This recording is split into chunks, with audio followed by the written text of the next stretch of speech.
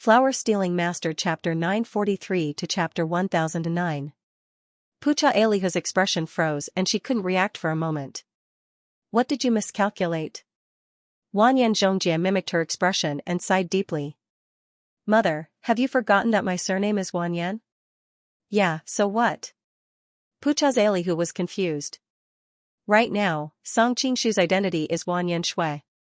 According to seniority, he's my uncle. How am I supposed to marry him?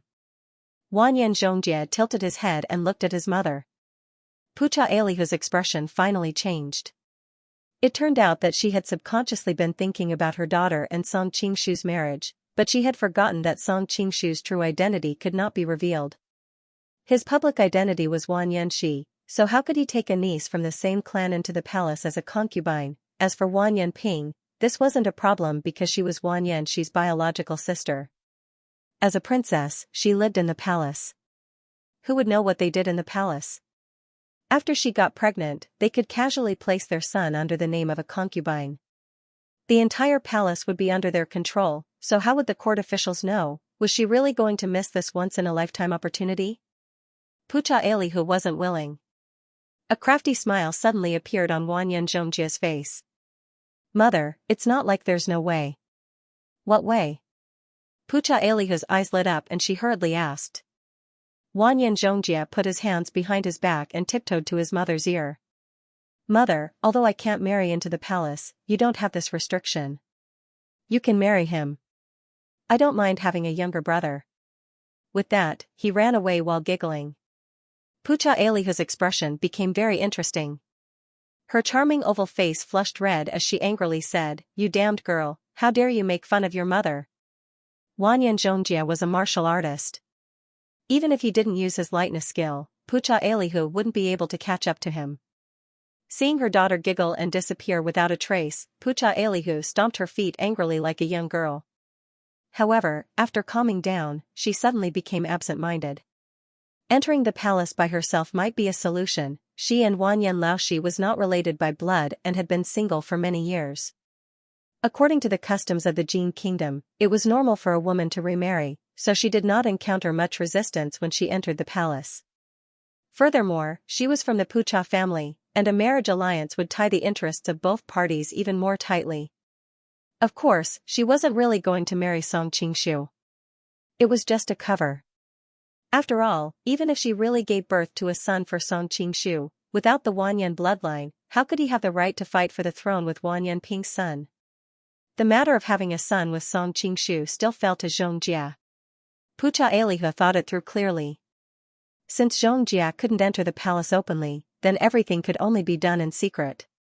After she entered the palace as a concubine, Xianxia would be able to enter the palace regularly to visit her. She would have more opportunities to interact with Song Qingshu, and other people in the capital wouldn't suspect anything. Moreover, there was another advantage.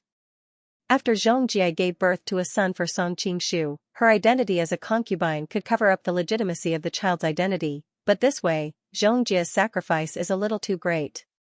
Pucha Elihu sighed faintly. She stood where she was with an expression of incomparable hesitation. At this time, in the Hall of Benevolence, Song Qingshu looked at the elegant woman kneeling in front of the palace and said apologetically, "I have already pardoned the sins of your relatives. At the same time, as compensation, I will take you into the palace and confer you the title of imperial concubine." In the Jin kingdom's concubine system, the 4 concubines under the empress were imperial concubine Yuan, imperial concubine Zhao, and imperial concubine Li. Imperial concubine ranked second among the 4 concubines and could be said to be one of the most distinguished women in the harem. Now that Xianxia was the wife of the traitor Wanyan Liang, according to the normal system, she should be executed. She should even be exiled to the army as a slave. Therefore, Song Qingshu's offer was quite sincere. Tu Danjing was at a loss. In the end, she sighed deeply and said, "I don't know why I betrayed my husband and single-mindedly helped you, causing him to end up like this. Sigh, now that things have come to this, there's no use regretting it. If you can arrange a Buddhist room in the palace for me to spend the rest of my life in peace, I will be very grateful." She did not seek death, nor did she refuse the imperial concubine's offer. After all, she had the Tu Danjing family behind her. Because of her this time, her family was almost destroyed. Now, the only thing she could do for her family was the title of imperial concubine. After all, with this relationship, the two Danjing family would not be exterminated. She did not expect to leave the palace. After all, she knew so many secrets. It was already very kind of him not to kill her. How could he really let her go out of sight? At the same time, Tu Danjing was also full of guilt towards her husband. How could she be Song Qingshu's concubine with a clear conscience? After thinking about it, she felt that the most suitable ending for her was to spend the rest of her life alone in the palace. Apparently, Song Qingshu also guessed her thoughts. He nodded without any hesitation and said, okay. He could do anything to Wan Yanliang, but from the beginning to the end, he still felt very guilty towards Tu Danjing. This ending was good for everyone. Song Qingshu thought of Xianxia and her daughter's revenge plan. After hesitating for a moment, he called out to Tu Danjing, who was about to leave, and said, in the future, I will try not to disturb you. However, I want you to accompany me tonight. Take it as a farewell. Tu Danjing's face turned red. She did not expect him to make such a request.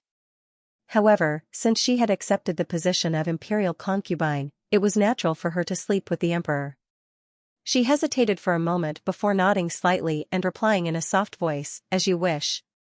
Of course, Song Qingshu would not be so cruel as to hurt her again.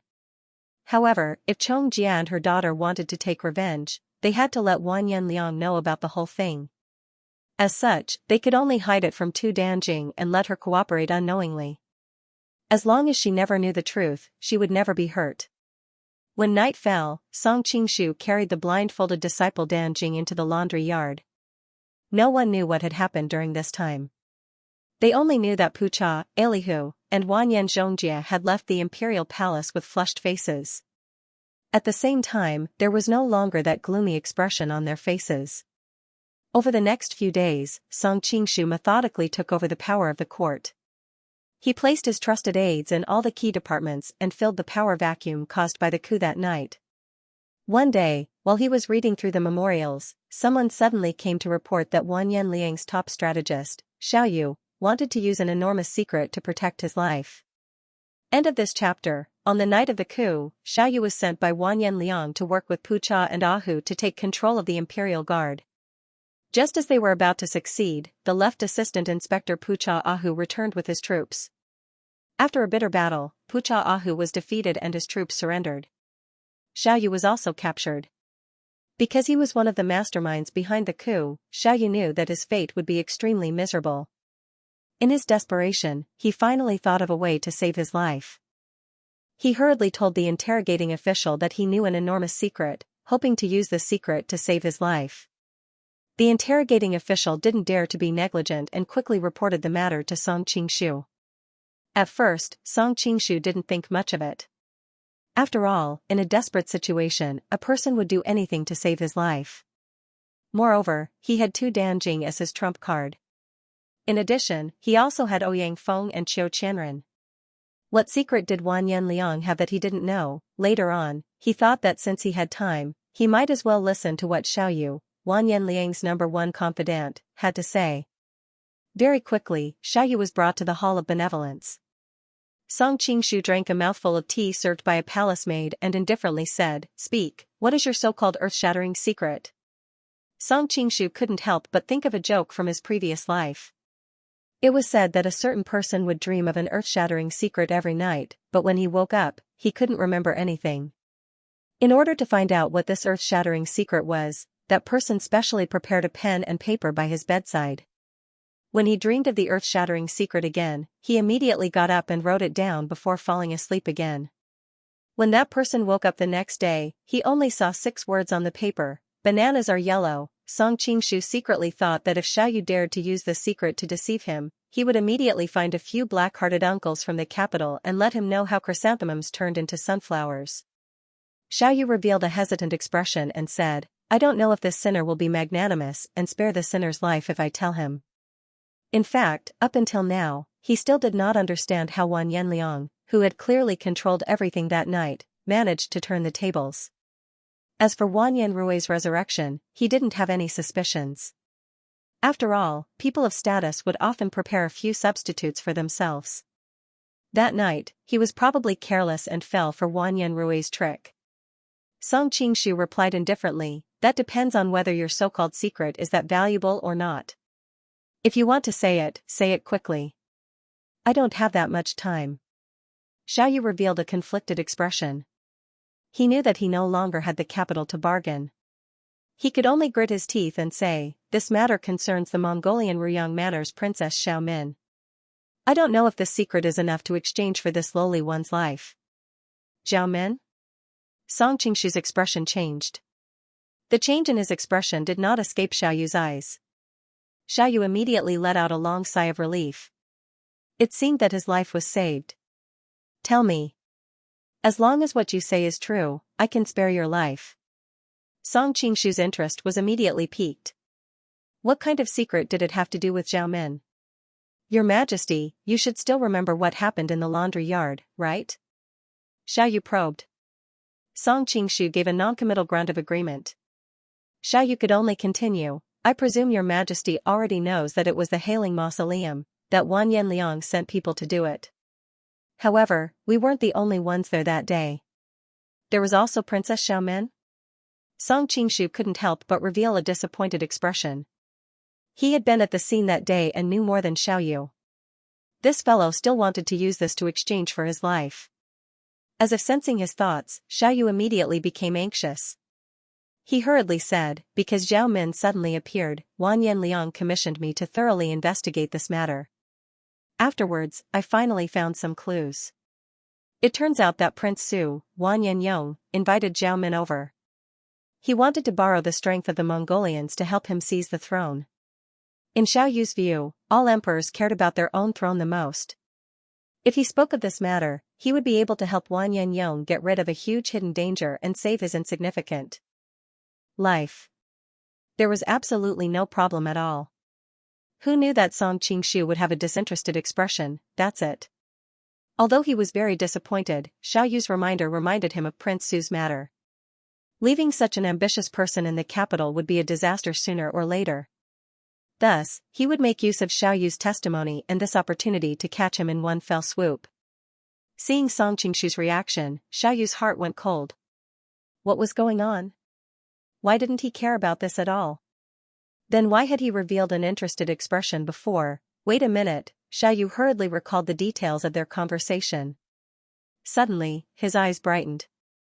From start to finish, Prince Su had been interested in the Mongolian Princess Xiaomin. "Someone, come and take him away," Song Qingshu said impatiently. He waved his hand. Yes. Imperial bodyguards had already rushed in. These bodyguards had been handpicked by Song Qingshu. Most of them were the younger generation of the Tangqi family. With Song Baiyan Tangqi's status, the Tangqi family was relatively reliable. "Wait a minute." Xiaoyu hurriedly shouted, "Your Imperial Majesty, this lowly one has news regarding Princess Xiaomin." "Oh?" Song Qingshu waved his hand, indicating for the bodyguards to leave for the time being. Xiaoyu broke out in a cold sweat. This time, he didn't dare to be negligent. He quickly said, "This lowly one has investigated many ways and found out that Princess Xiaomin didn't come to the Jin Kingdom for Prince Su. It seems that her main goal is to investigate a person called Murong Jingyue, and this lowly one just happens to know the whereabouts of Murong Jingyue." At first, Song Qingshu was a little impatient. He thought to himself, why is this person saying things that I already know? But when he heard the last sentence, he immediately sat up straight. What? You know the whereabouts of Murong Jingyue? It should be known that Murong Jingyue was not only related to the antidote for the three-corpse divine pill that Zhao Min was poisoned with, but he was also Icy Snow's husband's murderer. All these years, everyone had been investigating his whereabouts. Unfortunately, this person was elusive and never revealed a single flaw. Even when they found out that he was disguised as Ping Yizhi, it was only a coincidence. They didn't really find anything. Xiaoyu was taken aback.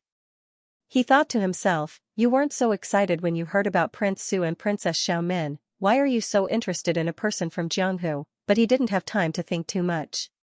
He subconsciously replied, Your Majesty, you also know that this lowly one was originally a member of the Shi clan of Liao. During the war between Liao and Liao, many people were captured and brought to the Jin kingdom. Finally, they settled down here. When Morong Jingyue was seriously injured and was stranded in Liao, I coincidentally saved him. He was grateful to me for saving his life.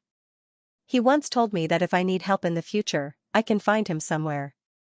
In the end, not long after, a war broke out between the two countries and I was captured and brought to the Jin kingdom. Song Qingshu immediately asked, he said that if you need help, where can you find him?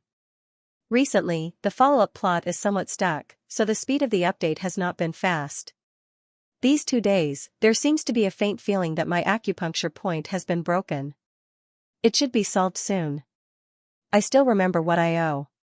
End of this chapter. Xiaoyu was completely dumbfounded.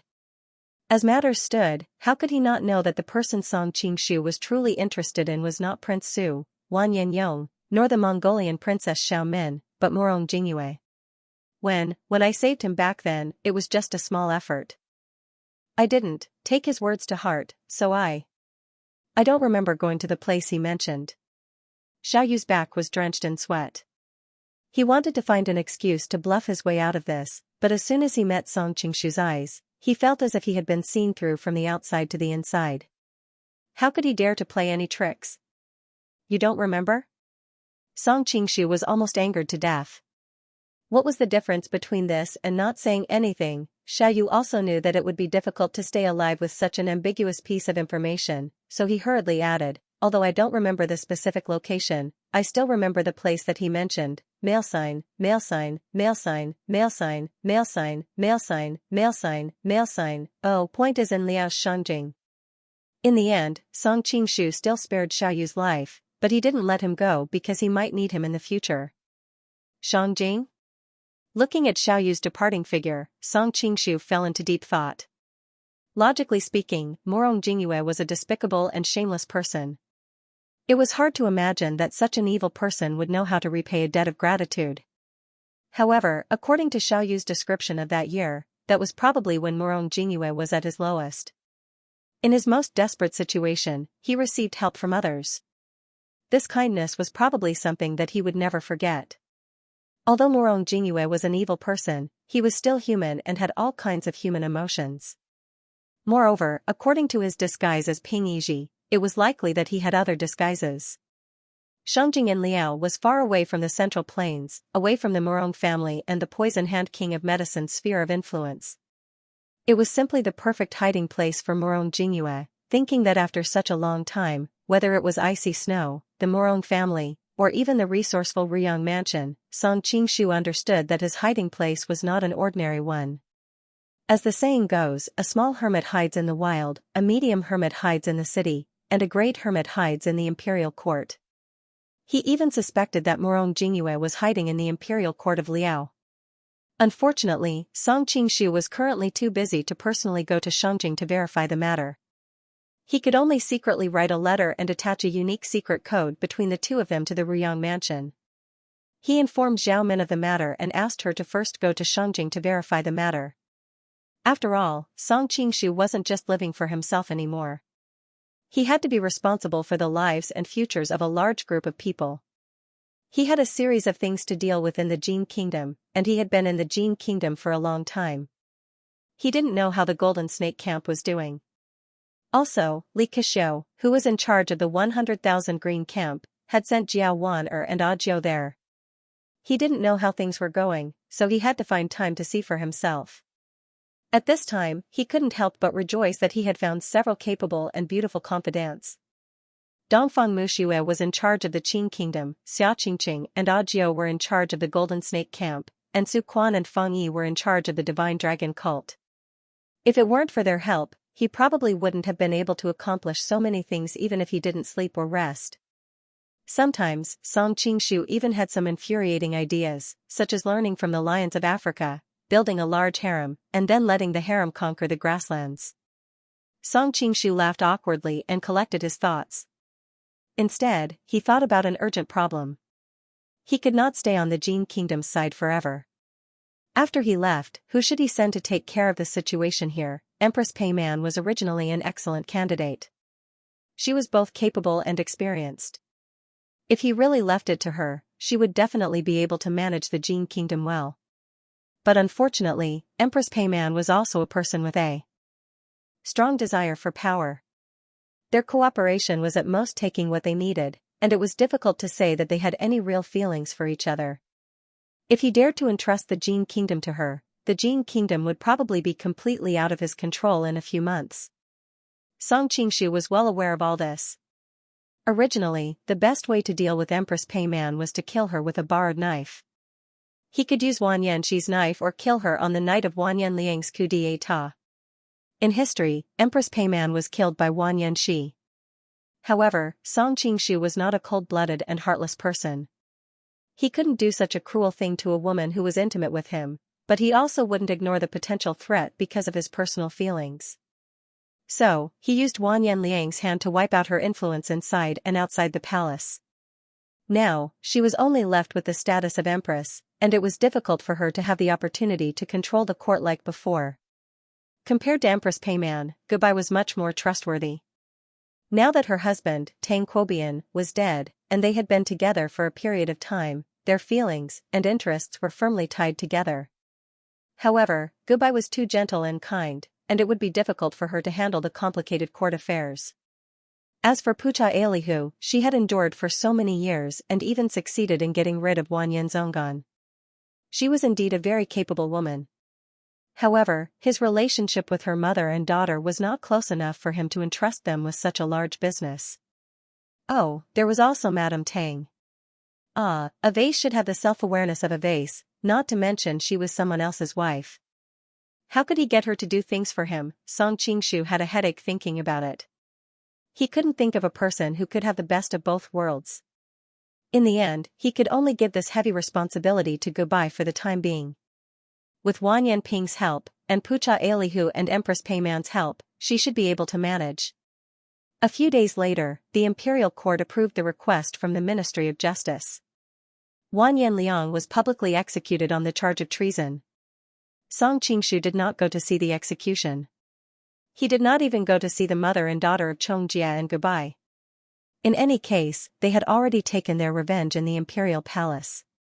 Song Qingshu silently watched as Gubai and Wan Yanliang paid their respects to Tang Quobian, and then told them of his plans to leave. "What, you're leaving?" Gubai exclaimed. As soon as the words left her mouth, she realized that her reaction was a little too big. She carefully glanced at her sister and found that she was also a little absent-minded. Song Qingshu smiled bitterly. "I've already wasted too much time in the Jin kingdom, and there are still many things waiting for me to deal with in other places, especially Li Keqiu in the Jianghuai region. But what about the situation in the court if you leave?" Wan Yanping suddenly asked. Right now, they were relying on him to pretend to be Wan Yanrua. Once he left, how could the truth of Wan Yanrua's death be hidden? Gubai and Wan Yanping took the masks and put them on. Song Qingshu walked forward and gently smoothed out the wrinkles on the masks so that the masks would be closer to their skin. With his hand caressing their faces, both Gubai and Wan Yanping felt a bit uncomfortable. If they were alone with him, it would have been fine, but now that they were in front of another sister, it was a bit embarrassing. Fortunately, their masks blocked the embarrassment on their slightly burning cheeks. After Song Qingshu helped them put on the masks, the two girls raised their heads and saw each other's faces clearly. They jumped in fright. They quickly pointed at the masks on their faces. This is, Song Qingshu nodded his head and said, "That's right. This is Wan Yanxi's mask. Since you are his biological brother and sister, your facial features are somewhat similar. This mask is easier to make. Let's disguise ourselves a bit more. In addition, Wan Yanxi's body is weak and sickly, and the two of you are tall and slender. With a little disguise, it shouldn't be a problem to deceive others. In a while, I will leave behind the mold used to make the mask and tell you the recipe for the material.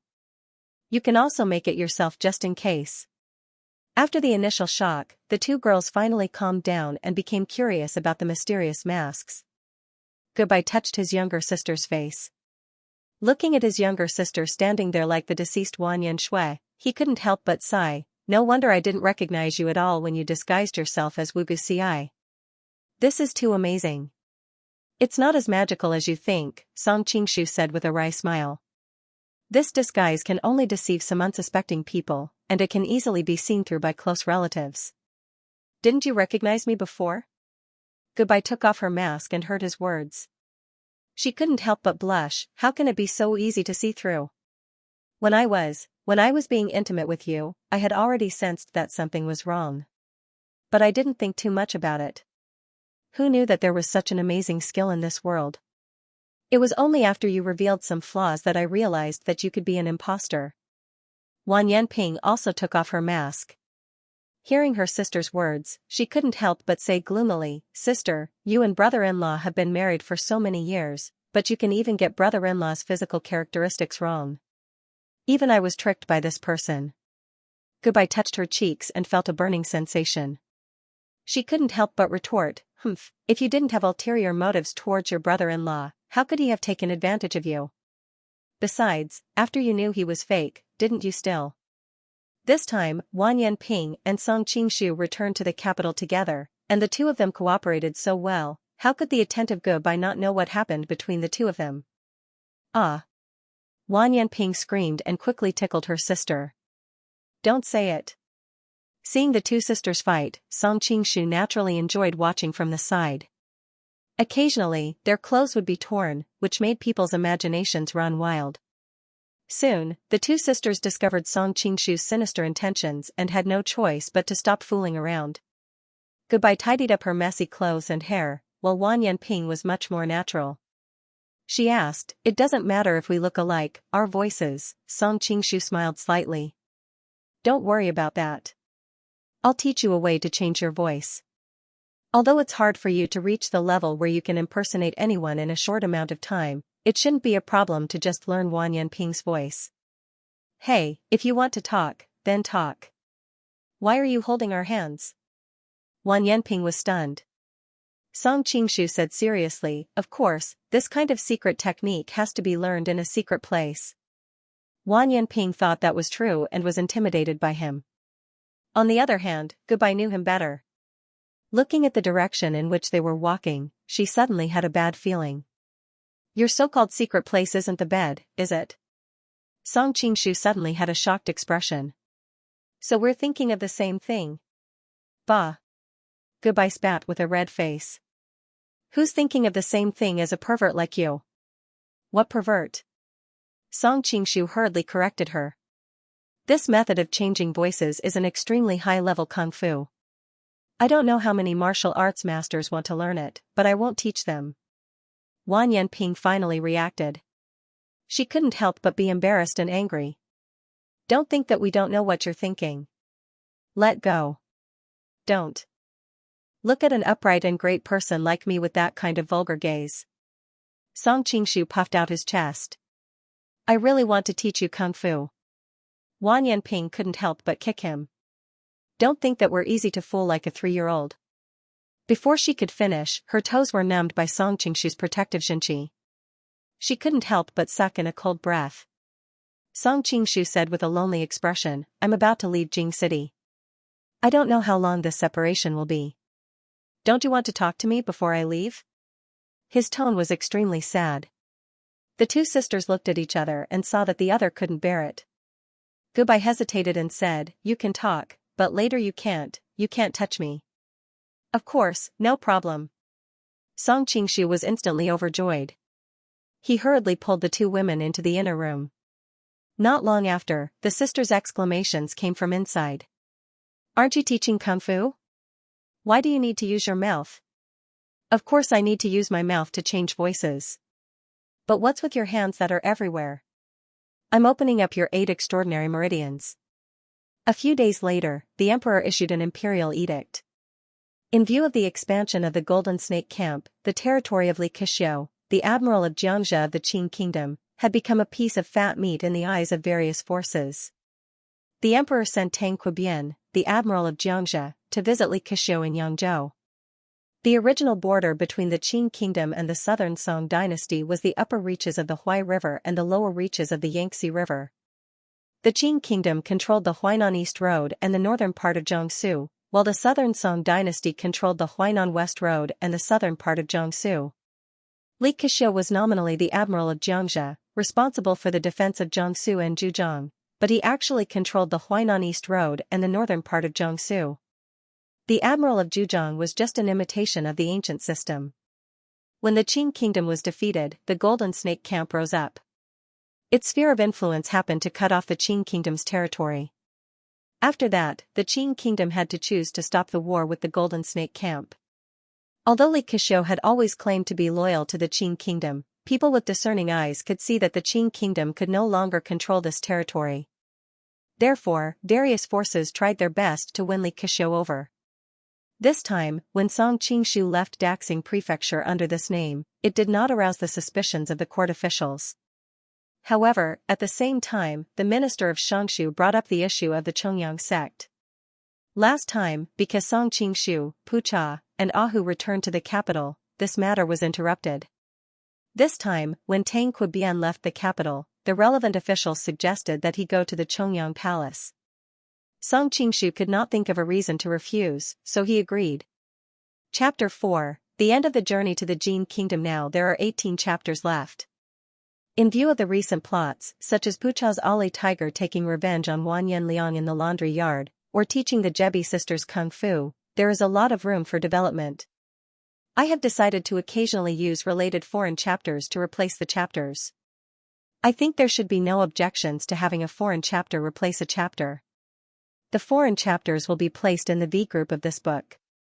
How to join the group? The V group is only for readers of Zongheng. Fans of Zongheng who have a young hero value or above must add Q.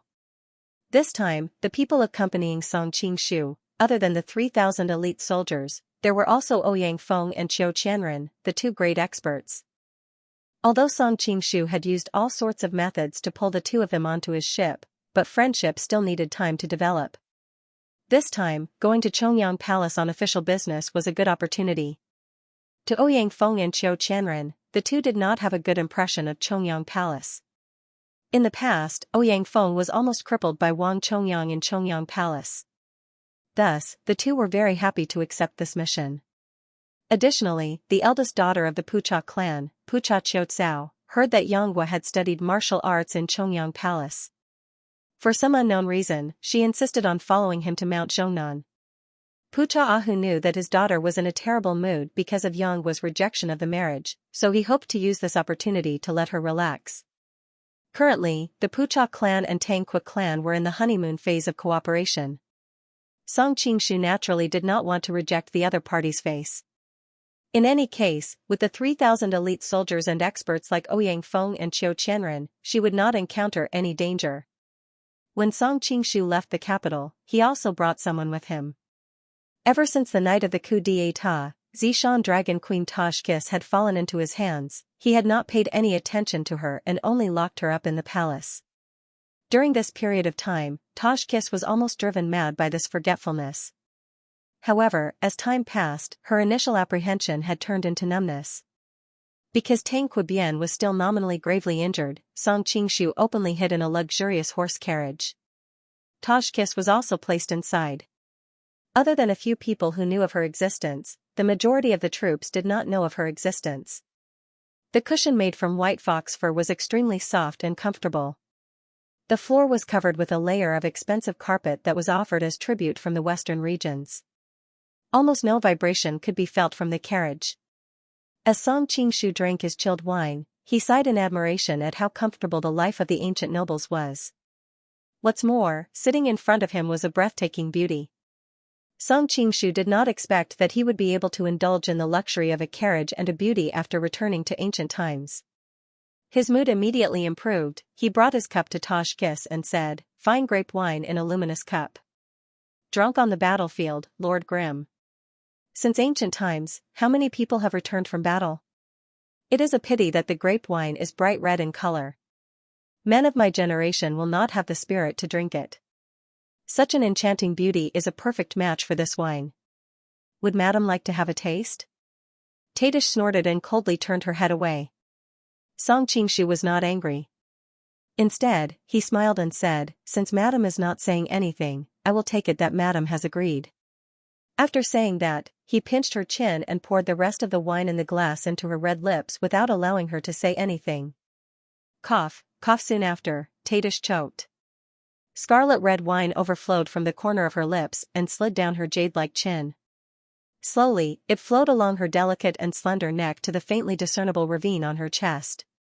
Her snow-white skin and the scarlet red wine reflected off each other, unintentionally forming a scene of absolute beauty that was brimming with a peculiar allure. Song Qingshu could not help but click his tongue in wonder. Madame's snow-white skin is truly unmatched by many women of the Central Plains. Seeing the other party glaring at him hatefully, Song Qingshu slapped his forehead and said, "Look at my memory, I have forgotten to unseal Madame's acupoints." Following that, he stretched out his hand and brushed the air. Tadish immediately felt her entire body relax. The moment Tadish was freed, she prepared to pounce at him. However, when she recalled the comparison of their martial arts, she quickly calmed down. If they were to really fight, she would definitely not be his match. Moreover, with the narrow space of the carriage, if they were to engage in a fight, she would be the one to suffer in the end. Understanding the severity of the situation, Tadish could only sit back down with a straight face. Feeling her body becoming sticky, she hastily wiped the wine stains on her face and neck. When she was wiping her chest, her face suddenly turned red. Glancing at Song Qingshu, she hastily turned her back. Song Qingshu could not help but give a knowing smile. No wonder Tajkis was publicly acknowledged as the #1 beauty of the Wulin world, captivating the souls of countless heroes and warriors of the Brightness Peak. Now that she was wiping her body in anger, her every movement was so amorous. In the past, Song Qingshu could not understand why the anime in his previous world loved to use the term feeding. But now, he finally understood. Feeding a beautiful girl was indeed an indescribable feeling of joy. "Where exactly do you intend to bring me?" After wiping the wine stains clean, Tajkis asked with slight anger. "I'll bring you for a stroll. We'll go sightseeing along the way. After that, we'll make a trip to Jianghuai." Song Qingshu replied with a deadpan expression. "Mount Zhongnan, Chuanjin sect?" Tajkis shook her head. She did not dare to be interested in this. "I'm asking, how do you intend to deal with me?" "Deal with me?" Song Qingshu faintly smiled. "How does Madame wish for me to deal with you?" Hearing the frivolity in his tone, Tajkis cursed inwardly. She coldly replied, "I wish for you to let me go." "Is that possible?"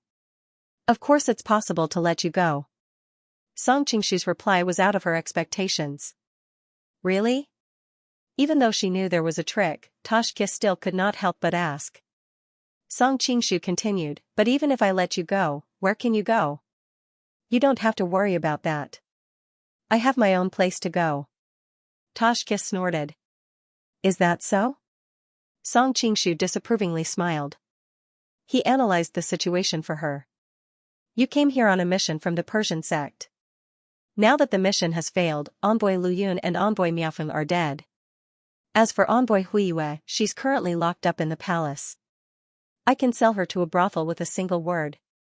With such disastrous losses, even if your daughter is the sect master, she won't be able to protect you, right?" Tajkis's face paled. She knew that what he said wasn't without reason. The Persian sect had always been strict in its laws. Even if she returned to the Persian sect after suffering such disastrous losses, what awaited her would only be burning at the stake. Even though Xiao Zhao had become the sect master, she was still young. Moreover, she was forced to do something beyond her abilities. The authority of the sect was still in the hands of the 12 Precious Tree Kings and the Elders Guild. In order to control the sect master, how could those people let go of the opportunity to eliminate Xiao Zhao's helper? "This is my own matter. You don't have to worry about it." Tajkis braced herself and said. "All right then. Let me talk about something related to me." Song Qingshu took out a letter from his bosom and unfolded it in front of her. "Madam, do you still remember what this is?" Tajkis cast a puzzled glance at it. Soon, her face blushed. How could she not recognize it? Back when Chongqing Wang was sent to the imperial prison, she didn't hesitate to use her beauty to seduce the presiding judge, Tang Qibian, in order to save him. End of this chapter. Initially, Tajkis's plan was to deny the debt. She thought that as the princess, with the backing of the Emperor Wanyanju, how could Tang Qibian, a mere prince consort, dare to come and collect the debt from her? Who would have thought that her plans could not keep up with the changes? Now that Wanyanrui was dead and she was no longer the high and mighty princess, the son-in-law whom she once looked down upon had now become the most powerful man in the Jin court. The originally worthless promissory note immediately became a hot potato. You did not rescue Wanyan Yuan, why should I pay? Tadish quickly thought of an excuse. Song Qingshu immediately laughed. Who said I did not rescue Wanyan Yuan? Everyone in the capital knows that I released him without charge and was even sent to prison by the emperor. However, Wanyan Yuan was unlucky and was eventually killed by the emperor. You can't blame me for this. Tadish anxiously said, this is clearly the same thing. Wanyan Yuan has never left the prison. I don't care about that. I have done what I promised. Next, it is time for you to fulfill your previous promise. Song Qingshu put on a righteous expression. How can you be like this? Aren't you twisting words and forcing logic? Tadish angrily retorted. Song Qingshu calmly looked at her. Madam has roamed the martial world for so many years. You should have long understood this principle. Regardless of whether it is Purple-Robed Dragon Queen or Grandmother Golden Flower, when have they ever reasoned with those who died by their hands? The strong set the rules, while the weak can only obediently obey them. Tadish was startled and immediately fell silent. After a long while, she sighed. That's right, the weak are prey to the strong. This is the eternal and unchanging rule of the martial world. I was too slow. Song Qingshu once again waved the promissory note in front of her. Does Madam now acknowledge your previous promise? Tadish expressionlessly snorted. Now that I am in your hands, what is the point of not acknowledging it? A satisfied smile appeared on Song Qingshu's face. I quite admire Madam's current attitude. Tadish turned her head away, expressing her resistance by silence. Song Qingshu didn't mind and continued, Madam, I know what you're thinking right now, but I have to remind you that your only way out now is to pledge loyalty to me. Is that so? The corners of Tadish's lips curled upwards, revealing the contempt in her heart. I know you don't think much of it, but it's because your rank is too low, resulting in a lack of intelligence. It's hard for you to understand your own situation. Song Qingshu reached out and hooked her snow-white chin. Tadish subconsciously dodged away, but he didn't mind it as he continued. But in view of your devastatingly beautiful face, I'll patiently explain it to you. I'm all ears, said Tadish angrily, rolling her eyes at his earnest manner. Ever since she was a young girl, other than her husband, Xianxia, who she had fallen in love with at first sight, she had never treated any other man with the same gentleness. Even the radiant envoy of the right, Fan Yao, who had bewitched thousands of young girls. After her husband's death, she would rather disguise herself as an old and ugly golden flower granny than to reveal her peerless beauty in front of any man. This was enough to prove how much she valued this aspect. Song Qingshu had molested her time and time again. If she wasn't worried that resistance would result in further molestation, she would have long erupted in revolt. However, such suppression had resulted in a belly full of pent-up anger that could explode at any time. If I remember correctly, you were the saintess of the Ming dynasty, yet you secretly married Han Xianxia. According to the church's regulations, you should have been executed by burning at the stake, right? Asked Song Qingshu. That's all in the past. Presently, my position in the church is lofty. Who would dare to execute me by burning at the stake? Tadish calmly replied. However, her heart wasn't as calm as she appeared on the surface. This mission had failed and she had suffered heavy casualties. After returning to Persia, it would be difficult for her to escape punishment. Even if Xiao Zhao were to borrow her position as the leader, she might not necessarily be able to protect her. Song Qingshu seemed to have anticipated her reaction. He couldn't help but laugh. You relied on your daughter, Xiao Zhao, in the Ming dynasty in Persia, right? So what if I did? Tadish replied. But what if Xiao Zhao is also pursued by the Ming dynasty? When that time comes, no matter how big the world is, where would you guys find shelter? Song Qingshu stared fixedly into her eyes. Tadish's heart skipped a beat. She hastily said, nonsense. Xiao Zhao is currently the leader of the Persian main altar. Who in the Ming dynasty would dare to disrespect her? Song Qingshu didn't directly answer her question. Instead, he changed the topic. If I remember correctly, Xiaoxiao should be deeply in love with the leader of the Middle-earth Ming dynasty, Zhang Wuji? That's right. Tadish nodded. This matter couldn't be considered a secret. Whenever she thought of the gentle and refined Zhang Jiaozhu, she would have a favorable impression of him. It was a pity that her daughter wasn't fated to be with him. Then if Xiaoxiao had to choose between the Ming dynasty and Zhang Wuji, who do you think she would choose? Song Qingshu directly asked. How could such a ridiculous situation happen? Tadish felt that it was a nonsensical question. She didn't even want to use her brain to think about it. What if it really happened? Impossible. Don't worry about whether it's possible or not. Just answer my question. It should be Zhang Wuji. Although Tadish had never been close to her daughter, as a mother, how could she not understand her daughter's thoughts? If not for saving her, how would Xiaoxiao be willing to leave Zhang Wuji's side? It seems that we share the same opinion on this point. Song Qingshu smiled faintly. I also believe that Xiaoxiao would disregard everything for Zhang Wuji. So what if that's the case?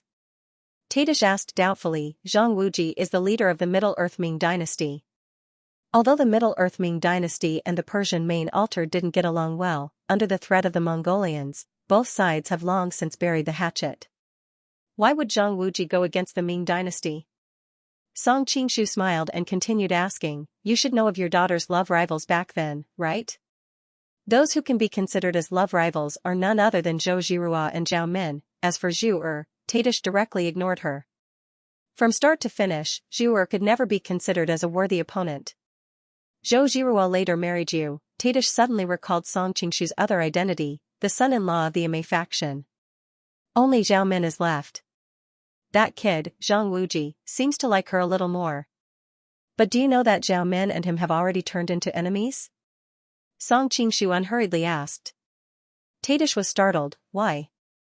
That year on Lingxi Island, she had personally witnessed the affectionate gaze between the two of them occasionally. It was definitely not fake. At that time, they were still stuck together like glue. How could they have turned into enemies in such a short period of time? Today, she had added 3 chapters in the group, which meant that she still owed 15 chapters. Hearing Tadish's question, Song Qing seemed to have sunk into his memories. After a long while, he sighed and said, because the current Zhang Wuji is no longer the same Zhang Wuji. What do you mean? Tadish was stunned. However, she quickly realized something and her pretty face changed. Are you saying that the current Zhang Wuji has been disguised by someone else? After witnessing Song Qing disguising himself as Tang Quebian and Wan Yanxian, she subconsciously assumed that Zhang Wuji was also disguised by someone else. Song Qing shook his head and said, no one has disguised themselves as him. Zhang Wuji's body has not changed. His body has not changed? Tadish felt that this sentence sounded strange. Did he have a change of heart? For all. Plus or minus. The more Tadish thought about it, the more she felt that it was possible. That last Zhao Min loved passionately and had an unyielding temperament. If Zhang Wuji had a change of heart, the two of them might really turn against each other. A change of heart? Song Qing nodded and said, in a certain sense, it is a change of heart. Not only that, even his soul has changed. Tadish stared blankly at him, unable to comprehend what he meant by a soul change. She thought that he was referring to Zhang Wuji's personality having changed. The matter of revered Ming's possession was too unimaginable. Song Qing knew that she would find it hard to accept if he told her all of a sudden. Thus, he continued to guide her. Back then, you sent Xiaoxiao to Brightness Summit in search of the heaven and earth great shift, right? Why do you know so much about us mother and daughter? Tadish stared at him warily before nodding. That's right. Back then, as a saintess, I was married to a man. The Persian main altar was infuriated. If I were to be caught, I would be burned to death. Thus, I sent Xiaoxiao to Brightness Summit in search of the main altar's lost heaven and earth great shift to redeem myself. Since you've been trying so hard to get the heaven and earth great shift, you must know its information like the back of your hand. What's the highest level of attainment in practicing the heaven and earth great shift among the previous sect masters of the Ming dynasty? Song Qing asked. A trace of fascination appeared on Taj Tish's face. The heaven and earth great shift is the most profound and mysterious martial art of the Ming dynasty. Throughout the generations, only the leader was qualified to practice it. Just to practice the first level, those with a high level of comprehension would need 7 years, while those with a slightly lower level would need 14 years. The second level would also require at least 7 years. In the history of the Ming dynasty, there were even people who practiced for 21 years and still failed to master it. Just these 2 stages are already difficult for most people. The previous leader of the Ming dynasty, Yang Dingtian, was extremely talented. When mentioning Yang Dingtian, Tadish's face revealed a trace of reminiscence. Back at the Brightness Summit, she had been adopted by Yang Dingtian as his daughter. Yang Dingtian and his wife had treated her like their own daughter. But Zhang Wuji had cultivated it to the highest level, the 7th level, Song Qing said. I have also heard from Xiaoxiao that Zhang Wuji was able to cultivate the heaven and earth great shift to the highest level in just half a day. It is simply unimaginable. Taj Tish still felt shocked when she recalled it. Perhaps it is because he possesses the 9 yang divine art. His internal energy is world-shaking. Taj Tish suddenly thought of something and added, "That's not right. I heard from Xiaoxiao that Zhang Wuji had only cultivated it to the 6th level. The 7th level has 19 chance that he has never been able to comprehend." Song Qing coldly snorted. The Persian Ming dynasty and the Ming dynasty of the Middle Earth have been passed down for so many generations. There are so many outstanding leaders in history. Have you ever heard of anyone cultivating it to the 7th level? No, Taj Tish shook her head with certainty. Otherwise, if Yang Dingtian had cultivated it to the 4th level and was about to break through to the 5th level, it wouldn't have left such a deep impression on her. Let alone the 7th level. There are only a few who have cultivated it to the 6th level. As far as I know, there is only one person, Zhang Wuji. No, there is another person, Song Qing added. The author of the Heaven and Earth Great Shift, revered Ming. Taj Tish was stunned for a moment before agreeing. Although most of the disciples of the Ming dynasty treated revered Ming as a god, as a former saintess, she had seen ancient records that ordinary disciples couldn't. She knew that revered Ming's true identity was an outstanding and unrivaled expert who single-handedly founded the Ming dynasty. Later on, the Ming dynasty intentionally made him into a legend in order to increase the mysteriousness of their own sect. This was the image that most people knew of revered Ming. Song Qing then said, in the history of the Ming dynasty, there wasn't even a single person who managed to cultivate the 6th level of the Heaven and Earth Great Shift. Naturally, he wouldn't know what the 7th level of the heart technique is. Zhang Wuji relied on the vigorous internal energy of the 9 yang divine art and coincidentally cultivated it to the 7th level. I don't know if he was lucky or unlucky. Why would he be unlucky? Taj Tish was completely unable to understand. The Heaven and Earth Great Shift was a supreme martial art of the Ming dynasty. For Zhang Wuji to be able to cultivate it to a level that no one had ever achieved before or since, it was definitely a great fortune. Song Qing's voice turned cold. It's because the 7th level of the Heaven and Earth Great Shift isn't an internal energy heart technique. It's the art of body seizing. Body seizing? Different from the people of the Central Plains, Taj Tish hailed from the western regions. She had once heard of a mysterious country that had disappeared in the long river of history. There was a sinister and bizarre black magic that could seize one's soul. However, this was too much of a nonsensical rumor. Most people merely treated it as a legend and no one believed it. Correct. When Zhang Wuji cultivated it to the 7th level, he triggered the body-seizing ritual. Another evil soul invaded his body. In the beginning, due to Zhang Wuji's profound internal energy, that soul could only carefully conceal itself. Later on, during the lion-slaying assembly, Zhang Wuji suffered from qi deviation during the battle with the Shaolin Temple's third crossing. That evil soul took advantage of the situation and gained control over Zhang Wuji's body. Other than his closest women, Zhao Min and Zhou Zhirua, this was the first time Song Qing had told others about Zhang Wuji's body seizing. However, considering the potential value of Taj Tish and Xiaoxiao, who was now the Persian main altar's cult master, this risk was worth taking. What you said is too absurd. How is that possible? Taj Tish exclaimed in shock. Why is it impossible? Song Qing smiled faintly. Zhao Min and Zhou Zhirua are aware of this matter. You are acquainted with them as well. The next time you see them, you can ask them yourself. Recalling the recent feud between Zhao Min and Zhang Wuji, Tajtisha's complexion turned slightly pale. Since you said that someone has taken over Zhang Wuji's body, who could it be? Actually, it isn't hard to guess. Since the 7th level of the Heaven and Earth Great Shift is the body-seizing ritual, that person's identity should be obvious. Looking at Taitish's horrified expression, Song Qingshu snapped his fingers beside her ear. If you are shocked enough, let's consider a more realistic question. What do you think Xiao Zhao will do after knowing the truth? Noticing Taitish's silence, Song Qingshu continued. Oh, I nearly forgot. According to your Ming dynasty's rules, saintesses and whatnot are meant to be consecrated to venerated Ming. Logically speaking, you and your daughter should be venerated Ming's women. Of course, your rights now belong to me. If venerated Ming wants you, he will have to ask for my permission. As he spoke, he proudly waved the contract Taitish had signed.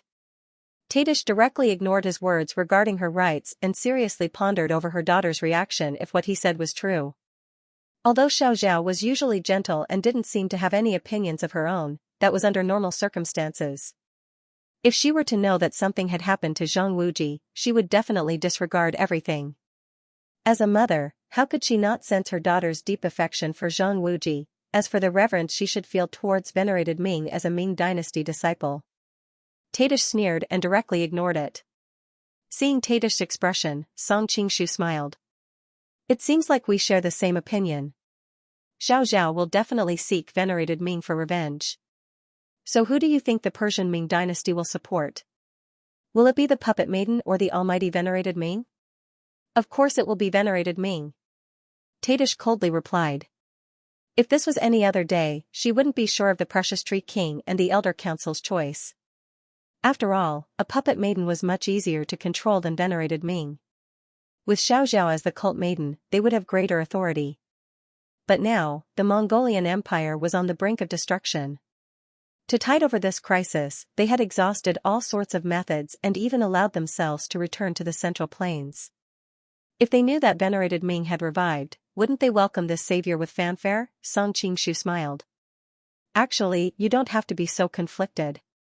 Those from the Persian Empire have already made their decision. If nothing unexpected happens, Xiao Zhao should already be under house arrest. What? Taitish abruptly stood up.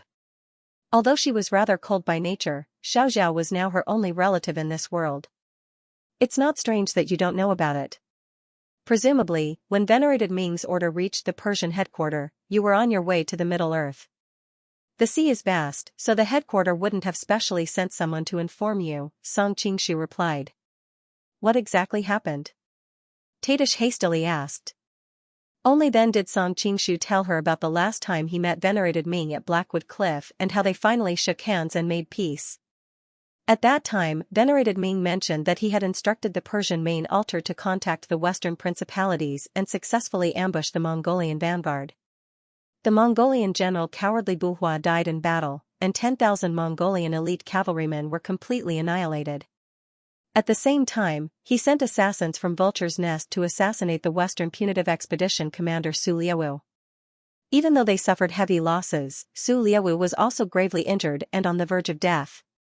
The Mongolian army, which was insufferably arrogant, suffered a major setback, and the pressure on the Persian Ming dynasty was greatly alleviated. Because these matters happened in the distant west, the countries of Central Plains did not care much about them. Taitish had no way of knowing either. You actually defeated venerated Ming. Taitish was extremely astonished. Even though she knew that Song Qingshu was highly skilled in martial arts, she never expected it to be to such an extent. One must know that in the eyes of the Ming dynasty's disciples, venerated Ming possessed great supernatural powers and was omnipotent. He was practically like a legendary god. How could such an existence be defeated by a mere mortal? To be precise, we fought twice, with one victory and one defeat. The first time, I nearly died in his hands, but was saved by a mystical young lady. Recalling the adorable Ah Ching, Song Qingshu couldn't help but smile knowingly. When he had the time, he would definitely pay a visit to Mount Kunlun to look for her. The second time we fought, venerated Ming was already injured and wasn't my match.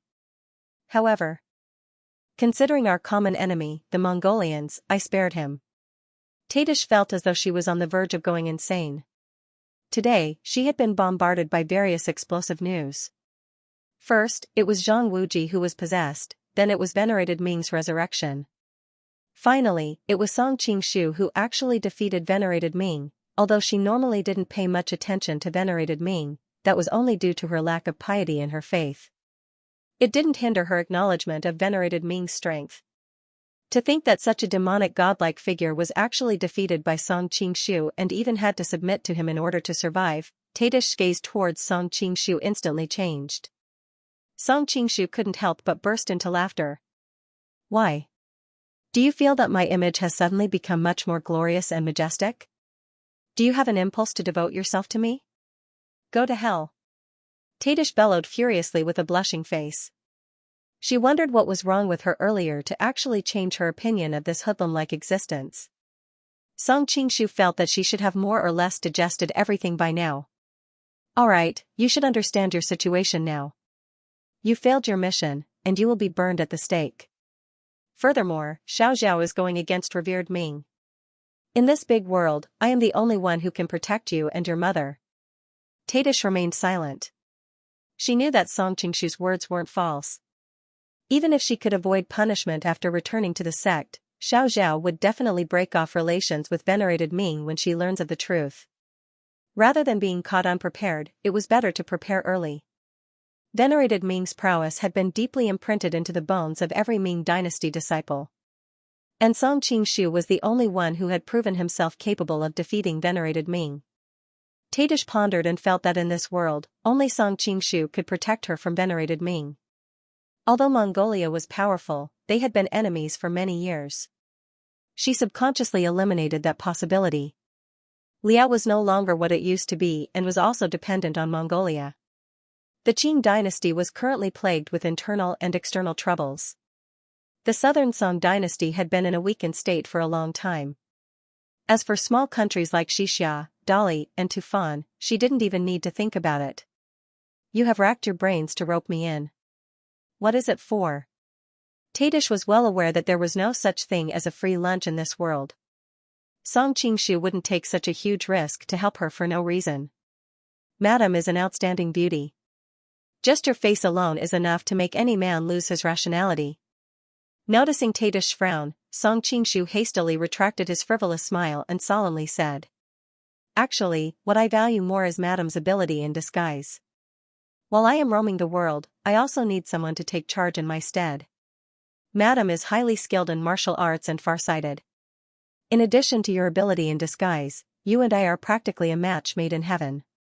Although I am not from the Central Plains, I know that a match made in heaven shouldn't be used in such a manner. Tadish coldly replied. Song Qingshu didn't mind. It seems like Madam has agreed to rely on me? Tadish hesitated for a moment before finally nodding her head. A radiant smile blossomed on Song Qingshu's face. Then we can discuss about Madam's pledge of allegiance. According to the administrator's response, his QQ was frequently locked due to too many people adding him on QQ. Pledge of allegiance? Tadish was instantly stunned. What pledge of allegiance? Song Qingshu looked at her evasive eyes and couldn't help but laugh. Madam is a smart person. Why do you want me to explain it so clearly? I can't possibly naively believe you just because of a word from Madam. Everyone, please search the book. Novel. The purple-robed dragon queen in The Heaven Sword and Dragon Saber was a fickle woman. Her love was only for her husband, Xianxia. Apart from her, she was incomparably fickle towards everyone else. The butterfly bone fairy doctor, Hu Qingyou, had saved her before and killed her without batting an eye. From Yangding Tian to the disciples of Brightness Peak, everyone treated her extremely well. But in the end, she betrayed all of them for a man she had only met once. What was even more speechless was that the man was an enemy of the Ming dynasty. Back then, when the Ming dynasty broke off relations with her, only Golden Mane Lion King Xiaxia attended her wedding. Her and her husband's nicknames, Golden Flower Granny and Mr. Silver Leaf, were named after the wedding gift that Xiaxia gave her. In the end, she schemed against Xiaxun's dragon saber, causing Xiaxun to remain indifferent even when he was in danger. Even towards her biological daughter, Xiaoxiao, she didn't display any maternal love.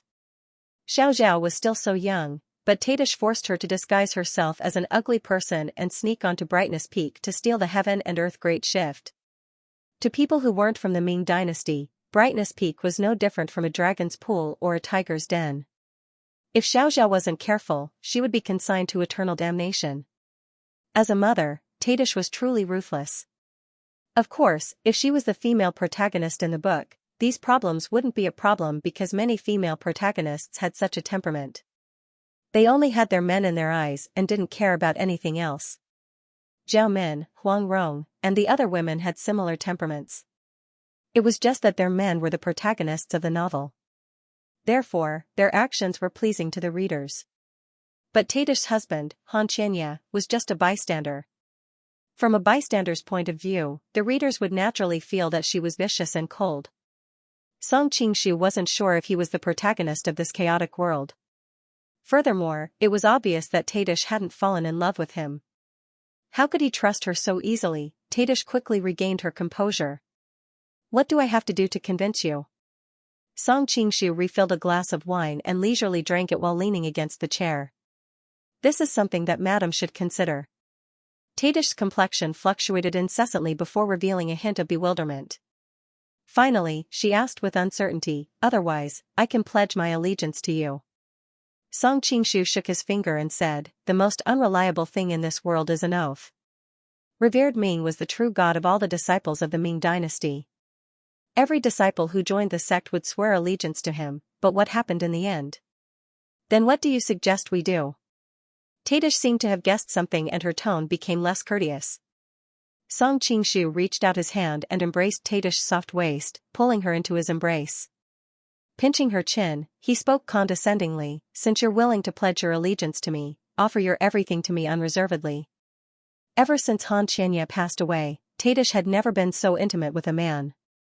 Feeling both embarrassed and furious, she subconsciously wanted to retaliate. However, unbeknownst to her what Song Qingshu had done, she felt that she couldn't summon even the slightest bit of Xinqi. She struggled a few times, but other than rubbing her delicate body against the man's embrace, there was no effect at all. When Tadish realized that her struggles were only benefiting Song Qingshu, she immediately halted her movements and glared at him with a fiendish expression. Hurry and let go. Song Qingshu remained unmoved. His lips curled into a faintly discernible smile. If you and I were in your shoes, would you let go under such circumstances? Tadish was momentarily at a loss for words. If she were a man, she wouldn't be willing to let go of such an enchanting beauty. She had always been extremely confident in her looks. While she was lost in thought, Song Qingshu wasn't going to be courteous with her. His pair of large hands slipped into her clothes. Tadish's body stiffened. She didn't expect him to act so unconventionally. All the men she had met before, without exception, would try their best to curry favor with her, fearing that she would frown. In the end, Song Qingshu wasn't the least bit gentlemanly. His actions were no different from a hoodlum. Most importantly, she was well versed in dealing with a gentleman. For so many years, she had been surrounded by all kinds of pursuers, yet none of them had even touched her hand. In the end, ever since she met Song Qingshu, she had suffered all sorts of setbacks. First, in order to hide from the Great Qing Kingdom's investigation, she had to strip off her clothes in front of Song Qingshu, exposing her body to a man other than her husband. Back then, she was simply inconsolable from the shame. But now, not only did he directly touch her. She didn't know what sorcery he had used. Tadish was initially inconsolable from the shame, but soon, a peculiar sensation surged through her body, giving her the impulse to let him do whatever he wanted. Fortunately, she was a very opinionated person. She quickly recovered and said, if you continue to disrespect me, I will shout. Currently, they were in the carriage. Even though Song Qingshu had instructed the soldiers to stay away from the carriage, if she were to make a ruckus, the people outside would still be able to hear the commotion. Shout as you wish. The people outside are my subordinates. Do you think they will help you or me? Song Qingshu was instantly amused. Tadish bit her lips and glared at him hatefully. As the emperor's son-in-law, you have to be mindful of your image. If this matter were to be reported back to the imperial court, you would have to bear the consequences. Song Qingshu was amused. Have you forgotten that I am the current emperor of the Jin kingdom? You. Tadish was momentarily at a loss for words. Only now did she realize that she was completely powerless before him. Dong, dong, dong. At this moment, a series of knocks came from the door. Tadish immediately felt relieved, as though she had seen her savior. Come in. Song Qingshu didn't stop his actions and calmly said. Tadish's body stiffened upon hearing his words. This person actually doesn't have any intention of avoiding me? How could she allow herself to be exposed in her current state? Unfortunately, things didn't go according to her will. The door quickly opened, and she could only helplessly bury her face in Song Qingshu's embrace, hoping that no one would recognize her. Song Qingshu couldn't help but laugh. Tadish was usually quite intelligent, but she actually had the mentality of an ostrich at crucial moments. When Pu Tianxiao entered the room and saw the situation, she couldn't help but reveal a look of disdain. She had also heard that Tang Qibian had brought a mysterious woman along with him. At that time, she thought that Tang Qibian was too daring. He had a princess wife at home, yet he brazenly cheated on her. Yet now, she personally witnessed that he didn't have any misgivings in front of her. He wasn't just daring, he was simply lawless. Marshal, it's getting late. Should we order to set up camp? Pu Tianxiao coldly inquired. Of course. Everyone should be tired after a long day of traveling. Let's stop here. Song Qingshu answered. Pu Tianxiao nodded and withdrew expressionlessly. It wasn't that Song Qingshu didn't notice the look of disdain on her face. However, he didn't have any feelings for this young lady and naturally didn't care about her thoughts. Honestly speaking, though Pu Tianxiao's chest and buttocks were rather flat, she was still a beautiful young lady. However, Song Qingshu was surrounded by beauties that could cause the downfall of nations and people. Pu Tianxiao's beauty wasn't enough to attract his attention. Furthermore, she was engaged to Yanghua. Yanghua was already suffering enough. Song Qingshu felt that there was no need to add insult to injury. In the end, Song Qingshu released Tadish. After all, he was currently the marshal of an army. He had to appear before his subordinates to do some work. Brother Song, if this old man was 30 years younger, I'm afraid I would also be envious of your heaven-defying luck with women. Ouyang Feng watched as Song Qingshu carried the blushing Tadish back to the tent. He couldn't help but sigh. He was one of the few who knew of Tadish's identity. One must know that Purple Dragon Queen's beauty had spread throughout the pugilistic world in the past. Brother Feng must be joking. Who in the pugilistic world doesn't know that Western poison isn't fond of women? Song Qingshu replied with a smile. Although this old man isn't fond of women, I'm still a man. Ouyang Feng was incomparably gloomy. Every time I see you, there's a different woman by your side. Most importantly, every one of them is a seductress that can cause the downfall of nations and people. I truly don't know how you manage to deceive them. I'm a decent person. How can a decent person's matters be considered deceiving? Song Qingshu chuckled. Ouyang Feng also smiled knowingly. If Ku'er was still alive, the two of you would get along very well. His tone was filled with sorrow. The dead have passed. I hope Brother Feng can restrain your grief. Who knew that Song Qingshu would suddenly change the topic? However, let me say something that deserves a beating. If Ouyang Ku was still alive, we'd be thanking the heavens and earth if we didn't fight over women. How could we have become friends? Ouyang Feng recalled the scene of the two of them fighting over women and couldn't help but smile. That's true. But Ku'er can't beat you. He'd most likely be toyed to death by you. Ouyang Feng had stayed in the Hailing Palace for a long time and knew that Wan Yanliang's intelligence and ability were top-notch. But in the end, he'd still been toyed around by Song Qingshu. Seeing Wan Yanliang at his peak being beaten to the point of no return by Song Qingshu, Ouyang Feng couldn't help but sigh. Song Qingshu hastily revealed a frightened expression. Brother Feng, we've known each other for so long. You should know that I've never been interested in men. Ouyang Feng froze. Only now did he realize that the word toyed to death had a different meaning. His expression immediately became strange. He laughed and scolded, "You're the only person in the world who dares to joke with me like this." Song Qingshu smiled. "Because we're friends." "Yes, we're friends." Ouyang Feng sighed. Now that he was old, he had a different understanding of this phrase that he'd scoffed at in the past. Noticing that Song Qingshu was looking at the tent from time to time, Ouyang Feng immediately laughed. "Alright, every moment is worth 1,000 gold. Brother won't be so blind. I'm going to find old man Chiu for a drink." With that, he swaggered off. Book from B22222103. Looking at Ouyang Feng's laughing and heroic back, Song Qingshu couldn't help but smile. Everyone says that the Western poison is sinister and vicious, but in my opinion, this old man is actually quite adorable. It seems that everyone has a different side to them. Only after ordering the guards at the entrance of the tent to move further away did Song Qingshu enter in high spirits. Hearing his movement, Taj Tish, who was sitting on the bed, raised her head to look at him for a moment before lowering her eyelids again. Seeing her expression, Song Qingshu couldn't help but be taken aback. "You seem to have resigned yourself to your fate?" Taj Tish's expression finally changed a little as she coldly replied, "You just want to prove your loyalty. But have you ever considered that by using such methods, even if you obtain me, you should be thanking the heavens that I don't hate you to the bone? How can I be loyal and devoted to you?" Song Qingshu nodded his head in satisfaction. Walking to her side, he casually unsealed her acupoints. With his level of martial arts, unsealing Taj Tish's acupoints wouldn't affect him at all. "I am very gratified. After so long, Madam has finally found a decent reason."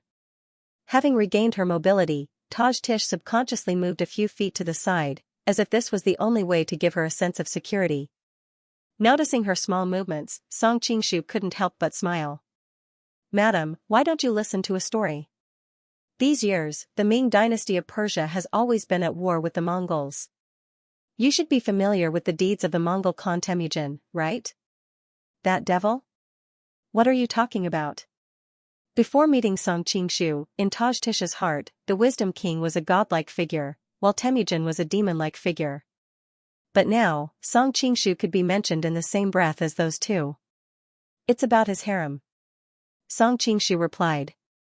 "Humph, this devil loves to steal other people's wives and daughters. After he dies, he will definitely enter the kingdom of darkness and suffer the pain of being burned by fire."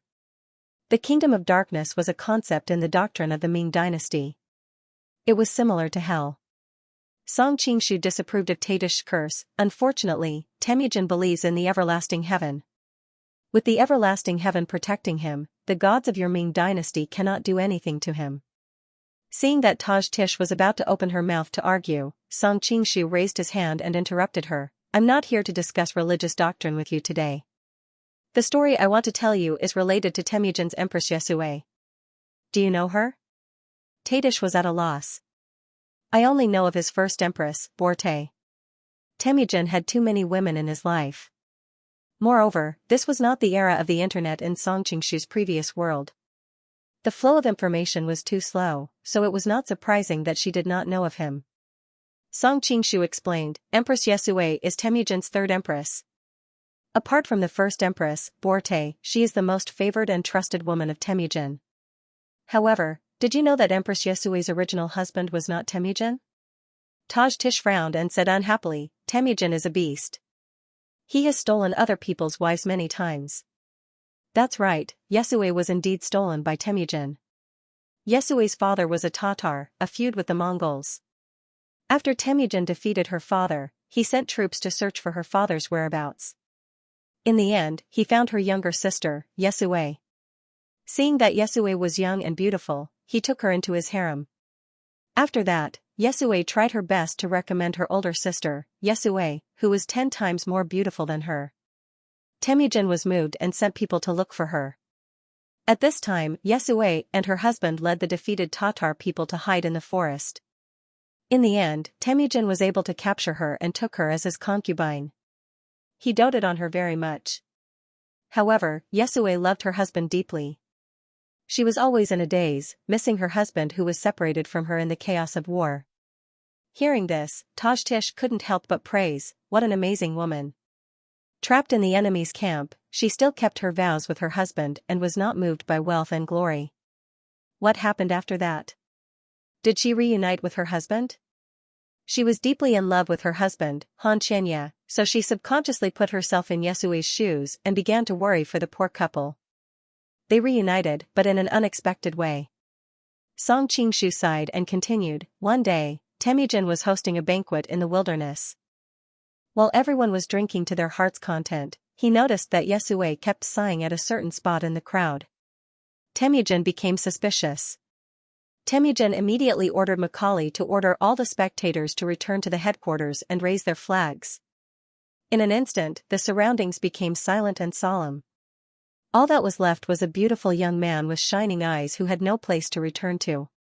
Is that Yesue's husband? Tish exclaimed. Even though it had nothing to do with her, she felt as if she was personally involved and worried for the man's fate. Song Qingshu nodded and continued his explanation. Who are you? Temujin asked. Why are you disobeying my orders and not returning to your tribe? The young man glared at Temujin and replied in a loud voice, I am not someone else, but Yesue's husband. As a minister, you have no sense of honor. Not only did you destroy our tribe, but you also stole my beloved wife. Today, I have been captured by you. You can kill me or torture me as you wish. What a brave man! Tish exclaimed. The scene of Xianxia going to the summit of light all by himself appeared in her mind. At that time, in front of all the heroes of the Ming dynasty, he also had the same unflinching expression in the face of death. And then? Tish hurriedly asked. Even though she had vaguely guessed the ending, she still held on to a glimmer of hope that Temujin would appreciate the true feelings between her and her husband and simply let them be. Unfortunately, Song Qingshu's words quickly shattered her unrealistic fantasy. You, the descendant of the Tatar people, should have been killed in the first place. Today, you even dared to peep into the palace. You deserve 10,000 deaths. Not long after, the young man's head was brought to the table by one of his subordinates. What? Tish covered her mouth with her hand. Her entire body was stiff, and tears unknowingly flowed down her cheeks. Actually, she was not such a sentimental woman, but this couple reminded her of herself and Xianxia. Especially the husband, who had the exact same temperament as Xianxia. Hearing that Temujin unhesitatingly cut off the man's head, she subconsciously recalled the scene of Xianxia's death. Her nose twitched and tears began to fall. Just like that, Song Qingshu silently wept as he watched her. His impression of Tish was still the ruthlessness and coldness of Zishan Dragon Queen and Granny Golden Flower in the original novel. Now that he saw her other side, her delicate appearance, he couldn't help but feel a trace of tenderness. Tish quickly noticed the look in his eyes and couldn't help but blush. She hurriedly wiped away the tears on her cheeks and continued to ask, what happened next? Song Qingshu's face revealed a playful smile. Her ending was much better than that of her poor husband. Under the mediation of her sister, Temujin did not blame her. Later on, she seemed to have thought things through and changed her indifferent attitude. Together with her sister, they did their best to please Temujin and became his most beloved woman. She was ranked third, and Wa'erdua was first. Wa'erdua was a Mongolian translation. It meant a palace with an army, households, and counties, forming an independent military and economic unit. It could be understood as the 3 palaces and 6 courtyards. Although there were many imperial concubines in ancient times, not every imperial concubine had their own palace. Only a few of the most noble concubines had their own palace, while the rest were under the names of different concubines. For example, in the Jin kingdom, other than the empress, only concubine Yuan, concubine Zhao, and concubine Li had their own palace. The rest of the concubines were under the names of these 4 concubines. In Mongolia, the status of these concubines was equivalent to that of the Jin imperial concubines. How could this be? Tish was extremely shocked. In her mind, Yusue would either commit suicide on the spot or be executed by Temujin. How? Could she throw herself into the arms of another man right after her husband's death? And that man was her husband's murderer. It must be hard to understand, but this is the reality. Song Qingshu said calmly. I don't doubt Yusue's feelings for her husband, but her husband is already dead. No matter how deep her feelings are, they will not be able to withstand the wear and tear of time. Moreover, Temujin is superior in every aspect compared to her husband.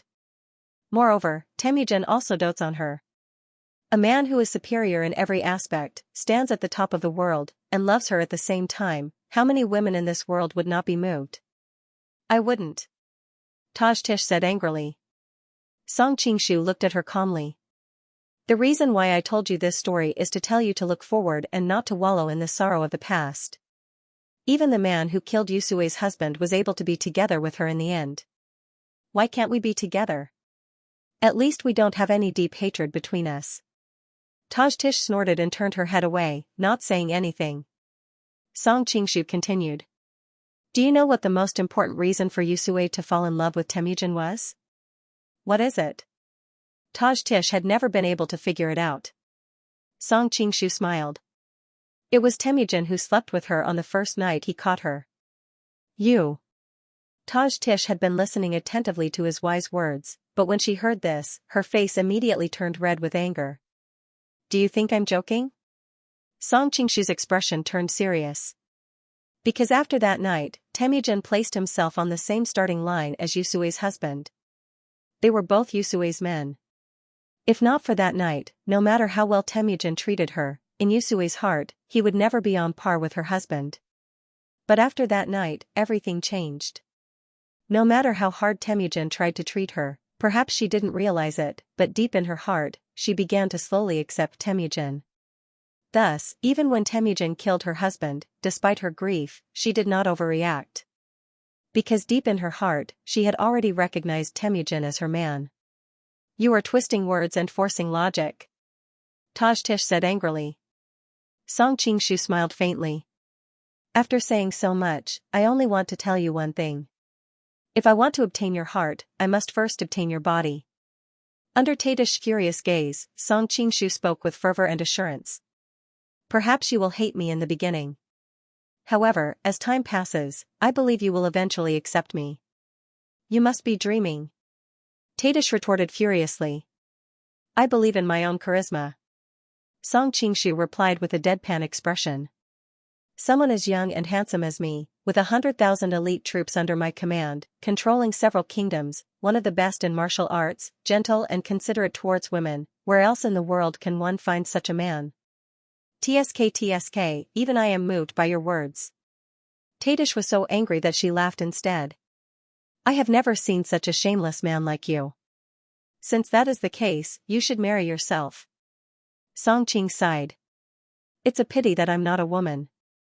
Otherwise, I would really marry him. Tajtish was rendered speechless by his expression. For a moment, she was at a loss for words. Why must Madame resist me? Your husband has been dead for over a decade. You are now in the prime of your youth. Don't tell me you wish to spend the rest of your life in solitude? Song Qingshu gazed calmly into her eyes. Tajtish's mind shuddered. That's right, don't tell me I really wish to spend the rest of my life in solitude? All these years, she had awoken countless times in the middle of the night. In the dead of night, she gazed at the ice-cold bed and the tranquil moon outside the window. Her heart gradually turned colder than ice. Back then, she was also a young lady brimming with the spring of youth. Every day, she lived a carefree life. Every morning, she would wake up with a faint smile hanging on the corner of her lips. Who knows how many youths were charmed by her. Later on, she met Xianxia. Those days were indeed joyous. However, not long after, Xianxia passed away. She was no longer the cheerful young lady of the past. Instead, she was the vicious and perverse golden flower granny in the eyes of the pugilistic world. Tajtish suddenly snapped out of her trance. What's wrong with me? How could I be distracted by a few words from him? Thinking of this, her expression turned stiff. What does it have to do with you whether I live alone for the rest of my life? Of course it's related. Song Qingshu smiled faintly. I said so much because I want you to know that no matter what, I will have your body today. You can fight back with your heart full of resentment, or you can learn from Isue and close your eyes to enjoy it. Anyway, there is a high probability that you will accept me in the end. Why not bring the time forward so that you can avoid a long period of pain and resentment? Are you certain that I will accept you in the end? Tadish sneered. Song Qingshu smiled and said, how do you know if you don't try? Then he stretched out his hand. Tajtish's expression changed. She hastily executed her qinggong and dashed out. Her qinggong was already excellent to begin with. In addition to the fact that she was in a hurry, she had exceeded her usual standard. In a blink of an eye, she arrived at the entrance of the tent. However, before she could rejoice, her head slammed into a sturdy chest. As it turned out, Song Qingshu was already waiting for her at the entrance. Due to the forceful impact, Tajtish felt a little dizzy from the collision. Her entire body involuntarily fell backwards. Just as she was about to land on the ground, Song Qingshu extended his arm and grabbed her waist, lifting her up. Let go. Tajtish finally regained her senses and glared at him with a blushing face. Their current posture was extremely ambiguous. Their abdomens were tightly pressed together while Song Qingshu's hand was placed on her soft waist. Even though they were separated by a layer of clothing, she could still feel the heat emitted from his body. How could she, who had always maintained her purity, endure such a situation? Are you certain? Song Qingshu's smile was rather playful. Hurry and let go. Tadish emphasized once more. All right then. Song Qingshu retracted his hand after speaking. Immediately after, he heard a shriek. As it turned out, Tajtish's entire upper body was suspended in the air. If not for Song Qingshu's hand supporting her, she would have fallen to the ground long ago. Now that Song Qingshu had released his hand, she naturally lost her balance. Nevertheless, she ultimately didn't fall to the ground. Her human instincts prompted her to frantically grab at her surroundings in an attempt to maintain her balance. Finally, amidst her panic, she grabbed onto a warm and forceful large hand. That pair of large hands were extremely steady, and very soon, they stopped her from falling. Only then did Tajtish realize that she was grabbing onto Song Qingshu's hand. Her face flushed red in an instant. Due to the previous fright, her heartbeat sped up.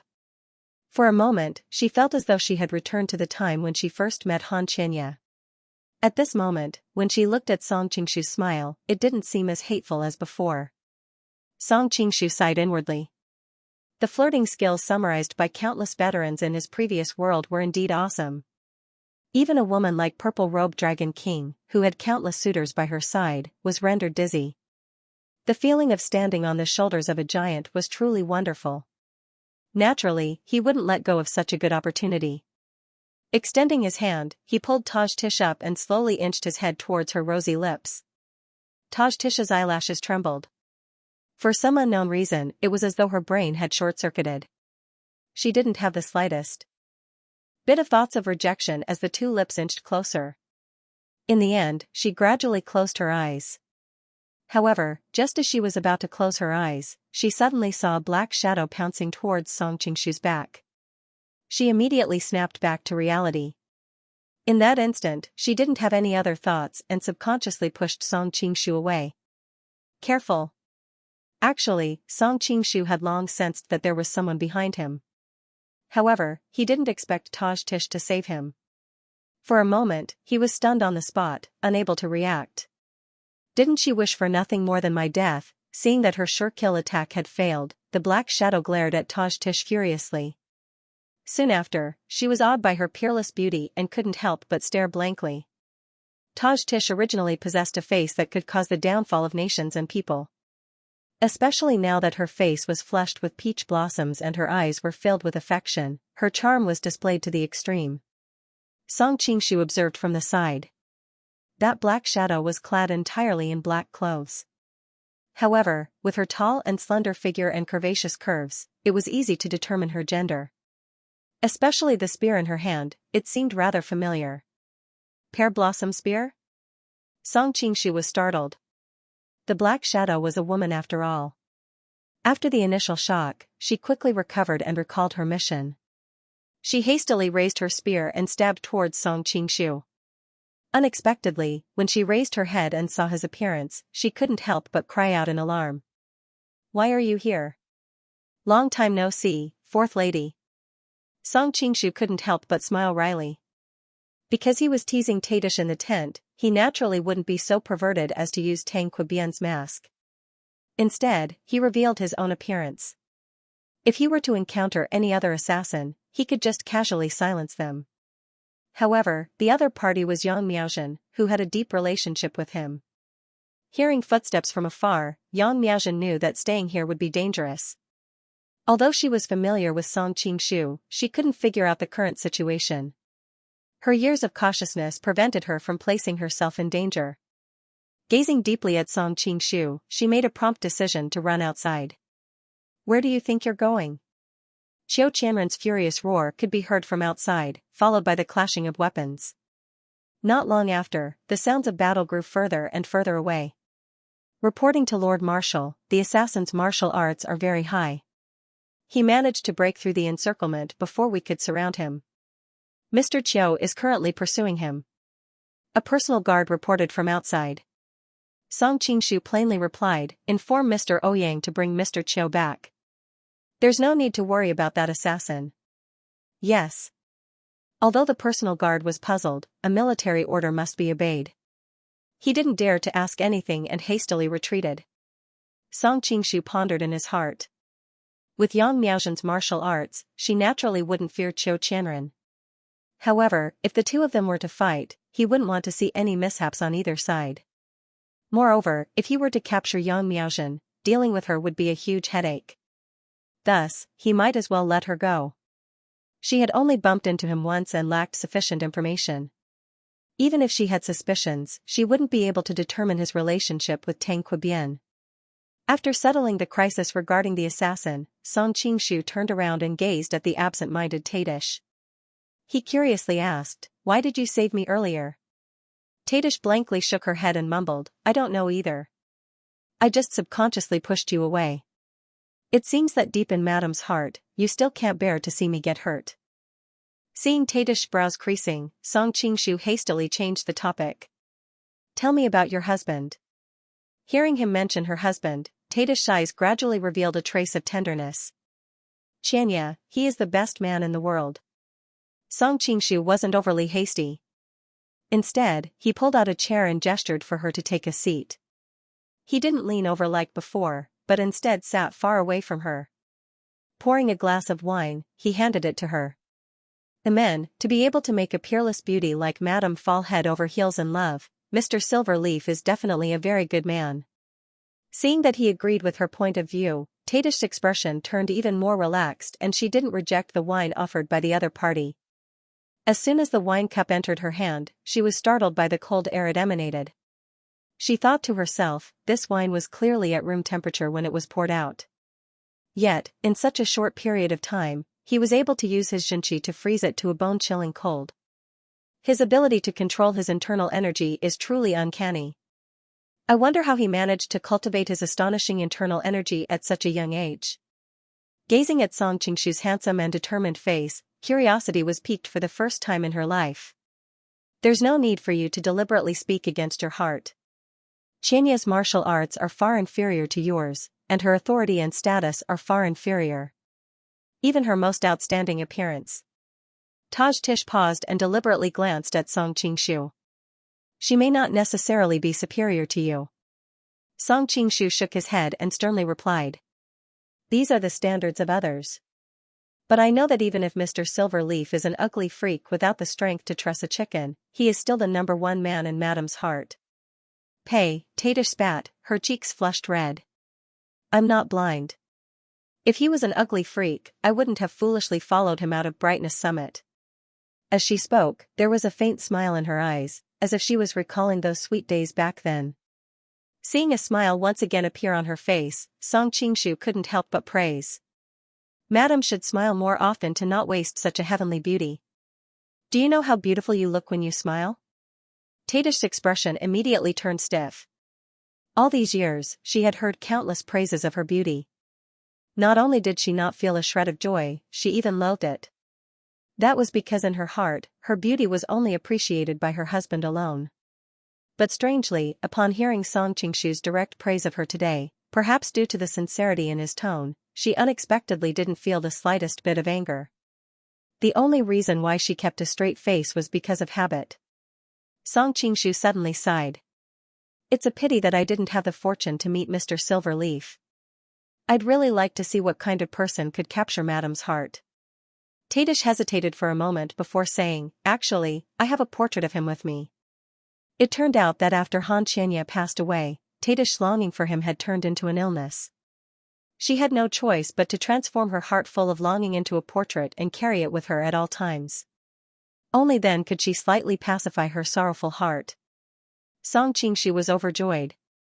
I wonder if you can lend it to me to take a look. Tadish hesitated for a moment. When she saw his pure eyes, she finally fished out a scroll from her bosom. Song Qingshu received the scroll, which still had the lingering warmth of Tadish's body. He subconsciously brought it to his nose and sniffed it. Immediately, a delicate fragrance wafted over. He couldn't help but be startled. Could this be the legendary frankincense? Looking at Tadish's fiery gaze, Song Qingshu hastily retracted his perverted face. He coughed once and unrolled the scroll with a deadpan expression. Immediately, a young man brimming with heroic spirit appeared vividly on the paper. Perhaps because Tadish hailed from the western regions, this painting did not resemble the freehand brushwork style of China. Instead, it resembled the realistic style of the Western countries. It resembled an oil painting and a sketch at the same time. Song Qingshu couldn't differentiate it, but he could tell that this painting was similar to a photograph from his previous life. It was a perfect depiction of Xianxia's appearance. He is indeed a man of striking appearance. Especially that proud and aloof air between his brows, it leaves a deep impression. Song Qingshu praised as he examined the painting. Hearing him praise her husband, Tadish's anger turned into joy. She revealed a shy smile. Back then, I was also attracted by that proud and aloof air between his brows. That was why I fell in love at first sight. Seeing Tadish's face suddenly revealing a young lady's attitude, Song Qingshu was struck. He hastily said, I have a gift for Madam. Can Madam temporarily close your eyes? What are you planning to do? Tadish looked at him with a guarded expression. Song Qingshu smiled faintly. Don't be so guarded. If I really want to do anything to you, it wouldn't matter whether you close your eyes or not. Tadish knew that his words weren't false. After hesitating for a moment, she eventually closed her eyes. However, her slightly trembling eyelashes indicated that her heart wasn't as tranquil as before. After approximately the time it takes for a jaw stick to burn, Tadish couldn't help but ask, still not done? Done. Xianxia grasped her hand and smiled. Have you missed me all these years? Yes. Tadish hurriedly nodded, her voice choked with emotion. I have always missed you. When did you miss me the most, Xianxia? His lips curled into a playful smile. Tadish's face blushed, seemingly recalling something as she whispered. In the dead of night. You have suffered all these years. Xianxia opened his arms. Tadish hesitated for a moment, but still moved forward to accept his embrace. Ever since you left, I couldn't even eat or drink. If not for the fact that I had to investigate that foreign monk from the western regions who harmed you back then, I would have gone down to accompany you long ago. Tadish's tears flowed out from her eyes, quickly wetting the clothes covering her chest. Don't say such silly words. You must live well, Xianxia. He gently caressed her soft hair and consoled her. The more exciting your life is, the happier I will be. Really? Tadish raised her head and stared blankly at him. Of course it's true. Xianxia replied with a smile. Tadish bit her lips and eventually shook her head. But without you, how can I live an exciting life? Am I not here to accompany you, Xianxia? Lifting her chin with his finger, he slowly kissed her. Seeing the other party approaching her lips, Tadish's eyelashes trembled incessantly, evidently feeling conflicted. With her intelligence, how could she not know that the husband before her was Song Qing in disguise? However, Song Qing's disguise was too similar, as though he was carved out of the same mold as Xianxia. It caused her to feel as though time and space were in disarray, as though her husband was truly standing before her. She had been living alone for the past few years, feeling incomparably lonely, yearning for her husband year after year.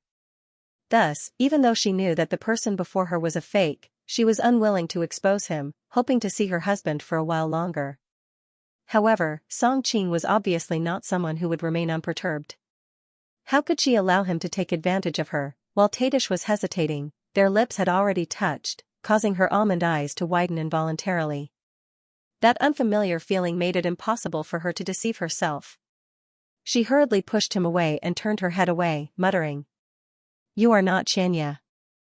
Han Xianxia smiled, reverting to Song Qing's original voice. "So what if I am, so what if I'm not? Isn't it up to Madam's thoughts? Your disguise technique is truly brilliant. Even I couldn't see through it. If not for the fact that Xianxia had passed away many years ago, I might have been fooled by you." Tadish couldn't help but sigh. Song Qing shook his head. "I did not intend to deceive you from the start." Tish was startled, but quickly understood. If Song Qing really wanted to deceive her, he didn't have to pretend to be Han Xianxia at this moment. After all, the two of them were still conversing a moment ago. If he suddenly changed into another person, even a fool would be suspicious. "I just saw that you looked gloomy, so I purposely pretended to be Mr. Silverleaf to relieve your longing." Song Qing smiled. "Humph, speaking of which, I should be thanking you. If you truly have such good intentions, why would you take advantage of this opportunity to take advantage of me?" Tadish snapped. "I am not a saint who does good deeds without asking for anything in return. What's wrong with taking advantage of this opportunity to ask for a little reward?" Song Qing's matter-of-fact expression rendered Tadish momentarily speechless as she stood there in a daze. Song Qing put his arm around her waist and held her in his arms. "Madam, have you forgotten your situation? You are still my captive." Upon hearing the word captive, Tadish's gentle body instantly stiffened. Song Qing continued. "As I've told you before, I will obtain you tonight no matter what. However, in consideration of your concern for me during the assassination attempt, I can be exceptionally lenient and give you the leeway to choose." Tadish hurriedly asked. "What choice?" Song Qing gave a bewitching smile and whispered into her ear. "You can choose what appearance I will use to be intimate with you later. You can choose me or Han Xianxia." Tadish's pink face immediately turned beet red. "Shameless and lowly bastard. Many thanks for Madam's praise." Song Qing paid no heed. "If Madam is done scolding me, you can make your choice. Will you choose me or your husband, Han Xianxia?" He purposely emphasized on the word husband. Tadish angrily retorted. "Aren't both of them you? There is still a difference." Song Qing shook his head. "For example, my current appearance of Han Xianxia should be easier for you to accept." "You scoundrel." Tadish angrily turned her head away. "Since you are unwilling to make your choice, I will help you," Song Qing said as he pretended to remove his mask. "Wait." Tadish hastily called out to him. Her expression fluctuated as she squeezed out a barely audible voice from her throat. "Just like this." Song Qing revealed an expression as if he had long known this would happen. "As you wish." On the second day, when Ouyang Feng saw Tadish following behind Song Qing, he couldn't help but tease, "Congratulations, old brother, you have gained another female confidant." With his eyesight, how could he not see the thick lust revealed between Tadish's brows? Song Qing smiled complacently and pulled Tadish over. Pressing on her shoulder, he said, "Come, greet brother Feng." Tadish's face turned beet red. She had always been proud and arrogant. Being conquered by Song Qing was already embarrassing enough. Now that she was being teased by the two, how could she lower her face and speak? For a moment, she could only stand rooted to the ground, sulking. Ouyang Feng didn't mind and laughed. "We will be one family in the future. There is no need for sister-in-law to be shy. When I first met sister-in-law in the western regions, you were a peerless beauty. Even a blockhead like old brother couldn't help but be moved. After not seeing you for more than 10 years, sister-in-law is still so devastatingly beautiful while I, old brother, am on the verge of death." Being addressed as sister-in-law, Tadish couldn't help but blush. She subconsciously replied, "I am not your sister-in-law." Song Qing laughed. "Brother Feng, you can call her Madam Han in the future." Ouyang Feng was startled at first, then he understood. "You little brat. But you are truly capable." When I met Madame Han at the Jin Imperial Palace, she was still as beautiful as ever. However, there was a hint of sadness and melancholy between her brows, causing her to pale in comparison to Zishan Dragon Queen's elegant demeanor. But in just one night, you have actually made her radiant again. Admirable, admirable. Ouyang Feng was a man of the evil path. Although he wasn't fond of women, he had no qualms when speaking. How could Tadish endure the teasing of the two old and young hoodlums? Even though she had been married for many years, she still blushed like a young girl. Like a wisp of smoke, she ran back to her tent. The two men couldn't help but smile at each other. After a while, Ouyang Feng suddenly turned serious and said, "Brother Song, you know that with my martial arts and age, I have no other thoughts in this life. My only hope is to take revenge on Guojing and Huang Rong. Not only did they kill my cour, they also caused me to go insane for more than 10 years. I must take revenge. But Guojing's martial arts are no weaker than mine. In addition, I am old and weak while he is still in his prime. If we really fight, I may not be able to defeat him. In addition, the couple's reputation is at its peak. They also have the support of the Southern Song government. My strength alone is not enough. That is why I had to rely on the Hailing Palace. Now that I am with you, I have no other requests. I only hope that you can help me take revenge." "How does Brother Feng want me to help?" Song Qing hesitated for a moment before saying, "Huang Rong has helped me before. If I want their lives, I am afraid."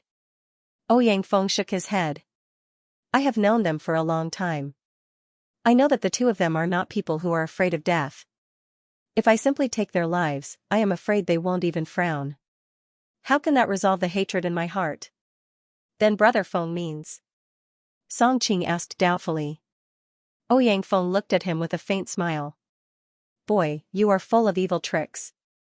How can you not guess how I want to take revenge on the couple?" Song Qing's face heated up. He said embarrassedly, "Although I have a guess, I am not sure." Ouyang Feng laughed and said, "Don't think about it. It is just as you guessed. Don't they love each other? Aren't they a famous immortal couple? I want to break them up. I want Huang Rong to remarry and Guojing to marry someone else. Only in this way can I hurt both of them at the same time. This can be considered as helping Kuer take revenge." Song Qing was stunned. "Brother Feng, your plan is really bold. I only guessed that you were targeting Huang Rong. I didn't expect you to let Guojing marry someone else." Ouyang Feng deliberately looked at him. "Boy, your ability to conquer women is really unparalleled. The task of seducing Huang Rong naturally fell to you. Although I don't want to admit it, you are now not only young and handsome, your martial arts are top-notch. At the same time, you also have the power to turn your hand and summon the clouds and rain. As the ancients said, becoming a general and entering the prime minister is no better than this. You can almost be called the perfect lover of all the girls in the boudoir." Song Qing hurriedly said, "Brother Feng is too kind, too kind." But the proud expression on his face showed that his true thoughts were not so humble. Ouyang Feng could see through his thoughts at a glance, but he didn't care. He snorted, "If you succeed in seducing Huang Rong, she may be heartbroken at first, but after a long time, she will definitely enjoy it. That would be too easy for that girl. That is why I want Guojing to marry someone else. I want her to constantly think of her beloved husband hugging another woman and having fun. I want her to suffer for the rest of her life." The two of them were so familiar with each other that Ouyang Feng did not mind this kind of joke. He glanced at Song Qingshu from the corner of his eyes and laughed. "Compared to little brother, my tricks are not even worth mentioning." Song Qingshu couldn't help but awkwardly smile at the praise. However, he didn't quite accept it. In terms of skill, he was probably above Ouyang Feng, but in terms of viciousness, he really couldn't compare to Ouyang Feng. After laughing for a while, Ouyang Feng could not help but frown. "With your help, I have some confidence in making Huang Rong remarry. But Guojing, that silly boy, is stubborn and upright. To make him do something that will betray Huang Rong, I'm afraid it will be harder than ascending to heaven." "Is that so?" Song Qingshu replied noncommittally, but in his mind, he was thinking about the time he met Zhao Min and Huajing at the inn. Strictly speaking, Huajing was Guojing's fiancée. In the end, the two of them did not end up together because of national hatred and Huang Rong's interference. Hua Jing was originally a cheerful woman from the grasslands, but the last time Song Qingshu saw her, she looked distressed and weak, like a young lady from Jiangnan. Ouyang Feng thought that Song Qingshu could not do anything, so he said, "This matter cannot be rushed, let's slowly think of a way. When we get to the mountain, there will be a way. Instead, I have to tell you about the assassin yesterday." Hearing him mention Yang Miaozhen, Song Qingshu also came back to his senses and listened attentively. Yesterday, Yang Miaozhen had led Qiu Qianren to a prepared ambush. If Ouyang Feng had not arrived in time, Qiu Qianren would probably have died there. Because of Song Qingshu's instructions, Ouyang Feng did not make things difficult for Yang Miaozhen. The other party was also afraid of the two grandmasters, so the two sides tested each other and returned. That assassin was obviously a young woman. Ouyang Feng suddenly had a strange expression. Could it be that one of your lovers saw you with Purple Dragon Queen and became jealous? Song Qingshu was speechless. Brother Feng, your imagination is really rich. Why didn't I realize that you were so gossipy before? Hee, if she wasn't your old lover, then why would you specifically instruct us to be lenient and not capture her? Ouyang Feng's expression was one of understanding. Song Qingshu was momentarily at a loss for words. He knew the more he tried to explain, the worse things would get. Therefore, he might as well let Song Qingshu make wild guesses. After casually finding something to do, he returned to the tent to look for Taj Tish. Tadish was sitting alone on the bed, sulking. Upon seeing him enter, she immediately turned her body to the other side. Song Qingshu immediately laughed, walked over and asked, "What's wrong? Are you angry? You only know how to humiliate me." Taj Tish bit her lips, feeling increasingly wronged as she spoke. "Humiliating me for an entire night last night is not enough. Today, you even dragged your friend over to mock me." Song Qingshu sat by her side, hugged her shoulders and turned her around. "How is this mocking? Ouyang Feng and I are very close. He treated you as one of his own and joked with you like that. Didn't you hear him calling you sister-in-law so intimately? If he was 10 years younger, I might even be jealous." Taj Tish unhappily rolled her eyes at him.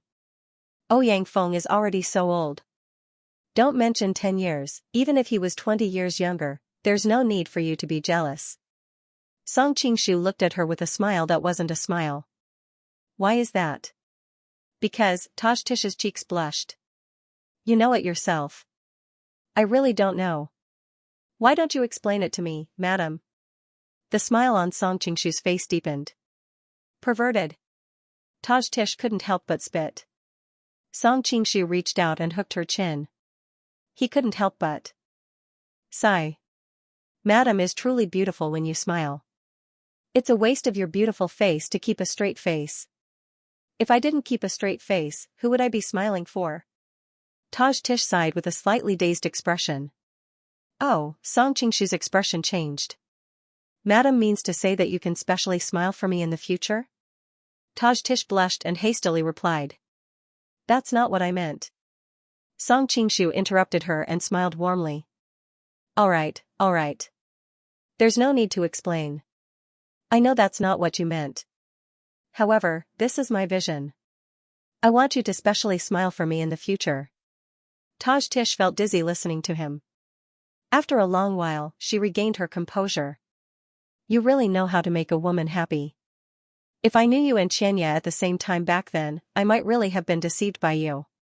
"Don't use the word deceive. How can a matter of true love be called deceive?" Song Qingshu chuckled. "Pei, who is in true love with you?" Taj Tish did not know what was wrong with her. Why was she behaving like a little girl in front of a man who was so much younger than her? "Although it isn't now, I believe that one day, you will fall in love with me." Song Qingshu laughed. "Dream on." Taj Tish immediately threw the pillow on the bed at his head.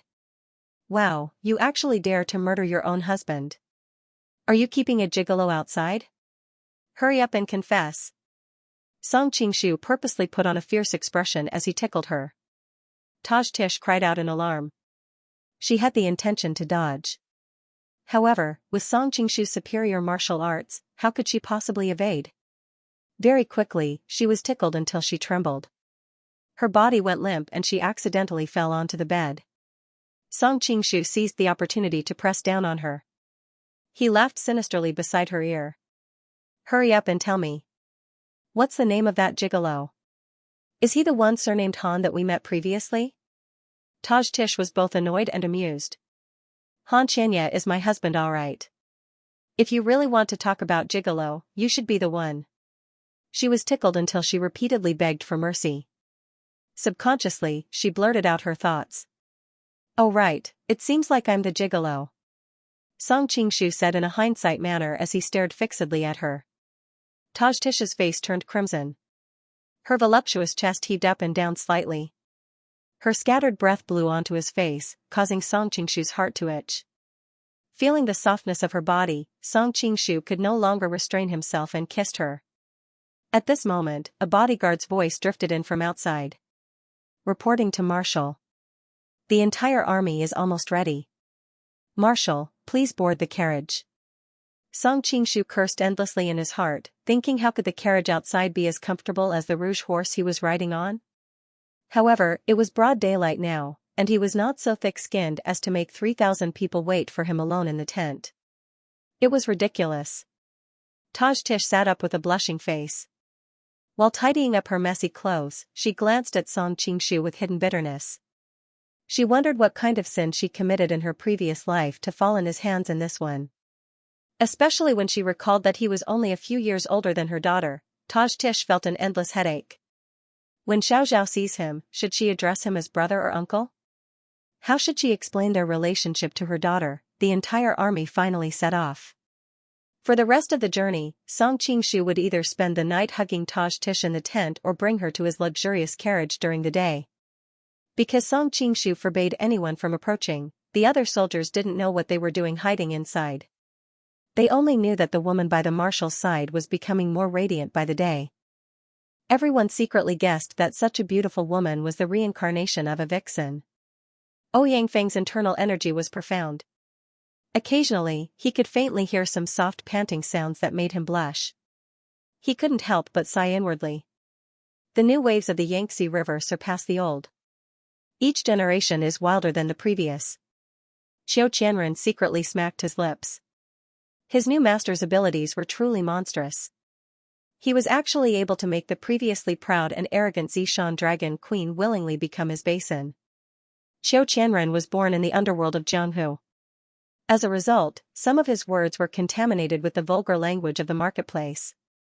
Along the way, Song Qingshu enjoyed the pleasures of the world. After a few days, the main army finally arrived at Mount Zhongnan where Chongyang Palace was located. Finally, Song Qingshu alighted from the carriage that never left his residence, together with Tadish. The moment she revealed herself, gasps of astonishment could be heard from the surroundings. Tadish was born with a beauty that could bring calamity to a country and bring calamity to its people. In addition to Song Qingshu's daily nurturing, she exuded an astonishing beauty.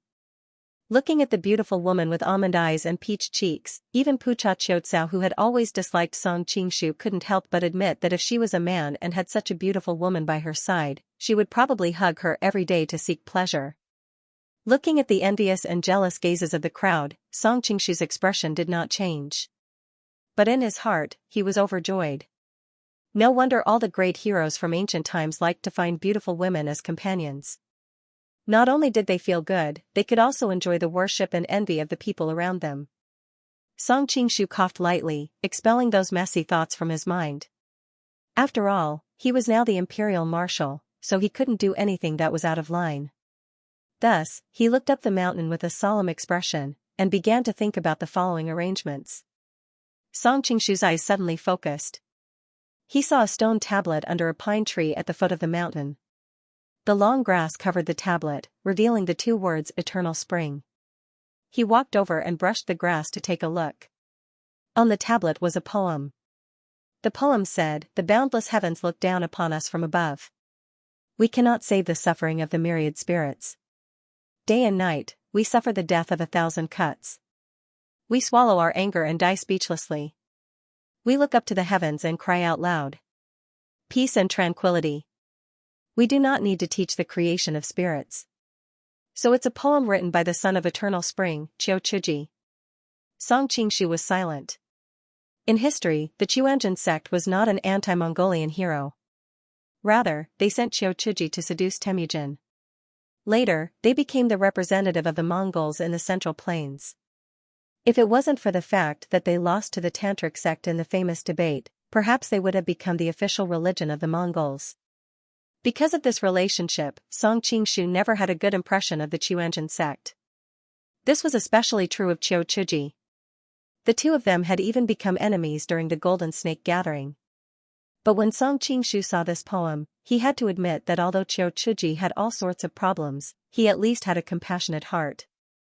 When he went to see Temujin, although it was for the sake of the Qianzhen sect, to a large extent, he also saved countless people from the suffering of the Mongols. This kind of merit could be said to be immeasurable. Song Qingshu, who came from the future, had received a people-oriented education. He was not like the ambitious and ruthless people of this world who treated human lives like weeds. Thus, Qiu Chuji's actions were very much in line with his intentions. Because of your actions in the past, you saved the Chongyang Palace from a disaster. Song Qingshu ordered a deputy to stay at the foot of the mountain while he and the other experts led a small number of guards up the mountain. If there was a need, they would send a letter to summon the rest of the troops up the mountain. Of course, in Song Qingshu's mind, this kind of situation would never happen. After all, aside from himself, there were also experts like Ouyang Feng and Qiu Qianren. Even Zishan Dragon Queen Taj Kis was enough to cause the declining Qianzhen sect to suffer the consequences. Dozens of people walked up the mountain. At the front was a group of bodyguards scouting the way. Song Qingshu and Taj Kis walked in the middle while Ouyang Feng and Qiu Qianren stood to the left and right. The two of them had enmity with the Chongyang sect, so on this journey, their faces revealed a trace of excitement. Pucha Qiucao brought the Pucha family's bodyguards and followed closely behind them. Looking at the intimate silhouettes of Song Qingshu and Taj Kis, she frowned and hesitated on whether or not she should tell goodbye about this when they returned to the capital. The group of people climbed up the mountain and quickly met two Taoist priests, but the two were immediately restrained. Song Qingshu did not want to kill too many people, so he sealed their acupuncture points and threw them into the weeds by the side of the road. The group of people then continued on their way. After walking like this for 2 hours, Song Qingshu had no choice but to stop. He followed the mountain path and saw that the road was steep with jagged rocks and numerous cliffs. He couldn't help but secretly think, this Chongyang Palace is a place that is easy to defend but hard to attack. If a master of military strategy occupied this place, then the 5,000 men under him would be able to defend against an army of 100,000. Ever since Song Qingshu's lightness kung fu reached a high level, he had never walked at such a slow speed. With his current speed, he didn't know how long it would take. "Brother Feng, how much longer until we reach Chongyang Palace?" Song Qingshu inquired as he looked at Ouyang Feng. Ouyang Feng had infiltrated Chongyang Palace many times and even went to the extremely secretive ancient tomb, so he was the most suitable guide. Looking at the surroundings, Ouyang Feng answered, "This is the Golden Lotus Pavilion. If you go further up, you will reach the Sunmoon Cliff. Behind that is the Baozi Cliff. After the Baozi Cliff, you will reach the Sword Cleansing Pool. If you go further up the Sword Cleansing Pool, you will reach the Chongyang Hall." "How much longer do we have to walk at our current speed?" Song Qingshu asked with a frown. He had also experienced the tempering of blood and fire on the battlefield. He knew that in such a dangerous terrain, they had to take the enemy by surprise and end the battle quickly. He didn't know what was going on today, but the Chongyang Palace guards seemed to be very slow to react, but he couldn't hope that their reactions would always be this slow. Once Chongyang Palace sent out experts to defend the place, apart from a few experts, the rest of the ordinary soldiers would have a hard time. "I'm afraid it'll take another 4 hours." Ouyang Feng had long been impatient with this speed, but he didn't know what Song Qingshu was thinking, so he didn't say anything. "Walking like this is too slow. We will go up first and get rid of the guards along the way. Miss Zhou Chao, you can bring the others up slowly," Song Qingshu ordered. Pucha Qiu Chao hesitated and said, "Chongyang Palace is known as the #1 sect in the world. Wouldn't the few of you be too weak and cause us to be defeated one by one?" Pucha Qiu Chao came from a military family. Although he had never been on the battlefield, he knew some principles from what he had seen and heard. Before, when he saw Song Qingshu leave the troops at the foot of the mountain, he was already a bit unhappy. Now that he wanted to split up again, he couldn't help but protest. Song Qingshu smiled slightly. When Wang Chongyang was still alive, Chongyang Palace was indeed the #1 sect in the world. It's a pity that Chongyang Palace is getting weaker with each generation. They are strong on the outside but weak on the inside. Not to mention, there are also top experts like Mr. Ouyang and Chief Chiu. They were existences that almost destroyed Chongyang Palace. Not to mention, we are going up together. Miss Chiu Chao doesn't need to worry. Pucha Chiu Chao had heard her brother Pucha Shiji mention Western poison Ouyang Feng and the others. She hesitated and said, "Fine, but I want to go up with you." When she first saw Yang Gua at the coming-of-age ceremony, she fell in love with him at first sight. She secretly gathered information about him and found out that he had once studied martial arts at Chongyang Palace. So this time, she begged her father to send her up with them. She wanted to see the place where he had once lived, and at the same time, she wanted to take revenge for Yang Gua who had been bullied by those stinky Taoists. But if she let Ouyang Feng and the others go up first, they might casually destroy Chongyang Palace. Wouldn't this trip be in vain? Hearing that she wanted to go up with them, Song Qingshu hesitated for a moment, but Miss Chiu Chao, your lightness skill. He did not say too much, but his meaning was clear. The people going up were all experts, a little girl like you should just forget about it. Pucha Chiu Chao wrinkled her nose and snorted. She pointed at Taj Kiss and said, "Prince Consort, you don't have to worry. Although my martial arts cannot compare to Mr. Ouyang and the others, my lightness skill is still passable. No matter how weak it is, it won't be any worse than her." As a woman, she subconsciously hated Song Qingshu's behavior of fooling around outside. She also disliked Toshkis. In her heart, Toshkis was a vixen who destroyed other people's families. Of course, she was an extremely beautiful vixen. As the eldest daughter of the Pucha family, she naturally did not have a good impression of this kind of woman. "Are you sure?" Song Qingshu said with a smile that was not a smile. Beside him, Ouyang Feng and Chiu Qianren also had a pondering expression. Pucha Chiu Chao was young and did not have much experience of Jianghu, but the two of them were clear of Toshkis' status. Don't think that she was currently at Song Qingshu's side like a plaything. In the past, she was the illustrious Zishan Dragon Queen, the head of the 4 kings of the Ming dynasty. How could a little girl like her compare to her martial arts? Toshkis's expression turned cold. During this period of time, she had been incomparably depressed. Everyone around her was stronger than her, especially in front of Song Qingshu. The martial arts and lightness skill that she was so proud of were not even worth mentioning. Who would have thought that even a rich young lady would look down on her martial arts? Of course. Pucha Chiu Chao raised her chin like a proud little peacock. Toshkis coldly said, "How about we make a bet, whoever loses will become the other servant girl?" Sensing Toshkis's tone, Pucha Chiu Chao obviously hesitated for a moment. But when she saw the hint of ridicule on the other party's face, she immediately blurted out. "Bet it is, but you cannot look for help from others." She sized up Toshtish from top to bottom. She had a charming peach blossom face, towering breasts, slender waist, perky buttocks, and long legs. Even the mountain breeze seemed as though it would blow her away. Such a woman's only value in this world was to be a plaything for a man to vent his desires on the bed. Could it be that she really knew some brilliant martial arts? During this period of time, she had been harassed daily by Song Qingshu, that devil star maniac. Toshkis had long been unable to bear the criticism, but what made her? Even more unbearable was the disdain in Pucha Chiu Chao's eyes along the way. As a fellow woman, how could she not see the meaning in the other party's eyes? "Humph, who asked you to be so virtuous and virtuous? Wait till you become my maid, I will have plenty of opportunities to restrain you. At that time I will change your appearance and let you have a taste of that devil star maniac's might," Toshkis thought maliciously. She was originally a person who was neither good nor evil.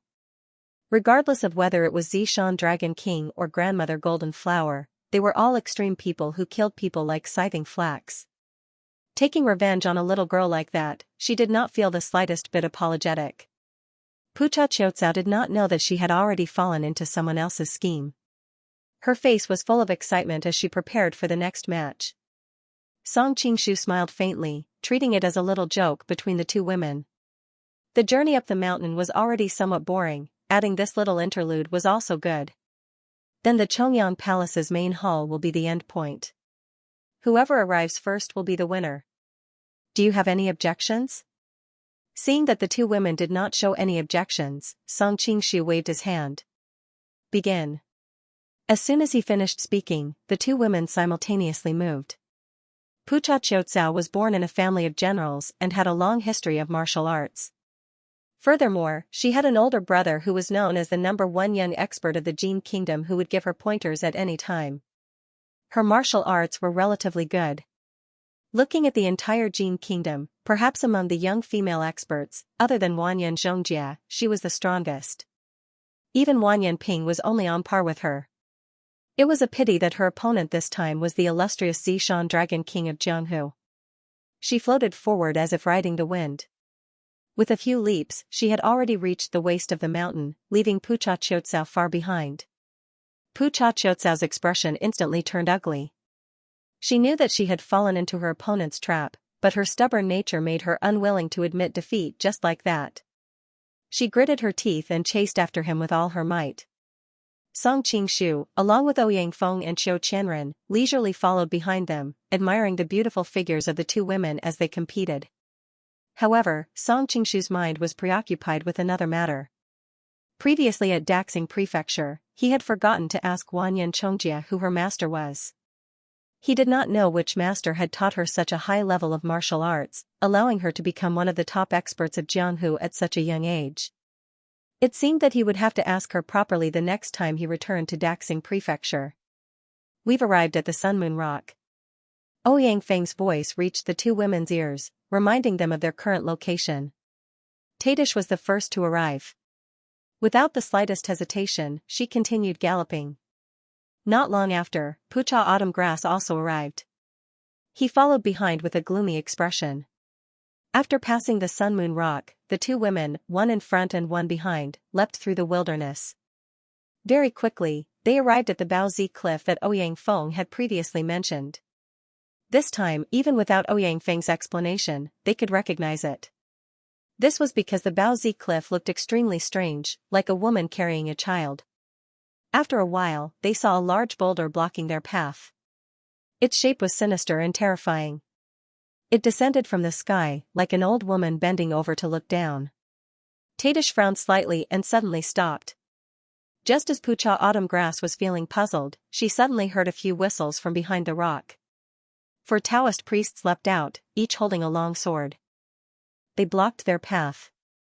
Looking at their attire, they should be the guards that Chongyang Palace had placed on the main roads. Out of the way. Tadish didn't care about these insignificant 4 Taoist priests.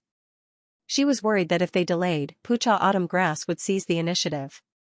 If that happened, her entire plan would go down the drain. Scram! Tadish said coldly. The 4 Taoist priests were all startled. They were initially stunned speechless by this outrageously beautiful woman in front of him. The youngest among them was even more shaken and his face flushed red when she glanced at him with her wavy eyes. The few of them wanted to ask her the reason for her visit. Who would have thought that she would be so impolite as soon as she opened her mouth? The older Taoist was immediately enraged. Young lady, you dare to come to Mount Zhongnan and show off your strength? You must be tired of living. Although Tadish was already over 30 years old, her appearance was too beautiful. Even after so many years, time did not seem to have left a single trace on her. In addition, she had been diligently nurtured by Song Qingshu for the past few days.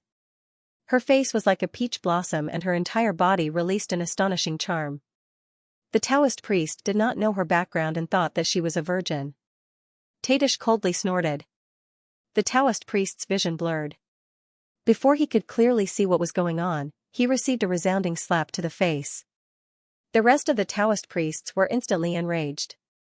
Their swords swayed as they stepped on a strange gate and moved in a strange direction.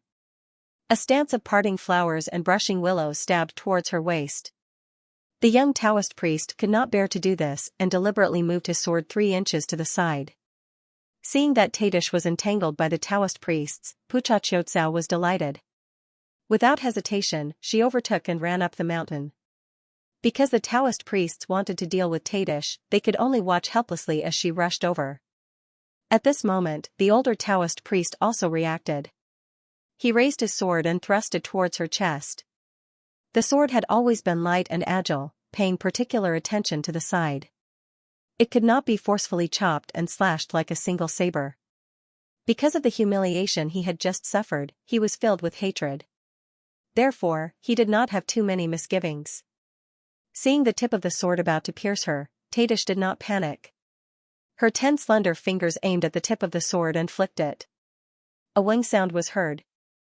The Taoist priest's grip loosened and the sword flew up into the air. Without waiting for the sword to fall, the other 3 swords flew into the air, their blades gleaming under the sunlight. What a good purple-robed dragon king. Her movements actually have a bit of old heretic Huang's charm. Ouyang Feng saw everything clearly from the back. The Eastern heretic and the Western poison were equally famous, so naturally he was very familiar with Huang Yasher's divine flicking finger. Tajtisha's finger flicks were certainly not as exquisite as the divine flicking finger, but against this kind of trash, her finger flicks were sufficiently marvelous. The swords of the 4 Taoist priests flew out of their hands, but they still didn't know what method the other party had used. The elderly Taoist shouted, "Everyone be careful, this demoness knows evil magic. Let's retreat first." Tajtisha's mind was completely focused on her match with Pucha Chiotsao. Seeing the 4 people running away, she did not pay them any attention. She directly chased after Pucha Chiotsao. The 4 Taoist priests leaped to the back of the old woman crag and dashed through the rubble. The other 3 Taoist priests followed behind. Just as they were about to disappear into the darkness, Song Qingshu casually kicked a gravel on the roadside. The gravel shot out. The 4 Taoist priests cried out in unison and fell to the ground. Qiu Qianren's expression was normal, but his heart was extremely shocked. It's not difficult to hit 4 Taoist priests, but to lift something as heavy as if it's light and stroll in the courtyard, it's impossible for me to do that. I've fought him several times before. Luckily he was lenient, otherwise I'm afraid my old life would be in danger. Tajkis was anxious and her body sped up, but not long after, the sound of weapons clashing could be heard from the distant pine forest. When she saw the situation clearly, the corners of her mouth couldn't help but curl up. It turned out that Pucha Chiotsao was fighting with 7 Taoist priests. She tried to break out of the encirclement several times, but the 7 Taoist priests worked together seamlessly, firmly surrounding her in the middle. Although her life was not in danger for the time being, it was impossible for her to escape. Tajkis pursed her lips and smiled, "Thank you, little sister, for blocking the enemy for big sister. Big sister will make a move first." Saying that, she flew up the mountain. Tajkis was anxious and regretful. If she had known earlier, she would have blocked old woman Yen. After all, there were only 4 Taoist priests there while there were 7 here. Although there were only 3 more, their coordination was incomparably exquisite. The pressure she faced was increasing. Being able to protect herself was already good enough, let alone continuing the competition. Tajkis was about to move forward when suddenly a sword light flashed in front of her. When the Taoist priests heard her address them as big sister, they thought that the 2 girls were in cahoots and separated themselves to block her path. Tajkis's delicate brows knitted together and was about to use the same trick again when she discovered that her flick was unable to deflect the opponent's weapon. Instead, her finger was almost injured by another person's sharp sword.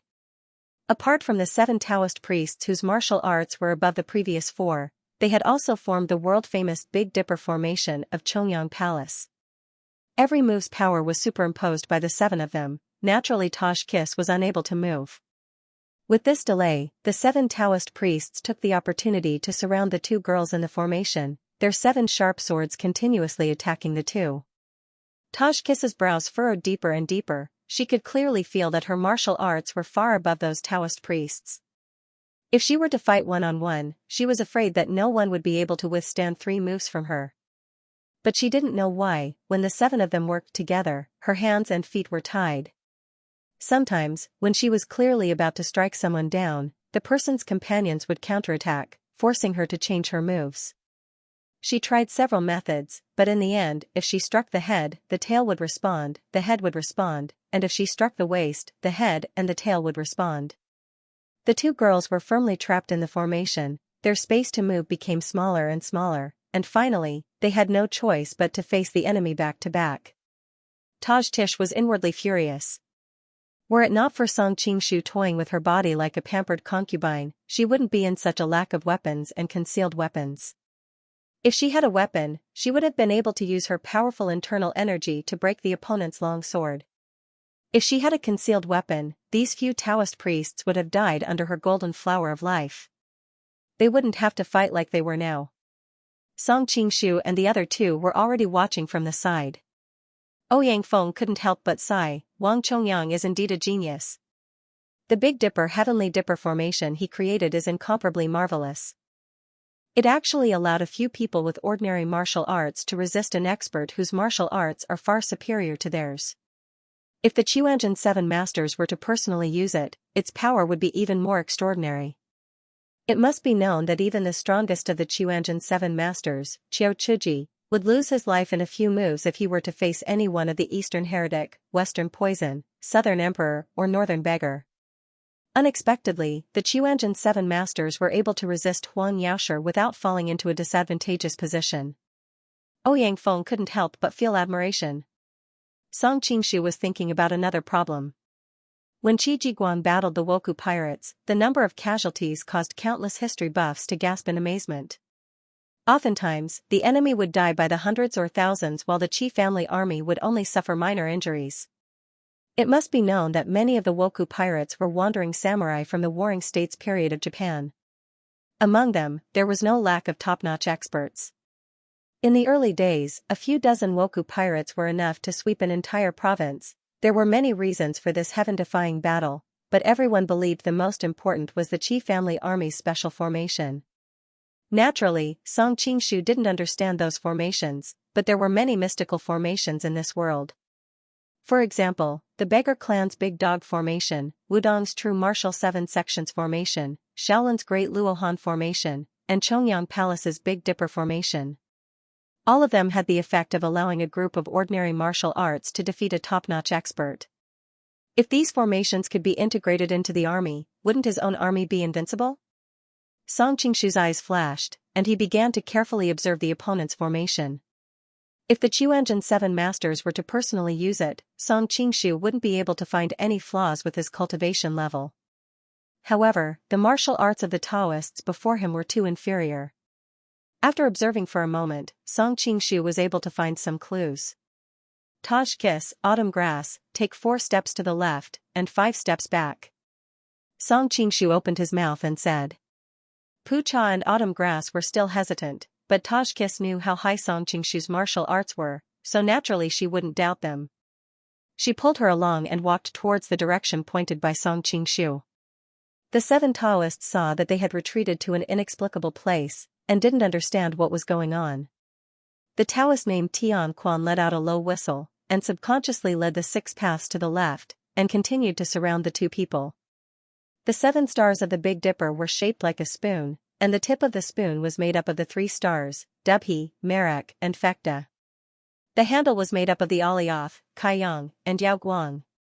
Connecting the spoon to the handle was the Tian Quan star. Therefore, the Tian Quan person must be the strongest among the 7, and would be responsible for advancing and retreating. Song Qingshu continued, take 2 steps to the right. Taj Kiss and Pu Cha and Autumn Grass moved according to his instructions.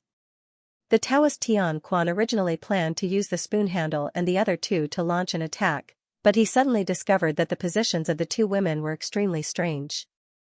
The swords of the 3 of them couldn't reach them, and instead the 7 of them were all wide open, unable to defend against each other, and each person would be vulnerable to the other's attacks. Immediately he waved his left hand, and led the formation to turn around. Who knew that as soon as the Taoist Yao Guang moved his feet, Song Qingshu spoke again, take 2 steps to the right. Seeing that they had forced the opponent's formation back for the first time, the 2 women's spirits rose, and without hesitation, they followed his instructions. The 7 Taoists once again set up the Big Dipper formation, and were stunned to discover that they were still in an awkward situation where it was difficult to attack and difficult to defend. Wonderful. Ouyang Feng also saw the clues, you told them to firmly stand at the North Star position, so the flaw of the Big Dipper formation is here. Song Qingshu smiled, and also admired Ouyang Feng's foresight. The Big Dipper formation was one of the best martial arts of the Chuanjin sect, and when it was practiced to perfection, with 7 highly skilled martial artists working together, it could be said to be invincible. However, according to the laws of the heavenly way, all things in the world reinforce and subdue each other. It was impossible for there to be a martial art that was completely flawless in this world. Facing this formation, as long as one occupied the position of the North Star, one would be able to control the slaves as the master, and the Big Dipper formation would be bound, unable to display its power freely. Of course, this was also because the 7 Taoists were not proficient in this formation, and did not understand the importance of the North Star position. If Ma Yu, Qiao Chuji, and the others were in charge of the formation, they would not allow the enemy to easily occupy the North Star position. Following this, the 7 Taoists changed their positions several times, and Song Qingshu guided them from the side, making sure that the 2 women occupied the key positions. The Tianshu Taoist was old and wise, and saw that something was wrong, and called out, "Change the formation." The 3rd stage, there were still 14 stages left. As soon as he finished, the 7 Dao scattered, rushing left and right, running east and west, thinking that this would confuse the enemy. Suddenly, the 7 Daos formed the formation again. But the position of the Big Dipper handle and the Big Dipper handle had changed, and the formation had changed from west to southeast. Song Qingshu frowned, and immediately told the 2 women to change their positions. The 7 Daos saw that the formation was complete. Tian Shu and Yu Heng raised their swords and rushed forward, but then they saw the 2 women standing north of the Big Dipper handle, forming a triangle. The 2 Daos were startled. "If the 2 of us rush forward, won't Kai Yang and Tian Xian be seriously injured?" In that moment, Tian Quan Taoist shouted out, "We can't attack, quickly retreat." He was startled and angry, and whistled loudly, causing the 6 Daos to change their formation. Qiao Qianren saw that the 7 Daos were running around madly, while the 2 women only needed to follow Song Qingshu's instructions to move east or west, south or north, and the 7 Daos didn't dare to attack them. Qiao Qianren's admiration for Song Qingshu increased. Song Qingshu felt that the time was right, and said, "Tosh Kiss, Qiao Chao, prepare to break the formation, take 2 steps to the left." After changing the formation several times, the 2 women were completely convinced by Song Qingshu, and followed his instructions without hesitation. The 7 Daos were alarmed, and now they realized that the Big Dipper formation was completely under the control of the 2 women. If the 2 women rushed to the left, the 7 Daos would have no way to defend themselves, and that would be extremely dangerous in martial arts, so they had no choice but to follow to the left. Because of this, the 7 Daos were unable to extricate themselves. If the 2 women ran quickly, the 7 Daos would run quickly. If the 2 women walked slowly, the 7 Daos would walk slowly. The Daos martial arts were not as good as Tosh Kiss and Qiao Chao, and very quickly they became strained. The young Taoist's internal energy was the weakest, so after being carried around by the 2 women for more than 10 rounds, he felt dizzy and had difficulty breathing. In a blink of an eye he was about to fall, but he knew that if there was one less person in the Big Dipper formation, the whole formation would collapse immediately, so he clenched his teeth and tried his best to hold on. The most powerful part of the Big Dipper formation was that the left and right sides of the formation could help each other. Since the enemy was attacking Kai Yang, Alkaid and Alioth had no choice but to jump down from the tree to help. Once these 2 came down, Dubhe and Migras had to follow.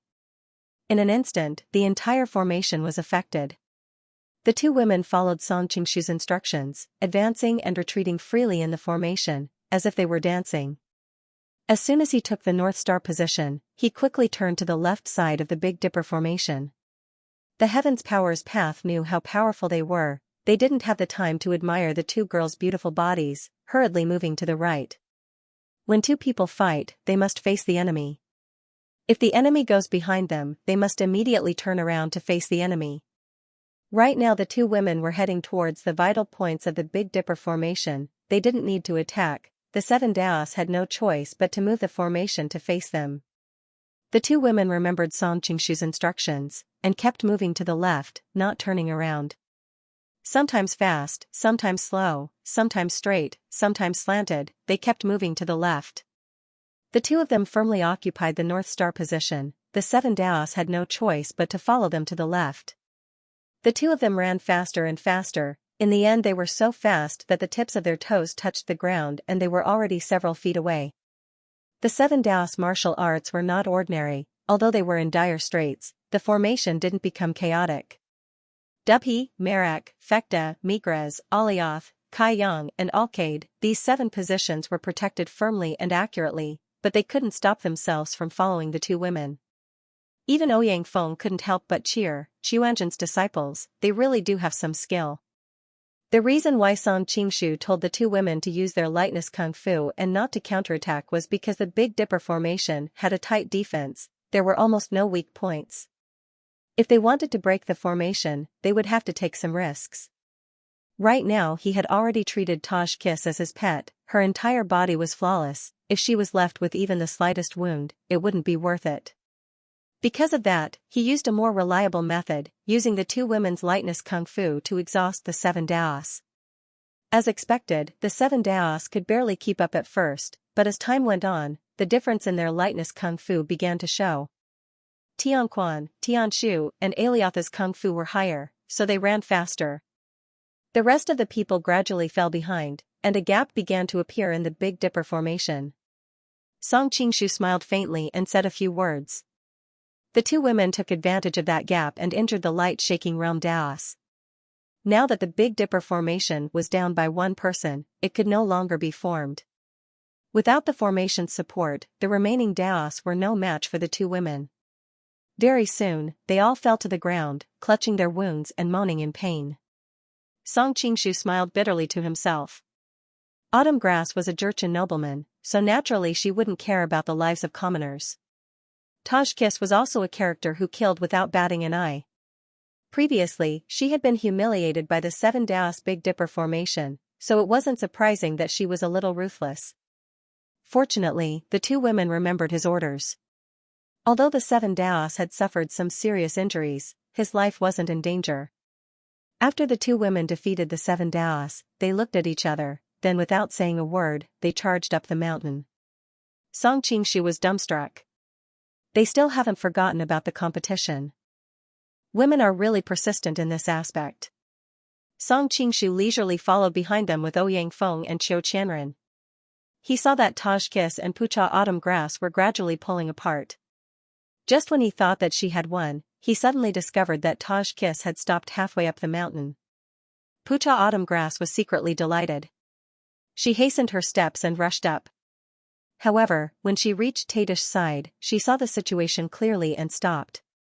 Song Qingshu had already sensed the presence of quite a number of people up there. He couldn't help but frown. With a tap of his foot, he transformed into a shadow and appeared beside the two women in an instant. Ouyang Feng and Qiu Qianren looked at each other, both seeing the shock in each other's eyes. Mr. Qiu, you boasted that your Qinggong was #1 in the world. What do you think now? Ouyang Feng teased. Qiu Qianren shook his head and smiled bitterly. Mr. Ouyang, there's no need to make sarcastic remarks. How would I dare to mention Qinggong in front of young master? Ouyang Feng sighed as well. If he was present during the sword meet of Mount Hua, I wonder if Wang Chongyang would still be the world's #1. Qiu Qianren was startled. Even though he had vaguely guessed that Song Qingshu's martial arts was already above Ouyang Feng's, that was only a guess. Today was the first time he had heard Ouyang Feng admit it personally. Moreover, it was directly compared to Wang Chongyang. One must know that the Eastern Heretic, Western Poison, Southern Emperor, and Northern Beggar were all proud and arrogant individuals. Because of their exceptional martial arts, there were only a handful of people in the world that they would place in their eyes. The only person who could convince all four of them at the same time was Wang Chongyang. During the sword meet of Mount Hua, the 5 of them fought for 7 days and 7 nights. Wang Chongyang defeated and convinced the other 4 and was crowned the #1. One must know that in the Return of the Condor Heroes, Ouyang Feng and Hong Qigong fought for 3 days and 3 nights before both of them perished. Before they died, neither submitted to the other. However, Wang Chongyang managed to convince the other 4 to submit within 7 days and 7 nights.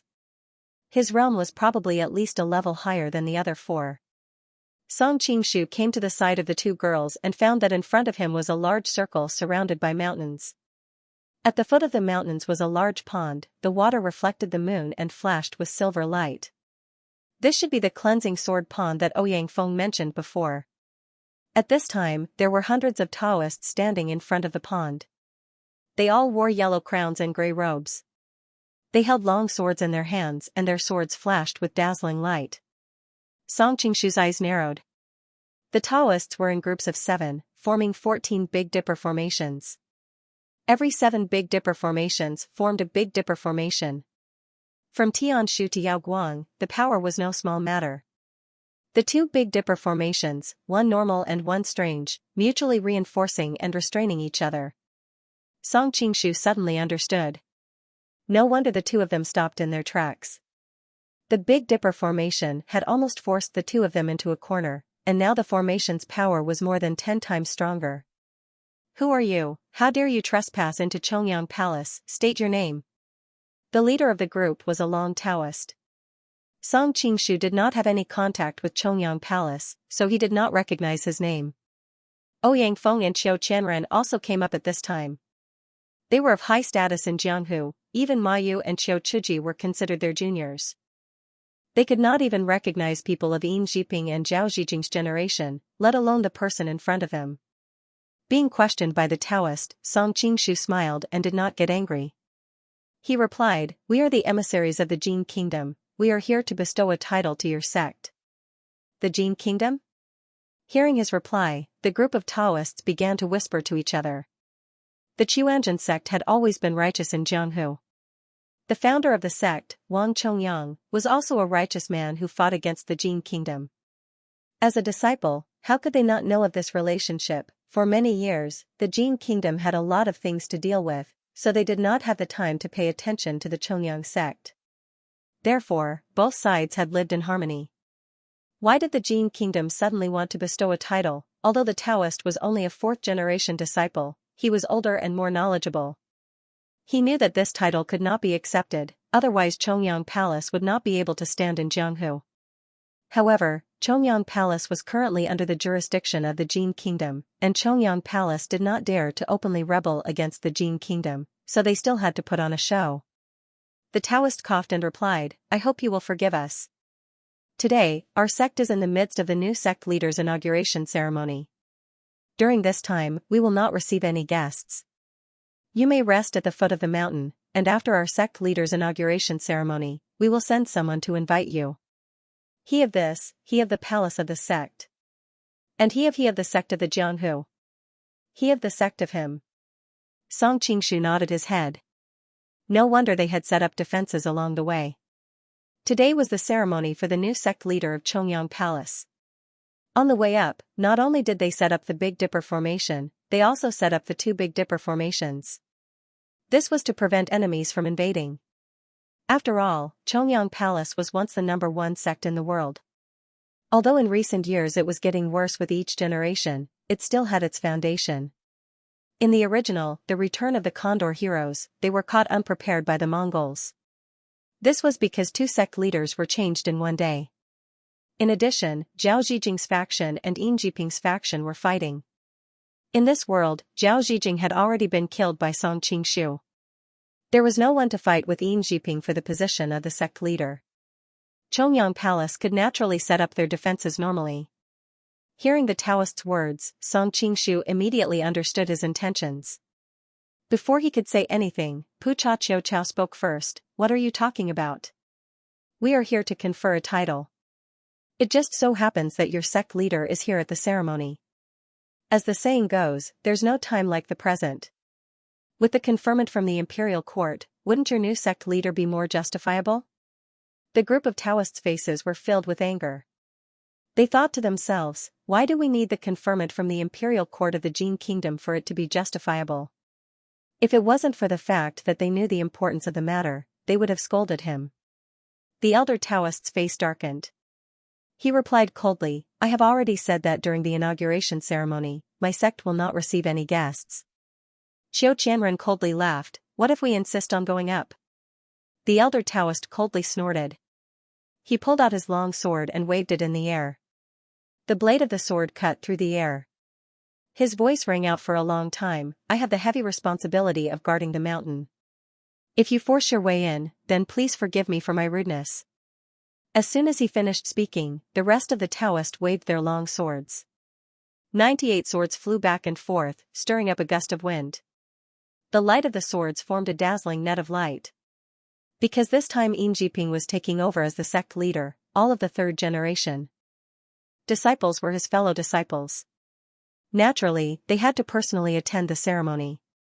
Therefore, the guards that were arranged to guard the mountain were all fourth and fifth generation disciples. Even though their seniority was not high, they were all carefully selected from the same generation. Therefore, when they waved their swords at the same time, their power was not to be underestimated. Ouyang Feng snorted, "Wang Chongyang's disciples are becoming more and more useless. Relying on the Big Dipper formation that he left behind, they become arrogant.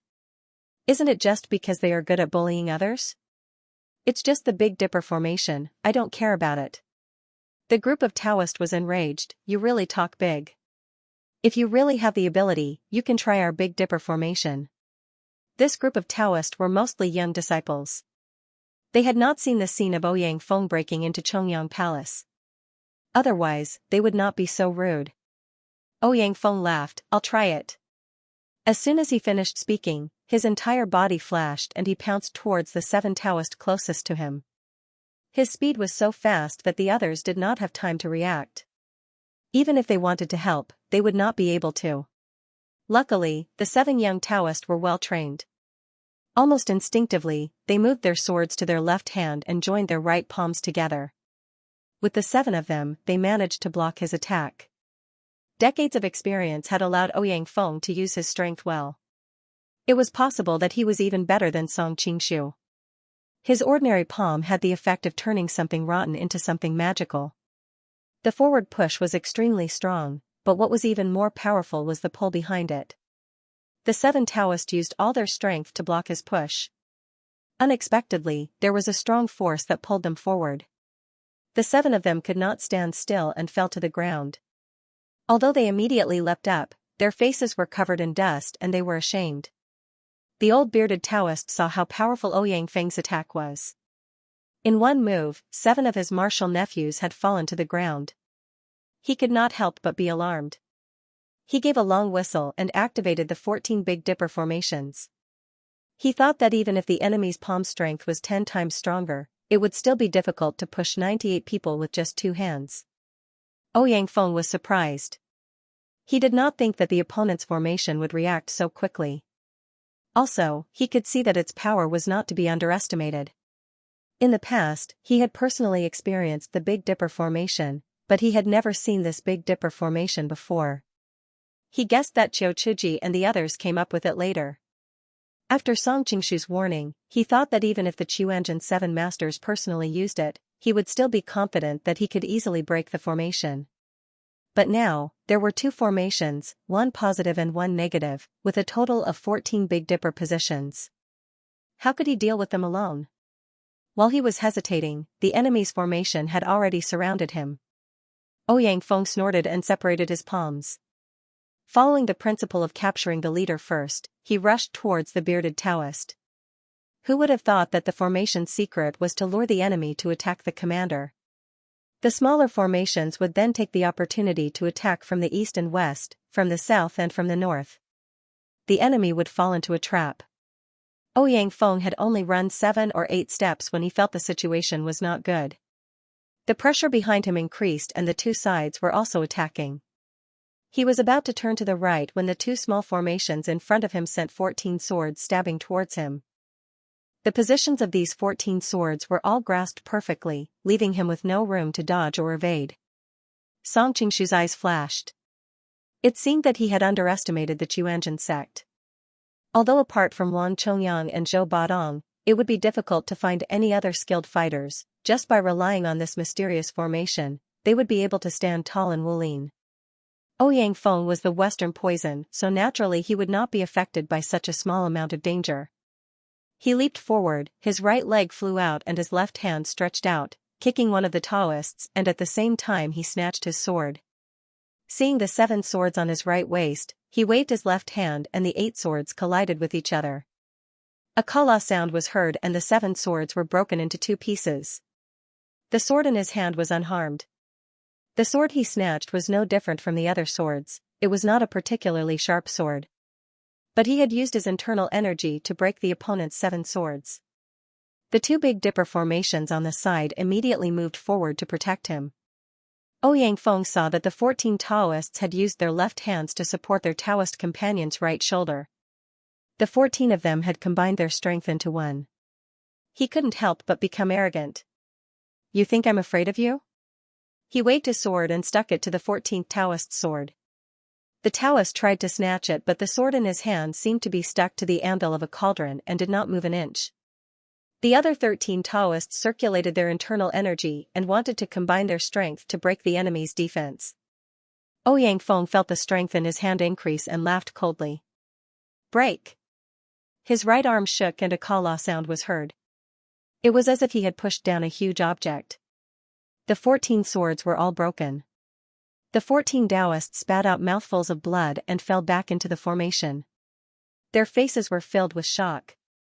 Because of this, the Taoists were even more cautious and their attacks became more stable.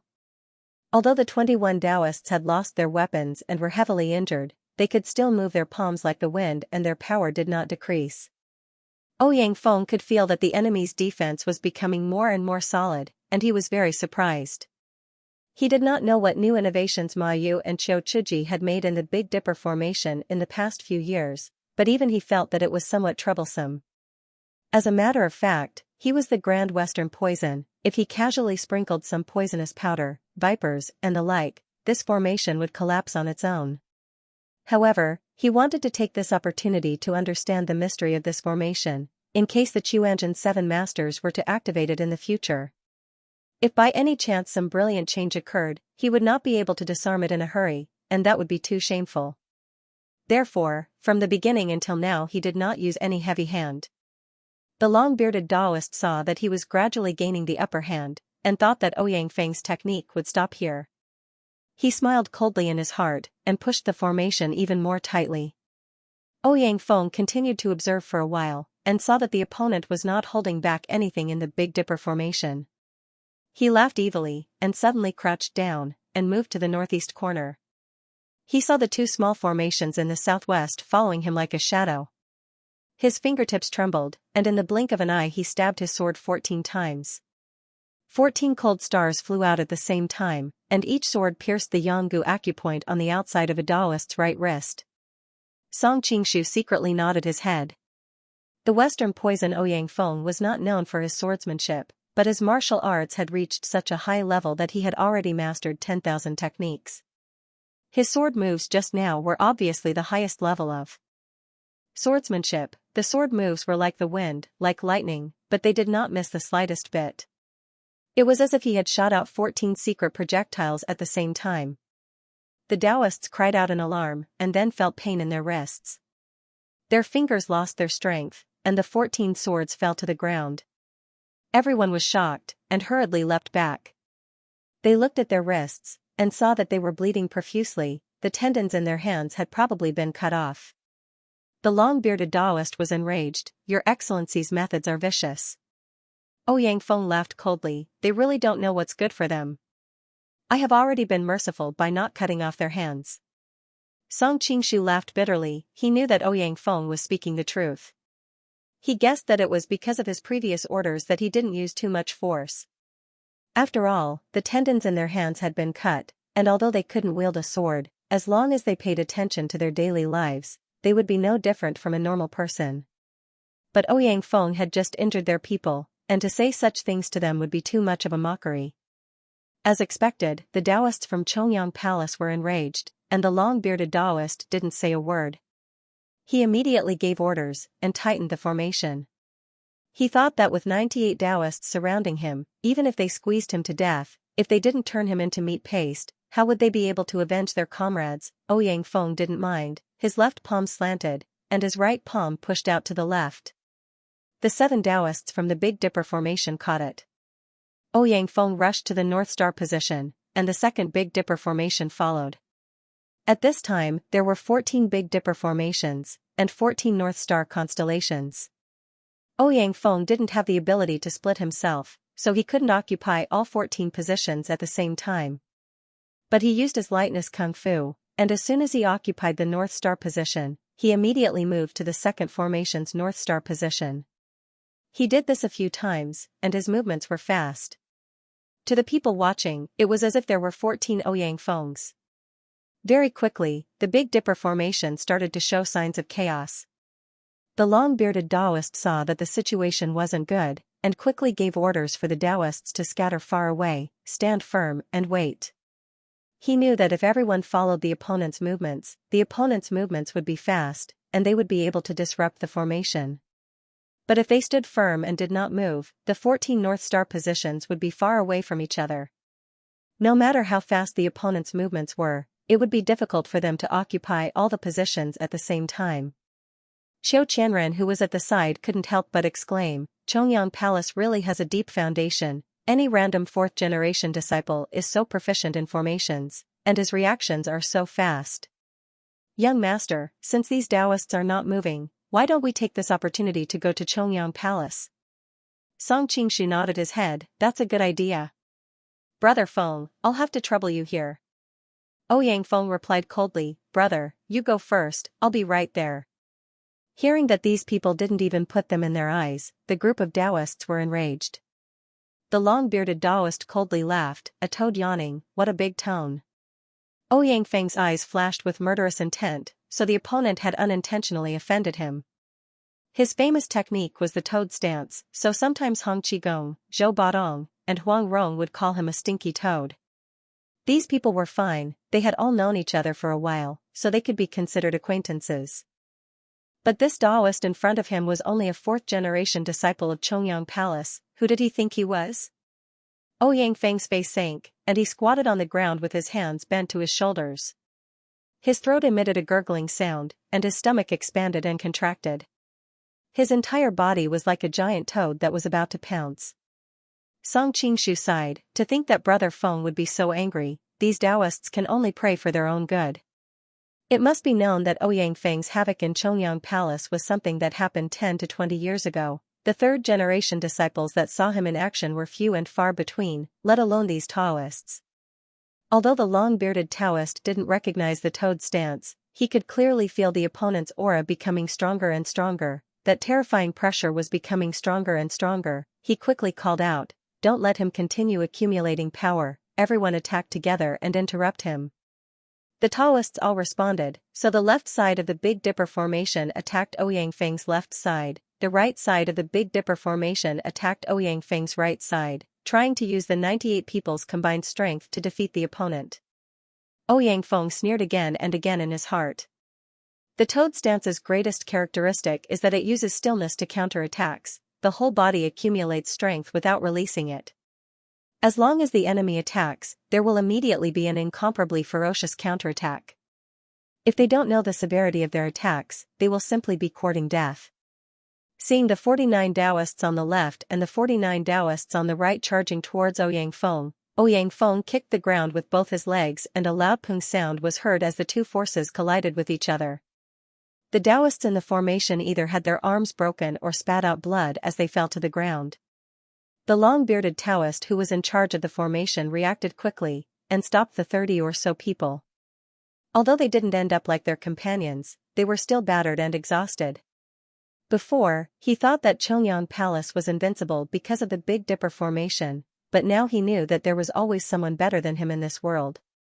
He knew that the opponent wasn't someone they could defeat, so he quickly reorganized the formation and retreated up the mountain, planning to first notify the martial uncles and then combine the strength of the entire sect to save his injured companions. Ouyang Feng was proud of his status, and didn't bother chasing them.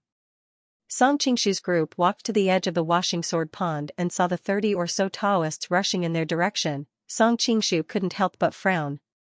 If he let these people go back and report the situation, Chongyang Palace has a lot of disciples. When the time comes, they will set up tens of these Big Dipper formations, and it will be very troublesome. But seeing the water next to him, Song Qingshu extended his hand and pressed down. Immediately, a curtain of water appeared, and with a wave of his sleeve, the water droplets were like hidden weapons, and shot towards the disciples that were chasing after him. Waves of cries of alarm sounded out, and the remaining 30 or so Taoists all fell to the ground. Song Qingshu's control of strength was very good. He had only sealed those people's acupoints, so they did not suffer any serious injuries.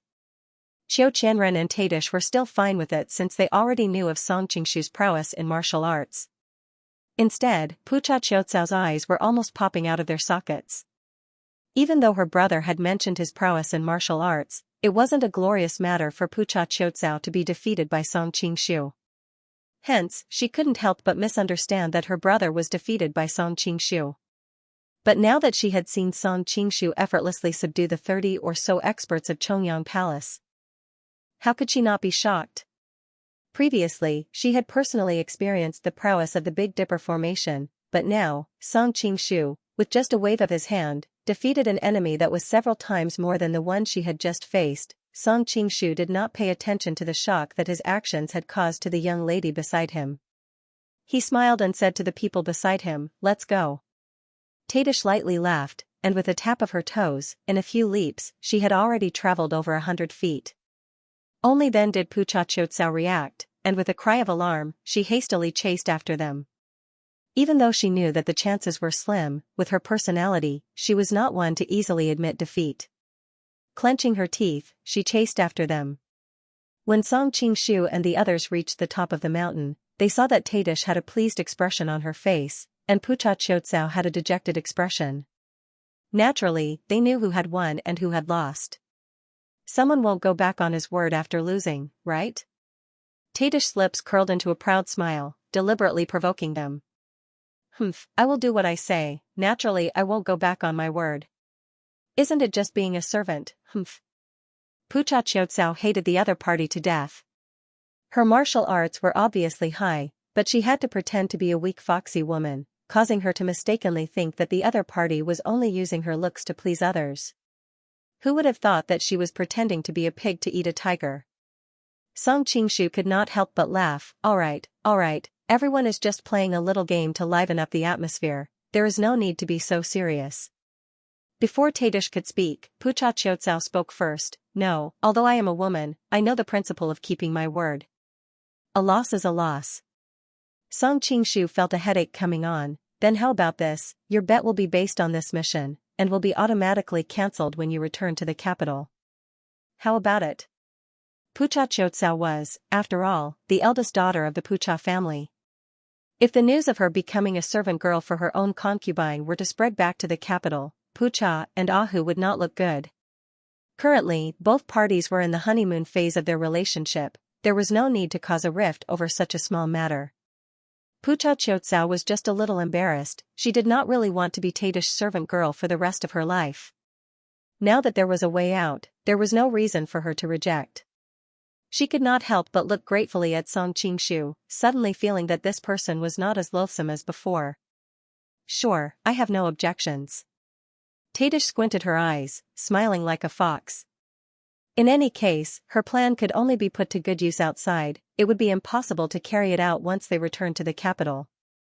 Song Qingshu nodded, seeing a grand hall not far away. He could faintly hear the sound of flutes being blown, mixed with the sound of copper bells and leather drums rumbling. It was obvious that some grand ceremony was being held. At this time, the inauguration ceremony was already halfway through. Yin Jiping first went to the Hall of Three Pristines to kowtow to Yuanzhi Tianzuan, Taisheng Daojun, and Taisheng Laojun, the Three Pristines. He then went to the rear hall to kowtow to the portrait of the founder Wang Chongyang, before going to the third hall where the Qiuanzhen's 7 disciples gathered and kowtowed to the 7 empty chairs, before returning to the main hall, the Hall of Three Pristines. Qiu Chuji's second disciple, Li Zhicheng, took out the immortal sect's decree and read it out, ordering Yin Jiping to take over as the sect leader. Yin Jiping knelt down to listen to the lecture, thinking of how he had once harbored such thoughts towards Xiaolong Nu. He immediately felt a mixture of guilt. After listening to the lecture, Yin Jiping stood up and was about to say a few humble words to the Taoists when he suddenly heard a loud and clear voice coming from the entrance of the hall. The imperial edict of His Majesty of the Great Jin Kingdom has arrived, conferring the title of the Qiuanzhen sect leader. The Taoists turned their heads and saw a handsome young man standing at the entrance of the hall, with two beautiful girls standing on either side of him. Especially the girl in purple, she had bright eyes, snow-white skin, phoenix eyebrows, and cheeks as translucent as jade. The sunlight faintly shone through her dress, making her look incomparably beautiful. The crowd of Taoists turned their heads and saw a handsome young man standing at the entrance of the hall, with two beautiful girls standing on either side of him. Especially the girl in purple. She had bright eyes, snow-white skin, phoenix eyebrows, and cheeks as translucent as jade. The sunlight faintly shone through her dress, making her look incomparably beautiful. Some of the younger disciples in the hall were even more unbearable. When they saw Tajtish's appearance, their hearts began to beat faster and their mouths became dry. For the first time, some of them even began to waver in their belief in Taoism.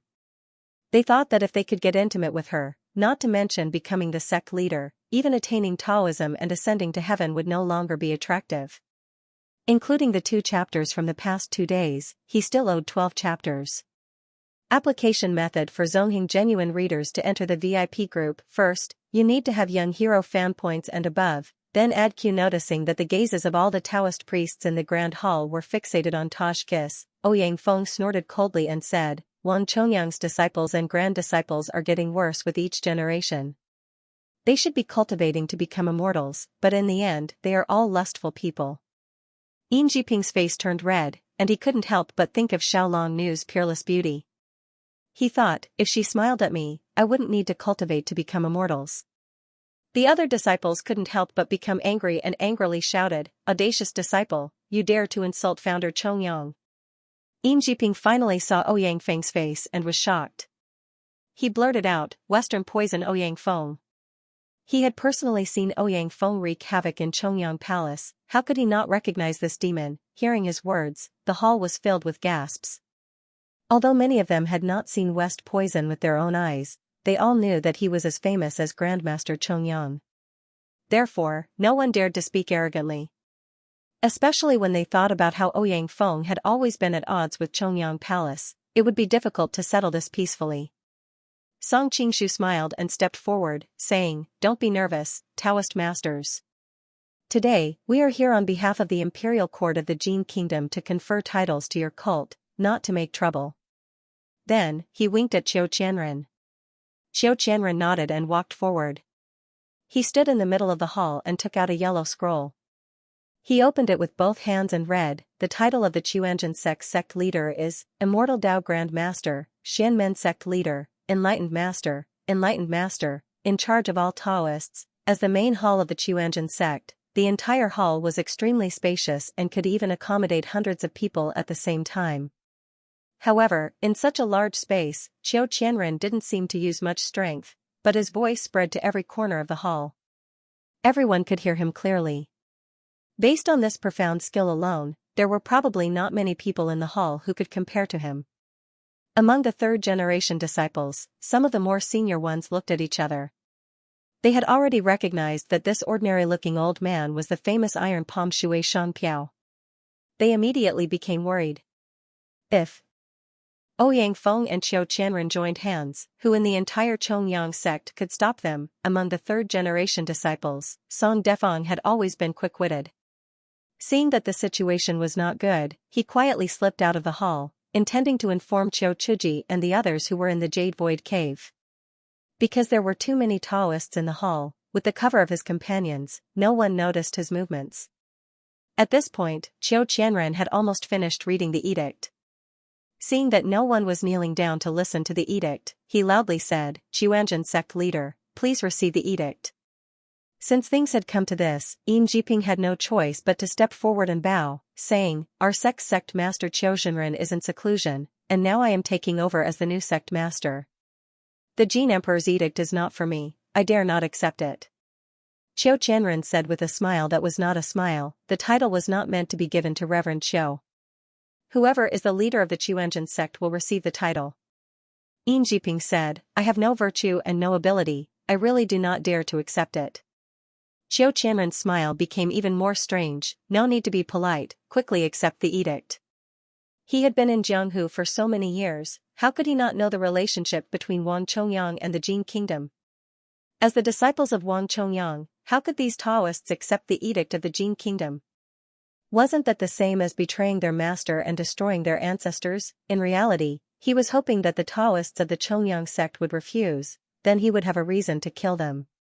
There were still 3,000 elite soldiers at the bottom of the mountain. Once they received the signal, they would come up the mountain and erase the Chongyang sect from Jianghu.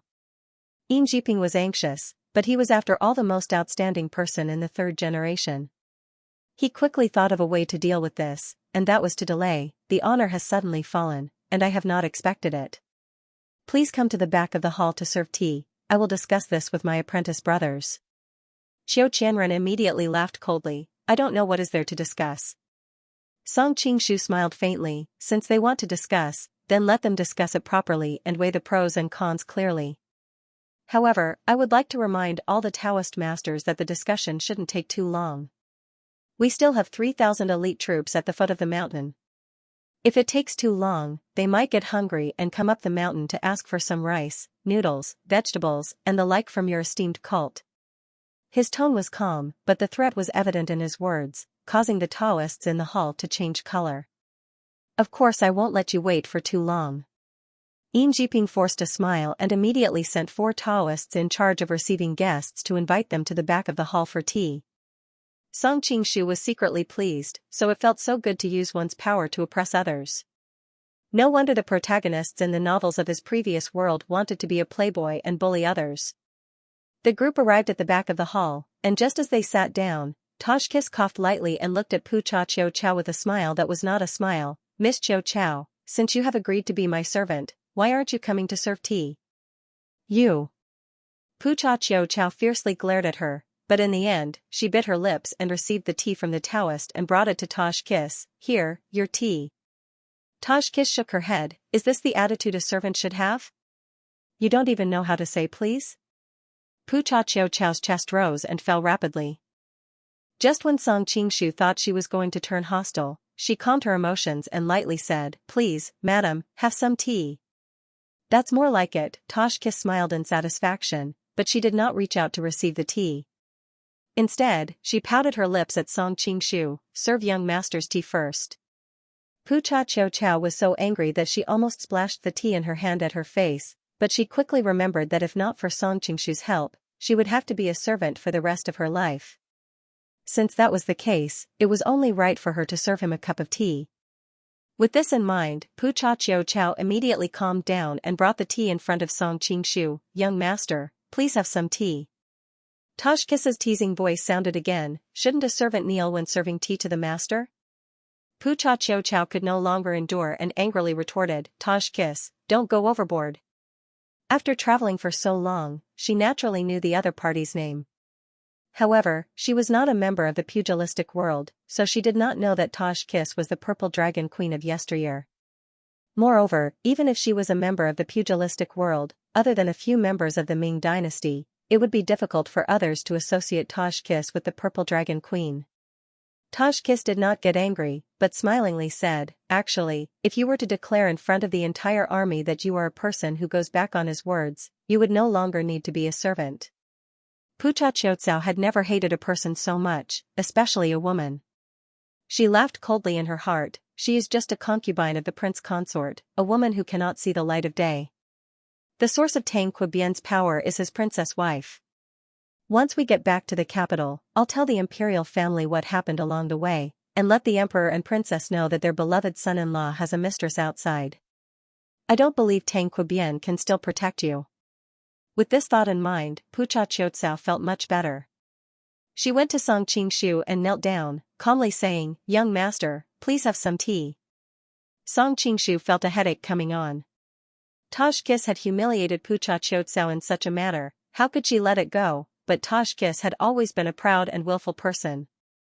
He wanted to completely subdue her, and it was not good to scold her when she was having fun. Comparing the two, Toshkis was more important. After all, Pucha Qiu Chao was only the eldest daughter of the Pucha family and could not fully represent the interests of the family. Therefore, although Song Qingshu hesitated for a while, he still accepted the tea from Pucha Qiu Chao. Of course, to ease the atmosphere, he pretended to help her up and said, Miss Qiu Chao, please rise. Pucha Qiucao silently stood up, biting her lips without replying. Just like that, she stood at the side with a solemn face. Tajgis had vented her anger and stood at the side contentedly, no longer being overbearing. At this time, Yin Jiping invited the 16 senior disciples to sit down in the courtyard and were discussing countermeasures. This is a serious matter, I dare not make the decision on my own. I will have to listen to the opinions of my senior brothers. Li Zicheng shook his head, the Jin invaded our land and harmed our people, how can we accept their edict? Although the Central Plains had been ruled by the Jin for many years, Li Zicheng still considered himself a Song citizen. Zhang Zhiguang said, Mount Zhongnan is under Mongolian control and our monastery is also within Mongolian territory. If we refuse the edict, the Qiuanjin sect will be in big trouble. Among the Qiuanjin 7 masters, Qiu Chiji's martial arts were the highest. In addition, he had a fiery temper and many disciples, so his branch was the strongest in the Qiuanjin sect. However, where there were people, there would be Jianghu. The third-generation disciples were not united, and many of the other disciples were not close to Qiu Chiji's faction. They usually surrounded Zhao Zhijing, and the two factions could be said to be evenly matched, standing on equal footing. Now that Zhao Zhijing had been killed outside, Zhang Zhiguang was second only to Zhao Zhijing in terms of both martial arts and prestige. Therefore, he was naturally pushed to be the new leader of the small group. They had always been at odds with Yin Jiping, so naturally, they would come out to oppose him with such a good opportunity. Of course, this didn't necessarily mean that Zhang Zhiguang was willing to accept the conferment, but Yin Jiping and the others were obviously against the conferment, and Zhang Zhiguang was the spokesperson of the anti-Yin Jiping faction. If he went along with them, wouldn't he lose the capital to settle down? More importantly, as long as the Qiuanjin sect accepted the title according to his opinion, his prestige would immediately surpass Yin Jiping's. Whether it was a battle of viewpoints or a battle of routes, they were all meaningless. In the end, it was just a battle of power. Li Zicheng said, Senior brother Zhang's words are wrong. Zhang Zhiguang raised his voice and said, What is wrong? Senior brother Li, please tell me. Li Zicheng said, I don't dare to tell you. But senior brother Zhang, who is our founder, Chongyang Zhenren? Who are you and my master, the Qiuanjin 7 masters? Zhang Zhiguang was stunned, our founder and master were protectors of Hongdao, and they were masters of the Sanqing sect. Li Zicheng said, they are all men of indomitable spirit, love their country, and care for the people. Each of them risked their lives and fought against the Jin army. Zhang Zhiguang naturally did not dare to deny, yes, Chongyang Zhenren and the Qiuanjin 7 masters are famous in Jianghu, who in the martial world does not admire them? Li Zicheng said, thinking of our sect's previous generation of Zhenren, all of them were not afraid of the strong, and were determined to save the people from disaster. Even if the Qiuanjin sect is in trouble, what are we afraid of? We can cut off our heads, but not our will. These words were full of righteousness, and Yin Jiping and more than 10 senior disciples were moved. Zhang Zhiguang laughed coldly, only senior brother Li is not afraid of death, and everyone else is afraid of death? It was difficult for our founder to start the sect. How much effort did our founder and the 7 masters put in to get the sect to where it is today? If we do not handle it properly and destroy the Qiuanjin sect, how can we face our founder in the underworld?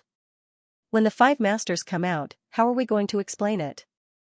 His words made sense, and a few other Taoists agreed with him. Zhang Zhiguang continued, as the saying goes, there are no eternal friends, and there are no eternal enemies. It is true that the Jin are our archenemy, but the situation is different now. The Mongols are like the sun in the sky, invading Sichuan, Xianxia, and other places of the Song. In recent years, the Jin stopped the war with the Song, and at the same time, helped the Song to block most of the Mongols. We accept the Jin's edict, and to a certain extent, we are also helping the Song. His words were very reasonable. Now, even the Taoists who had always been neutral started to waver. Qiu Chiji's other disciple, Wang Jitan, saw that the situation was not good, and hurriedly said, even though the Jin stopped the war with the Song on the surface, they still covet the Song's territory. Moreover, if the Mongols force the Jin into a corner, and the Jin can no longer hold out, they will go south to take the Song's territory to make up for their losses. The Song's territory will be in danger. You and I are both citizens of the Song, how can we accept the enemy's edict? He turned to Yin Jiping and said, "Senior brother, if you accept the edict, you will be a traitor, and our sect's eternal sinner. I, Wang Jitan, will not let this matter rest, even if the blood from my neck splatters on the ground." At this point, his voice was stern. Zhang Zhiguang suddenly stood up and slapped the table, shouting, "Junior brother Wang, are you going to use force? How dare you be so rude to the Reverend?" Wang Jitan said sternly, "We are just reasoning. If we want to use force, why would we be afraid of you?" This situation was quite interesting. People who were against Yin Jiping were standing up for Yin Jiping. If people who did not know the truth saw this, they would definitely confuse the positions of both sides. Seeing that both sides had their own arguments, and neither side had the upper hand, they were about to swing their fists and draw their swords to fight. A white-haired Taoist waved his hand and said, "Junior brothers, let's talk this out. There is no need to be so angry." Wang Jitan said, "Senior brother, what do you think we should do?" The Taoist said, "In my opinion, a monk should be compassionate. If we can save one more person, it will be a sign of heaven's benevolence. If we are appointed by the Jin Emperor, we can try our best to dissuade the Jin Emperor, his ministers, and his soldiers from killing indiscriminately. We can also use the power of the Jin to deal with the Mongols and give the Song a chance to recover." Yin Jiping's faction became anxious when they saw that they had the upper hand. Li Zicheng hurriedly stood up and said, "Senior brother, you're wrong." Zhang Zhiguang glared at him and said, "Senior brother, you're a man of virtue and prestige. What's wrong?" His words were obviously against his will. The white-haired Taoist was just the oldest, so everyone gave him face on the surface. In reality, everyone knew that he was pedantic, so no one paid any attention to him. Li Zicheng naturally knew that Zhang Zhiguang was using someone else to do his dirty work. But now, he could only argue and defend his senior brother. "Senior brother, you said that monks should be merciful. If we can save more people, it's a sign of heaven's benevolence. I agree with you. But senior brother mentioned that if we accept the Jin Emperor's edict, we can try our best to dissuade the Jin Emperor and his soldiers from killing indiscriminately. I don't agree with you." Angle. V. Male sign O? Junior brother. Junior brother. What? What do you want? The white-haired Taoist asked hesitantly. He had a good temper and did not seem to be angry. Li Zicheng said, "Everyone knows that the current Jin Emperor, Wan Yanxi, is temperamental. He often orders the death of ministers and ministers. In the past 2 years, dozens of high-ranking officials have been executed for no reason. He doesn't even care about the lives of the Jurchen nobles. Why would he care about the lives of ordinary people just because we dissuade him?" Most of the people present were cultivators and did not know much about the situation in the court. Hearing his words, there was a lot of discussion. Li Zicheng continued, "What's more, when senior brother Zhang mentioned the truce between the Jin kingdom and the southern Song dynasty, I also have a different opinion." Zhang Zhiguang had just been counterattacked by him. Before he could react, Li Zicheng pressed on. He suddenly felt something was wrong and asked in a low voice, "How can the Jin kingdom and the Song dynasty be false?" The reason why the Jin kingdom and the Song dynasty stopped fighting was that the Mongols were pressuring them. Now that the Mongols are marching westward, the Jin kingdom has a chance to breathe and may not stop fighting. Li Zicheng continued, "The Jin kingdom is afraid of the Mongols. In their eyes, the Song dynasty is an easier target to conquer. This time, they are taking advantage of the Mongols' westward expedition to take the Song dynasty's land to make up for their losses." Zhang Zhiguang sneered, "This is just a rumor. It's not credible." "Really?" Li Zicheng seemed to have expected his reaction and answered, "But Guijing and Huang Rong were ambushed by the Jins in Kaifeng Prefecture not long ago. They are the backbone of Xiangyang City. As long as they are eliminated, it will be easier to conquer Xiangyang. The Jins are ambitious." Zhang Zhiguang shook his head and said, "At the end of the day, this is just your personal guess. Why do you have to be alarmist here?" Li Zicheng exclaimed, "Good, so you were ordered by the Jin Emperor to be a spy." Zhang Zhiguang was startled at first, then he became furious and shouted, "What did you say?" Li Zicheng said, "Whoever speaks for the Jin is a traitor." Zhang Zhiguang suddenly leaped up and struck Li Zicheng's head with his palm. Two palms pierced out from the side, simultaneously parrying his attack. The ones who attacked were two of Qiu Chiji's other disciples, one of whom was Ji Ziqing. Zhang Zhiguang became even angrier and shouted, "Good! Uncle Qiu has many disciples, do you want to bully others?" Yin Jiping clapped his hands and said, "Fellow apprentice brothers, please sit down and listen to what I have to say." The leader of the Qiuanjin sect had always been very powerful. The Taoists all sat down and didn't dare to argue any further. The white-bearded Taoist on the other side said, "Yes, let's listen to the headmaster's orders. If he says to accept the title, then accept it. If not, then don't. The Khan is giving the title to him, not us. What's there to argue about?" Although Zhang Zhiguang was indignant, the neutral faction had spoken and he could not offend them. He could only listen to what Yin Jiping had to say. Li Zicheng, Wang Jitan, and the others knew that Yin Jiping was a loyal and righteous person. They thought that with his words, there was no need to argue. So they looked at Yin Jiping and waited for his decision. Yin Jiping said slowly, "I have no virtue and no ability. I did not expect to encounter such a big event on my first day." He looked up and was lost in thought. The gazes of the 16 senior disciples were all focused on him. The Tao Academy was so quiet that not a single sound could be heard. After a long time, Yin Jiping said slowly, "The sect was founded by Master Chongyang and was developed by Master Ma, Master Lu, and Master Qiu. I have become the headmaster, how can I disobey the teachings of Wang, Ma, Lu, and Qiu? Brothers, the Mongolian army is attacking Xianxia from the south, invading our land and killing our people. If the 4 headmasters were here, would they accept the title or not?" When the Taoists heard this, they thought about how Tu Chongyang, Ma Yu, Lu Chuxian and Qiu Chiji usually did things. Wang Chongyang had passed away a long time ago, the third-generation disciples had never seen him. Ma Yu was modest and honest, he handled matters calmly and did not do anything. Lu Chuxian was very shrewd, it was difficult for the disciples to guess his intentions. But Qiu Chiji's character was like a raging fire, he was loyal and righteous. When they thought of him, they all said in unison, "Headmaster Qiu will definitely not accept it." Zhang Zhiguang frowned and said loudly, "You are the headmaster now, not Uncle Qiu." Yin Jiping said, "I am mediocre and do not dare to disobey your teachings. Besides, I have sinned so much that even death cannot wipe out my crimes." At this point, he lowered his head and did not speak. Now that Zhao Zijing was dead, the Taoists did not know the meaning of his words. They did not know that he was mad with guilt for his despicable act of drugging Xiao Longnu and had long been disheartened. They all thought that he was just being humble. They only felt that the words sinful and deserved to die were too heavy and a little out of place. Zhang Zhiguang snorted and stood up. He said, "So, headmaster has decided not to accept it? But has headmaster thought about what to do with the 3,000 Jin soldiers at the foot of the mountain?" Yin Jiping said sadly, "My life is not to be regretted, but our sect's reputation cannot be tarnished." His voice gradually became impassioned and he said, "Today's heroes are sworn to fight against foreign invaders. The Qiuanjin sect is known as the orthodox sect of martial arts.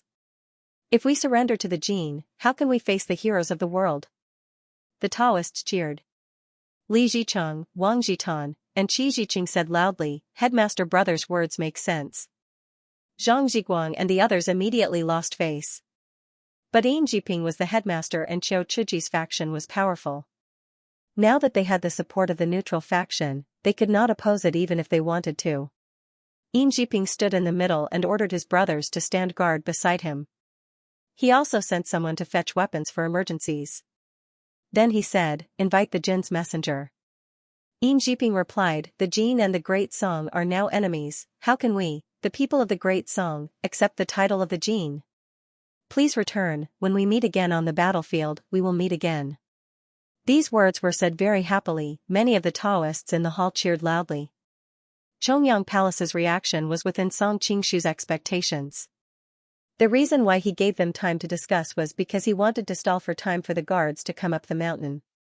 The second reason was because he wanted to see if there would be internal strife like in the original work. If that happened, he would save himself a lot of trouble. It was a pity that the current situation did not seem to be developing in an ideal way. It seemed that he had underestimated Zhao Zijing, Only he had the ability to overturn the seas and rivers. Once he died, Chongyang Palace became a solid block. However, Song Qingshu did not regret killing Zhao Zhijing for Xiaolongnu back then. After all, he could make a beauty smile. It was just Zhao Zhijing, so killing him was not a big deal. Taoist's words are wrong. Chongyang Palace is now within the borders of the Jin. Of course you are the people of the Jin. How can you be the people of the great Song? Pucha Qiu Chao stepped forward and said. Yin Jiping replied lightly, Guangong's heart is in the Jin camp. Though we dare not compare ourselves to Guangong, we still have this bit of ambition.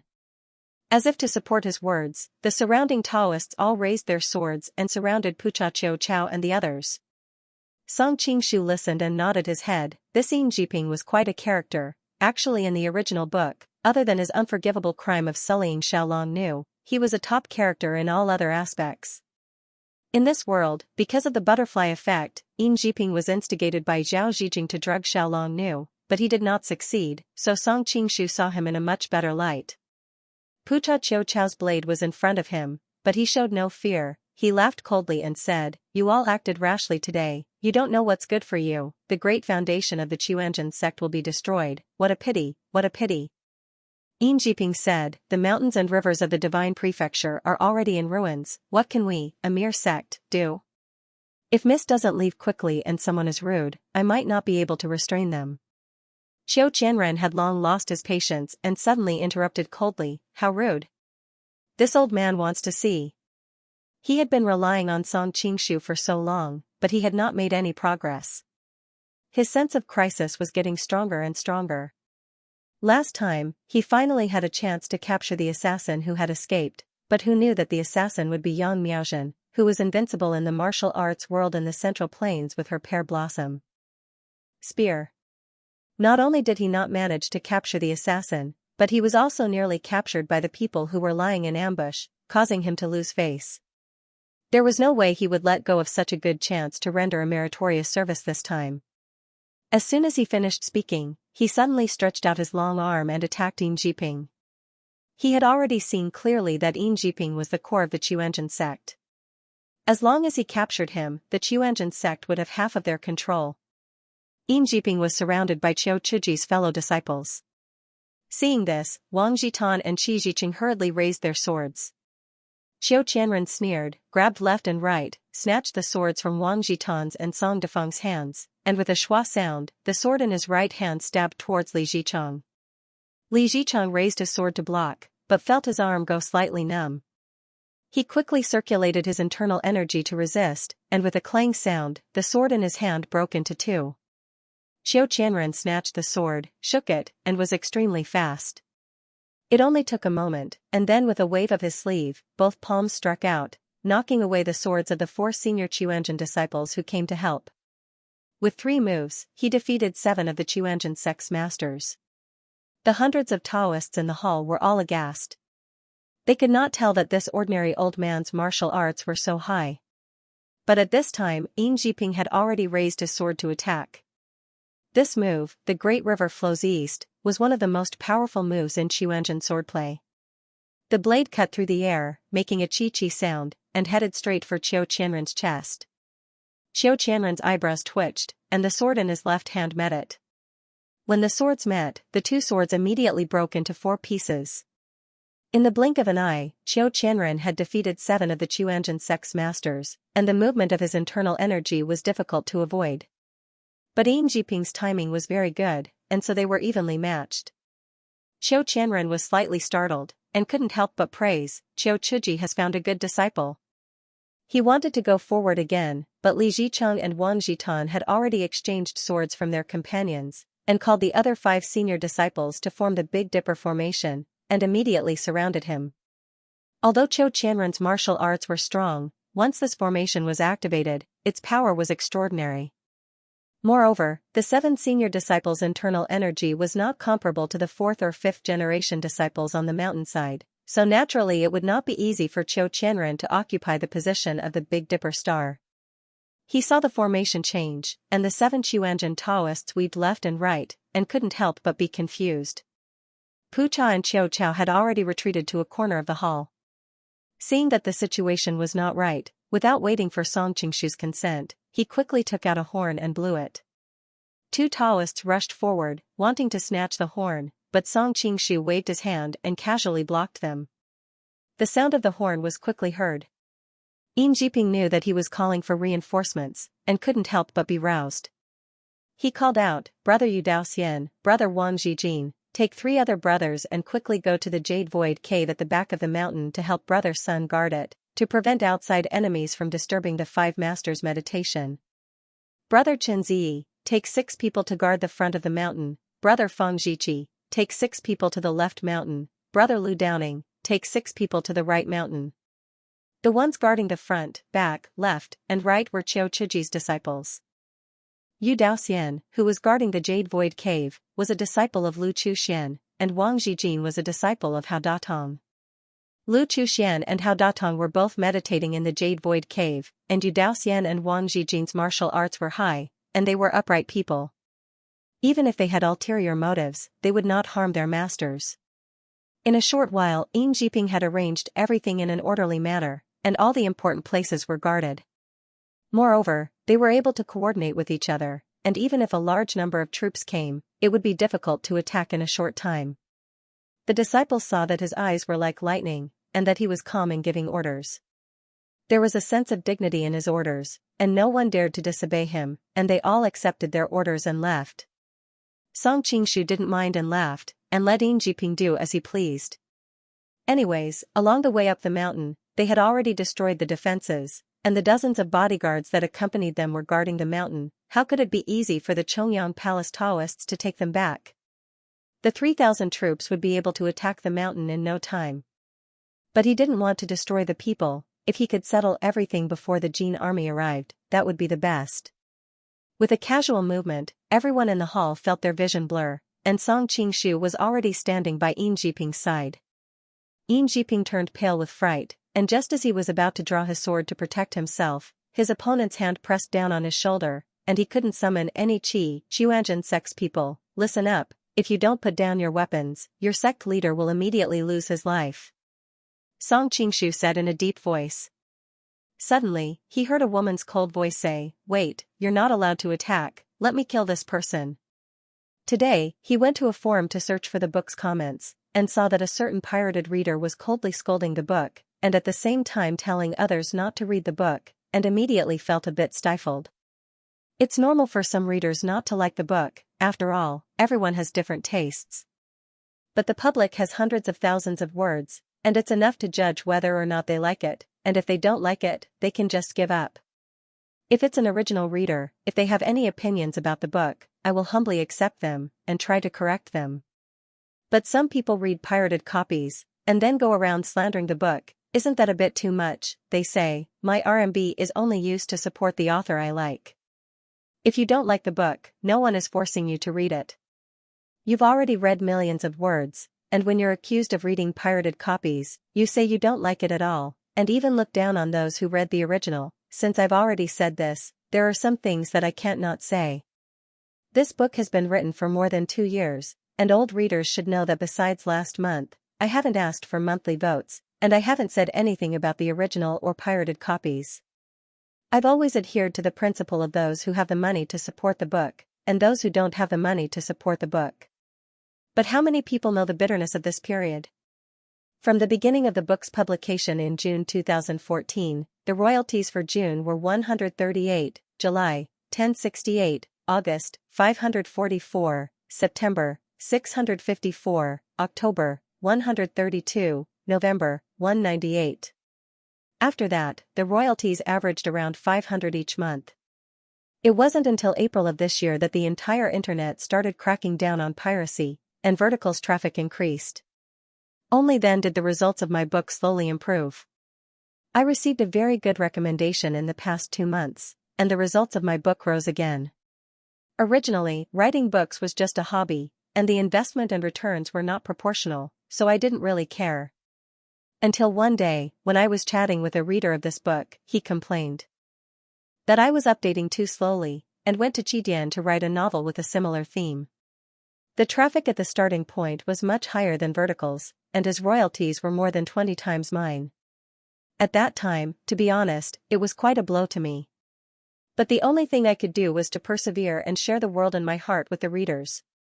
Until recently, I've seen a lot of nasty posts. In the comments section of a certain channel, my family and I have been cursed to death countless times. Some time ago, there was even someone who came to Vertical's comments section to scold us.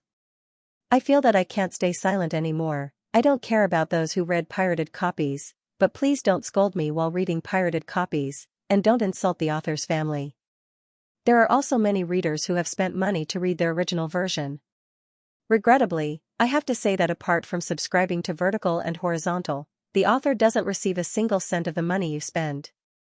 So, if you're willing to support the author, it's better to come to Vertical and Horizontal, or download Vertical and Horizontal's webpage. You can find the book there. Everyone in the hall turned around and saw a young girl standing at the door. She wore a white dress that was like a light muslin. It was as if she was shrouded in smoke and mist. Other than her black hair, her entire body was snow white. Pucha Qiutsao happened to turn her head and looked her in the eye. She couldn't help but be stunned. She only felt that this girl was elegant and elegant. Her expression was cold and indifferent, as pure as snow, and also as cold as snow. She really didn't know if she was happy or angry, sad or happy, and for a moment she couldn't help but feel ashamed of herself. There was actually such a beautiful girl in the world.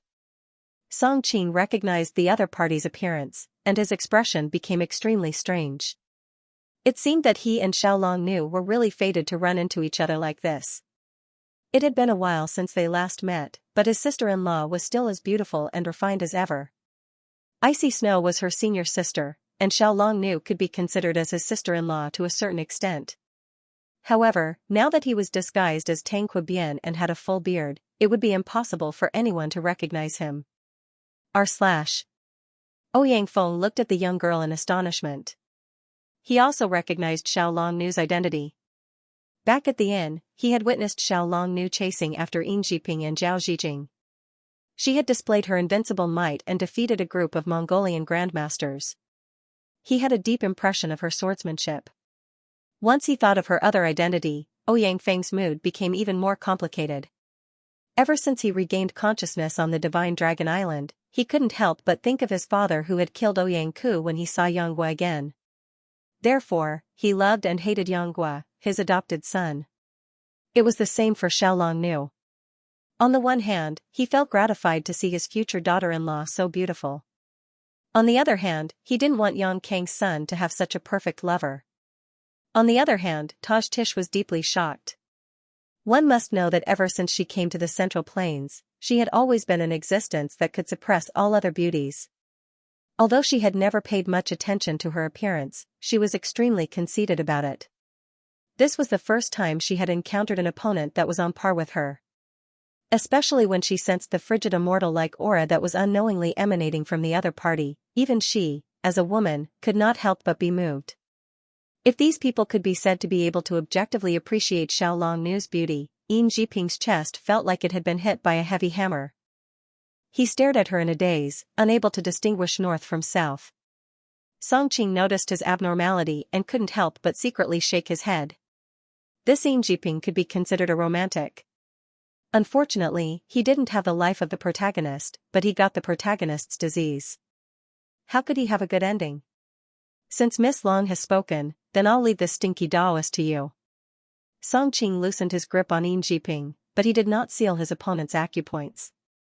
Whether Yin Jiping wanted to fight back or accept his death, it was his own business. Xiaolong Nu looked at him in surprise. You know me? Her eyebrows were slightly furrowed, as if she was thinking about when she had seen this bearded man. Her expression was extremely cute. Song Qing was startled. So he had accidentally exposed himself just now. Just as he was thinking about how to explain, Xiaolong Nu no longer looked at him and directly turned to Yin Jiping. Do you want to commit suicide or do you want me to do it? Song Qing couldn't help but smile bitterly. He was still thinking about how to explain, but the other party didn't care at all. Perhaps the only person she cared about in this world was Yanghua? Sigh, I wonder if she still remembers that brother-in-law who shared the same bed with her at that time. Thinking about that time in the inn when he held her delicate hand while being intimate with Icy Snow, Song Qing's heart skipped a beat. Yin Jiping stared blankly at Xiaolong Nu. He didn't expect the lover of his dreams to say such a heartless thing to him. Yin Jiping's heart tightened, and he was momentarily stunned on the spot, unable to speak. Seeing that he didn't answer, Xiaolong Nu's eyebrows furrowed. Since you don't want to commit suicide, then I'll do it. With that, she walked straight towards him. The people of Chongyang sect looked at each other in dismay. They didn't know what kind of grudge their new headmaster had with Xiaolong Nu. Why did she want to kill him the moment they met? But seeing that Xiaolong Nu moved, Yin Jiping didn't have the slightest reaction. The Taoist priest between the two, in order to protect their new headmaster, hastily rushed forward and grabbed her left and right arms. Before their fingers could even touch Xiaolong Nu's sleeves, a cold light flashed before their eyes.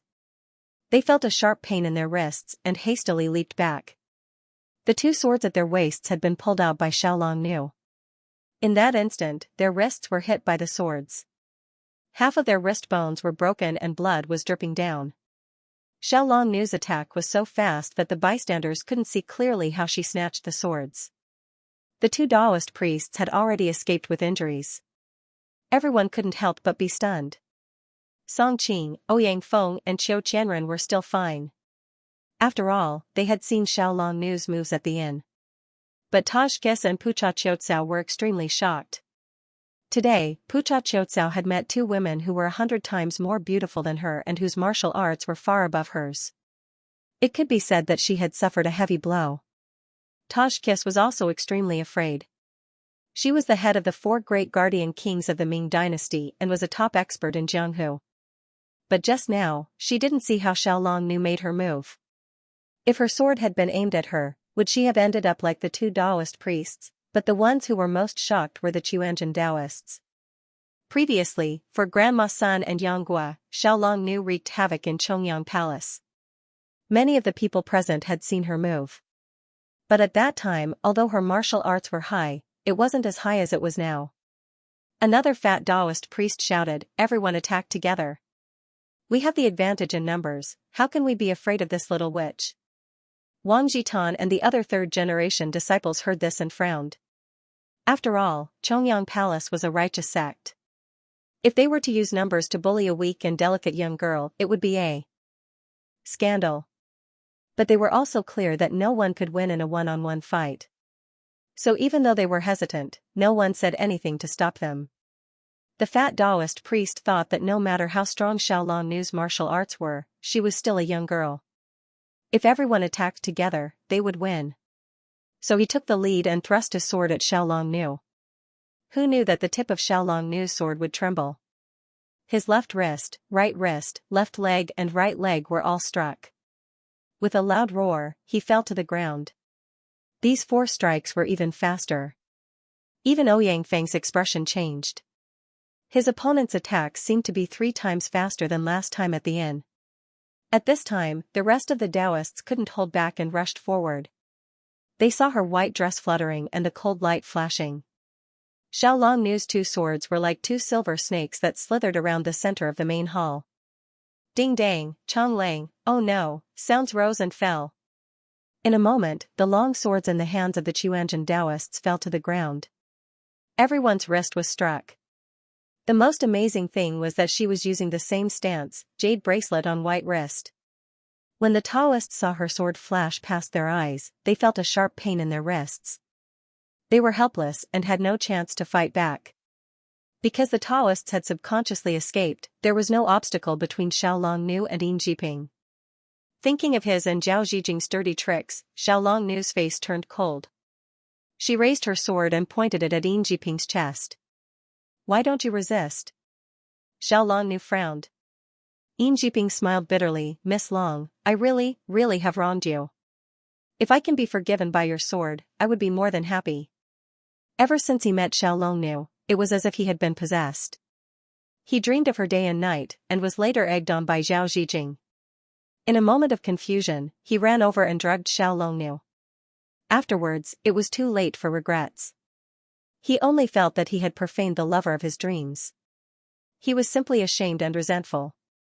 If it wasn't for the high expectations of his teacher, he might have already committed suicide. Xiaolong Nu was stunned.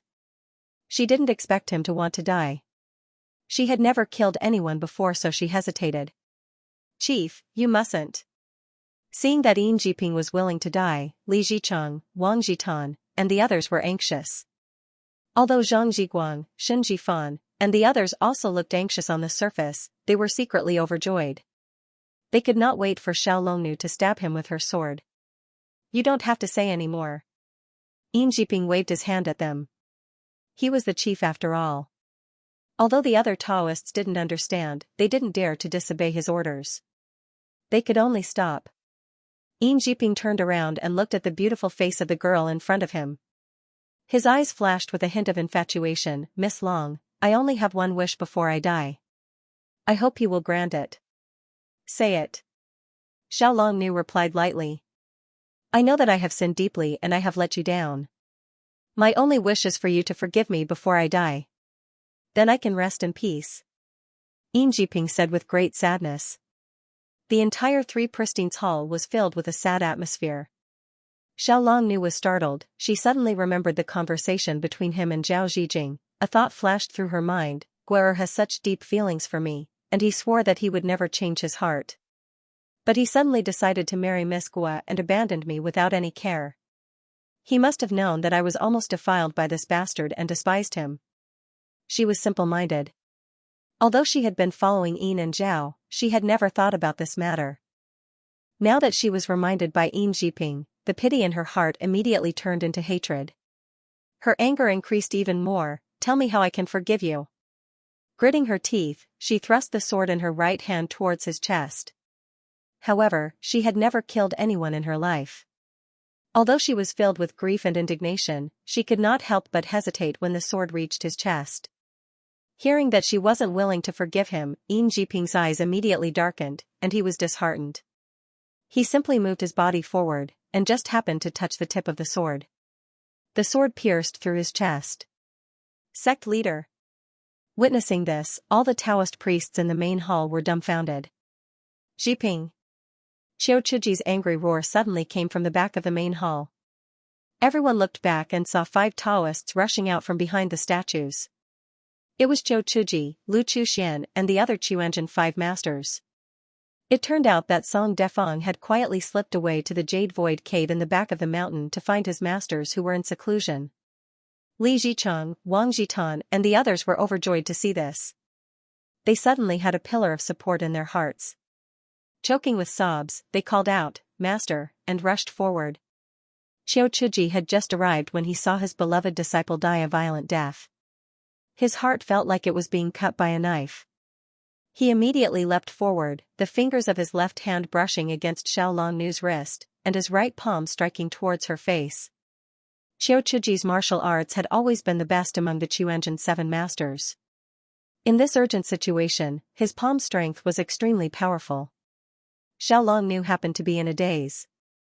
Her wrist was brushed by him, and her sword slipped out of her hand.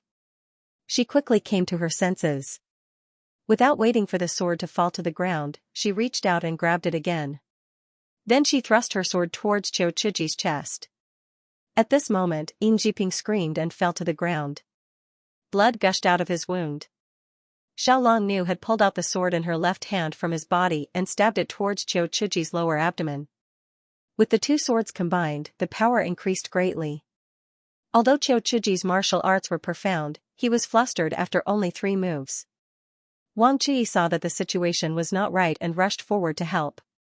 The others had seen Xiao Longnu's exquisite swordplay and did not dare to be careless. They all stepped forward to help. Song Qingshu walked to Ouyang Feng's side with a strange expression. "Looks like we don't have to do anything." He was well aware of Xiao Longnu's martial arts. With the left and right interfighting techniques and the harmonious swords, there was no danger in dealing with the Qiuanjin 7 masters.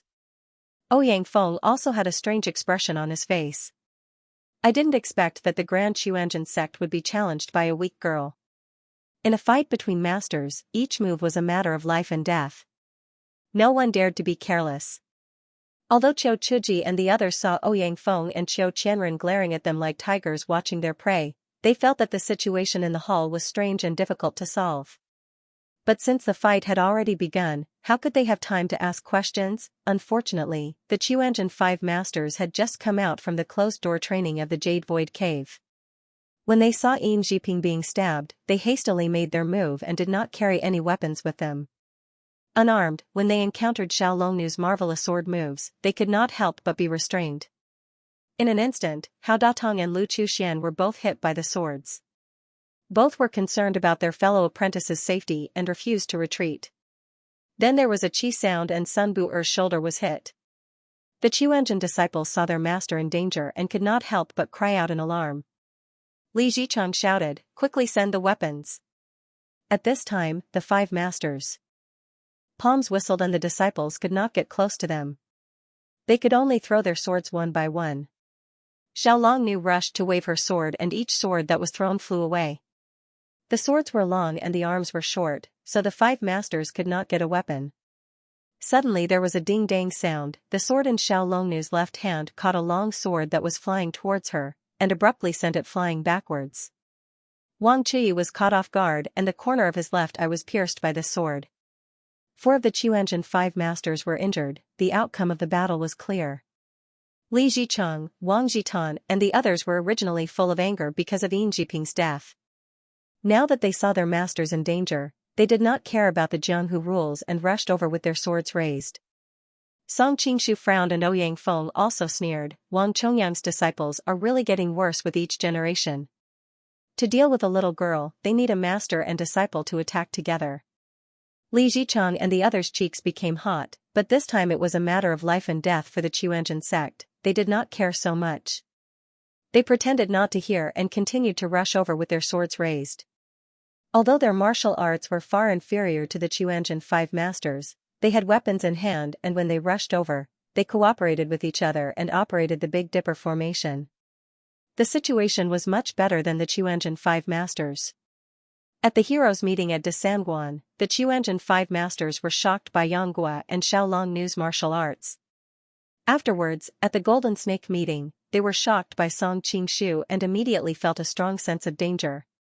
After returning to Chongyang Palace, the Chuanjin Five Masters went into seclusion in the Jade Void Cave. But Song Qingshu's martial arts were too high, they looked at each other in silence for a long time. They knew that no matter how hard they studied, it would be difficult to beat Song Qingshu. So they gave up on him as their goal and instead studied the method of dismantling the Jade Heart Manual. The 5 of them racked their brains and worked day and night. They felt that the martial arts displayed by Xiao Longnu and Yang Gua, every stance was the nemesis of the Chuanjin sect's martial arts. If they wanted to beat them with their stances, it would be very difficult. Later on, Qiu Chiji comprehended a principle from the Big Dipper formation and said, "Our stances and variations are definitely not as good as theirs, but we can combine the strength of 5 people and use our strength to make up for the weakness of our stances." Thereupon, the 5 of them studied the method of combining their strength to attack the enemy. Each stance they used was to concentrate all their strength into one point. They knew that the 3rd and 4th generation disciples did not have any outstanding disciples, so they could only rely on their numbers to protect themselves. In this 1 month, they finally came up with the Gathering of the 7 Stars. This stance was derived from the Big Dipper formation. Although it was the Gathering of the 7 Stars, it did not necessarily require 7 people to combine their strength. 6, 5, even 4 or 3 people could use it together. Just at this time, Pu Cha Qiucao was asking Song Qingshu, "Prince Consort, do you know this Miss Long?" Pu Cha Qiucao saw that Xiao Longnu was not only as beautiful as a fairy, but had also single-handedly defeated the Chuanjin sect. She was both shocked and envious. She suddenly remembered that Song Qingshu had recognized her and couldn't help but ask. "I've met her once, her name is Xiao Longnu." Song Qingshu had not finished when Pu Cha Qiucao exclaimed in surprise, "What, she is Yanggua's sweetheart?" Previously, Pu Cha Qiucao was unhappy that Yanggua did not spare a glance at her, and privately pestered him to ask why. Yanggua was so annoyed that he had no choice but to tell her that he already had someone in mind. Pu Cha Qiucao thought that Yanggua was lying to her on purpose, so Yanggua told her about Xiao Longnu's name and related information in great detail. At the same time, in order to completely dispel her thoughts, Yanggua purposely described Xiao Longnu as if she was in heaven and earth. Pu Cha Qiutsao didn't believe that there was such a perfect person in the world, but who would have thought that today, he would see Xiao Longnu with his own eyes, and find that she was even more perfect than Yang Hua had described, and for a moment his face couldn't help but turn ashen. Xiao Longnu's temperament could almost be said to be aloof from worldly affairs. She was not interested in anything in the world, but there was one thing, no, to be more accurate, it was a person, and she was completely focused on that person.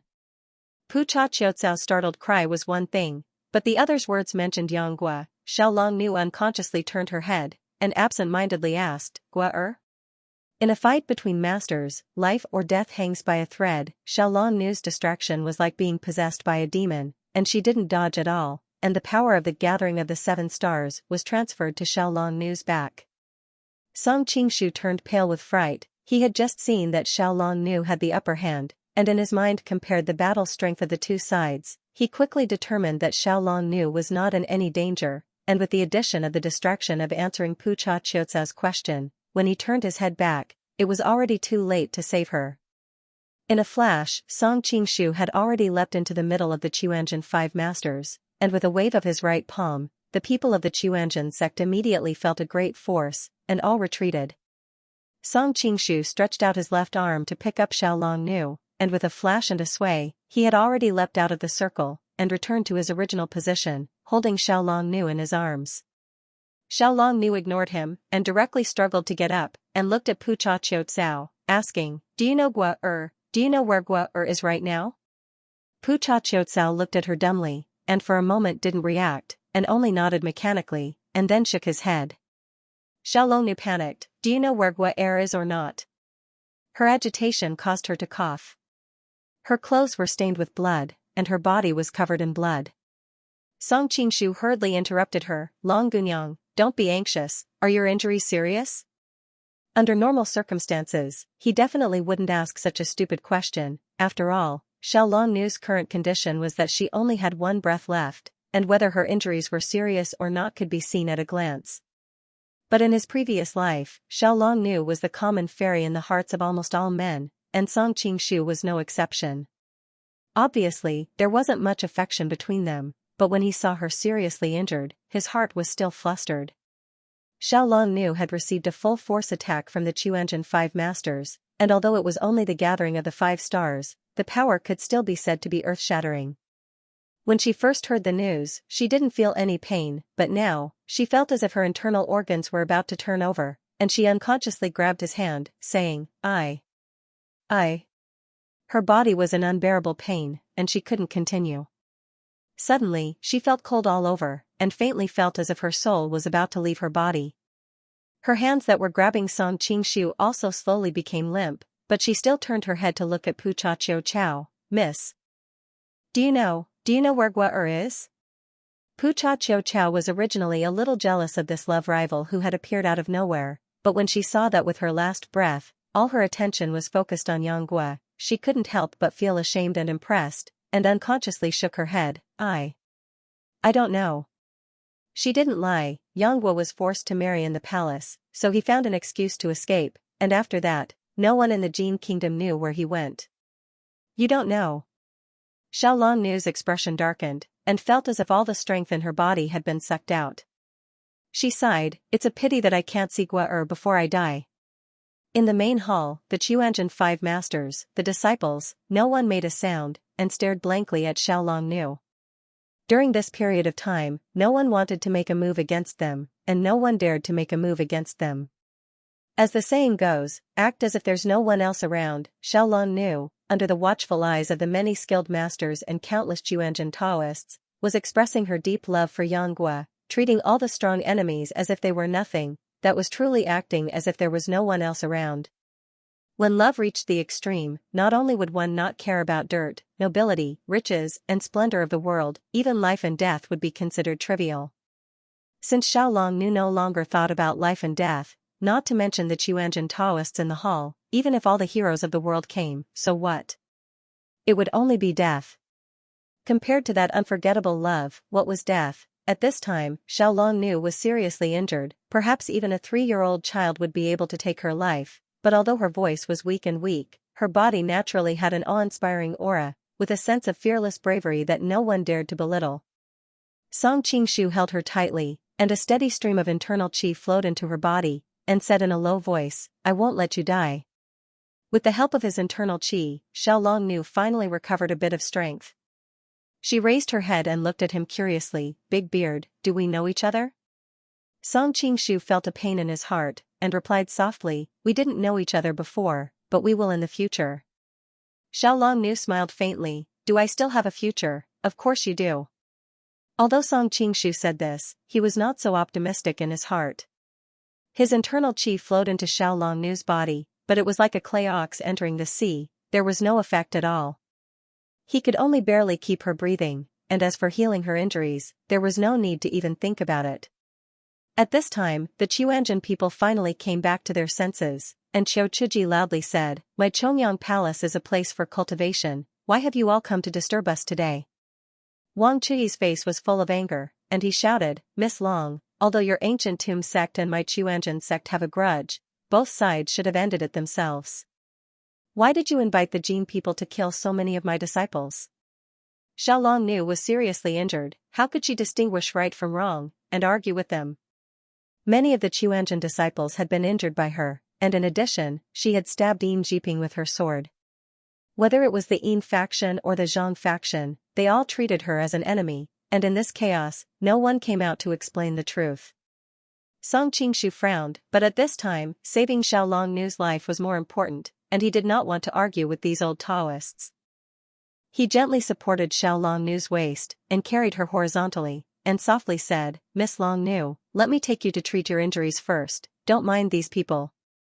Xiao Longnu's pale face had a tinge of red, and she said uncomfortably, "Hey, don't carry me like this, can I walk by myself?" Song Qingshu said in a deep voice, "You are seriously injured, how can you walk by yourself?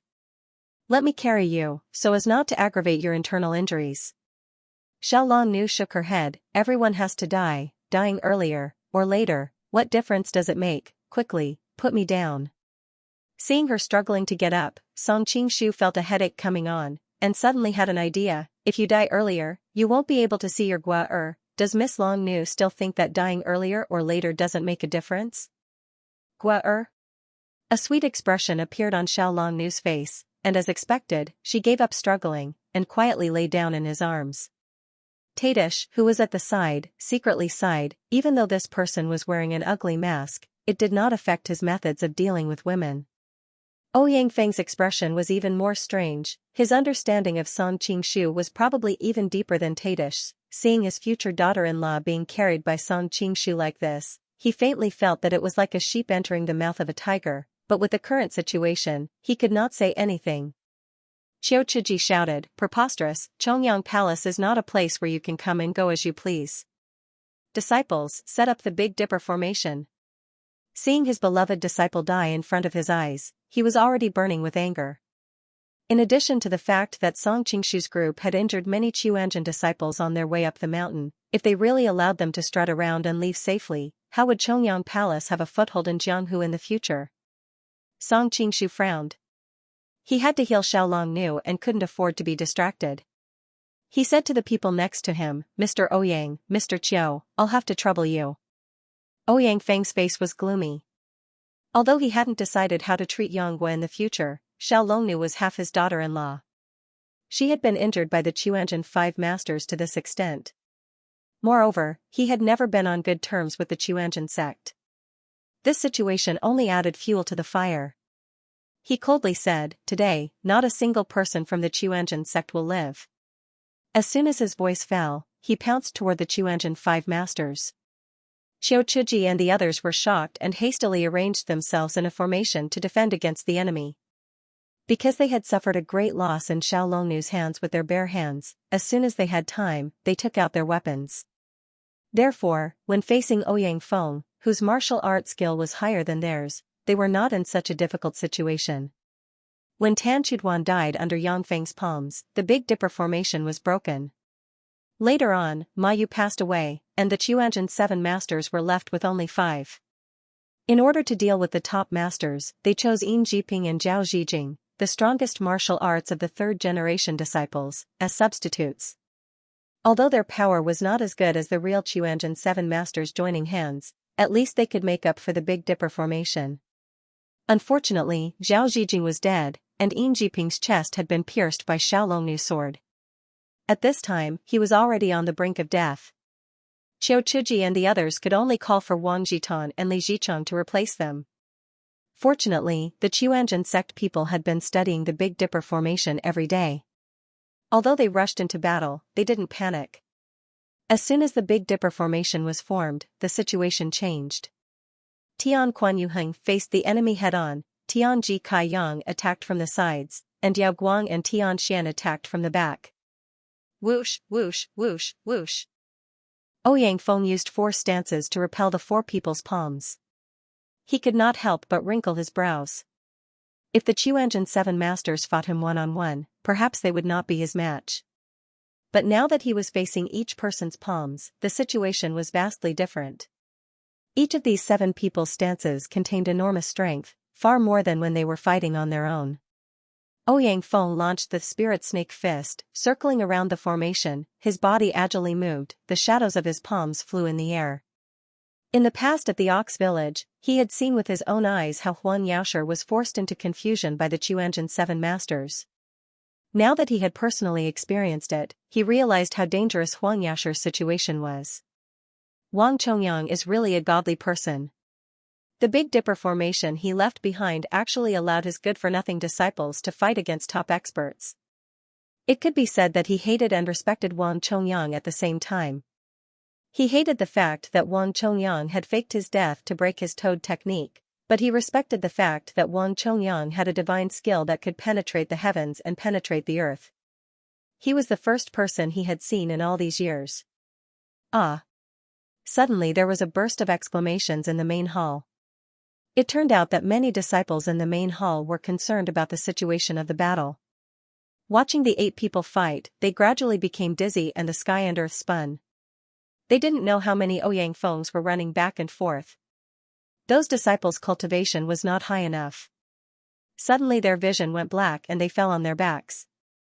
Many of them actually fainted. The Qiuanzhen 5 masters, Li Zicheng and Wang Jitan firmly held their positions and resisted with all their might. They knew that if one of them made a slight mistake, today none of them would be able to save their lives and the Qiuanzhen sect would be destroyed. But Ouyang Feng was also secretly complaining. If he had used his killing moves and killed 1 or 2 of his opponents, the Big Dipper formation would not have been able to successfully set up. He thought that Tan Chuduan and Ma Yu were already dead, so he was a bit careless. Now he could not win and could not stop even if he wanted to. Both sides were riding on a tiger's back and could not back down. They had no choice but to use all their strength. Ouyang Feng used more than 10 different kinds of strange martial arts in more than an hour, but in the end he could only fight to a draw. The Qiuanzhen 7 masters also used all their strength, shouting and calling out to each other. The 7 people's heads were steaming and their Taoist robes were soaked in sweat. Seeing this, Qiu Qianren shouted, "Brother Ouyang, I will lend you a hand." The Qiuanzhen 5 masters secretly complained. It was already difficult for them to deal with Ouyang Feng. Now with Qiu Qianren, how could they survive? Fortunately, there were many Qiuanzhen disciples in the main hall. Seeing this, they all pulled out their swords and blocked Qiu Qianren. Although their martial arts were far inferior to the opponents, they had the advantage in numbers. They formed a Big Dipper formation, so Qiu Qianren could not gain the upper hand for a while. Hearing Qiu Qianren's shout, Ouyang Feng said angrily, "Who needs your help?" He was a proud and arrogant man. If he had to deal with an expert of the same level as him, such as Huang Yaoshi, he wouldn't mind joining hands with Qiu Qianren to get rid of him. But the Qiuanzhen 5 masters were his juniors. Li Zicheng and Wang Jitan were the juniors of the juniors. If he, the dignified Western poison, needed help to deal with these people, wouldn't it tarnish his reputation? After fighting with the 7 for so long, Ouyang Feng gradually found a way to break the formation. Although Li Zicheng and Wang Jitan were outstanding disciples of the 3rd generation, compared to the Qiuanzhen 7 masters, their martial arts were still far inferior. This led to a sense of dullness in the formation. At first, he did not feel it, but after fighting for so long, Ouyang Feng's eyesight was as sharp as a blazing fire. He saw that he suddenly revealed a flaw. causing Li Zicheng to attack rashly. Then he turned around and hit him with a palm. The Qiuanzhen five masters were shocked and rushed to help. The Big Dipper formation was originally mutually dependent. Although Ouyang Feng's attack was fierce, they were confident that they could protect Li Zicheng safely. Who knew that Ouyang Feng's attack was originally a feint? Seeing that the Qiuanzhen five masters were distracted, he quickly appeared in front of Wang Jitan. Wang Jitan turned pale with fright and hurriedly raised his sword to meet the attack, but it was too late. With a puff, his whole body flew far away like a broken sandbag. If Ouyang Feng had not been worried about the counterattack from behind, this palm would have taken Wang Jitan's life. Even so, Wang Jitan was seriously injured and no longer had the ability to fight. In the blink of an eye, Ouyang Feng had broken the opponent's Big Dipper formation. The Jin people all cheered loudly.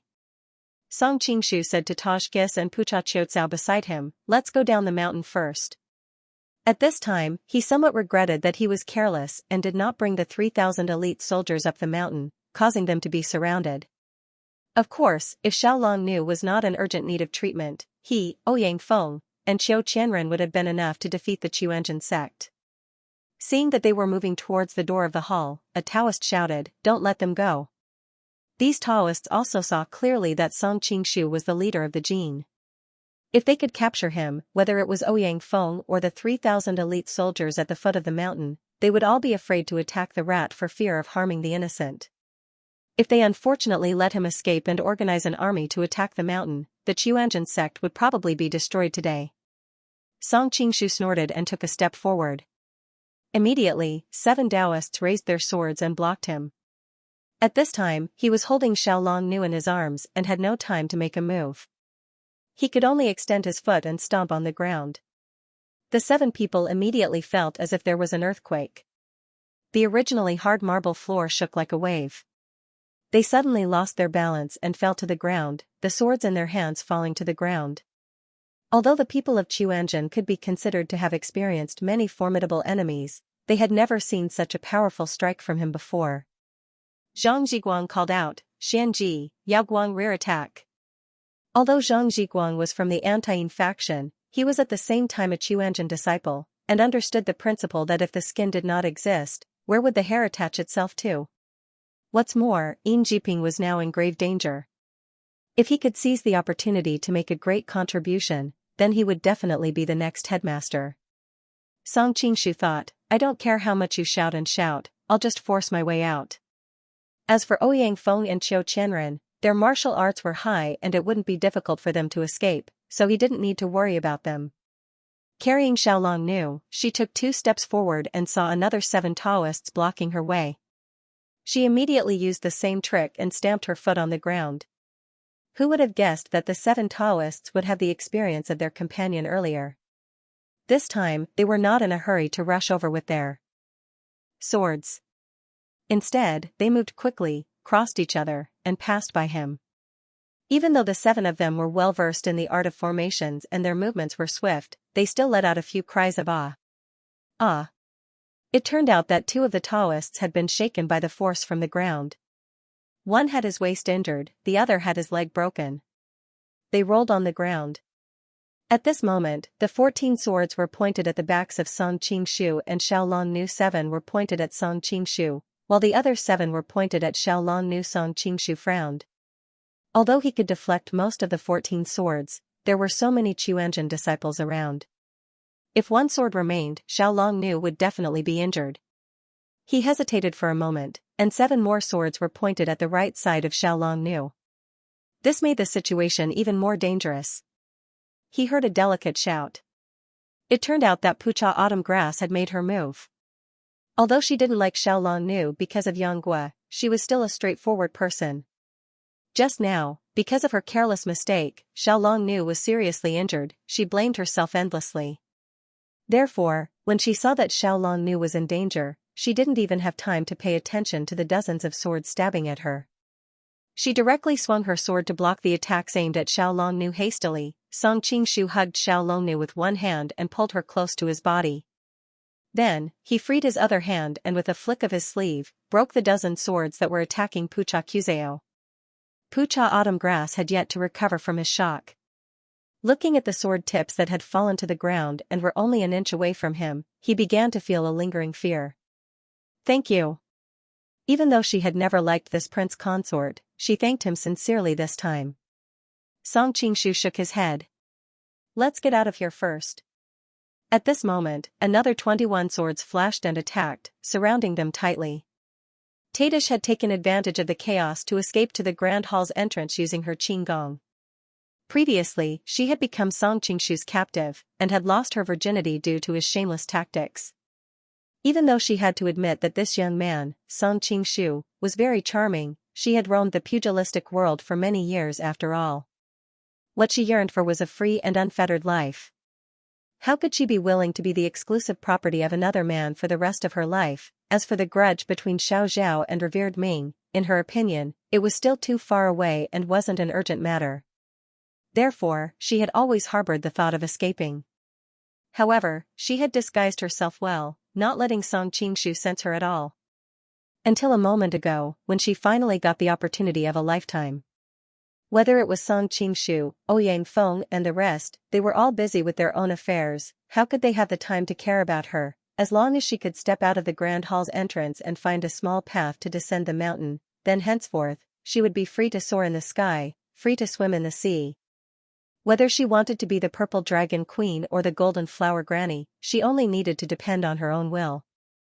However, just as she was about to take that step, for some unknown reason, she turned around and saw that Song Qingshu had fallen into a tight encirclement with dozens of swords stabbing towards his body. This man's life is on the line, yet he's still hugging that woman. He's so lecherous that he doesn't even want his life. Tajkis's countenance flickered. She was very clear about Song Qingshu's martial art. Even if she left him, he wouldn't be in the slightest bit of danger. But now that he was hugging a woman in his arms, and at the same time, he was channeling an unending stream of internal energy into her body, it was hard to say whether the outcome would be good or bad. He cast a glance toward Ouyang Feng, hoping that Ouyang Feng would free up his hand to save Song Qingshu, but what he saw was Ouyang Feng's belly swollen like a toad's, fighting Qiu Chiji's palm. Behind Qiu Chiji were the rest of the Qiuanjin 5 masters. Gathering of the 7 stars against the toad stance, Ouyang Feng had just heavily injured Wang Jitan and broken the Big Dipper formation. He wanted to seize the opportunity to take the Qiuanjin 5 masters' lives. Who would have thought that the opponent would use the gathering of the 7 stars, unexpectedly withstanding his sure-kill palm strike? Feeling the opponent's vigorous palm strength, even Ouyang Feng did not dare to be careless. Ouyang Feng's internal energy could be said to be far superior to any one of the Qiuanjin 5 masters. But the opponent's gathering of the 7 stars was somewhat miraculous. It was unexpectedly able to superimpose the internal energy of the 5 masters on one person. Ouyang Feng, with his own strength, suddenly felt somewhat strained. It must be known that the path of martial arts was a combination of various skills, and internal energy was only one of them. For example, Xiaolong Nu's internal energy was far inferior to Jinluan Fuwang, Nimixing, Xiaoxiangzi, and the others. She could not even compare to Qiu Chiji. But with her 2 swords in hand, she could beat a group of experts whose internal energy was far superior to hers like dogs. Also, in the original novel, Yang Guo relied on a heavy sword to instantly kill Nimixing, Xiaoxiangzi, and Yin Kishi. At that time, the difference in internal energy between the 2 sides was not that great, but because of various factors, the battle was one-sided. Later on, Yang Guo was forced by Jinluan Fuwang to directly compete in internal energy. If not for the help of Xiaolong Nu's Jade Bee Needles, it was very likely that he would have died on the spot. Therefore, if the experts of Jianghu were not completely confident, they would not easily compete in internal energy with others. After all, competing in internal energy meant that you had given up all other advantages and could only hope to rely on internal energy to defeat your opponent.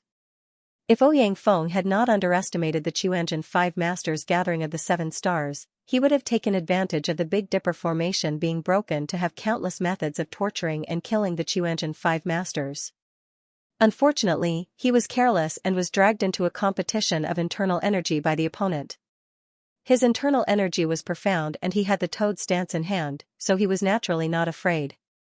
But if victory or defeat could not be determined in a short period of time, he naturally had no way to rescue Song Qingshu. As for Qiu Qianren, he was simultaneously surrounded by several Big Dipper formations. Although he was bellowing furiously, he could not split himself into two. Taj Tish stamped her feet and picked up a long sword from the ground. With a tap of her toes, her figure gracefully returned to Song Qingshu's side. Taj Tish was the head of the Ming dynasty's 4 kings. Her power was far above that of the 3rd or 4th generation disciples of the Qiuanzhen sect. A purple shadow flashed past, and the Qiuanzhen disciples felt a strange force coming from their swords, and they couldn't help but stab to the side. Song Qingshu looked at the beautiful woman beside him and said, "Didn't you leave? What, you can't bear to part with me?" Taj Tish's face turned red. "Who can't bear to part with you? It's just that we are all comrades, and I can't bear to see you all chopped into a pile of mud. I really like Madam's Tsundere character." Song Qingshu looked at her with a playful expression. "What is Tsundere?" Taj Tish was startled at first, and then said angrily, "Besides, who wants you to like me?" The hundreds of Taoists in Chongyang Palace were all Taoists who had left home to cultivate. Suddenly hearing the two of them flirting with each other, their words lingering, they were all in a difficult position. The older ones were embarrassed, and the younger ones couldn't help but have worldly desires. Everyone looked at each other, and some of them couldn't help but blush. Zhang Zhiguan shouted, "Chongyang Palace is a peaceful place, don't say such indecent words here." Song Qingshu laughed coldly, "Not only indecent words, I also want to do some indecent things. What can you do to me?" As soon as he finished speaking, he stretched out his arm and grabbed Taj Tish's slender waist, pulling her into his embrace. Then, in front of her startled eyes, he kissed her heavily. Taj Tish's mind went blank, and for a moment, she forgot to struggle, and let the other party kiss her until her face and ears turned red. Xiaolong Nu, who was on the other side of Song Qingshu, looked at the two curiously. She didn't know why, but this scene was somewhat familiar. She couldn't help but think back to that night in the inn, when Grand Senior's sister and Song Qingshu had sex in front of her. Her pale cheeks instantly blushed. Pucha Qiucao had a strange expression on her face. She hadn't paid much attention to Tang Quebian's son-in-law before, but she didn't expect him to be so daring. Even though she was very displeased with Tang Quebian's flirting with women other than his wife, she couldn't help but admire his boldness at this moment. Even when he was surrounded, he was able to ignore the crowd. "If Big Brother Yang were to hug me like this." Pucha Autumn Grass's mind flashed with a certain scene, causing her heart to beat wildly. "It's indecent. Immoral. This is preposterous." The Qiuanzhen Taoists in the hall couldn't help but be enraged, and raised their swords to attack again. They had the advantage in numbers, and with the flashes of swords around them, there was no place to dodge. Taj Tish's face turned slightly pale, thinking that when her husband passed away, she didn't die with him, and now, she had to share life and death with Song Qingshu. She raised her sword and was about to charge forward to meet the enemy, but she didn't have time to think about how many swords she could block. Unexpectedly, a great force came from her waist, and she fell back into Song Qingshu's embrace.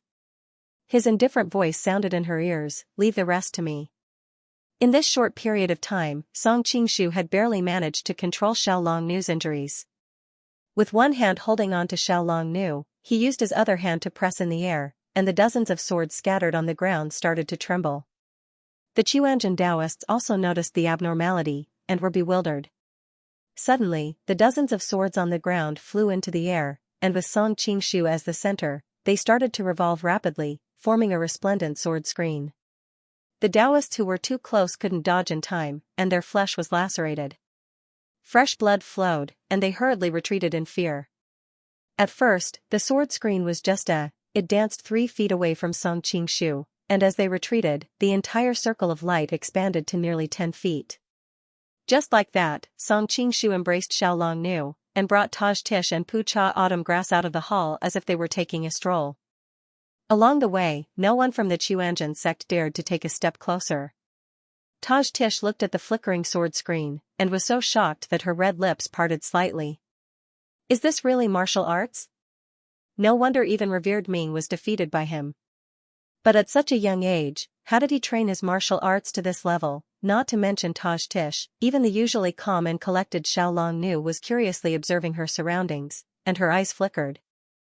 She reckoned that even with that inescapable net, she could barely control dozens of swords at the same time. However, the range of control was limited to a few inches around her body, and definitely not more than 10 feet. Moreover, because she was controlling too many swords, it was inevitable that the strength of each sword would be reduced by a lot. This resulted in her being unable to break through the defense of a true expert, and would inevitably appear to be too fancy and not heavy enough. However, the opponent's sword formation did not have this problem at all. Dozens of swords revolved at high speed around them, and anyone who dared to approach would immediately be minced into minced meat. Pucha Autumngrass's reaction was the coldest. After all, she was already somewhat numb to the mystical martial arts displayed by the opponent. Moreover, she had always thought that Song Qingshu was Tang Quebian. Towards a married man like Tang Quebian, it was difficult for her to have any other thoughts. Her only thought was that she was amazed by Princess Gobai's foresight in choosing a husband. One must know that Tang Quebian's presence in the capital had never been high, and who would have thought that he was actually such an outstanding character? Seeing that Song Qingshu and the others ignored them and swaggered out like that, the Qianzhen disciples in the hall all felt ashamed. Zhang Zhiguang's thoughts were even more frantic. We have so many people surrounding them, and one of them is even heavily injured. If we let them go just like that, how would I have the face to fight for the position of headmaster in the future? Thinking of this, Zhang Zhiguang shouted, "Everyone, don't be frightened by him. This sword screen only looks powerful. Let's charge forward together. I don't believe that he can still control those swords." Many of the Qianzhen disciples agreed, but no one dared to actually charge forward. After all, the sharp sound of the sword screen whistling past could be heard clearly. It really did not look like it was strong on the outside but weak on the inside. Seeing that no one moved, Zhang Zhiguang suddenly had a flash of inspiration. He shouted, "Everyone, don't be afraid. Let's throw our swords together." The Big Dipper formation had been trained for this type of coordination. If they met a difficult enemy, sometimes they would shoot their swords at each other. The person on the other side would receive their companion's sword, and the enemy would be forced into a panic and reveal an opening. Hearing Zhang Zhiguang's reminder, the Taoists all seemed to wake up from a dream. They raised the swords in their hands horizontally in front of them, and then used their other hand to circulate their inner strength and hit the end of the sword hilt. In a moment, countless swords immediately shot towards Song Qingshu, who was in the middle. Song Qingshu let out a cold snort, and the sword screen around him immediately sped up. Then, clanging sounds rang out in the hall. When the swords collided with the sword screen, they were like water droplets colliding with a stone wall, immediately scattering in all directions. In a moment, the sharp swords danced in the hall, and all flew in irregular trajectories. Although the Qianzhen disciples had been trained to receive each other's swords, how could they receive these kinds of swords that flew randomly? Cries of alarm rang out in the hall. The Taoists had been injured by the flying swords, and almost no one was able to stand unscathed. Song Qingshu looked around. In the entire hall, besides Ouyang Feng and the Qianzhen 7 masters who were competing with their inner strength, the surrounding area was densely packed with Xinqi.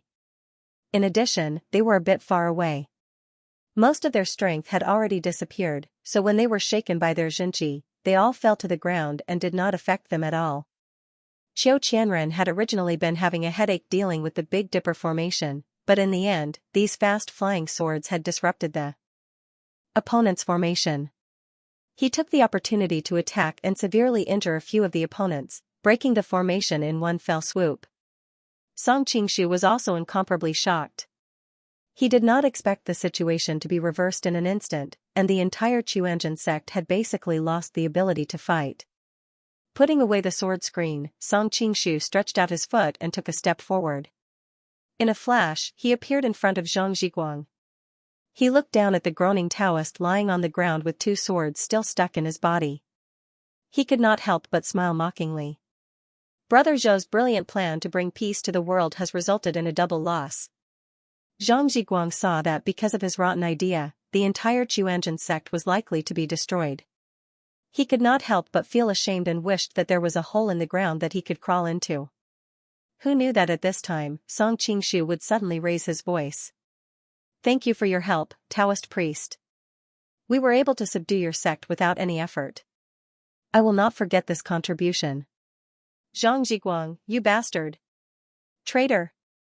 Deceiving master and destroying ancestors. Despicable and shameless traitor. Hearing Song Qingshu's words, the Taoists in the hall all glared at Zhang Zhiguang and cursed him. Zhang Zhiguang wanted to cry but no tears came out. He wanted to explain but did not know how to. After all, the truth was right in front of him. If it was him, he would not believe it either. However, this black pot was too big for him to bear. Even if others did not believe him, he still had to explain. However, just as he was about to speak, Song Qingshu's voice rang in his ear again. I can make you the next Xianxia sect leader, but it depends on whether you know what's good for you. Zhang Zhiguang was stunned. The other party was clearly standing 3 feet away and his lips did not move. Why was he able to hear his voice? However, he was after all an outstanding figure among the third-generation disciples of the Xianxia sect and could be considered to be experienced and knowledgeable. Soon, he remembered the secret voice transmission technique of the martial arts world. While he was shocked, Zhang Zhiguang's mind was also racing. Now that the other party had control of the entire scene, there was no use in resisting. It was better to obey the other party. After all, the other party could not personally take over the Xianxia sect. He needed a spokesperson, and he could use this opportunity to obtain the position of sect leader that he dreamed of. Seeing Zhang Zhiguang's expression change, but he did not say anything to defend himself, Song Qingshu knew that he was tempted. The reason why Song Qingshu forced Zhang Zhiguang to the point of opposing the entire Xianxia sect was so that he had no way out and could only cling tightly to his thigh in order to continue to sit firmly in his position. Otherwise, if he chose a person who had the support of the sect to be the sect leader, if the other party had other thoughts, it would not be easy to take back the power of the Xianxia sect. Brother Feng, Chief Chiu, I'll leave this place to you. Help Taoist Zhang clean up the mess, I'll go down the mountain first. Compared to the Xianxia sect, Song Qingshu was more concerned about the life and death of Xiaolong Nu. He was anxious to find a place to treat her injuries. Ouyang Feng was using all his strength to compete with his internal energy and had no time to reply. Qiu Qianren smiled. Marshal, don't worry, leave this place to us. Song Qingshu was about to leave when Xiaolong Nu struggled to raise her head, her eyes slowly swept across the hall. She said in a low voice, wait, where's Yin Jiping? Sai, the highest realm of seeking death, was quarreling with his wife on the double 7th festival. End of chapter. Yin Jiping's chest had been pierced by a sharp sword, and he had already suffered a fatal injury, but he did not die immediately. He was saved by his fellow disciple, but he was already at his last gasp. In his daze, he suddenly heard a delicate voice asking, where's Yin Jiping? These 4 words were spoken very softly, but in his ears, it was like a thunderclap. He did not know where he got the strength from, but he suddenly stood up and shouted, Miss Long, I'm here. Xiaolong Nu stared at him for a moment and saw that his Taoist robe was drenched in blood and his face was pale. She could not help but feel disheartened and said with a trembling voice, Big Beard, can you do me a favor? Song Qingshu could roughly guess what she wanted to say and nodded, Miss Long, just say the word. I'll help you no matter what. Plus. Is identical to P. Xiaolong Nu stared at Yin Jiping and murmured, my innocence has been tainted by this person. Even if I recover, I can't be with Gua forever. Can you help me kill him? She felt that there was nothing she could not tell others. Even though she was in front of hundreds of people, she still spoke of her sorrows. Song Qingshu had a strange expression on his face.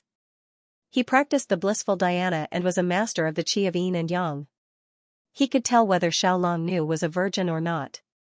Moreover, last time at the inn, he asked Icy Snow about the grievances between her, Yin Jiping and Zhao Zhijing. He knew that under Zhao Zhijing's instigation, Yin Jiping drugged Xiaolong Nu's tea. Fortunately, Xiaolong Nu practiced the clear heart kung fu and did not lose herself to the drug. But why would Xiaolong Nu say that her innocence had been tainted by Yin Jiping at this time? As it turned out, Xiaolong Nu did not know much about the matters between men and women. She only thought that she had been drugged that night and that she had been defiled. She also thought that Yongwu wanted to marry Guofu because he despised her. As a result, she was completely disheartened and said something inappropriate. When Xiaolong Nu's words reached his ears, Yin Jiping felt as if his heart was being cut by a knife. He was blinded by greed and made a grave mistake. He respected Xiaolong Nu as if she was a deity, but caused her to suffer a lifetime of misfortune. 100 deaths would not be enough to atone for his sins. He loudly called out, "Master, for martial uncles and martial uncles, this disciple's sins are grave, you must not make things difficult for Miss Long Nu." As he said this, he leapt up and pounced on the 8 or 9 swords that were still sticking out from the ground. Several swords pierced through his body and he died instantly. This turn of events greatly exceeded everyone's expectations, and they couldn't help but exclaim in unison, "Jiping!" Xiao Chiji saw that his beloved disciple had lost his life. He was both angry and anxious. It was inevitable that his Xinqi would stagnate. What kind of person was Ouyang Feng? He immediately seized the opportunity and activated the full power of the toad stance. The surging power of his palm attacked his opponent. Pooh! The Qiuanzhen 5 masters all vomited blood, their spirits dispirited, and they fell to the ground. It seemed that their attacks were not shallow. The Taoists heard Xiao Long Nu's words, and saw that Yin Jiping had admitted his guilt and committed suicide. It seemed that he did not abide by the rules, and used despicable means to defile Xiao Long Nu. The Qiuanzhen 5 masters were all highly disciplined Taoists, and when they thought that this matter was their own fault, they all felt very ashamed. In addition, now that they had no power to fight back, and the foundation of the Qiuanzhen sect was about to be destroyed, Qiao Chiji and the others were immediately disheartened. Song Qingshu then turned to Xiao Long Nu and said, "Miss Long Nu, the one surnamed Yin has admitted his guilt, let's go down the mountain first." His heart was incomparably complicated. Now that Yin Jiping was dead, there was really no evidence. When the time came, everyone would think that Xiao Long Nu had been defiled by Yin Jiping. This matter could not be explained, and he did not know how many rumors she would encounter in the future. Song Qingshu did not remind Xiao Long Nu of this problem. On one hand, he had a selfish motive, and he wanted to use this to leave a grudge in Yanghua's heart. With Yanghua's temperament, even if Xiao Long Nu had really lost her chastity, he would not have minded. But there was an old saying that goes, "The mouth of the masses can melt gold, and the accumulated slander will wear away the bones." Moreover, Yanghua was also a man, and he did not believe that there was no barrier in his heart. Hearing that his future daughter-in-law had been defiled by a stinky Taoist of the Qiuanzhen sect, Ouyang Feng's new and old hatred added to his heart, and he immediately flew into a rage. The Qiuanzhen sect pretends to be sanctimonious, but in their bones they are all thieves and prostitutes. Since they have taught such a shameless and vulgar disciple, as a master, how can I be exempted from responsibility? As soon as he finished speaking, he extended his palm towards the top of Qiao Chiji's head. This palm carried the sound of wind and thunder, and its momentum was terrifying. If it hit, how could Qiao Chiji still be alive? Unfortunately, Qiao Chiji's body was seriously injured, and it was difficult for him to even move a finger, so how could he dodge? The other 4 disciples were in an even worse state, and could only watch as Ouyang Feng's palm fell towards Qiao Chiji's head. The Sage of Tranquility, Sun Bu-er, even turned her head, as she could not bear to see the cruel scene that was about to happen. Song Qingshu frowned, and just as he was about to speak, a white shadow suddenly flashed by, and in the nick of time appeared between Ouyang Feng and Qiao Chiji.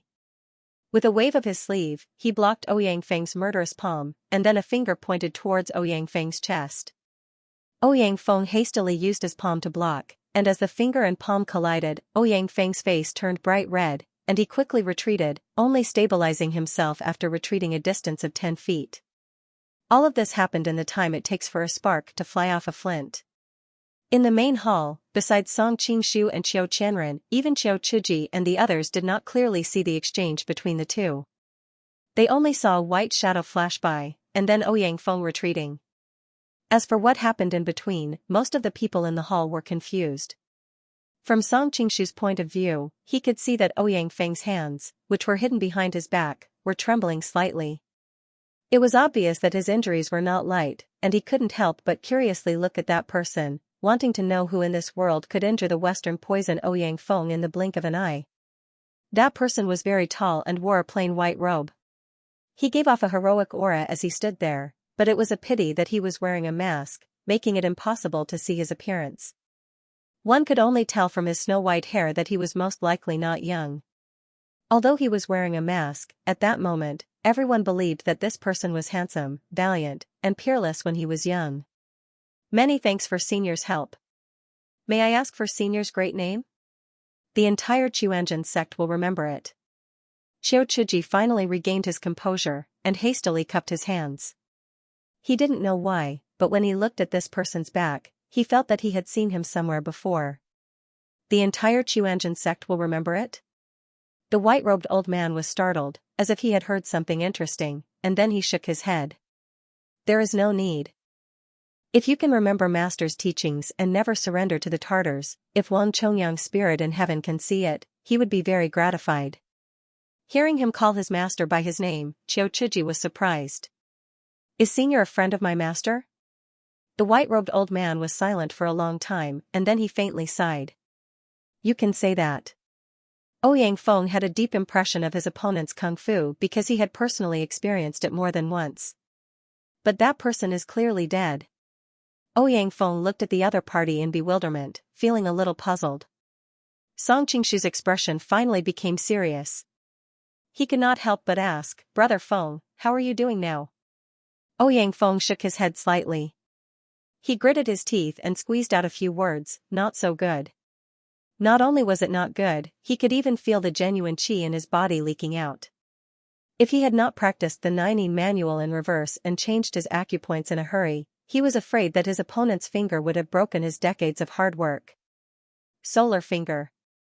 Ouyang Feng's toad method had been broken by Wang Chongyang's yang finger, and he had practiced hard for many years before he could master it again.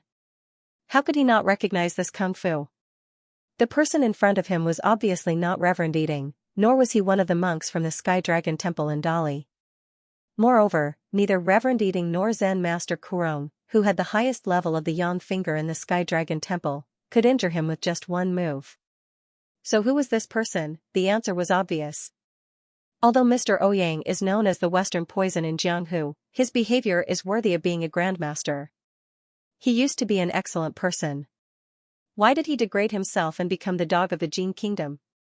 The white-robed old man said in a low voice. Ouyang Feng's face heated up, and the jinqi in his body was in a mess. For a moment, he was unable to open his mouth. Song Qingshu then asked, Who are you? Why do you want to be our enemy? Because the other side was acting righteously, it was useless to speak up for Ouyang Feng, so it was better to change the topic. The white-robed old man snorted, It doesn't matter who I am. What matters is that I hate the Jin Kingdom the most in my life. Song Qingshu held his breath and immediately cursed. The old man's heart was in the Chao camp, but his body was in the Han camp. Oh, no, his heart was in the Han camp. Of course, the reason could not be explained to others, and Song Qingshu did not want to. The white-robed elder sized him up and said, From your appearance, you should be a high-ranking official of the Jin Kingdom. You flatter me. I am now the minister of the Jin Kingdom and the commander-in-chief. Song Qingshu thought to himself. However, they had to put on a good show. They couldn't let down their spirits. The white-robed old man couldn't help being startled and said angrily, Brat, you really are boasting shamelessly. Do you think this old man is a mountain villager that can be so easily deceived? He had always regarded the Jin Kingdom as an enemy, so he naturally knew the bureaucratic system of the Jin Kingdom. The minister was the head of the political bureau of the Jin Kingdom, while the marshal was the head of the military. No matter which one it was the most honorable and respected person in the Jin Kingdom. Although the man in front of him had a long beard, he was not very old. How could he hold such an important position, let alone the head of the military and the political bureau at the same time? Wouldn't that make the emperor a mere figurehead? Song Qingshu said indifferently, Although you aren't a mountain villager, you don't seem to be very well informed. The white-robed old man was startled. Seeing that none of the Jin people accompanying him revealed any strange expressions, he couldn't help but be surprised and delighted.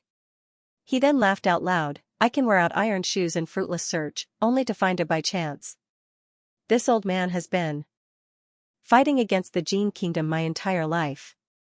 Although I have occasionally had some results, they are generally of no help to the overall situation. I didn't expect to catch such a big fish while half my body is buried in the ground. Song Qingshu smiled faintly, I'm just afraid that you might have caught a shark and trapped yourself in it. The white-robed old man snorted, This old man wants to see if your hands are as good as your mouth. With an embarrassed expression, Song Qingshu hugged Taj Tish and said, My mouth is only good against women. When it comes to men, her mouth is still better. Most of the people in the hall were cultivators. For a moment, no one understood the hidden meaning in his words. But even so, Taj Tish was about to die from embarrassment and could not help but glare fiercely at him. The white-robed old man did not understand either. Just as he was getting impatient, his gaze fell on Xiao Longnu, who was in Song Qingshu's embrace. He couldn't help but reveal a puzzled expression. How did the successor of the ancient tomb sect get mixed up with the Jin Tartars? Although he did not know Xiao Longnu, he could recognize her breathing technique at a glance. It was undoubtedly the Jade Maiden Heart Sutra. For a moment, his expression turned ugly. Lin Chaoying was a peerless beauty in the past. Why would her successor associate with the Jin people? Song Qingshu smiled slightly. Miss Long and I met by chance.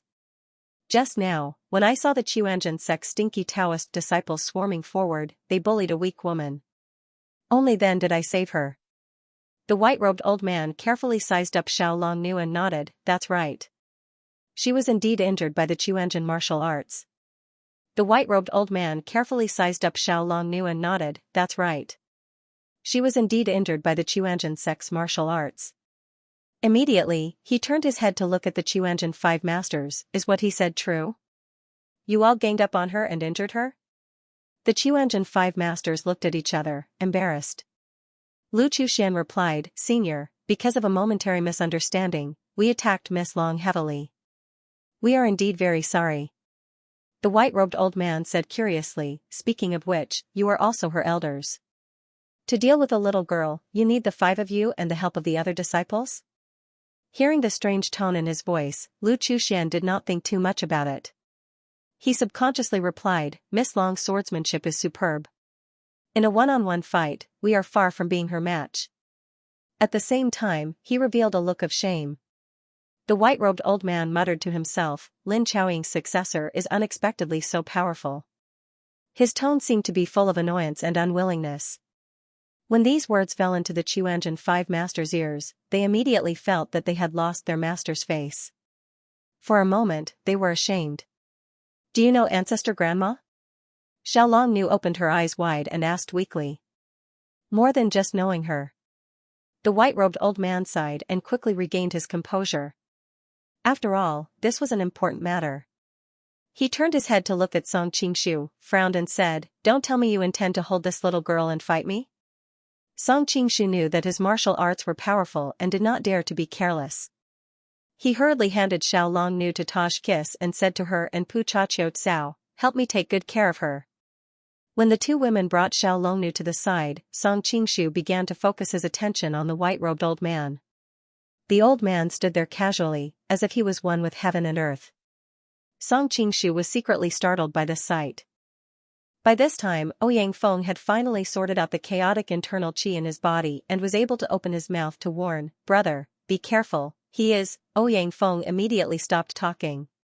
He suddenly realized that if he mentioned the name of that person, it would very likely affect Song Qingshu's mentality. After all, that person's name was too resounding and had become a legend in Jianghu. Anyone who met him would first have to lower their imposing manner. Ouyang Feng wanted to say something, but he did not.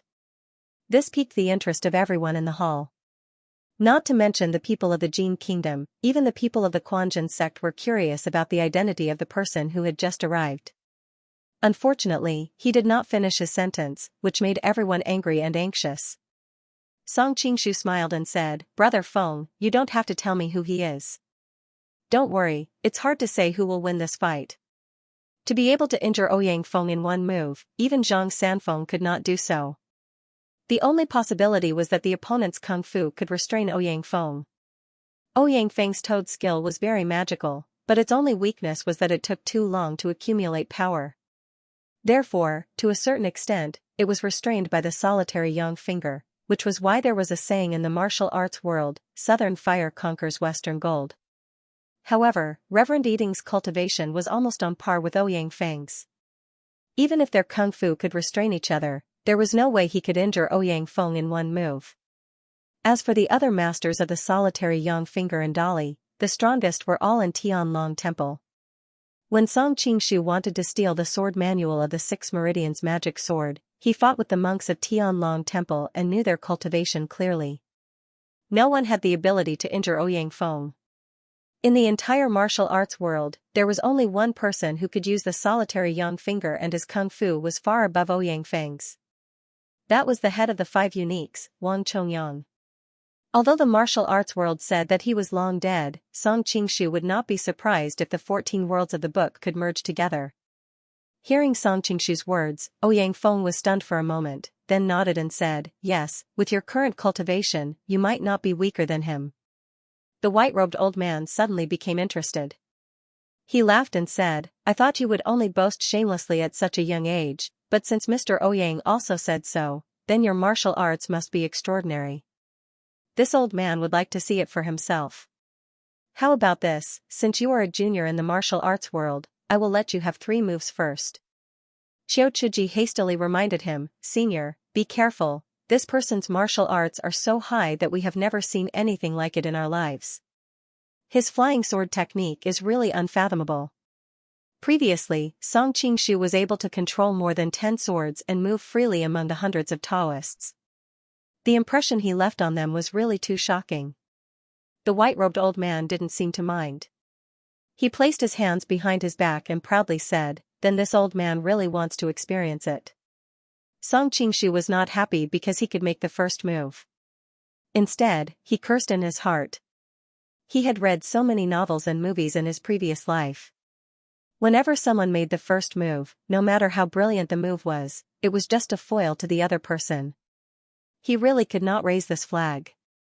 However, he quickly distinguished between reality and the illusory world. Since the other party had allowed him to make the first move, it would be a waste not to take advantage of it. "Since that's the case, I won't stand on ceremony." Song Qingshu smiled and raised his hand into the air. The 3 swords that had fallen to the ground suddenly flew up into the air. The tips of the swords trembled slightly as they faced the white-robed old man, constantly emitting the sound of a dragon's roar. The white-robed old man was somewhat moved. There were countless famous swordsmen in Jianghu, but he had never seen someone who could control a sword through the air like this. "I won't take advantage of you. There are 3 swords here. Consider it as me making 3 moves." As soon as Song Qingshu's voice fell, he stretched out his hand and pressed down. The 3 swords, which had been accumulating power for a long time, flew towards the white-robed old man like 3 meteors. "Senior, be careful!" The Chuanjin 5 sons exclaimed in unison. The might of this move was enough to make their hearts palpitate. They knew clearly that if they were in the same position as the white-robed old man, they would probably be immobilized under this formidable prowess. The terrifying prowess that came from the sword sound was enough to turn the statues of the 3 pure ones in the main hall into dust, let alone flesh and blood. Taitish's expression was complicated. The move that Song Qingshu had revealed was too breathtaking. She had a special identity and had seen countless experts over the years. However, those who could barely be compared to him were probably only Yang Dingtian back then, Zhang Wuji later on, and the Persian main altar's elder Mountain Huashan. As for the Precious Tree King and the Wind and Cloud 3 emissaries, they probably weren't even worthy of carrying his shoes. Pucha Qiutsao was completely convinced by Song Qingshu today. She felt that it was fortunate that her brother wasn't here. Otherwise, if he saw this scene and thought about how Tang Qibian had always considered himself to be the Jin Kingdom's #1 expert, he would have to find a hole to hide in. This Tang Qibian was truly shrewd. After keeping a low profile for so many years, he had shocked the world with a single brilliant feat. On the other hand, Xiaolongnu's thoughts were much simpler. She was seriously injured, and her beautiful eyes were half closed. However, this battle was related to her savior, so she braced herself to watch the battle. However, most of the time, she shifted her gaze to the white-robed old man and felt extremely puzzled. This person's figure is very familiar. I should have seen him somewhere before, but why can't I remember? Good timing. The white-robed old man commented leisurely. He then extended his hand and rolled his sleeve in front of him. The 3 menacing longswords seemed to be controlled by an irresistible force as they were all withdrawn into his sleeve. Clang clang clang, a few crisp sounds could be heard. The white-robed old man shook his sleeve and the 3 longswords fell to the ground. Everyone looked at the 3 longswords and saw that the previously gleaming swords were now dull and lifeless. They were all twisted like fried dough twists and lay quietly on the ground. They couldn't help but gasp in shock. Tadish couldn't help but look worriedly at Song Qingshu's back. Since the other party was able to receive her attack so easily, perhaps today Pu Cha Chou Cao also frowned slightly, wondering why there were so many experts in the martial arts world of the Central Plains. Tang Quebian's martial arts were so high, yet the other party had an unfathomable expert who could rival him. If Tang Quebian were to fall into a disadvantageous situation, we can only rely on our 3,000 elite soldiers to charge in. Who cares what kind of expert he is, he will still be minced into meat paste. On the contrary, Xiaolong Nu was unperturbed. To her, life and death didn't matter. Moreover, they weren't Gua heir.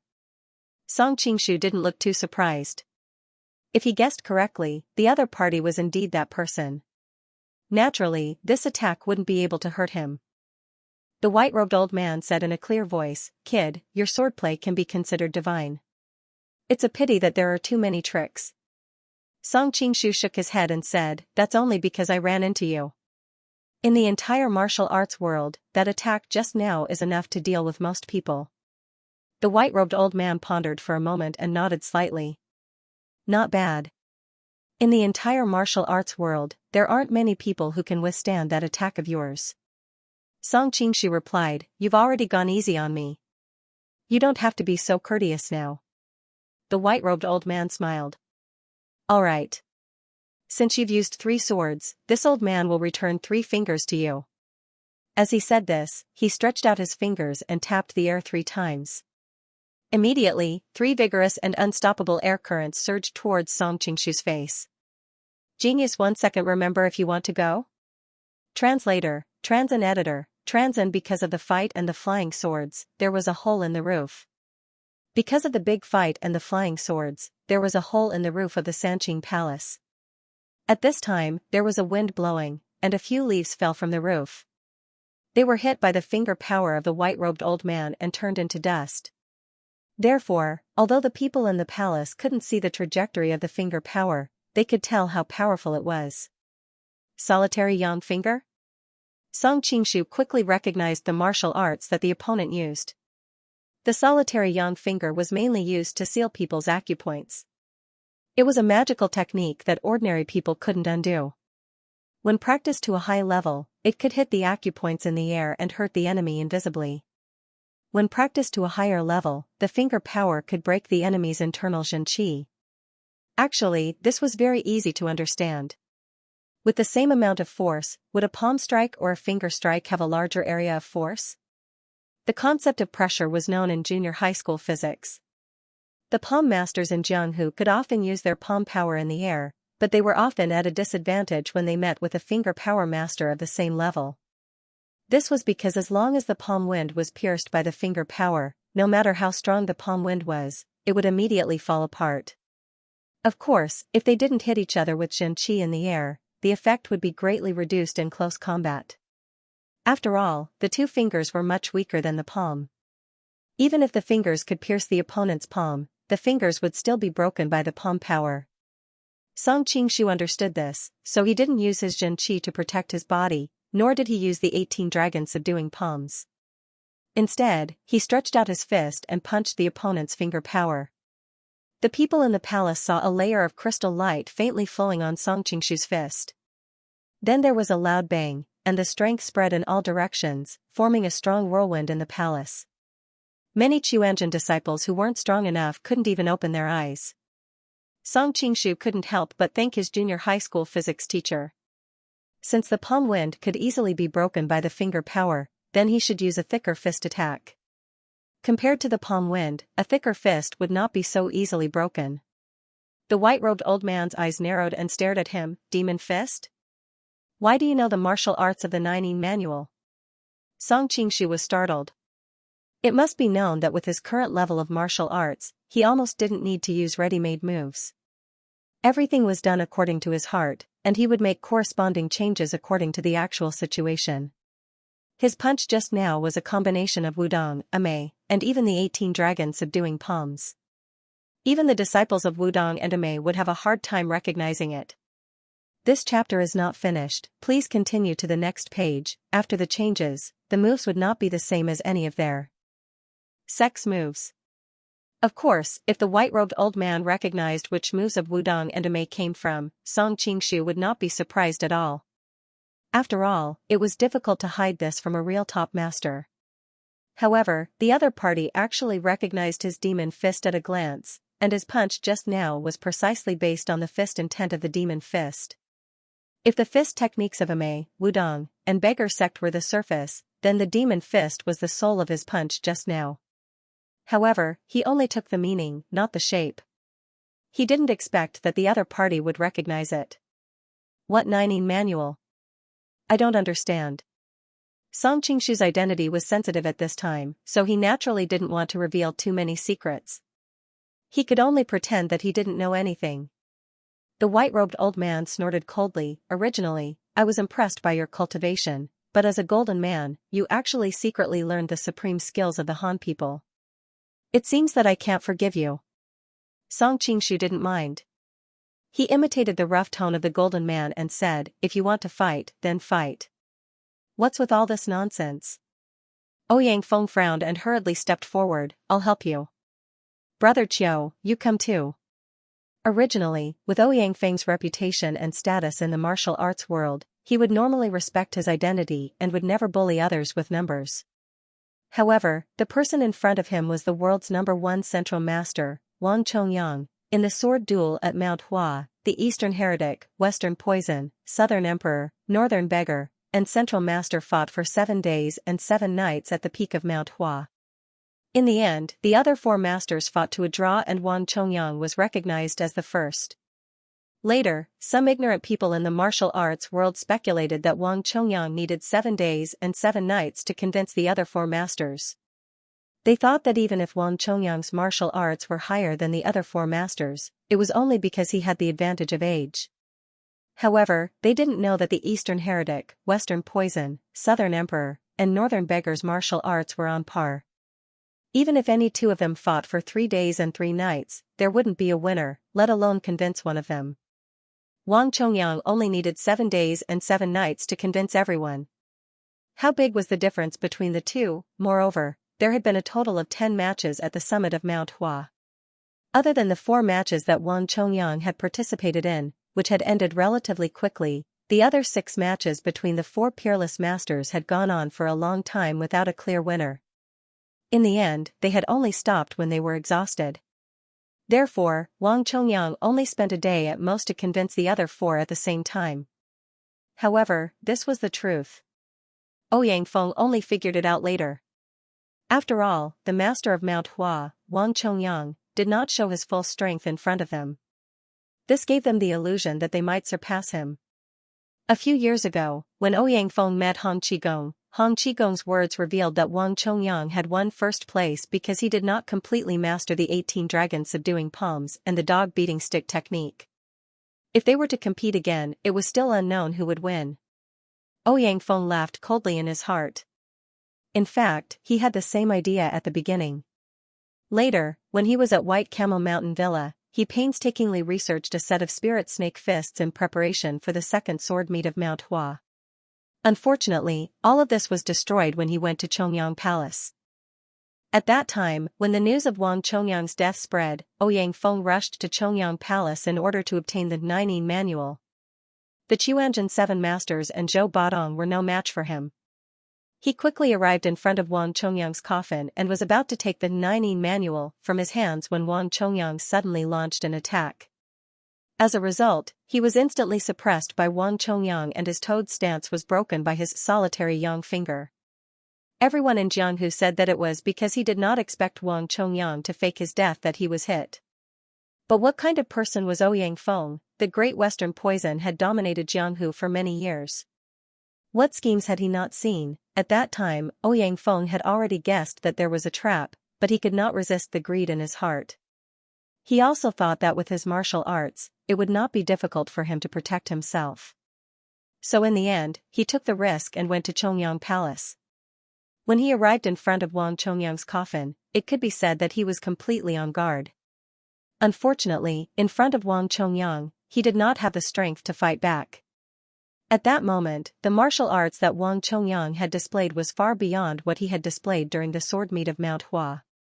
Only then did Ouyang Feng realize how frightening Wang Chongyang's full strength was. Fortunately, Wang Chongyang had considered them as acquaintances and had not taken his life. He had only broken Ouyang Feng's toad stance, allowing him to preserve his life. Because this matter was too dishonorable, Ouyang Feng never explained it to anyone and allowed the popular opinion of Jianghu to spread. When he heard that Han Qigong actually thought that he could defeat Wang Chongyang, Ouyang Feng's cold eyes were filled with pity and disdain. In these past years, he was most happy that Wang Chongyang had died early. But who would have thought that he would come back from the dead, even though Ouyang Feng had been practicing the Nine Manual these past few years and his martial arts were not the same as before, but when he thought of the fear of being dominated by Wang Chongyang, Ouyang Feng could only disregard his face and take the initiative to propose that he join forces with Song Qingshu and Qiu Qianren to fight against the enemy. End of this chapter. Qiu Qianren knew that Ouyang Feng had always been proud and arrogant. Seeing that Ouyang Feng had volunteered to fight together, Qiu Qianren was bewildered. However, he chose to trust Ouyang Feng's judgment and cooperated with Ouyang Feng. Together with Song Qingshu, they surrounded Wang Chongyang. Wang Chongyang glanced at him and coldly said, "The former clan leader of the Iron Palm clan, Shangguan Jiannan, was a hero. He spent his whole life fighting against the Genes, but in the end, his successor became a dog of the Genes. Fine, I'll help Shangguan Jiannan clean up his house today." Qiu Qianren was, after all, a member of the royal family. Hearing this, he was furious. "Aren't you afraid that the wind will cut your tongue?" Wang Chongyang coldly snorted. When Qiu Qianren heard this, his heart trembled. Qiu Qianren only saw a blur in front of him. In the blink of an eye, Wang Chongyang had already appeared in front of him. In such a hurry, he had no time to react. "Your opponent is me, there is no need to find trouble with others." In the nick of time, Song Qingshu appeared between the two and blocked Wang Chongyang's attack. He pulled Qiu Qianren back several feet. "Huh?" Wang Chongyang did not chase after them. Instead, he looked at Song Qingshu with surprise. "I thought your martial arts were enough to surprise me. Who knew that your Qinggong was even better?" "Your Qinggong is not bad either." Song Qingshu smiled and used a gentle force to push Qiu Qianren to Ouyang Feng's side. "The two of you can watch from the side. I will deal with this person." Only then did Qiu Qianren react. Recalling everything that happened in the blink of an eye, his face could not help but turn pale. He did not know where this old man in white came from. That moment of pressure actually made him unable to move. However, he had also underestimated his opponent. If he were to fight him again, although he would still lose in the end, it would not be as ugly as before. Of course, if he had a choice, he would not want to face that person again. "Brother, you..." Ouyang Feng wanted to say something but hesitated. It was obvious that he was not optimistic about Song Qingshu. Song Qingshu shook his head and said, "Brother Feng, don't worry. I know who he is. I will be careful." Ouyang Feng's eyes revealed a trace of surprise. He was worried that Song Qingshu would be afraid after hearing Wang Chongyang's name. But now he saw that there was not a trace of emotion on his body, and he was actually so confident in facing Wang Chongyang. Ouyang Feng knew that Song Qingshu was not an arrogant person. Since he said that, he must have some confidence in himself. It seemed like there would be a fierce battle. For a moment, Ouyang Feng couldn't help but be curious. Since the last time on Divine Dragon Island, he had never seen Song Qingshu use his full strength. Maybe he could find out the truth this time. Wang Chongyang said curiously, "This kid is really confident." Song Qingshu smiled and said, "Young people are indeed bold." Wang Chongyang nodded his head and said, "That's right. Actually, your temperament is quite to my liking. It's a pity that you are a Gene man and have a shocking ability. If you are left in this world, it will be a great disaster for the millions of Han people. So I will not be lenient. You must be careful." Song Qingshu stretched out his hand and a long sword appeared in his hand. Against an expert of this level, it was unwise to waste energy controlling a flying sword. He must cherish every bit of energy. "I have not used a sword for many years." Wang Chongyang pulled out a long sword that was stuck on a nearby pillar. Looking at the two words Chongyang carved on the sword, his eyes were full of memories. But your martial arts are very powerful. If I do not use a sword, I am afraid it will be very difficult to kill you. Song Qingshu smiled bitterly and said, should I be proud or regretful? Wang Chongyang said proudly, there are only a few people in this world who can force me to draw my sword. You are young, of course you should be proud. Song Qingshu replied, there are only a few people in this world who can force me to draw my sword. You are young, of course you should be proud. Wang Chongyang was slightly startled, then laughed and said, interesting, really interesting. Take this.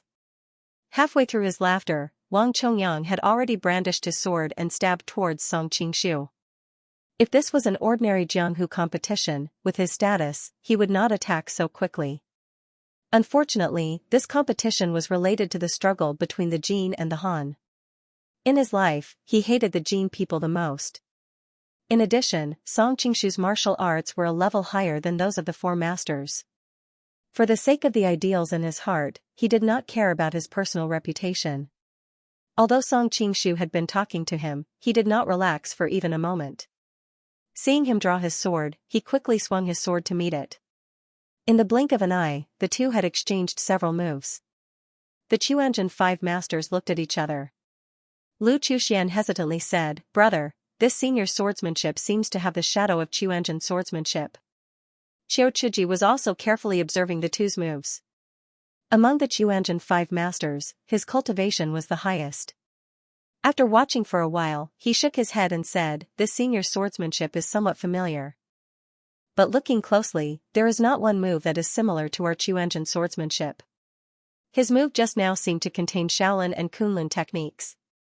The next move. At this point, he suddenly realized that he did not know how to continue. The two people in the field changed their moves too quickly. Often when the first move had just begun, the second move had already started. On the surface, it seemed that there was only time for one move, but the two people had continuously changed their swordsmanship more than 10 times. At first, Qiu Chuji was able to keep up, but after watching less than 3 moves, he began to feel confused. He could not understand why he had to use that move. In his view, that move was inexplicable. It was clearly pointing at empty space, but the other person acted as if he was facing a great enemy and hastily changed several moves to counter it. By the time Qiu Chuji finally understood the mystery, the two people in the field had already exchanged dozens of moves. He had no choice but to dispiritedly give up thinking about the mystery of the two people's moves. He could only watch the excitement from the side like a village man in the wilderness. Ouyang Feng and Qiu Qianren's martial arts were far above the Chuanjin five masters. They could actually keep up with the situation on the field. They watched Wang Chongyang and Song Qingshu go back and forth. Although each move looked ordinary, they were all common moves of Jianghu. But if they looked carefully, they would notice that there were subtle differences. Sometimes they would change the angle, sometimes they would slow down. Those ordinary moves unexpectedly had a kind of returning to the natural state, dazzling them. The two of them asked themselves if they were in Wang Chongyang's shoes, they would definitely not be able to find a better way to deal with it. After another dozens of moves, gradually even Qiu Qianren was unable to keep up with the rhythm. The 3 women on the side were also watching the battle with rapt attention. Their martial arts cultivation was inferior to Qiu Qianren's, hence they were unable to distinguish the subtleties of the two people's moves. They could only see who was attacking more and who was attacking less to determine who had the upper hand. Although Pucha Qiucao did not like Tang Quebian, both of them were serving the Jin imperial court. Naturally she would support Song Qingshu. Although Xiaolong Nu was aloof from worldly affairs, but Song Qingshu had just saved her life, plus she had never had a good impression of the Chuanjin sect people. Therefore, she silently cheered Song Qingshu on. But she was seriously injured, plus the speed of the two people's movements and evasive maneuvers, she only watched for a while before she felt dizzy and nauseous. She closed her eyes and leaned her head on Taj Tish's shoulder. Taj Tish hugged Xiaolong Nu's soft body. Although she was a woman, she could not help but feel her heart flutter. No wonder the one surnamed Song risked his life to save her. Which man would not be moved by such a woman? Although her martial arts were inferior to Ouyang Feng and Qiu Qianren, she was still the saintess of the Ming dynasty, the leader of the four great guardian kings. Just by observing, she could tell who had the upper hand. In the beginning, the white-robed old man attacked first. Song Qingshu would often defend for 7 or 8 moves before he could return 1 or 2 moves. Although he was at a disadvantage, he did not lose his composure. After a while, Song Qingshu was gradually able to return 3 or 4 moves out of 10. Another dozen moves later, out of 10 moves, Song Qingshu was the one attacking, while the white-robed old man was gradually on the defensive. Ouyang Feng watched with a strange expression, thinking that Wang Chongyang was going to lose his front hooves today. Of all the things he wanted to compete with, he just had to compete with Song Qingshu in swordsmanship. Ever since Ouyang Feng became acquainted with Song Qingshu, he had never seen anyone whose attainments in swordsmanship surpassed his own. Wang Chongyang was obviously aware that he was at a disadvantage. After a few quick attacks, he took the opportunity to jump out of the battle. He stared at him in a daze. "You are from the Five Mountain Sword Sect?" "No, the Five Mountain Sword Sect does not have such attainments in swordsmanship." Have you met Dugu Chobai before?" Song Qingshu's heart skipped a beat. Why did it sound like Wang Chongyang knew Dugu Chobai? "By chance, I once went to Senior Dugu's sword tomb," Song Qingshu answered. Wang Chongyang immediately felt relieved. "No wonder your sword moves contain Dugu Chobai's sword will." Song Qingshu couldn't help but recall that when he traveled around the world, he tried to take advantage of being a time traveler to plunder those legendary weapons. Dugu Chobai's sword tomb was one of them. Unfortunately, the dark iron heavy sword had already been taken away by Yanghua when he went there.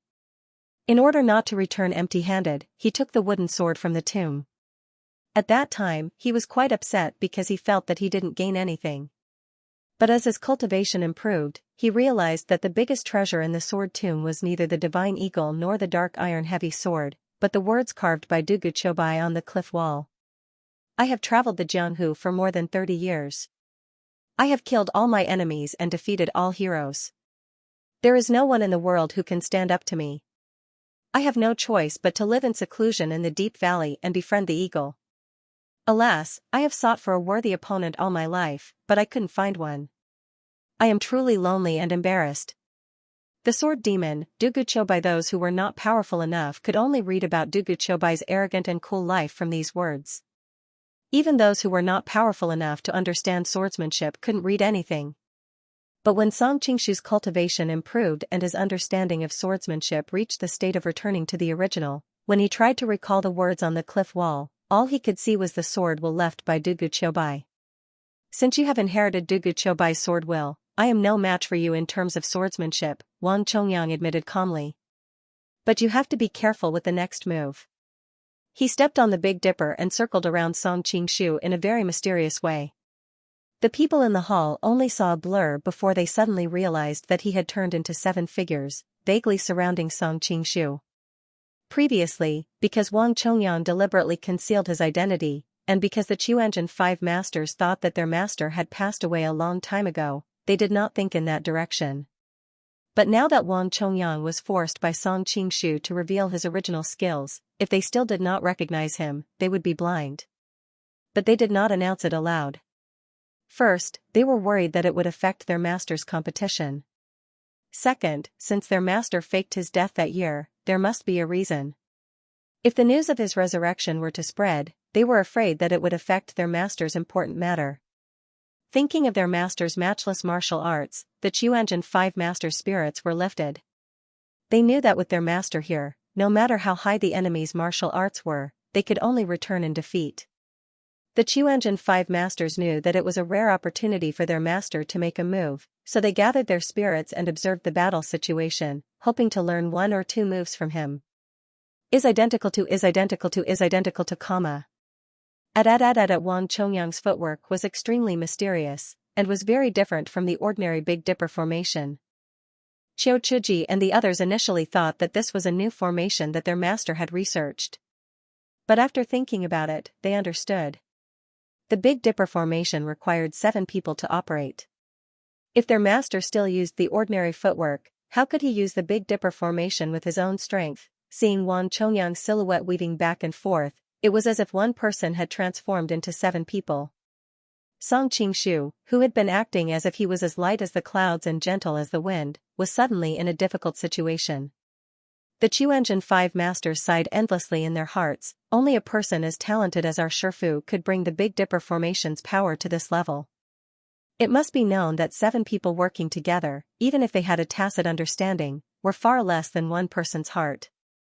This was also why Yang Guo's and Xiaolong Nu's harmonious dual swords were not as smooth as Xiaolong Nu's. Of course, there were gains and losses. When Xiaolong Nu used the pure heart of Jade Maiden swordsmanship alone, the moves were admittedly faster and more exquisite, but the power was not as good as when she used the harmonious dual swords with Yang Guo. When Wang Chongyang used the Big Dipper formation alone, the tacit understanding of the formation was far above that of the 7 people working together, but the power was certainly not as good as 7 Wang Chongyangs working together. But the law of heaven had never been based on brute force. Who had the final victory? The bison's strength was far greater than that of lions and tigers, but it could only become a meal for lions and tigers. The same principle applies to martial arts. That's why Xiaolong Nu's internal energy is far inferior to Jinluan Fuwang, Xiaoxiangzi, Nimixing, and the others, but with the combination of her 2 swords, she was able to beat them into a sorry state. When Wang Chongyang used the Big Dipper formation alone, although the power of the moves was not as good as 7 Wang Chongyangs working together, in the eyes of the enemies, it was not necessarily easier to deal with than 7 Wang Chongyangs working together. Song Qingshu could be said to be suffering unspeakable pain. He had just exchanged a few blows with Wang Chongyang using the Tian Quan and Ju Heng, and in the next moment Wang Chongyang appeared on either side of him. Tian Ji Kai Yang sent out a palm attack. Song Qingshu used the 18 dragon subduing palms to block the opponent's palm energy, and felt his palm go numb. Then behind him, Yao Guang and Tian Xian, 2 more Wang Chongyang swung their swords and turned around. In the hands of the Chuanjin 5 masters, the power of the Chuanjin swordsmanship felt ordinary, but in the hands of Wang Chongyang, there were subtle changes. With the 2 swords together, the power was extremely great.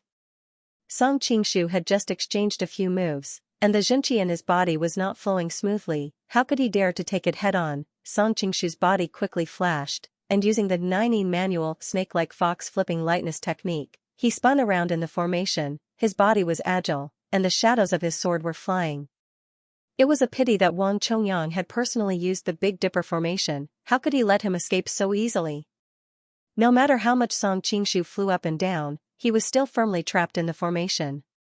The people in the hall had never seen such a fierce battle between masters. Not only were the Chuanjin disciples breathless, even Ouyang Feng, with his martial arts, was pale. In fact, Ouyang Feng was also very curious. After he had practiced the 9 manual, his martial arts were not the same as they were in the past, and with his strange techniques, even if he were to fight against Song Qingshu, he would still have a chance of winning. But why was it that when he was facing Wang Chongyang, he felt a deep fear? After thinking about it, he could only attribute it to the fact that his toad stance was broken by his opponent in Chongyang Palace, and left a deep shadow in his heart. It wasn't until he had carefully observed the fight between Song Qingshu and Wang Chongyang that Ouyang Feng slowly regained his confidence. Although he wasn't Wang Chongyang's opponent, that didn't mean he didn't have the strength to fight. But when Ouyang Feng saw Wang Chongyang use the Big Dipper formation, the confidence that he had just built up was shaken. Some of the weaker disciples in the hall, seeing the situation, would only guess that Wang Chongyang was fast enough to leave behind 7 afterimages. But with Ouyang Feng's martial arts, he could naturally feel that the 7 afterimages were not illusions, but real. In other words, there were 7 Wang Chongyangs attacking Song Qingshu together. What level was Wang Chongyang at? He was the head of the 5 uniques of the Central Plains, and even in the entire world, he was one of the top 3 existences. With 7 Wang Chongyangs working together, Ouyang Feng really couldn't think of anyone in the world who could fight against them. He thought that if he was in the same position as Song Qingshu, he would have been completely defeated, but Song Qingshu was able to hold on until now. Moreover, he was only in a sorry state, and didn't show any obvious signs of defeat. Ouyang Feng's admiration for him increased by 30%. Inside the formation, Song Qingshu was like a small boat persevering in the raging waves of the sea. He was clear that if he continued fighting like this, he would definitely lose. Therefore, he might as well let go of the longsword in his hand, and use the 18 dragon subduing palms to deal with Wang Chongyang's attack. Then, he used his qi to control the longsword, causing it to revolve 3 feet around him, seizing the opportunity to disrupt his opponent's formation. Watching from the side, Ouyang Feng's eyes lit up. The flying fist and sword technique of separation. Back then, when Song Qingshu's martial arts was inferior to his, he relied on this move to make him flustered. With a soft groan, Xiaolong Nu woke up from her semi-conscious state. Taj Tish hastily apologized to her. "My apologies, I accidentally pinched you earlier." It turned out that when she was watching the battle, she saw that Song Qingshu was gradually falling into a disadvantageous position. She was so nervous that her palms were soaked with sweat. When she saw Song Qingshu suddenly using this move to turn the tide, she was so agitated that her hands subconsciously moved, but she forgot that Xiaolong Nu was still in her embrace. "It's all right," Xiaolong Nu revealed a faint smile. Her gaze shifted towards the center of the battlefield, and couldn't help but be stunned. There's actually such a miraculous martial art in this world. Taj Tish thought that she was praising Song Qingshu's sword technique of separation, and couldn't help but have a better impression of her. However, she didn't know that Xiaolong Nu was praising both of them at the same time. In comparison, it was Wang Chongyang's Big Dipper formation that made her gasp in admiration. "This move of yours is truly miraculous." After Wang Chongyang's initial fluster, he quickly adapted to the situation. Finding an opportunity, he flicked his sword at the flying swords that were flying in all directions. Wang Chongyang's martial arts were exceptional, and Song Qingshu no longer had the strength to control the flying sword. He could only watch as it was flicked to the side, and effortlessly stabbed into the marble floor like tofu. That sword was merely an ordinary sword of a Qianxia sect disciple, but it was imbued with the internal energy of 2 top-notch experts. Unexpectedly, it wasn't the least bit inferior to those godly weapons of the Jianghu that could cut through hair and cut through metal and stone. "So what if you've knocked down a sword?" Song Qingshu wasn't flustered at all. He casually waved his hand, and the scattered swords floated in the air. In the next moment, they attacked Wang Chongyang's 7 figures from all directions.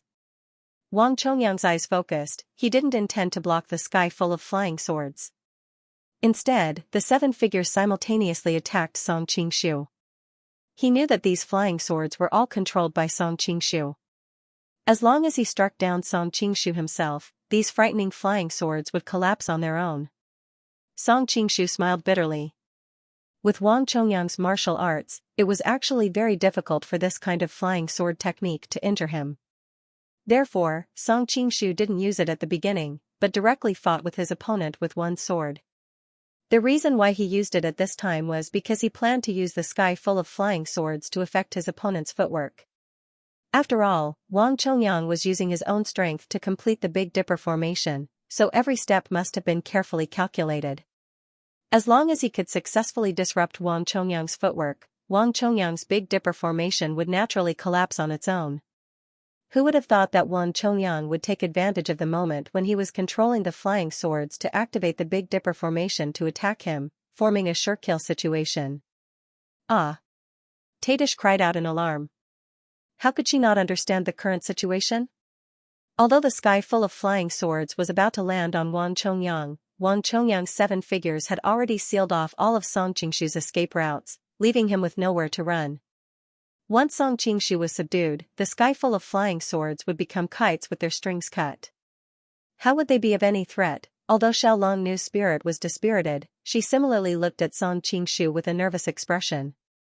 She didn't know why, but even though she had never seen that bearded man before, she could feel a trace of familiarity from him. Moreover, he had just saved her life.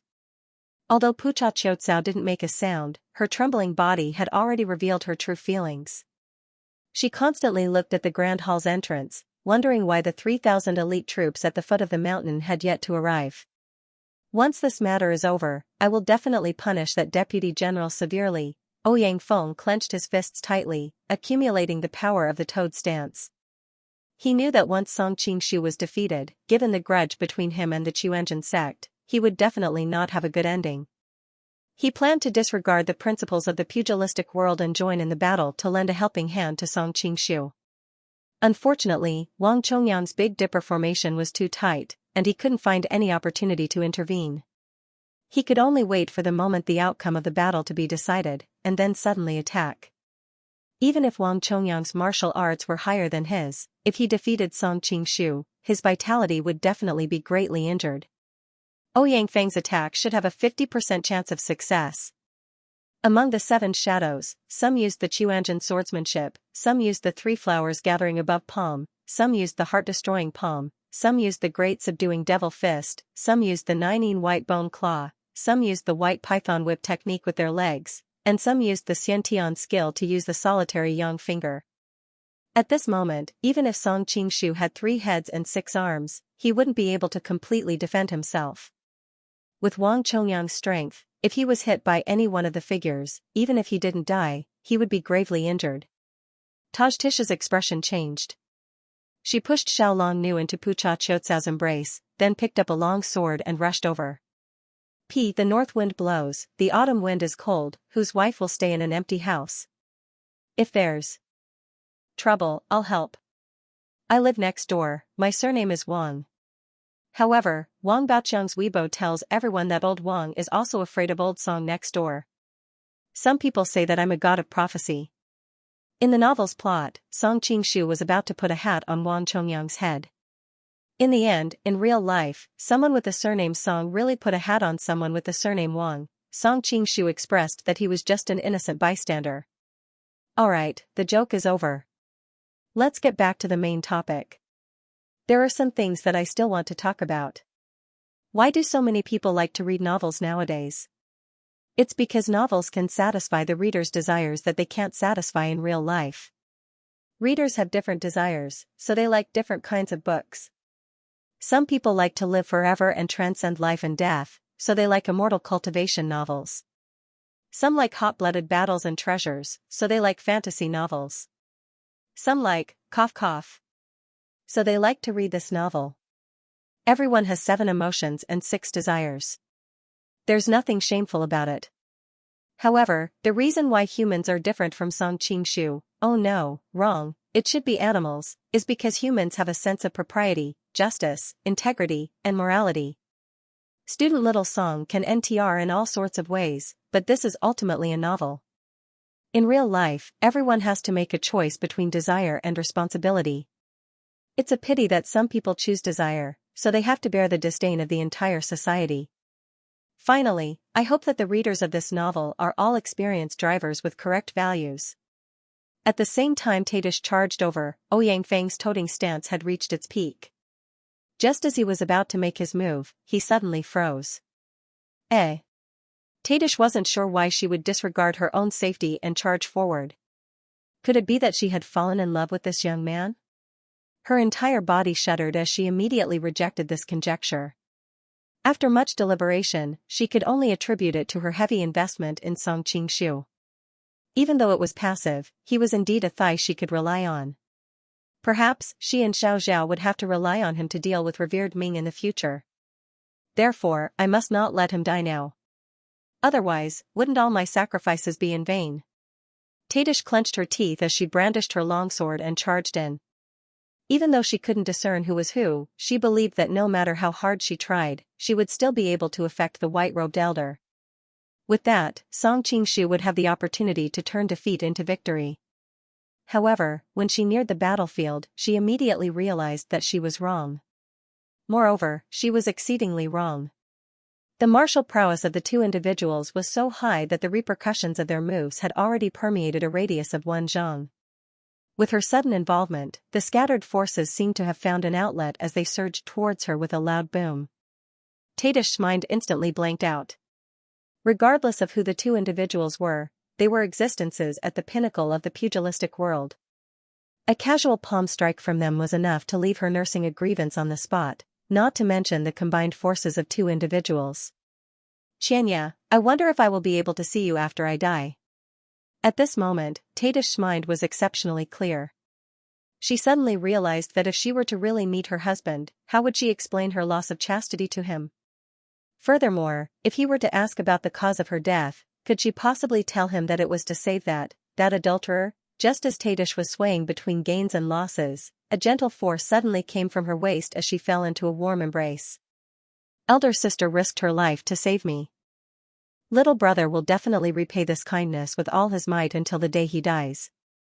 A familiar voice drifted into her ears, causing Tadish's charming face to flush red. How could she not recognize that it was Song Qingshu's voice? What made her feel even more ashamed and resentful was that the other party's words reminded her of that night when they were intimate. Back then, she was tormented for an entire night and couldn't help but hug him and call him little brother.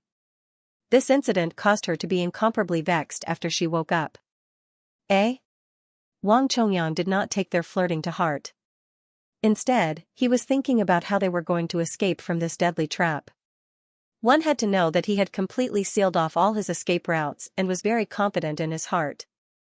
Who would have thought that he would escape just like that? Recalling the entire process, Wang Chongyang still had no clue. On the contrary, the flying swords controlled by Song Qingshu were about to touch his body. As the 7 figures converged into one, Wang Chongyang pressed his palms against the void. His perfected, Xianxia art, inner force gushed out, instantly shattering the flying swords in the air. How did you escape from my Big Dipper Heavenly Dipper formation? Wang Chongyang did not continue his attack and asked with his hands clasped behind his back. Only then did Song Qingshu recover from his flirting with Tadish. He smiled faintly and replied, in one step. Wang Chongyang treated his words as sarcasm and his expression sank. Fine, let's see how you can take that step again. As soon as he said that, his figure split into 7 again, surrounding Song Qingshu at a speed much faster than before.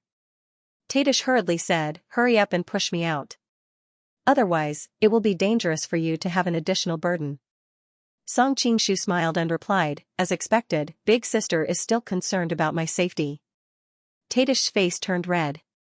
I can't wait for you to die. I just don't want to be implicated by you. Don't worry. Not only is this little brother big, he is also very capable. Song Qingshu nibbled on Tadish's ear as he spoke, causing her to be both angry and anxious. How could he say such shameless words in front of an outsider at a time like this? Seeing his nonchalant expression, Wang Chongyang was infuriated.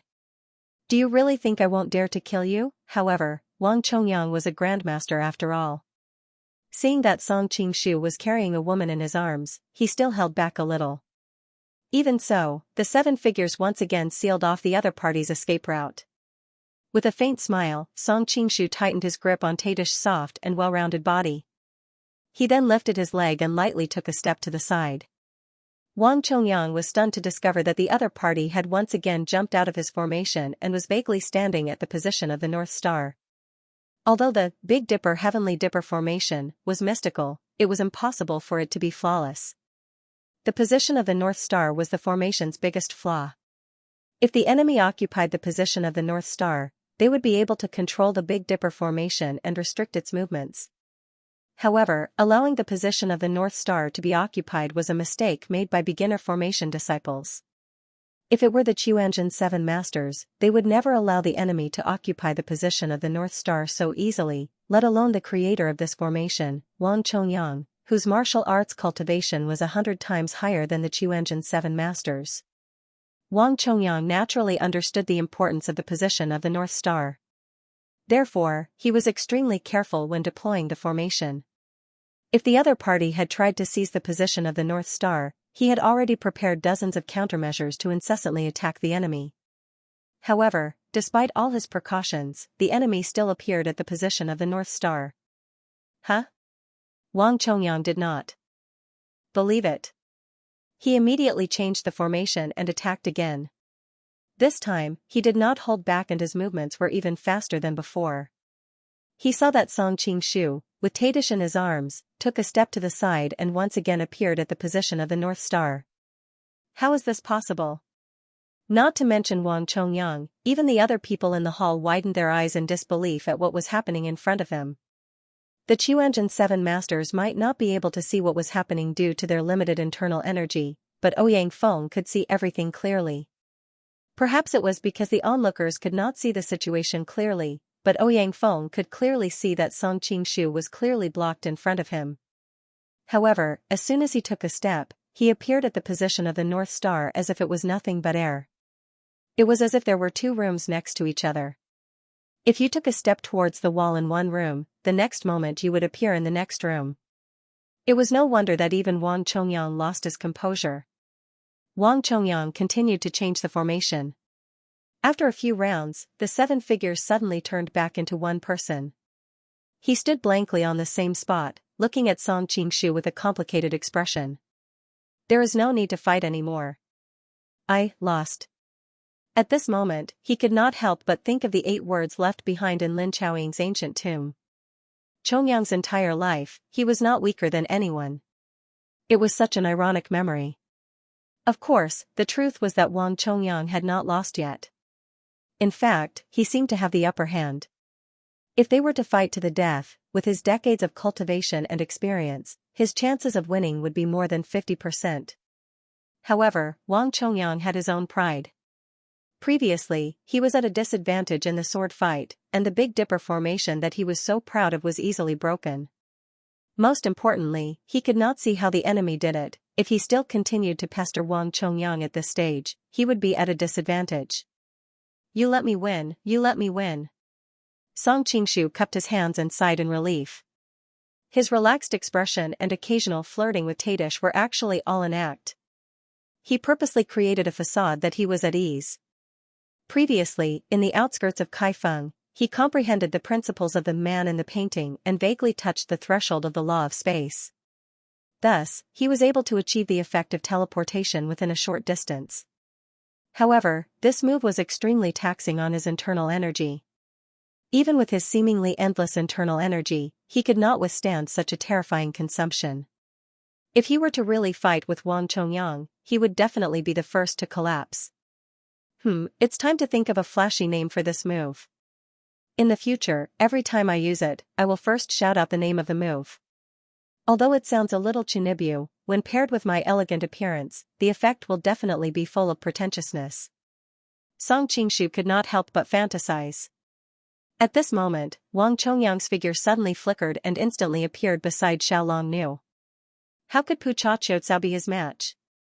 He could only watch as Wang Chongyang grabbed Xiaolong Nu's shoulder and rushed out of the hall, disappearing into the forest.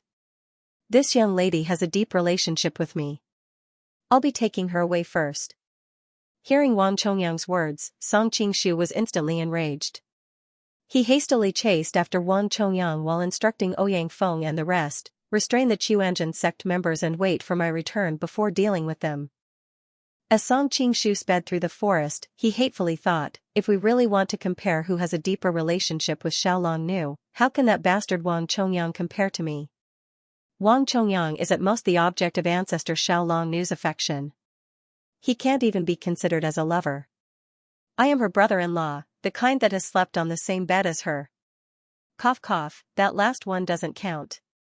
Thus, no matter how one looked at it, he was more qualified to be Xiaolong Nu's guardian when she was seriously injured. As his thoughts ran wild, he didn't know how long he had been chasing. Suddenly, Song Qingshu's eyes narrowed and he stopped. It turned out that Wang Chongyang was standing not far away, waiting for him. He had placed Xiaolong Nu on a large rock next to him. You know you can't outrun me, so you're not running? Song Qingshu said coldly.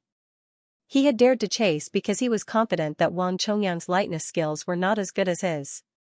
If he really couldn't beat Wang Chongyang, he could just run away with Xiaolong Nu without too much of a problem. Wang Chongyang held his breath and said gloomily, youngsters these days are really confident. I'm speaking the truth. Actually, when he was reading The Return of the Condor Heroes, Song Qingshu didn't like Wang Chongyang. No matter how good his martial arts were, he had let Lin Chaoying down. When Lin Chaoying was alone in the cold ancient tomb, she combined the Jade Maiden swordsmanship and the Qiuanjin swordsmanship to create a new set of swordsmanship. This was so that one day she and her lover could fight together. In her room, she even prepared a box of dowry for herself. She even prepared a phoenix coronet and a red robe. Faced with the young girl's deep love, what did Wang Chongyang do? In order to fight back, he would rather become a Taoist than be with her. In the end, after Lin Chaoying died, he snuck into the ancient tomb and saw that the Jade Maiden Heart Sutra countered Qiuanjin's martial arts. He actually used the 9 manual to break the Jade Maiden Heart Sutra and carved the method to break it on the stone coffin to humiliate the descendants of the ancient tomb. He even left behind a sentence, "Chongyang will not be weaker than anyone in his life." This was really inexplicable. In his previous life, this kind of man was publicly known as a scumbag, a proper scumbag. In addition, he suddenly kidnapped Xiao Longnu, so Song Qingshu was too lazy to be courteous with him.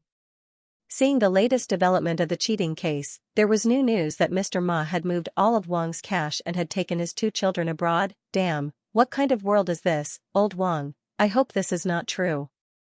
Speaking of which, I also found a coincidence. In history, Wang Chongyang's real name was Wang Jia.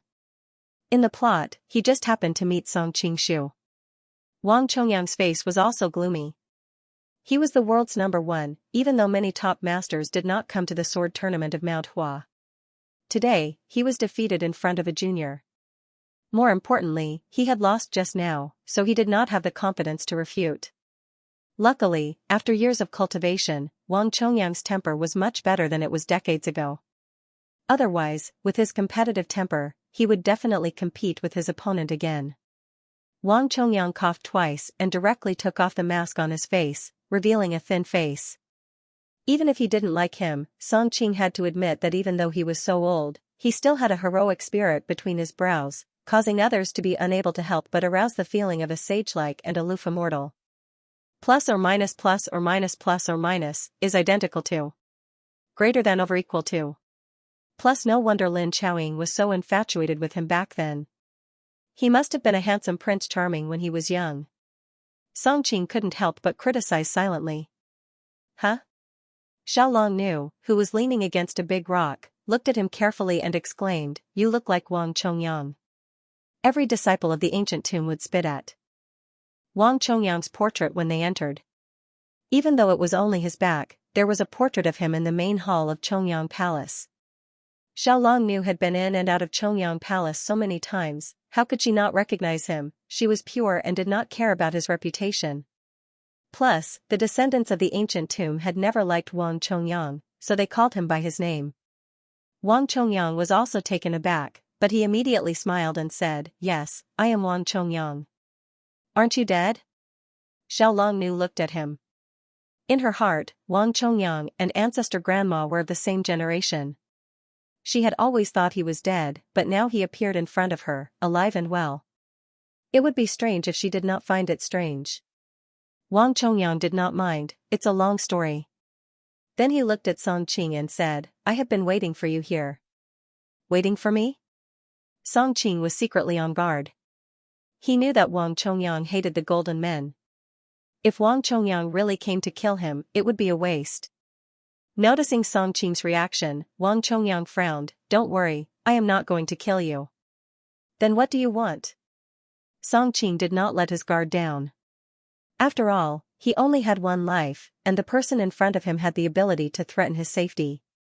Wang Chongyang did not answer directly. Instead, he looked at his face impatiently and said, "I've already taken off my mask. Why don't you dare to show your true face?" Song Qing was stunned. "You know who I am?" He prided himself on the fact that his disguise technique had reached the pinnacle of perfection. If it wasn't for the fact that he knew beforehand, there was no way he wouldn't be able to see through it. Wang Chongyang nodded and said, "I didn't see it at first, but then I thought about it. I have fought with all the masters of the Jin Kingdom in the past, and none of them had such good kung fu as you. It's even more impossible for them to have such an outstanding disciple like you. Moreover, your kung fu is a combination of both Buddhism and Taoism. The Buddhism does not originate from the Shaolin Temple, but from the Tibetan esoteric sect, which is completely different from the Jin Kingdom." Song Qing was full of admiration. Wang Chongyang was indeed Wang Chongyang. In such a short time, he had already figured out the origin of Song Qing's kung fu. Most people only knew that he knew Taoist kung fu. Except for those who were very close to him, no one knew that he had learned Tibetan esoteric sect kung fu. "But it's still difficult to determine my identity," Song Qing said in a deep voice. "Of course," Wang Chongyang replied. "It's mainly because you know the kung fu of the 9 manual." "The 9 manual?" Song Qing was somewhat puzzled. Although the Nining manual was not common, it was still widely spread. Wang Chongyang smiled and said, although the Nining manual is widely spread, I happen to know the general direction. The Eastern Heretic, the Western Poison, the Southern Emperor, and the Northern Beggar, except for the Eastern Heretic, Huan Yaoshi, more or less. My younger martial brother Zhou Badong also knows it. There is also the Guojing and Huang Rong couple. The descendants of the ancient Tomb sect might also know it. The Song dynasty has a branch in the mountain courtyard.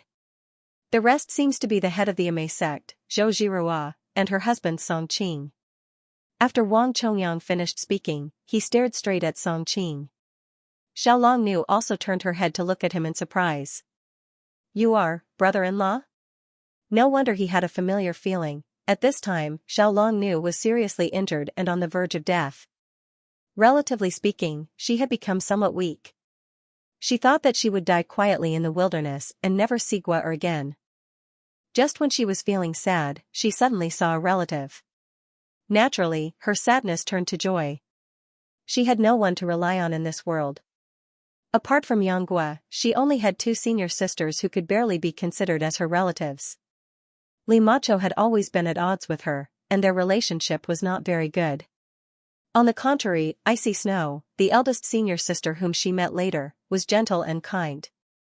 Although they did not spend much time together, Xiao Longnu was very close to her. Moreover, when Song Qing stood up for her in the inn, he helped her fend off the Mongolian masters and killed Zhao Zhijing. Therefore, Xiao Longnu had a very good impression of this brother-in-law of hers. Being stared at by Xiao Longnu's clear eyes, Song Qing could not bear to hide it from her anymore. He took off his mask and smiled at her. Junior sister, long time no see. Seeing the handsome face in front of her, Xiao Longnu couldn't help but blush. Her mind couldn't help but recall the scene of him fooling around with her eldest martial sister that night, especially when he was holding her hand. It was as if she could still feel the heat from his palm. Junior sister? You are also from the ancient Tomb sect. This time, it was Wang Chongyang's turn to be confused. At the same time, his face also turned ugly. Back then, he had fought with Lin Chaoying for a lifetime, but in the end, he couldn't even defeat her successor. How could he hide his old face? Song Qing shook his head. I am not from the ancient Tomb sect, but I have some connections with the ancient Tomb sect.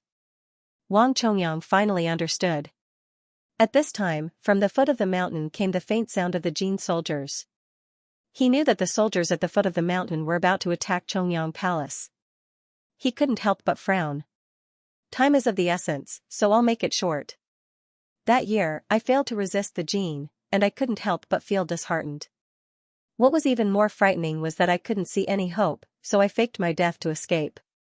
Since then, I have been living in seclusion in Jiangnan. Jiangnan? Song Qing's eyes moved slightly, wondering where Wang Chongyang could be hiding. In the mountains, in the capital, or perhaps, in the court. Originally, I had already made up my mind not to return to the Central Plains, but not long ago, I accidentally heard from Ying Luo that there was a young hero who was not only unparalleled in martial arts, but was also hiding in the court of the Jin Empire. With one turn of his hand, he could summon clouds and rain. I couldn't help but feel itchy, so I came up north to take a look. Wang Chongyang thoughtfully looked at him. The yellow-robed girl? Song Qing's heart skipped a beat. Could it be that the yellow-robed girl's 9 manual martial arts were taught to her by Wang Chongyang? However, his face was full of smiles as he asked, did she really praise me like that? Seeing his lazy expression, Wang Chongyang couldn't help but laugh. She has a lot of things to scold you with. Do you want to hear them? Then forget it. Song Qing hurriedly shook his head. If the yellow-robed girl had scolded him in front of his face, it would have been better. Being scolded by a beautiful girl in a clear and delicate voice was not painful, but a type of enjoyment. However, if it was retold by Wang Chongyang, that old man, it would be too dull. Wang Chongyang then continued, that is why I wanted to go to the Daxing prefecture to see what kind of young hero could receive such praise from that girl. Halfway through, I heard that the Jin Empire had sent an army to encircle the Chuanjin sect. I couldn't stop worrying, so I came to take a look. I didn't expect to meet you here. Wang Chongyang paused and looked at him meaningfully. I didn't expect you to be even more outstanding than Ying Luo described you to be. Senior, you flatter me. Song Qing smiled modestly. Previously, he could pretend not to know him, but now that both parties had made their identities clear, he had to give him face. What was the name of that move of yours? Until now, Wang Chongyang still didn't understand how the other party jumped out of his Big Dipper formation. Song Qing's heart skipped a beat, and he subconsciously answered, so close, yet worlds apart. This was also the name that suddenly popped up in his mind, and he felt that it was very appropriate, so he blurted it out. So close, yet worlds apart? Wang Chongyang recalled how the two of them were clearly very close to each other, but no matter how hard they tried, they couldn't hit each other. Wasn't the actual distance between the two of them like the distance between heaven and earth? At his level of cultivation, he suddenly realized something and couldn't help but praise, good move. In Jianghu, when it comes to lightness skills, the leader of the Sun Moon sect, Dongfang Bubi, is number 1. However, with this move, the title of number 1 should also fall on your head. What kind of status did Wang Chongyang have? If the people of Jianghu found out about his golden words, Song Qing would definitely be the number 1 in the world. Song Qing didn't answer and just foolishly laughed there. In his heart, however, he was thinking, Dongfang Muxue is one of us, so whoever gets number 1 will be considered as keeping the goodies within the family. Who knew that at this moment, Wang Chongyang's tone would change, but aren't you a little too unkind? Why did you bring troops to destroy my Xianxia sect?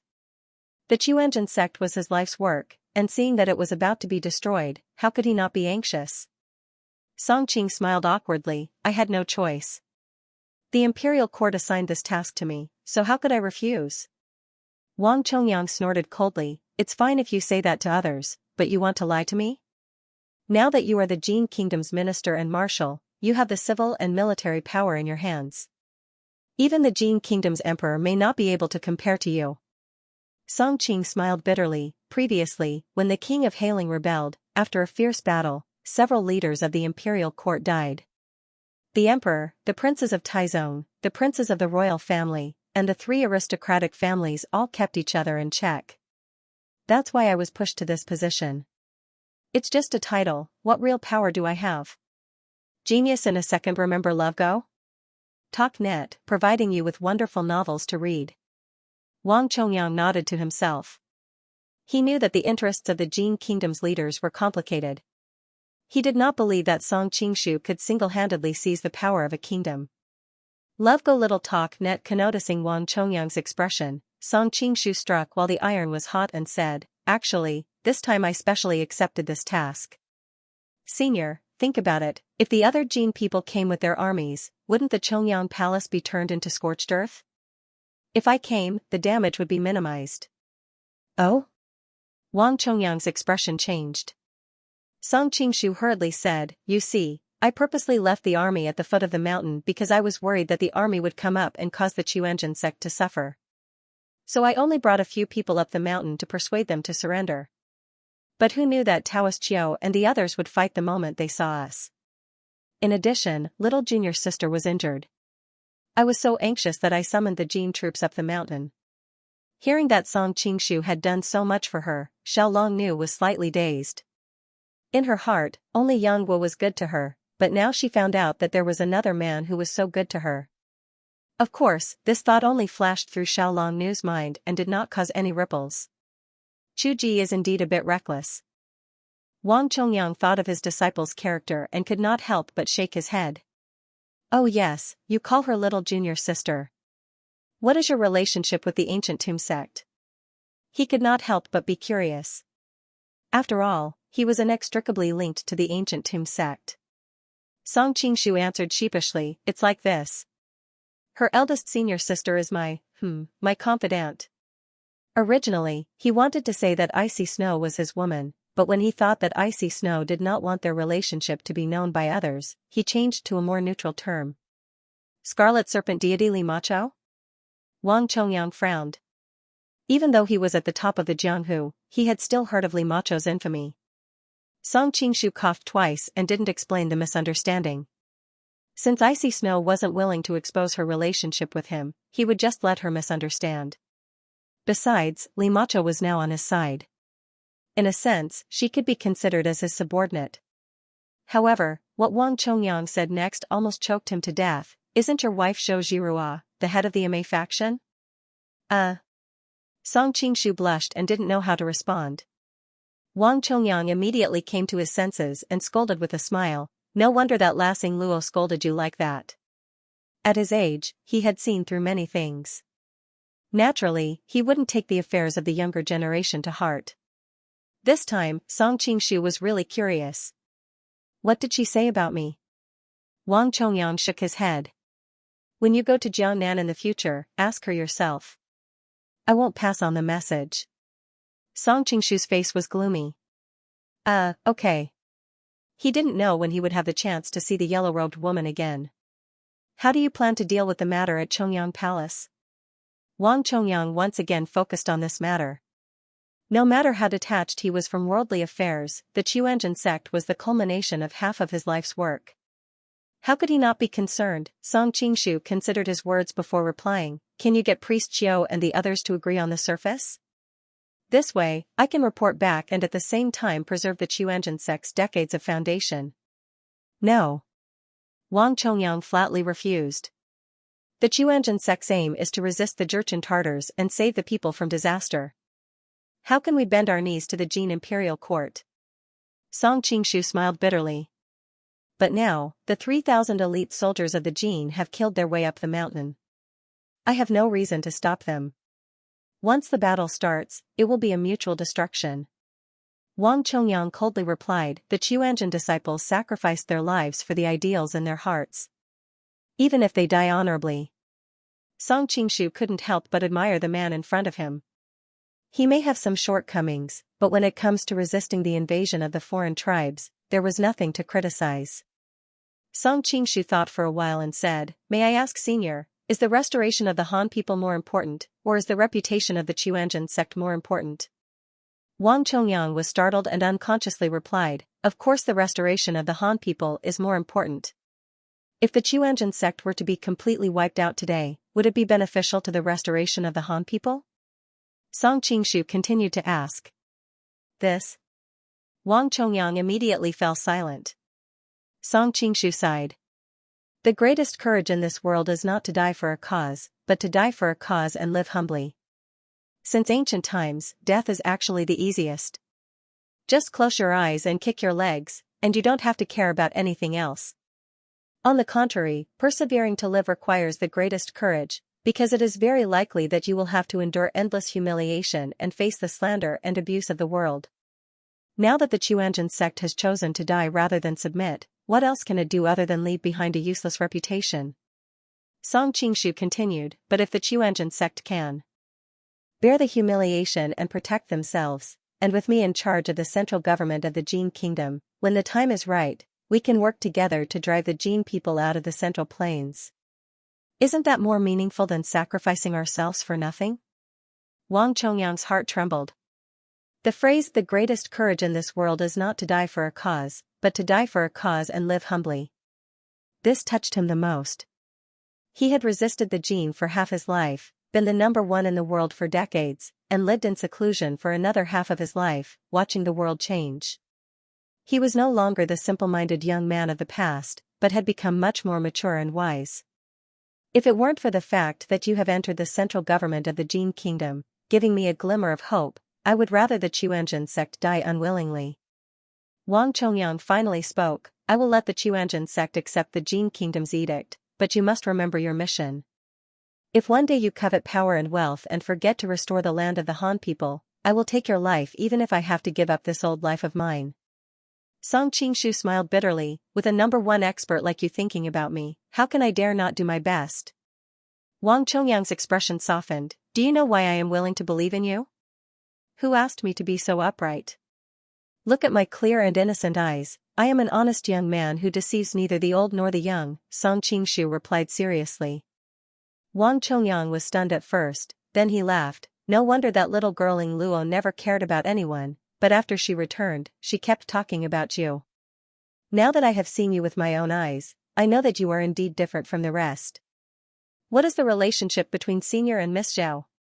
Song Qingshu's mind flashed with the cold expression of the yellow-robed girl. Wang Chongyang was surprised, you even know her surname Zhao? It must be known that the yellow-robed girl rarely revealed her name, and even if she did, she would tell others that she was surnamed Yang.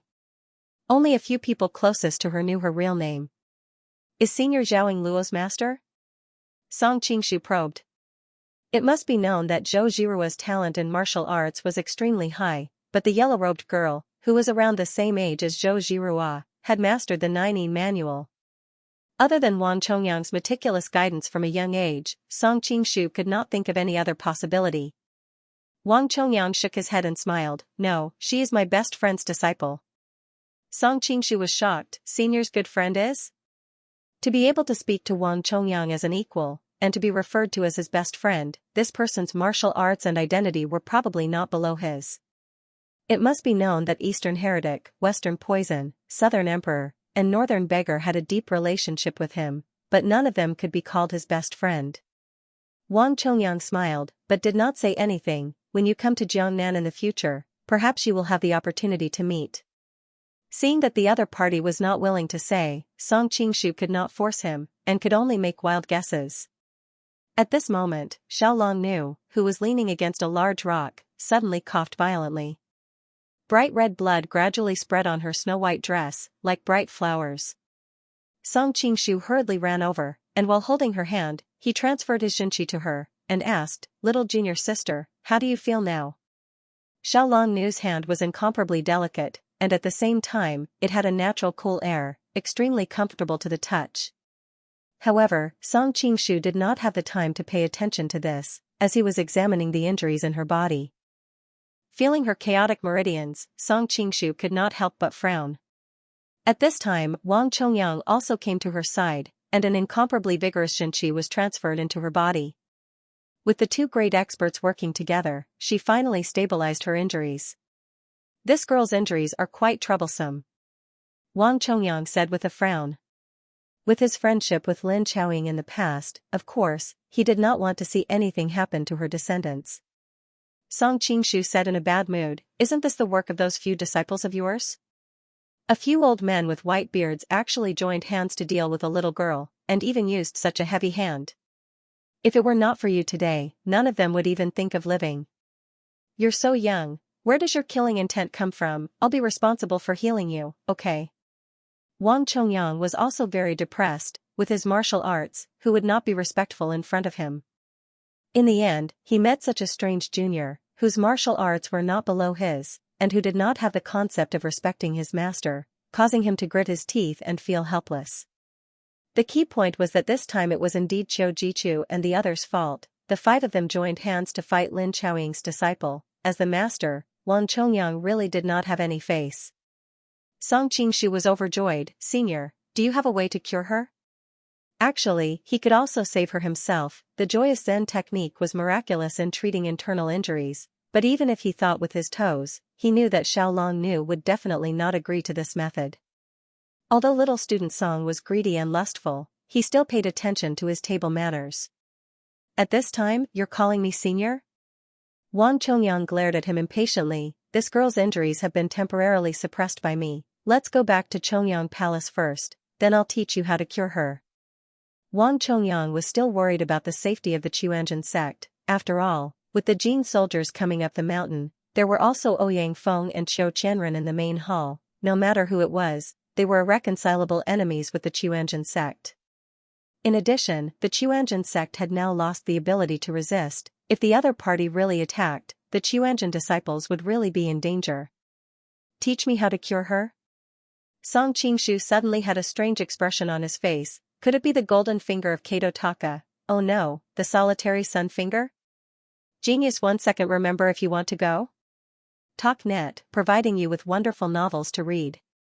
When Song Qingshu and Wang Chongyang returned to the Three Pristine Temple, both sides were facing each other with their swords drawn.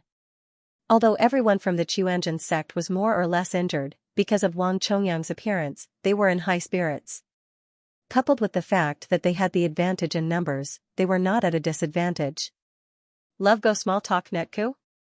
Ouyang Feng and the others had already been unable to restrain themselves and wanted to take action several times, but Song Qingshu's performance in the battle with Wang Chongyang was too shocking. They were afraid of angering him, so they did not dare to disobey his orders. On the other hand, Tajtish's attention was not on the Chuanjin sect's disciples. Instead, she tried several times to look for Song Qingshu. Ouyang Feng and Xiao Qianren were worried that something might happen to her, so they did not dare to let her pursue them. Only after much persuasion did they manage to calm her down. Xiao Qianren could not help but look at Ouyang Feng, thinking that this woman looked like she was about to die a few days ago. Who knew that she would be so hell-bent on Song Qingshu now? Isn't his charm a little too heaven-defying? Unfortunately, he did not know that the main reason why Tajtish was so concerned was because she had bet her and her daughter's future on Song Qingshu. If something happened to Song Qingshu, she would lose everything. Seeing that Song Qingshu had returned, she hurriedly ran over and asked, "Are you all right?" Song Qingshu smiled and said, "I'm fine." At this time, he had already put on Tang Quobian's mask again. "Quickly put me down." Xiao Longnu twisted her body uncomfortably. Unfortunately, she was seriously injured and could not walk on her own. In addition, Song Qingshu and Wang Chongyang were in a hurry, so they could only carry her over. Originally, she could have let Wang Chongyang carry her, but as a disciple of the ancient Tomb sect, she naturally disliked him. In comparison, she felt closer to Song Qingshu. However, now that she was being stared at by hundreds of eyes in the Three Pristine Temple, Xiao Longnu felt very uncomfortable. Although she didn't understand the etiquette of the secular world, she faintly knew that if this situation were to spread to young wazirs, it wouldn't be good. Song Qingshu wouldn't take advantage of her in front of hundreds of people. Upon hearing her words, he placed her into Taitish's embrace and entrusted her to take good care of her. Taitish inwardly twitched her lips, feeling somewhat unwilling. Unfortunately, after experiencing Song Qingshu's various tricks, she subconsciously didn't dare to go against his orders. Song Qingshu then walked in front of Pu Cha Chiu Chao and said to her, "Miss Chiu Chao, go down the mountain immediately and intercept the 3,000 elite soldiers coming up the mountain. Don't let them damage a single blade of grass or tree in Mount Zhongnan." But Pu Cha Autumn Grass was anxious and subconsciously glanced at the people from the Quanjin sect. "Don't worry, I've taken care of things here." Song Qingshu knew what she was worried about and smiled. Pu Cha Autumn Grass nodded and left with the order. It was unknown what Wang Chongyang said to Qiu Chuji and the others, but despite their reluctance, they still accepted the Jin Imperial Court's decree. Leaving Qiu Qianren behind to handle the relevant procedures, Song Qingshu couldn't wait to discuss with Wang Chongyang about the method to save Xiao Longnu. The Quanjin disciples had already arranged a quiet room in the back of the palace. After gently placing Xiao Longnu on the bed, Song Qingshu hastily pulled Wang Chongyang to the side. "Old Wang, what is your method? Is it reliable or not?" Wang Chongyang's expression immediately became extremely interesting. "What did you call me?" "Old Wang, since we feel like old friends at first sight, there's no need to address me as senior, it would make us seem distant," Song Qingshu said as if they were old friends. "You can call me Little Song from now on." If it had been another martial arts expert, Song Qingshu would not have been so disrespectful. First, he did not have a good impression of Wang Chongyang and naturally did not have any feelings of respect. Second, if he called him senior, wouldn't that mean that he was of the same generation as Qiu Chuji and the other third-rate characters? Third, if Zhou Badong and Gu Jing became sworn brothers, how could he face Gu Jing and Huang Rong in the future if he was of a generation lower than them? He did not want to suffer such a loss. Wang Chongyang did not know whether to laugh or cry. He thought to himself, who said we feel like old friends at first sight? But then he remembered that Zhou Badong and Ouyang Feng called each other brothers, and that he and Ouyang Feng were of the same generation. Then he remembered that Zhou Buotong's martial arts were not inferior to his own, and Wang Chongyang immediately felt much better.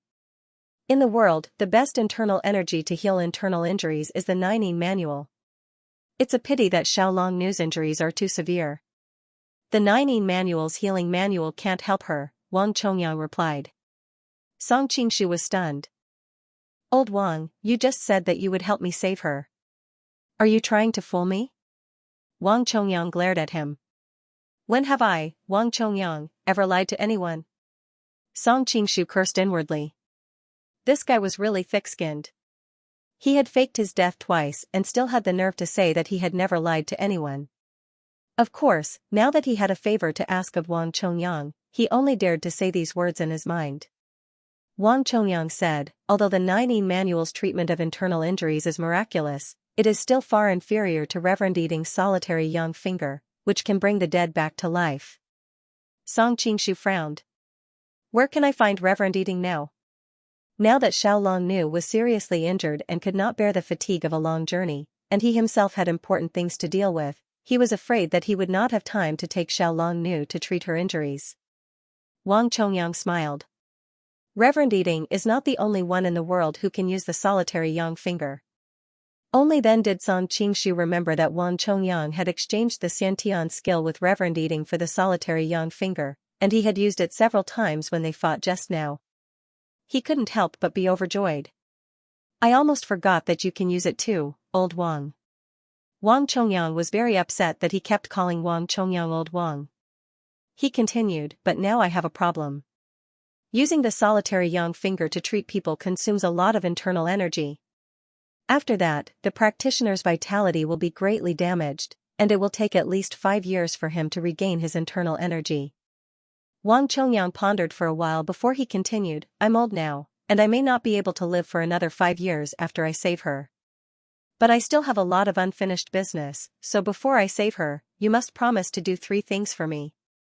Song Qingshu slightly frowned and soon shook his head.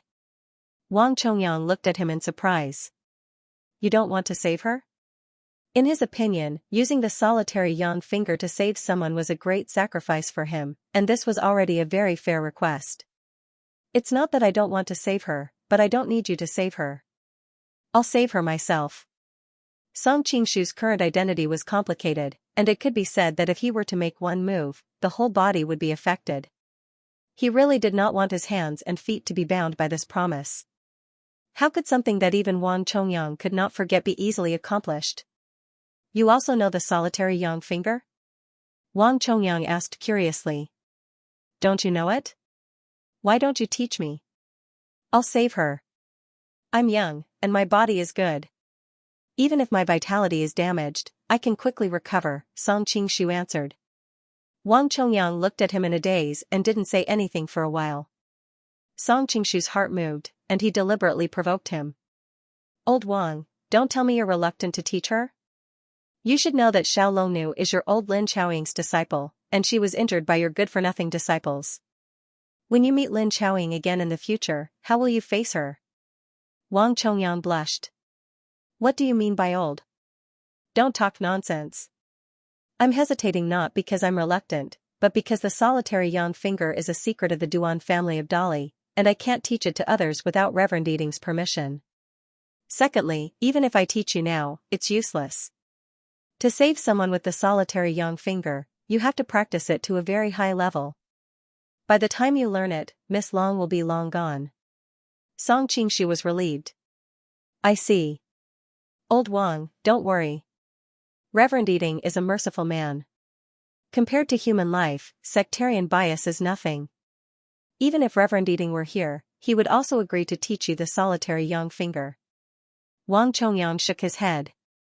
Even if Reverend Eating doesn't mind, the Duan family will. I can't make Reverend Eating an unjust person and make him a sinner of the Duan family. Song Qingshu suddenly laughed awkwardly. Actually, I'm not an outsider. The princess of Prince Shannon of Dali is my confidant. I'm also the son-in-law of the Duan family of Dali. In fact, it wasn't just the princess. Zhong Ling and Mu Wanqing, even Azi was one too. Duan Jingchuan's 5 daughters were almost all taken away by him. However, this was too shocking. He was worried that Wang Chongyang wouldn't be able to accept it, so he deliberately mentioned 2 less. As expected, Wang Chongyang's face darkened. You flirt everywhere. You're not a good match for a woman. Song Qingshu said grumpily, Old Wang, maybe you can teach me some life experience in other fields, but when it comes to love, you're even worse than a primary school student. Although he had never heard of a primary school student, Wang Chongyang could guess most of it. He couldn't help but look gloomy when he thought of Lin Qiaoying. Even if you're the son-in-law of the Duan family of Dali, you can't do it. The yang finger is only passed on to men, not to women, let alone a son-in-law. Wang Chongyang quickly came back to his senses. Song Qingshu immediately became a little impatient. At most, I'll exchange an ultimate technique with them when I go to Dali in the future. Although the single sun finger is an ultimate technique, it's not something that I care about. I can easily take out a few ultimate techniques that are similar to it. What's more, I saved the Crown Prince of Dali in the past, so I'm sure they'll do me a favor. Wang Chongyang still shook his head. Kindness is kindness, and resentment is resentment. How can we Jianghu people repay kindness? Song Qingshu immediately became angry. Old Wang, I don't mean to criticize you, but you're so fussy about such a small thing. No wonder you let Lin Chaoying down. Just tell me, are you going to teach her or not? If you don't, and Lin Chaoying's successor dies, how will you face her in the afterlife? Wang Chongyang was silent. After a long time, he sighed and said, I've let her down in too many ways in this life. Fine, I'll teach you the yang finger to save people. Just think of it as making up for what I owe Chaoying. Before Song Qingshu could be happy, Wang Chongyang immediately said, but you have to promise me one thing first. In the future, unless you need to save someone's life, you can't use the yang finger, and you can't let anyone know that you know the Duan family's unique skill reeks. You're a whore, yet you still want to erect a memorial. Song Qingshu criticized endlessly in his heart. How was Wang Chongyang's way of doing things different from those gossips in his previous life who kept saying, I'll tell you something, but you must not tell it to anyone else? However, with his current cultivation, he didn't need the solitary sun finger to deal with enemies. Of course, it could be used as a secret. If the creator of the solitary sun finger knew what Song Qingshu was thinking, he would probably jump out of his coffin and stab him to death with the solitary sun finger. Song Qingshu thought about it and agreed.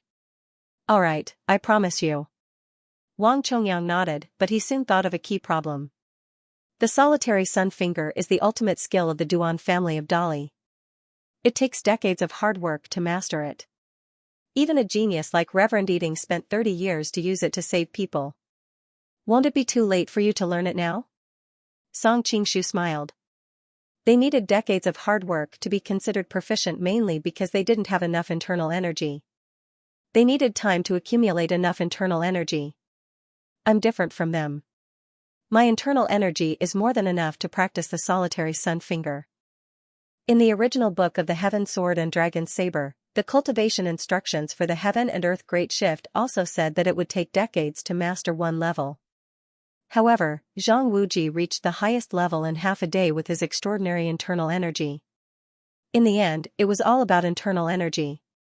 Of course, Song Qingshu had a cheat that he could master immediately, but it would be too shocking to say it out loud.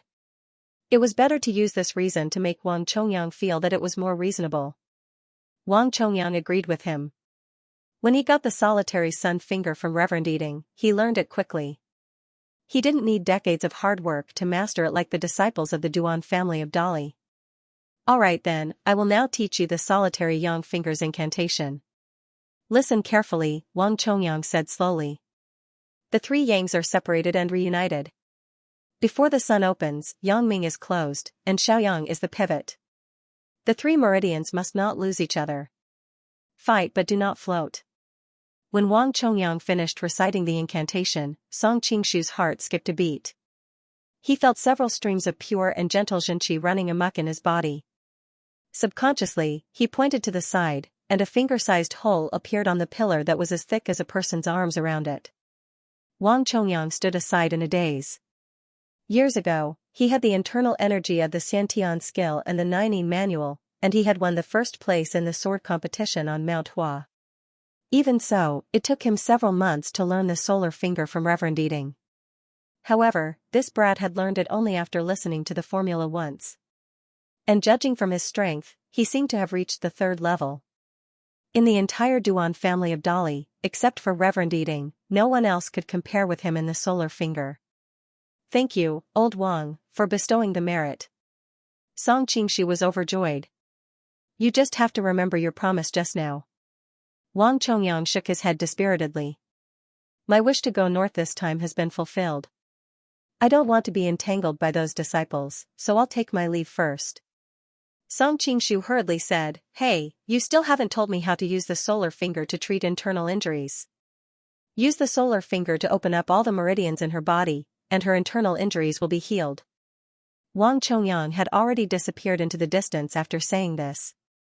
Although Wang Chongyang's explanation was very brief, with Song Qingshu's current cultivation and knowledge, it was easy for him to understand the principle of the solar finger. He was about to treat Xiaolong Nu's injuries when he suddenly remembered that using the solar finger to treat an injury would consume a lot of energy. Also, if someone were to disturb him during the process, both Xiaolong Nu and himself would be in a very dangerous situation. Originally, he could have had Ouyang Feng and Qiu Qianren protect him, but the two of them had always been vicious, who knew if they would have other thoughts midway. Although the two of them seemed to be quite loyal, but that was only because of his powerful martial arts. Once he began to use his internal energy to treat Xiaolong Nu's injuries, the two of them would be completely defenseless. As the saying goes, a gentleman does not stand under a collapsing wall. After thinking about it, Song Qingshu gave up on the idea of having the two of them protect him. As for Tajkis and Pucha and Qiu Chao, he directly eliminated them. Even if they were reliable, their martial arts would not be able to stop a true expert. After thinking for a while, Song Qingshu had already understood the pros and cons of the situation. He then summoned Tajkis, Ouyang Feng and the others and ordered them to camp at the foot of the mountain to wait for him. He then carried Xiaolong Nu and quickly disappeared into the wilderness. In the entire Mount Zhongnan, in terms of secrecy, what place could compare to the tomb of the living? Dead? Little apprentice sister, there are many people on the mountain. I plan to take you into the tomb to treat your injuries, what do you think? Song Qingshu lowered his head and looked at the girl in his arms. Okay. Xiaolong Nu softly agreed. In her heart, the tomb was probably the place that gave her the most peace and relaxation. When she heard that the other party wanted to take her back to the tomb, she couldn't help but feel a bit happy. But the entrance to the tomb has been sealed by the broken dragon stone. If we want to enter the tomb, we can only go by water. With my current injuries, I'm afraid it will be difficult to get through. Xiaolong Nu quickly thought of a problem, her delicate eyebrows slightly wrinkled. Song Qingshu's heart moved, I have a way. After he finished speaking, he carried her and leapt into the wilderness, quickly arriving at the Qianzhen sect's library. This was originally a very important part of the Qianzhen sect, normally it was heavily guarded. But today, the Qianzhen sect had suffered an unforeseen event, so the guards had already arrived at the Three Pristine Palace as reinforcements. As a result, when the two of them arrived, the entire pavilion was empty. Behind the west bookshelf, there was indeed a pile of wooden chests, just like in the original book of the Condor Heroes. Song Qingshu was overjoyed and immediately rushed over. He saw that the chest was locked with a copper lock, he stretched out his hand and broke the lock. He opened the lid and saw that the chest was filled with books. He lifted the chest and turned it upside down, the chest full of books scattered on the ground. The chest was made of camphor wood, the walls of the chest were 8 centimeters thick, it was very sturdy. You too, Song Qingshu tiptoed and carried Xiaolong Nu to the top of the bookshelf. Xiaolong Nu saw that he had tiptoed on the bookshelf, but still carried her in midair, as steady as a mountain. She couldn't help but secretly admire him, her brother-in-law's lightness kung fu is far superior to mine and Guaer's. Song Qingshu stretched out his hand to touch the top of the bookshelf, it was covered with oilcloth, this was to prevent the rain from soaking the valuable books. He pulled out 2 large oilcloth pieces and placed them in the chest, smiled and said, with this, you can enter Gumu. Xiaolong Nu was exceptionally intelligent and quickly understood his intentions. She was very happy, smiled and said, your idea is very good.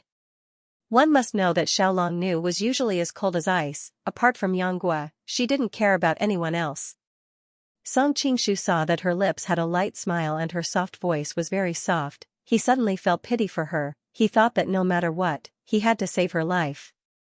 Under Xiaolong Nu's guidance, Song Qingshu held her with one hand and carried the chest with the other. Soon, they arrived at the entrance of Gumu's waterway, then he picked her up and put her in the chest. The reason why he didn't put her in the chest was because Song Qingshu subconsciously wanted to hold Xiaolong Nu for a while longer. Of course, this was something that Xiaolong Nu didn't notice. If it was Huang Rong or Zhao Min, they would have already seen through his little trick. I'll try my best to walk faster, so that you won't feel suffocated. Song Qingshu said before closing the chest. Xiaolong Nu shook her head slightly, it's okay, you should walk slower, in case you accidentally walk into a fork. She had just drawn a map of the waterway for Song Qingshu. Don't worry, I have a photographic memory. Song Qingshu laughed. Xiao Longnu thought of his amazing kung fu, so it was natural for him to have a photographic memory. She couldn't help but smile. Looking at her delicate and flawless cheeks, Song Qingshu had an impulse to lean over and kiss her. However, in the end, he came back to his senses and gently closed the lid of the box. He wrapped the wooden box with 2 layers of oilcloth and then placed the box into the stream. Taking a deep breath, he pulled the box and dived in. With his current kung fu, it was easy for him to sneak into the bottom of the small stream. After the stream drilled into the ground, it was sometimes high and sometimes low. He followed the waterway and encountered mud and stones blocking the way. The wooden chest was not easy to pass through, so he used his palms to split it open. He was afraid that Xiao Longnu would feel suffocated in the chest, so he moved very quickly. In less than half an hour, he had already drilled out of the water and reached the underground tunnel that led to Gumu. Yu 3, Song Qingshu hurriedly pulled off the tarpaulin and opened the chest. He saw that Xiao Longnu was fainting. She must have suffered a serious injury and couldn't bear the hardship. He couldn't help but panic and asked, "Little apprentice sister, how are you?" Xiao Longnu smiled faintly and sighed faintly, "I'm finally home." Song Qingshu hurriedly picked her up and followed her directions. They turned left and right, and finally returned to the room in Gumu. Xiao Longnu struggled to open her eyes and looked around. She saw that the tables and chairs were overturned and the bed was crooked. It was the same as the day when she and Guo fought with Li Macho and her disciple. Song Qingshu looked at the dark stone room and suddenly had an indescribable feeling. He thought about how this girl spent most of her time in a place like this. It was a bit too lonely. He was in a daze for a while. Suddenly, he felt a drop of water fall on the back of his hand. Turning his head, he saw a string of sparkling and translucent tears slowly flowing down Xiao Longnu's snow-white, flawless cheeks. It turned out that when Xiao Longnu returned to the place where she grew up, her mind was filled with 1,000 thoughts. Guo wasn't by her side. Then she thought about how she had been attacked by the Chuanjin 5 masters. She was afraid that the odds were against her. Even if her injury could be healed, Guo had already abandoned her because of the matter with Yin and Zhao. He was already engaged to Miss Guo. Thinking about all these things, Xiao Longnu couldn't help but feel deeply hurt. She couldn't help but feel sad. Little apprentice sister, brother-in-law can't be so ugly. He's making you cry. Song Qingshu knew that she was distressed, so he deliberately said this with a straight face.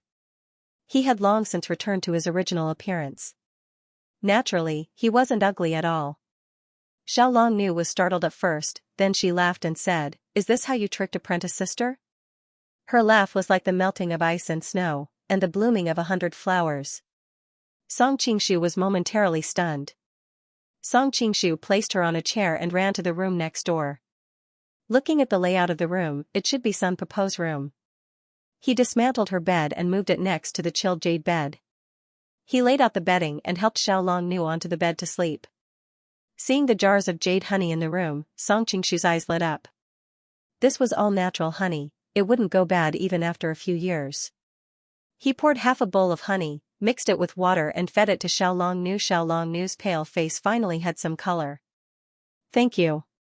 Even though Xiao Longnu didn't know much about the world, but now that there were only the two of them in the huge tomb, it would be uncomfortable not to say something. Song Qingshu smiled and said, "Speaking of which, we aren't strangers, you don't have to be so polite." Xiao Longnu pursed her lips and smiled. She suddenly thought of something and said, "Brother-in-law, go to ancestor grandma's room and bring her golden box." "Is that okay?" Song Qingshu was startled. Was it that box of Lin Chaoying's dowry? Why did she want it at this time? But of course, he wouldn't refuse such a small request. He smiled and said, "You don't have to be so polite when talking to brother-in-law." Following her instructions, he ran to Lin Chaoying's room and brought out the lowest box from the bedside. The box wasn't very heavy and it wasn't locked. The outside of the box was painted red with gold, and the patterns were elegant. Xiao Longnu said, "I heard from Sun Papa that this box was ancestor grandma's dowry. She didn't get married, so these things became useless." Song Qingshu had already guessed what was inside the box. Hearing this, he gave a sound. Looking at the beautifully decorated box, he felt that within the joy, there was infinite sadness. AI, who told her to fall in love with a scumbag like Wang Chongyang? She met the wrong person. Suddenly, he was a little dazed because he, a person who showed love everywhere, was also a scumbag in the eyes of outsiders. However, he didn't know who was scummier compared to Wang Chongyang. No matter how he thought about it, Song Qingshu still thought that Wang Chongyang was more of a scumbag. As the saying goes, a devoted person is the most heartless, let alone an irresponsible person. While he was staring blankly, Xiaolong had already opened the chest lid. Sure enough, there was a beaded phoenix coronet, a golden embroidered cape, and a bright red satin dress inside. Each piece was made of the best material. Although it had been several decades, it still looked as brilliant as new. Xiaolong was seriously injured, just this little movement made her feel weak all over. She had no choice but to say, "Brother-in-law, can you take it out and let me have a look?" Song Qingshu nodded and took out the clothes one by one from the suitcase. Underneath the clothes was a dressing box inlaid with pearls and a jewelry box carved with jadeite.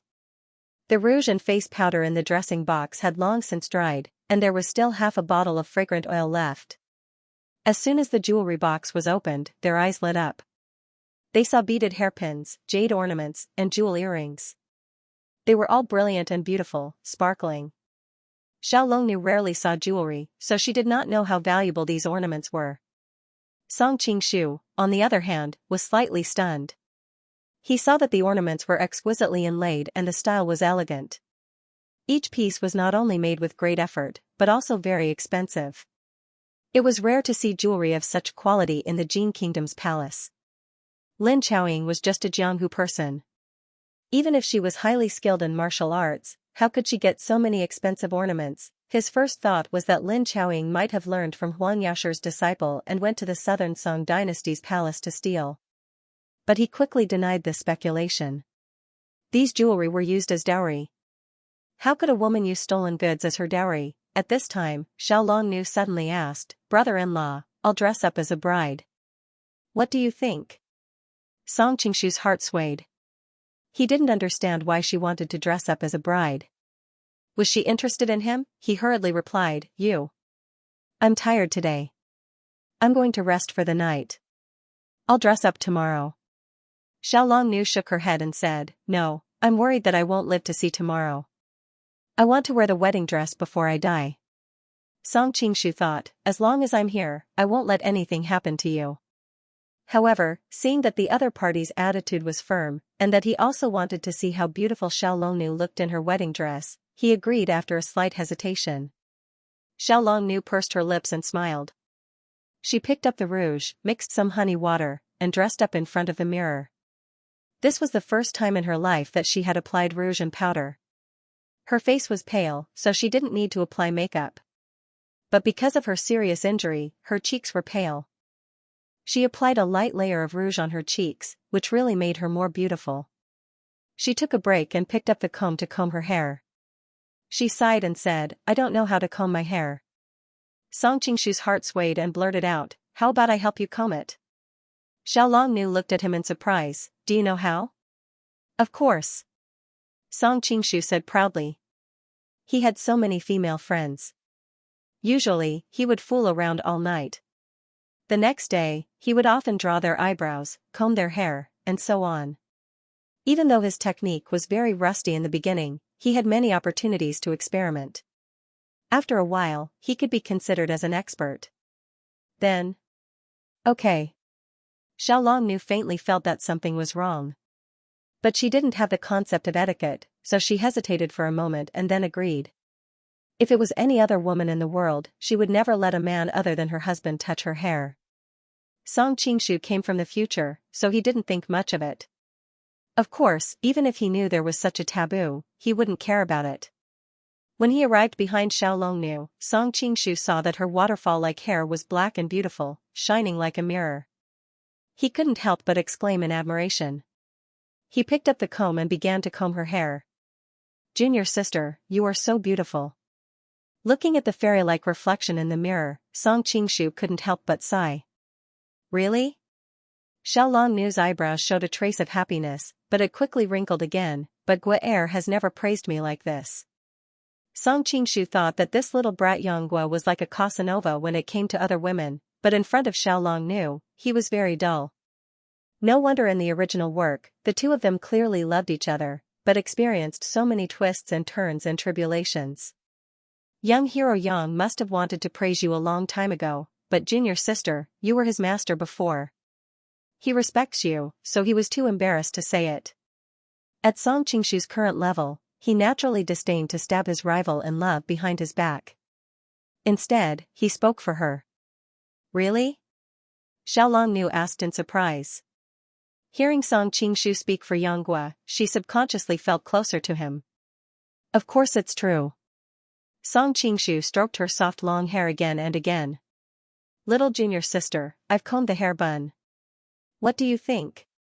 Xiao Longnu's beauty was the kind that was naturally sculpted. In fact, the extra hair bun destroyed her natural temperament, so Song Qingshu only combed her hair into the simplest bun.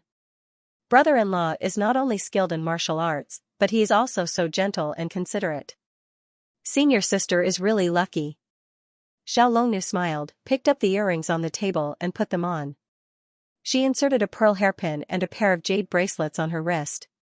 Under the illumination of the red candles, she was truly incomparably beautiful. She happily turned around and smiled sweetly. Do you think I look good? Song Qingshu suddenly felt like his eyes were filled with light. He unconsciously praised, you look very good. Even the fairies from the 9 heavens can't compare to you. Let me put on the phoenix crown for you. He picked up the phoenix crown and walked behind her to put it on her. Xiao Longnu looked at the beautiful woman in the bronze mirror and suddenly sighed, it's a pity for Guo. I can't see it. Song Qingshu was startled at first and then his heart ached. So the reason why she suddenly wanted to wear the wedding dress was because she was thinking of Yanghua. He was happy for half a day, but in the end he expressed his feelings wrongly. But he was also an optimistic person and quickly collected his feelings. In the future, Brother Yang will definitely see you in the wedding dress. At the same time, he added in his heart, although Yanghua can see it, you may not be his bride. Xiao Longnu didn't know what he was thinking. After hearing him mention it, her heart suddenly ached and she finally couldn't bear it anymore. With a wah sound, she leaned on the box and cried. Song Qingshu panicked. He unconsciously rushed forward and held her in his arms. Junior sister, what's wrong? Did I say something wrong? What in the future? Do I really have a future? When I think about not being able to see Guo again, I can't help but want to cry. Xiao Longnu's heart was filled with sorrow and she didn't notice that she was in another man's arms. Yanghua, oh Yanghua, you are really lucky. If a little boy had entered the ancient tomb, would Xiao Longnu have loved him as much as she did? Song Qingshu sighed and laughed. Junior sister, don't worry. With me here, I promise to cure you and let you see Yanghua again. Really? Xiao Longnu was also a top martial artist and knew how serious her injuries were. So when she heard his words, she couldn't help but be suspicious. Even if you don't believe me, you should believe in Wang Chongyang. He is a person with the same ability as your ancestor grandma. Song Qingshu replied. That's true. Thinking of Wang Chongyang's identity, Xiao Longnu pursed her lips and smiled. Song Qingshu then said, Junior sister, look at how beautiful the phoenix embroidery on this dress is. Let me help you put it on. Xiao Longnu was seriously injured and obviously couldn't change her clothes by herself. But no matter how innocent Xiao Longnu was, she wouldn't agree to take off her clothes in front of a man. So Song Qingshu didn't have any evil thoughts.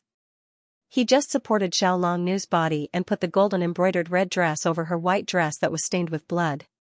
Xiao Longnu wiped away her tears and put on some makeup. She smiled and sat next to the red candle. Thank you, brother-in-law. Song Qingshu smiled and said, okay, your wish has been fulfilled. Can I start treating you now? Yes. Xiao Longnu softly humphed. Song Qingshu said to Xiao Longnu, relax your whole body, no matter how painful or itchy you feel. Don't use your qi to resist. Xiao Longnu had a quiet personality. Hearing this, she smiled and said, I'll take it as if I'm already dead. Song Qingshu smiled and said, Junior sister is really smart. At the same time, at the foot of Mount Zhongnan stood a young man with a face full of hardships. Even though he had lost an arm, he was still very handsome. He looked at the mountain and murmured, "The world is so big, I wonder where Ant is.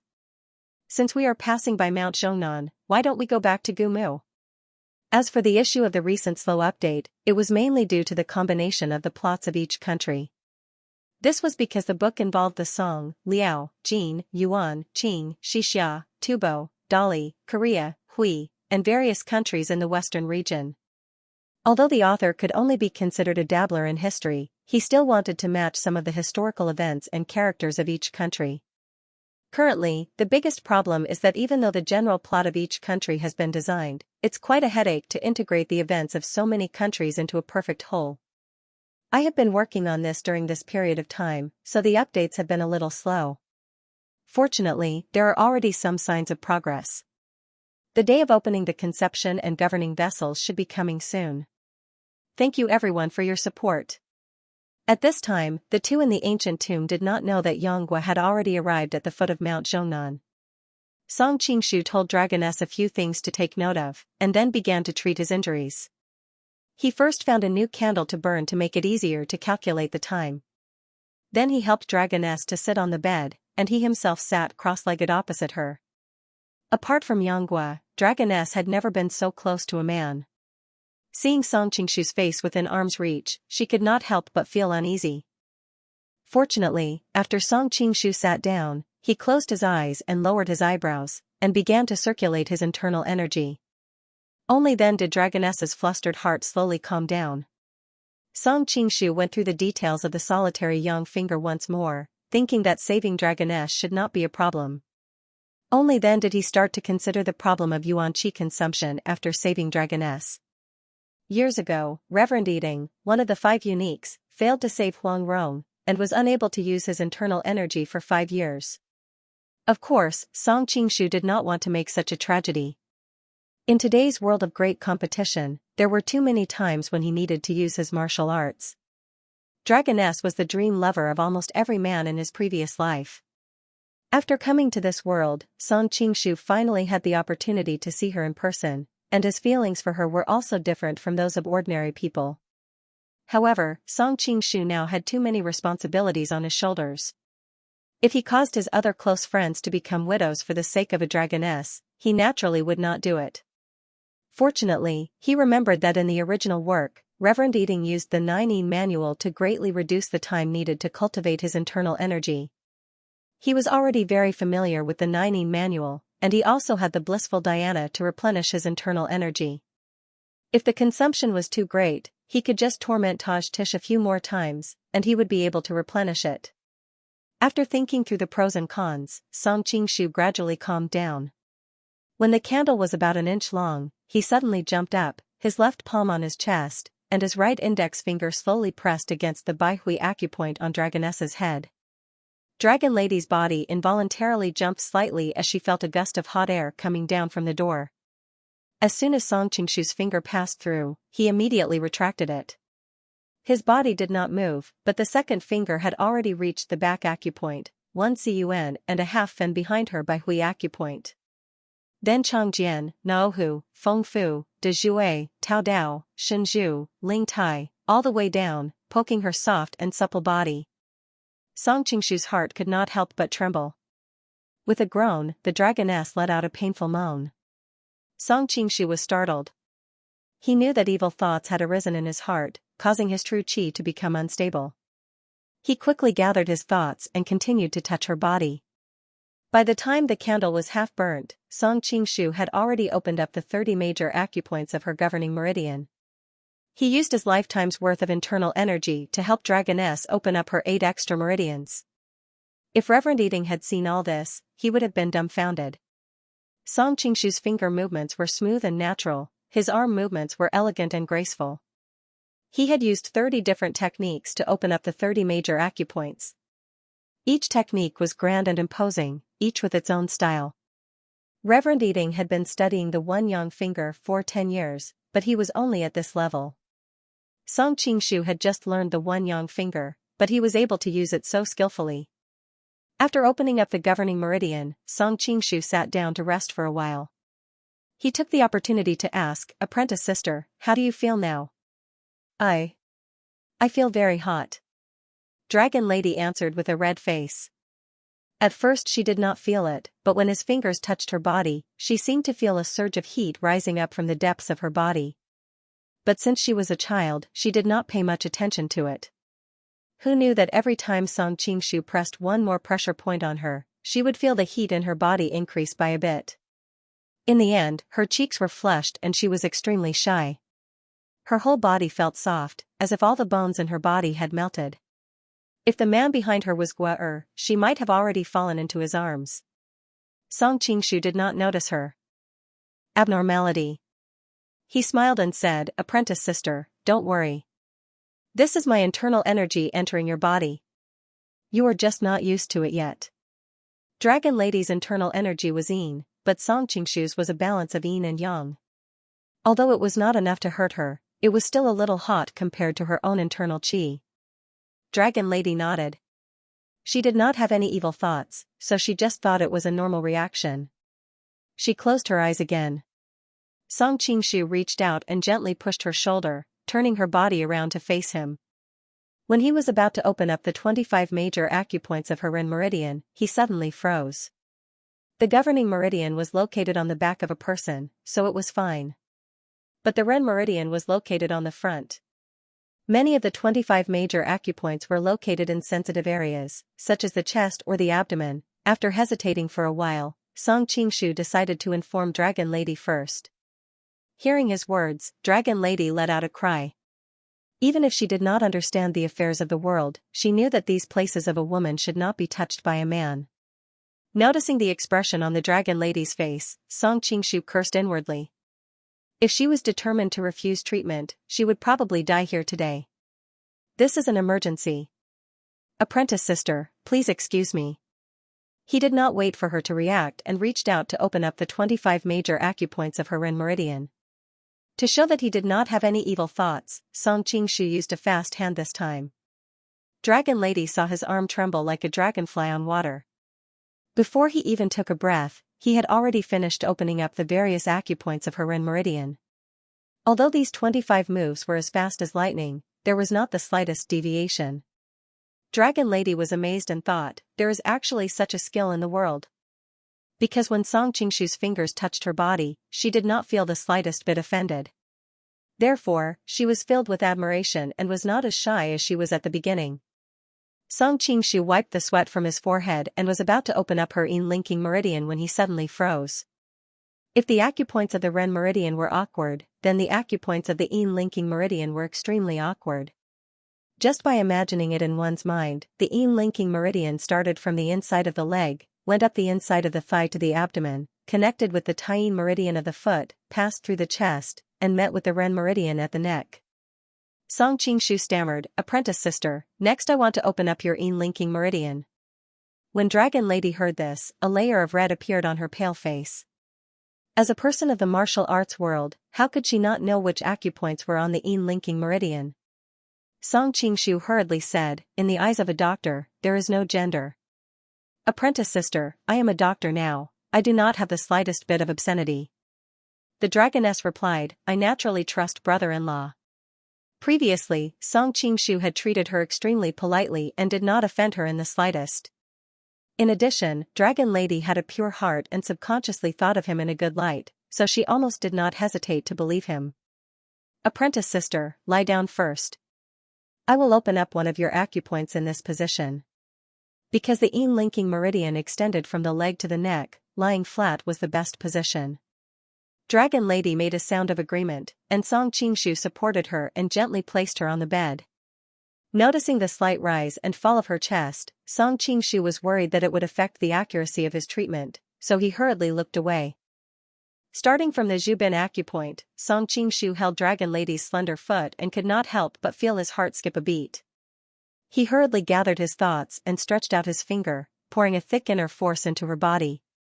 Then his finger moved up and touched the Chongmen acupoint on the inside of her thigh. Dragon Lady moaned and couldn't help but tremble. Song Qingshu noticed that her face was as red as blood, and her beautiful eyes were so watery that it seemed as if water was about to seep out. Song Qingshu couldn't help but feel his mouth go dry, but he pretended not to see it and continued to touch the fuchsia acupoint on her groin, then the daheng acupoint on her abdomen, then the wuai acupoint on her chest. That soft touch stunned Song Qingshu for a moment, and he actually forgot to move his finger. Dragon Lady bit her lip and endured bitterly, but when she saw that he seemed to be possessed and kept his finger there, she couldn't help but feel embarrassed and anxious. She could not help but remind him, brother-in-law, the next acupoint is the Tiantu acupoint. Only then did Song Qingshu wake up. In order to hide the embarrassment in his heart, he quickly opened up the remaining Tiantu and Lianquan acupoints.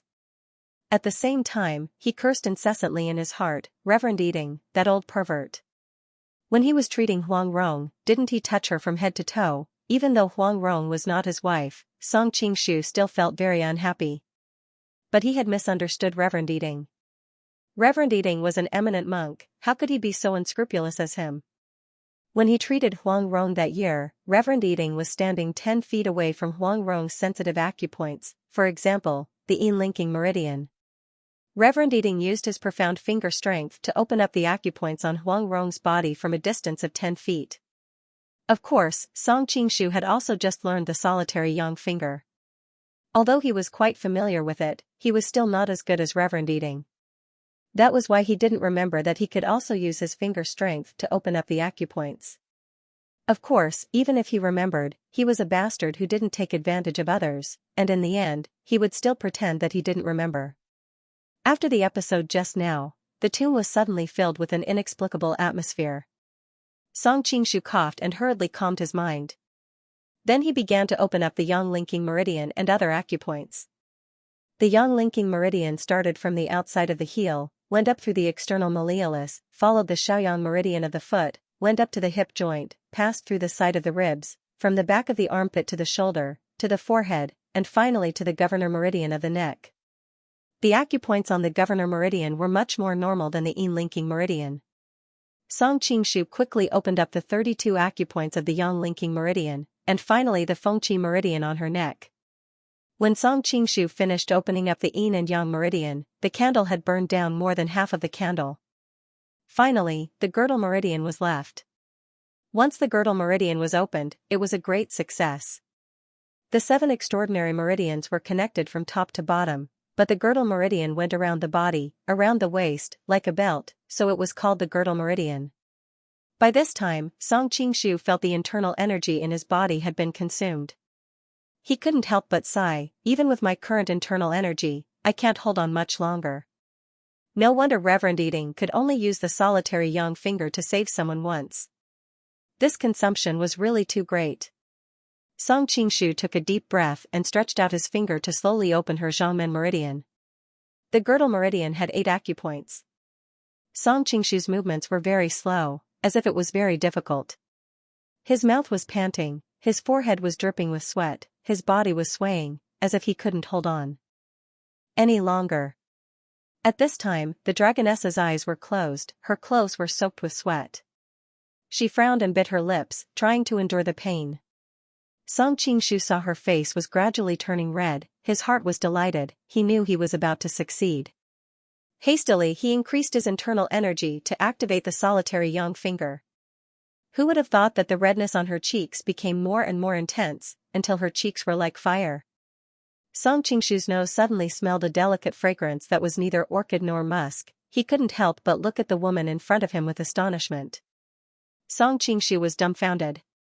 What was going on? Of course, he was not delusional enough to think that Xiao Longnu had been subdued by his manly charm, and that she would go limp just from smelling his masculine scent at such a close distance. Xiao Longnu had been practicing the pure heart kung fu since she was a child. Even if she had fallen in love with a man, she wouldn't have lost her composure like this. Therefore, when Song Qingshu sensed that something was wrong with her body, his first thought was that she had been possessed by the devil. But he quickly ruled out this possibility. Xiao Longnu hadn't used her kung fu to resist, so how could she have been possessed by the devil? What air? Xiao Longnu reached out and touched Song Qingshu's cheek. She looked at him with watery eyes and murmured softly. How could she mistake me for Yang Gua? Feeling Xiaolong Nu's soft hand, Song Qingshu's body stiffened. He couldn't figure it out. He didn't know that when a seriously injured person was treated by the solitary young finger, they would have all kinds of hallucinations. When Reverend Eating treated Huang Rong, she had a nightmare about Ouyang Feng, Ouyang Ku, and Qiu Qianren. One moment, they would roast her in the stove, the next moment, they would bring ice to freeze her, and when she was cold, they would warm her again. Whether it was Ouyang Feng, Ouyang Ku, or Qiu Qianren, they were all the people Huang Rong feared the most. Xiaolong Nu's temperament was different from Huang Rong's. Enemies and friends were just fleeting clouds to her. She never cared about them. The only thing she thought about was Yanggua. Therefore, her dreams were only related to Yanggua. If that was the case, Xiaolong Nu wouldn't have mistaken someone else for Yanggua. Coincidentally, Song Qingshu's genuine qi was completely different from Reverend Eating's. Reverend Eating's genuine qi was neutral and peaceful, while Song Qingshu's genuine qi was a combination of Jiuyin genuine qi and godly qi. It was born with the attribute of yin and yang. Coupled with the special attribute of happy genuine qi, it was an irresistible drug for women. When Song Qingshu was playing with his female confidants, he would occasionally infuse his joyful true qi into their bodies to increase their interest. As for the effect, it was just like the flattery that Wei Xiaobao always said, like the surging river, continuous and unending, like the overflowing yellow river, unstoppable. Cough cough. In any case, it was unexpectedly good. However, regardless of whether it was Jiu or Zhou Jirua, after experiencing it once, they all blushed and forced him to swear an oath not to use the joyful genuine qi on them again. Of course, when Song Qingshu treated Xiaolong Nu, he wouldn't be so despicable as to deliberately infuse happy genuine qi into her body. Of course, when Song Qingshu was treating Xiaolong Nu, he wouldn't be so despicable as to deliberately infuse happy genuine qi into her body. It was just that Song Qingshu's Jiuyin genuine qi and godly qi contained some happy genuine qi. If it was a normal healing session, the small amount of joyful genuine qi that entered other people's bodies wouldn't have much of an effect if he deliberately restrained it. However, this time, he was using the one yang finger to open up Xiaolong Nu's 8 extraordinary meridians. Although the amount of joyful genuine qi was small, it directly entered Xiaolong Nu's meridians. As Song Qingshu opened up all the meridians in her body, the joyful genuine qi also circulated throughout Xiaolong Nu's body. In her half-awake state, Xiaolong Nu's most primitive human instincts were aroused. So when she opened her eyes and saw Song Qingshu, she subconsciously treated him as her sweetheart. Fortunately, she was Xiaolong Nu, who had been pure and had few desires since she was young. If she was an ordinary girl, she would have long become a slave and pounced on a man when the happy genuine qi spread throughout her body. Xiaolong Nu felt her body heat up. She didn't know what to do. She just subconsciously tugged at her collar in an attempt to release the heat from her body. At the same time, her body involuntarily stuck to Song Qingshu. Song Qingshu's gaze passed through her collar and saw the snow-white scenery. His heart skipped a beat and he quickly looked away. If it was any other woman throwing herself into his arms like this, with his temperament, he might have accepted it with a smile. However, in his heart, Xiaolong Nu was like an unreal dream, making him unwilling to take advantage of her when she was in a precarious situation. Even though he didn't know the reason, he knew that this wasn't Xiaolong Nu's true thoughts. With a warm and fragrant body in his arms, Song Qingshu was actually as restrained as a virgin. He didn't know where to put his hands. It didn't seem right to hug the soft body in his arms, but if he didn't, he would seem too stupid. Just as Song Qingshu was in a dilemma, Xiaolong Nu, who was in his arms, suddenly cried out, "Guer, why did you leave me?" Song Qingshu was shocked. He was worried that her violent mood swings would affect her injuries and cause them to fail. He could only follow her words and continue, "I didn't leave you. Don't you see that I'm by your side right now?"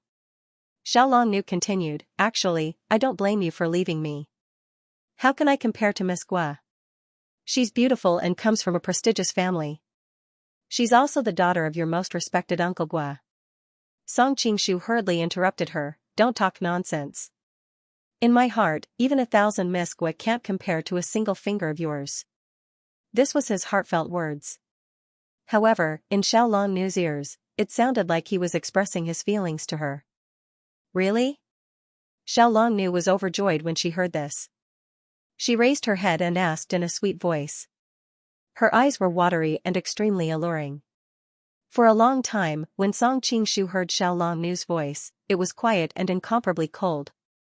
This was the first time he heard her speak in such a sweet voice. For a moment, half of his body softened. He hurriedly raised his hand and swore, "If I say even half a word of falsehood, I will be struck by lightning 5 times in heaven." Before he could finish speaking, 3 smooth fingers had already pressed against his lips. He saw Xiao Longnu smile sweetly. "Don't say such a vicious thing. I believe you." Song Qingshu subconsciously held her hand. Looking at the beautiful and refined fairy in front of him, he couldn't help but be a little dazed for a moment. "Do I look good?" Xiao Longnu was a little shy at first, but she soon looked back at him openly.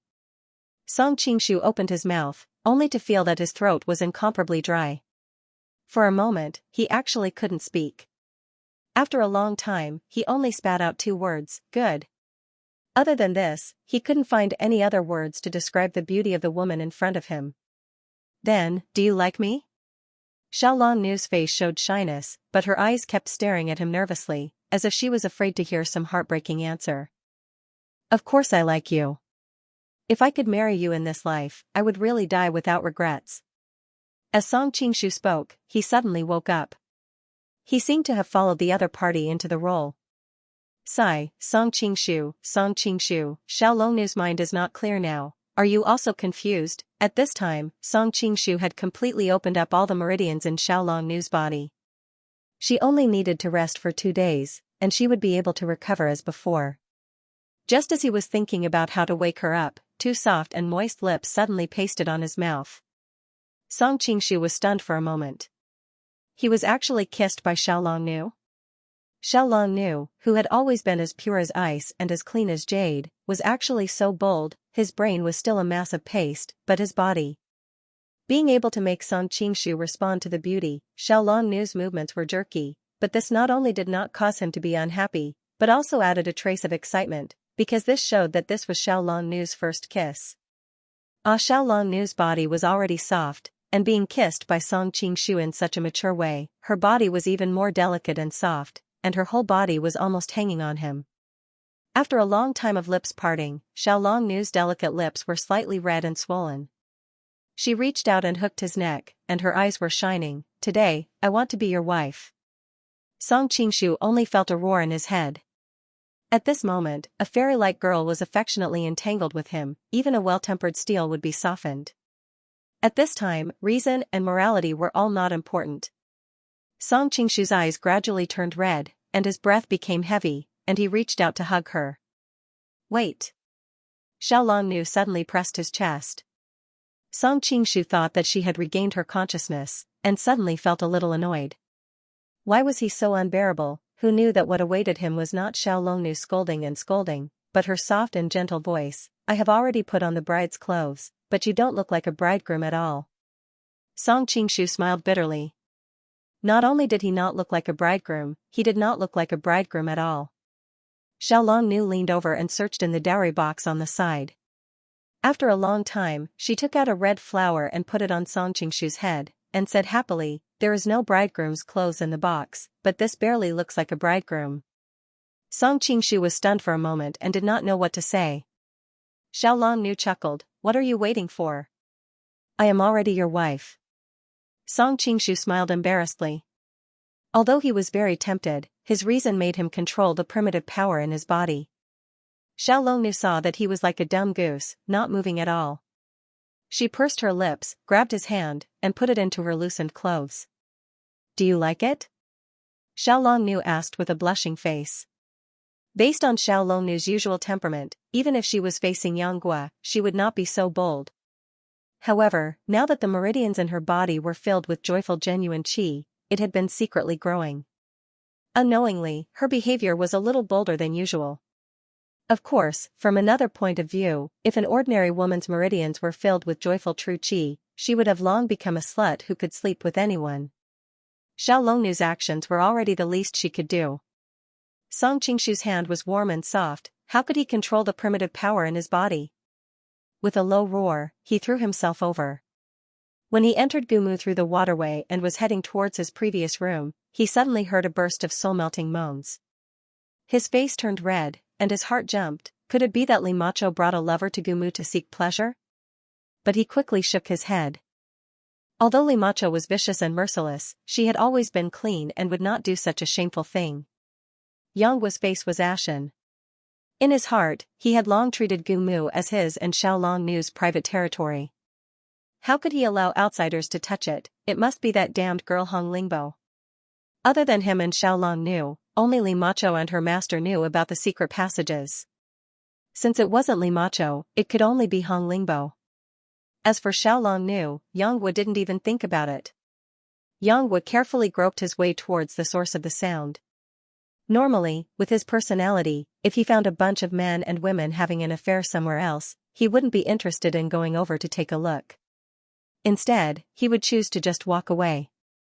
But the tomb was his and Xiaolongnu's private place. How could he allow others to defile it? As the saying goes, to catch a thief, to catch a thief, to catch an adulterer, to catch both of them. He was afraid of alerting the snake, and if Hong Lingbo stubbornly refused to admit it, then it would be troublesome.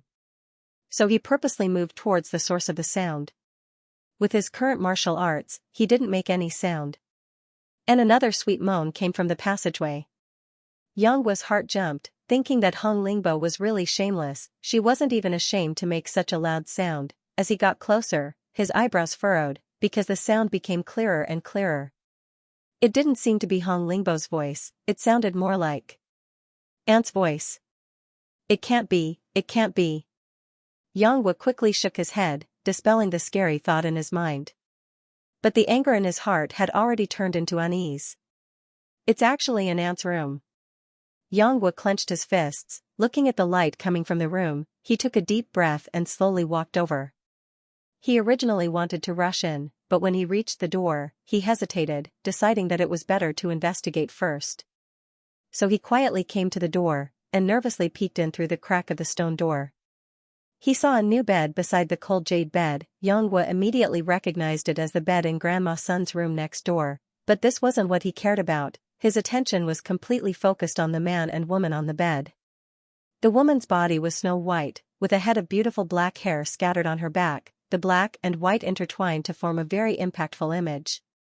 But what was even more impactful was that her naked body was currently in the arms of a man. The two of them were intertwined. The atmosphere was very intense. Yanghua felt as if he had fallen into an ice house. Even though the woman's body was mostly blocked by the man's, he and Xiaolongnu were very familiar with each other. It would be an exaggeration to say that he could recognize a single strand of her hair, but the occasional sight of her face was enough for him to recognize his spotless aunt. Yanghua's hands and feet turned cold. Not long after, a monstrous rage rushed to his head. He knew Xiaolongnu's temperament very well. She would never do such a thing with another man. The only explanation was that she was forced by the other party.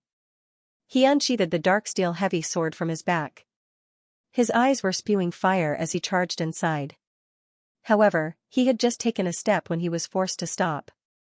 This was because he saw Xiaolongnu, who was as pure as ice and as clean as jade in his heart, take the initiative to hook her arms around the man's neck. Then, she raised her head and kissed him. It didn't look like he was being forced at all. Yanghua still couldn't believe it. He was about to throw caution to the wind and ask for an explanation when the bride's wedding dress that was scattered around the bed and on the floor suddenly caught his eye. It was as if the beautiful wedding dress was mocking him. The color was especially bright red and piercing to the eyes. Wah, the true energy in Yanghua's body was in a mess. He felt a sweet taste in his throat, and he spat out a large mouthful of blood. He was no longer willing to look at the heartbreaking scene in front of him. He turned around and ran outside. Why? A voice roared in Yanghua's mind. He didn't know why he had to run. Was it because he was afraid that he would embarrass Xiaolongnu if he met her face to face? Or was it because he didn't want to face reality? He didn't know. Right now, the only thought in his mind was to leave this place. The farther, the better. In the room, Song Qingshu raised his head thoughtfully and looked in the direction of the door. He couldn't help but smile bitterly. With his current cultivation, how could he not notice that someone was approaching? he had already noticed Yonggua before he reached the door. He was worried that other men would see Xiaolongnu's current state. He had already wanted to kill her, but when he realized that the other party was Yonggua, he found it hard to make a move. "Gua, what's wrong?" An elegant fragrance wafted over. Xiaolongnu's body was pressed against him again. Song Qingshu thought to himself, "Your Gua has already been driven away by you." But now that things have come to this, he was worried that his efforts would be in vain. He smiled and said, "It's nothing. Let's continue." "Okay." Xiaolongnu nodded her head shyly. Her eyes were already misty. Song Qingshu, on the other hand, had a clear expression on his face as he continued to slide his palm on her body. For a moment, Song Qingshu had indeed lost control of himself due to the huge temptation in front of him. But when he was pressed against Xiaolongnu's soft and delicate body and heard her murmur the two words "Gua," he immediately sobered up. If he were to take advantage of her like this, then how would he be any different from the people he despised the most, Tian Buiguang and Yun Zhanghe? Right now, Xiaolongnu was obviously treating him as another man. That's why she was willing to let him do as he pleased. Song Qingshu had his own pride and principles. How would he be willing to have her under these circumstances? Song Qingshu really liked Xiaolongnu. It was to the extent that he liked her very much. But he knew that this kind of liking was just a man's possessiveness towards a beautiful woman. In addition, he was influenced by the images of Xiaolongnu in the movies of the previous world. It had nothing to do with love. Only when a man and a woman were in love with each other and reached the final step, would the spirit and body become one. At the same time, they would reach the peak of perfection. If it was just the body, it would be too boring. Song Qingshu finally understood. What he wanted was for Xiaolongnu to be conscious and look at him lovingly. Then, she would shyly take off her clothes and give everything she had to him. Even though he knew that with the relationship between Xiaolongnu and Yonggua, the possibility of this happening was very, very low. But if he didn't pursue it, how would he know what the final result would be? Even if Xiaolongnu was unmoved and chose Yonggua without hesitation, it was still fate. In life, sometimes regret was a kind of beauty. Qingying and Lu Wushuang refused to marry for the rest of their lives because of Yonggua. Guxiang traveled all over the world to find her big brother. Zhang Sanfeng hid the iron arhat that Guxiang gave him for 100 years. It was because of the countless uncertainties that love made countless people intoxicated. At the same time, it made even more people sad. After thinking about all this, Song Qingshu's restless heart finally calmed down. But although he calmed down, he still had to solve the problem in front of him. He was previously lost in Xiaolongnu's charm, so his judgment was greatly affected. Now that he had sobered up, he looked at Xiaolongnu's blurry eyes and pink cheeks. He had a rough guess in his heart. Then, he checked her pulse, and Song Qingshu finally confirmed it. The reason why she was behaving so strangely was because she was affected by the joyous genuine qi. He couldn't let anything happen to Xiaolongnu just because he wanted to be a Luxiaoui. She had just recovered from her serious injuries and her body was very weak. Since she was young, she had been practicing the clear heart and few desires inner force. Violent emotional fluctuations were a taboo. If the accumulated internal force in her body was not released in time, considering the fact that the ancient tomb sex inner force could easily cause her to go berserk, it could easily threaten her life. Therefore, if the two forces collided, not to mention the damage to her body, her ancient tomb sex inner force would probably be destroyed. Fortunately, Song Qingshu had many female friends over the years. There were a few times when the women around him had been drugged. Ever since He Qing pushed him down, he worked hard. For the sake of a man's dignity and a woman's chastity, he came up with a set of detoxification methods that did not require him to be a human antidote. Although Xiaolongnu's situation was not drugged, the essence was similar. Song Qingshu practiced the joyful Zen technique. He had long mastered the yin and yang qi. Therefore, although his palm seemed to be touching Xiaolongnu's body, he was actually using the yin and yang qi to dissolve the heat in her body. However, Xiaolongnu's meridians were full of joyful qi. How could a normal drug compare to it? Although Song Qingshu had tried his best to help her balance the yin and yang in her body, the progress was really not fast. Halfway through, Xiaolongnu felt her whole body heat up. She unconsciously tore off her clothes. At first, Song Qingshu helped her put it back on, but every time he put it on, Xiaolongnu would tear it off and mumble to herself, "No, I'm so hot." Although Song Qingshu had decided to be a Luxiawi, he was not an otherworldly old scholar. After a few times, he simply let her do as she pleased. His eyes fell on her snow-white skin that was faintly red. Song Qingshu could not help but swallow his saliva. He thought to himself, "I've spent so much qi to save you this time.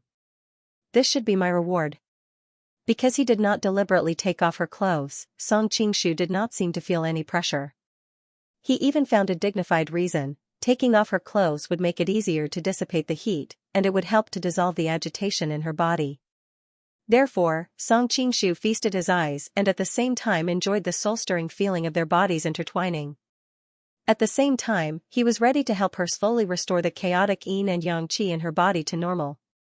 When Yang Wu ran over just now, he happened to see this scene. Song Qingshu originally wanted to explain, but he changed his mind. Under such circumstances, even if it was, there was no need to explain.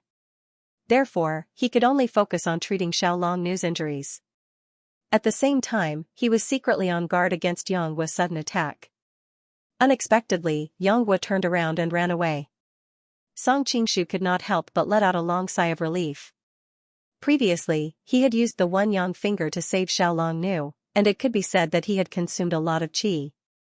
Although with his profound internal energy and all kinds of magical skills, he did not become almost useless in a short time like Reverend Eating in the original novel, but if he really fought with a master like Yang Wu, it would not bode well for him.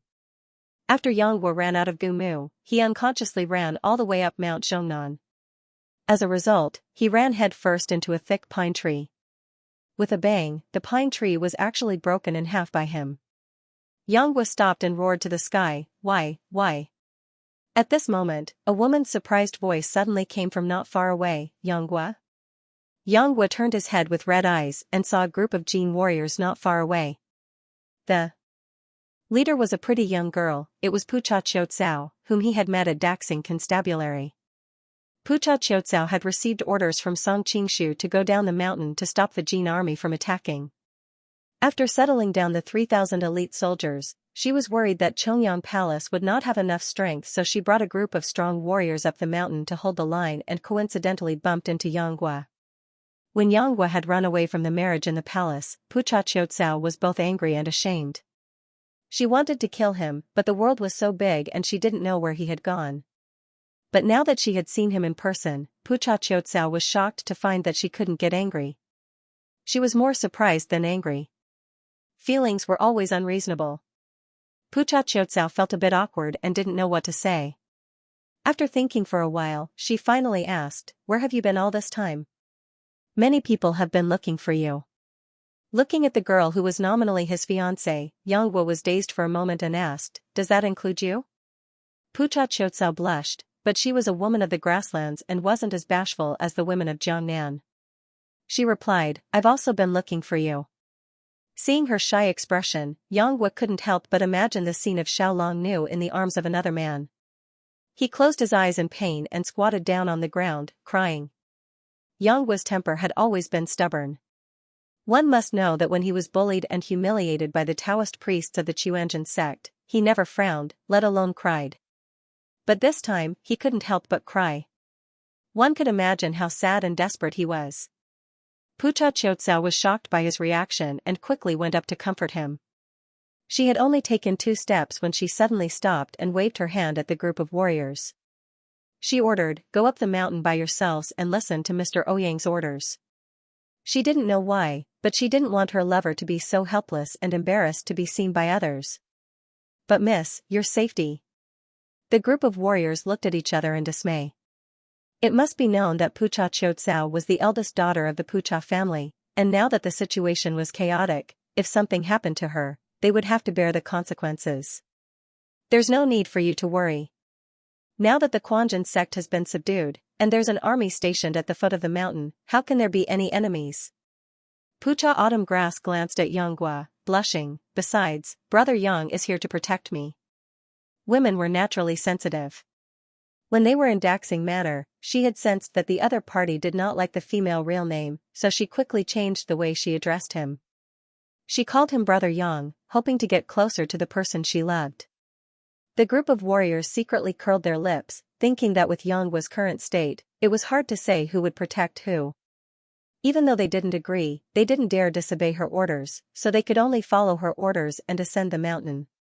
Seeing that they had gone far away, Pucha Qiutsao walked up to Yanghua and asked gently, "Brother Yang, what happened?"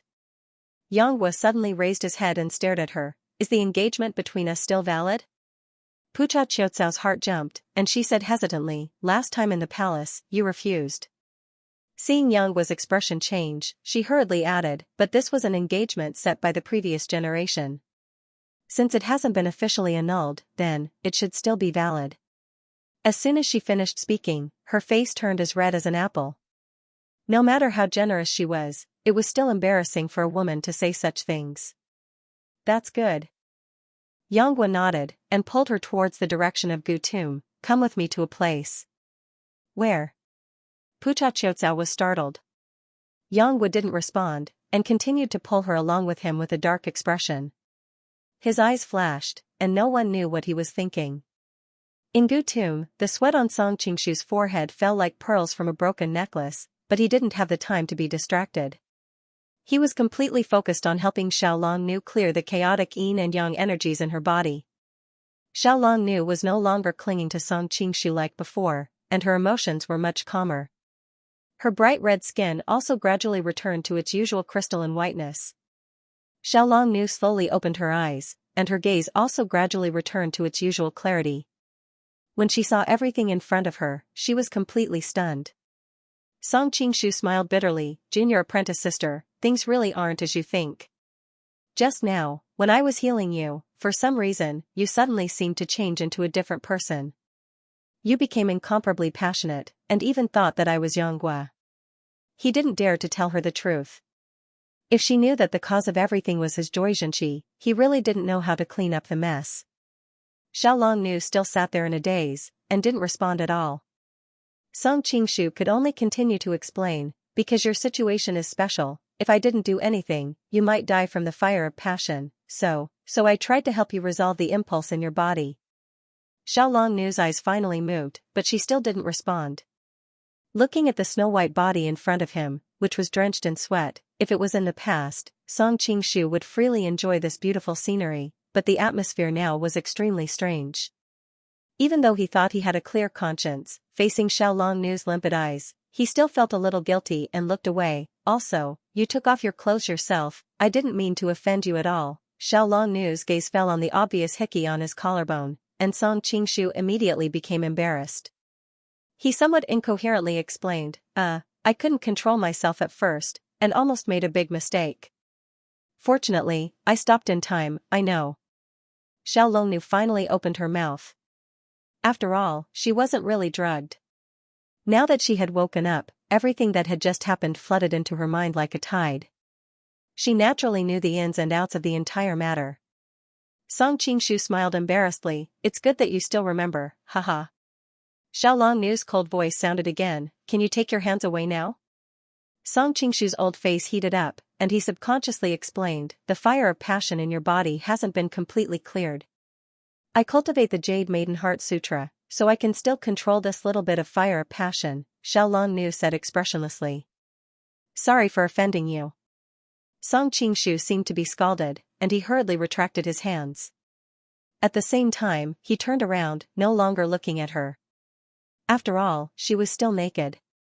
For a moment, he was extremely vexed. He thought about how he was also an old driver in his previous world, and in this world, he also had countless beauties, but in front of Xiaolong, he couldn't help but feel restrained. There was no place for him to use his abilities. After thinking about it, Song Qingshu could only blame it on Xiaolong being really pure like a little white flower, and he couldn't bear to use any despicable and dirty methods. Xiaolong quietly put on her clothes, and then said coldly, "You can leave." "Ah?" Song Qingshu was startled. Xiaolong's reaction was far beyond his expectations. Originally, he thought that even if Xiaolong didn't take out her sword to kill him, she would at least scold him. but now, she didn't even have the slightest expression.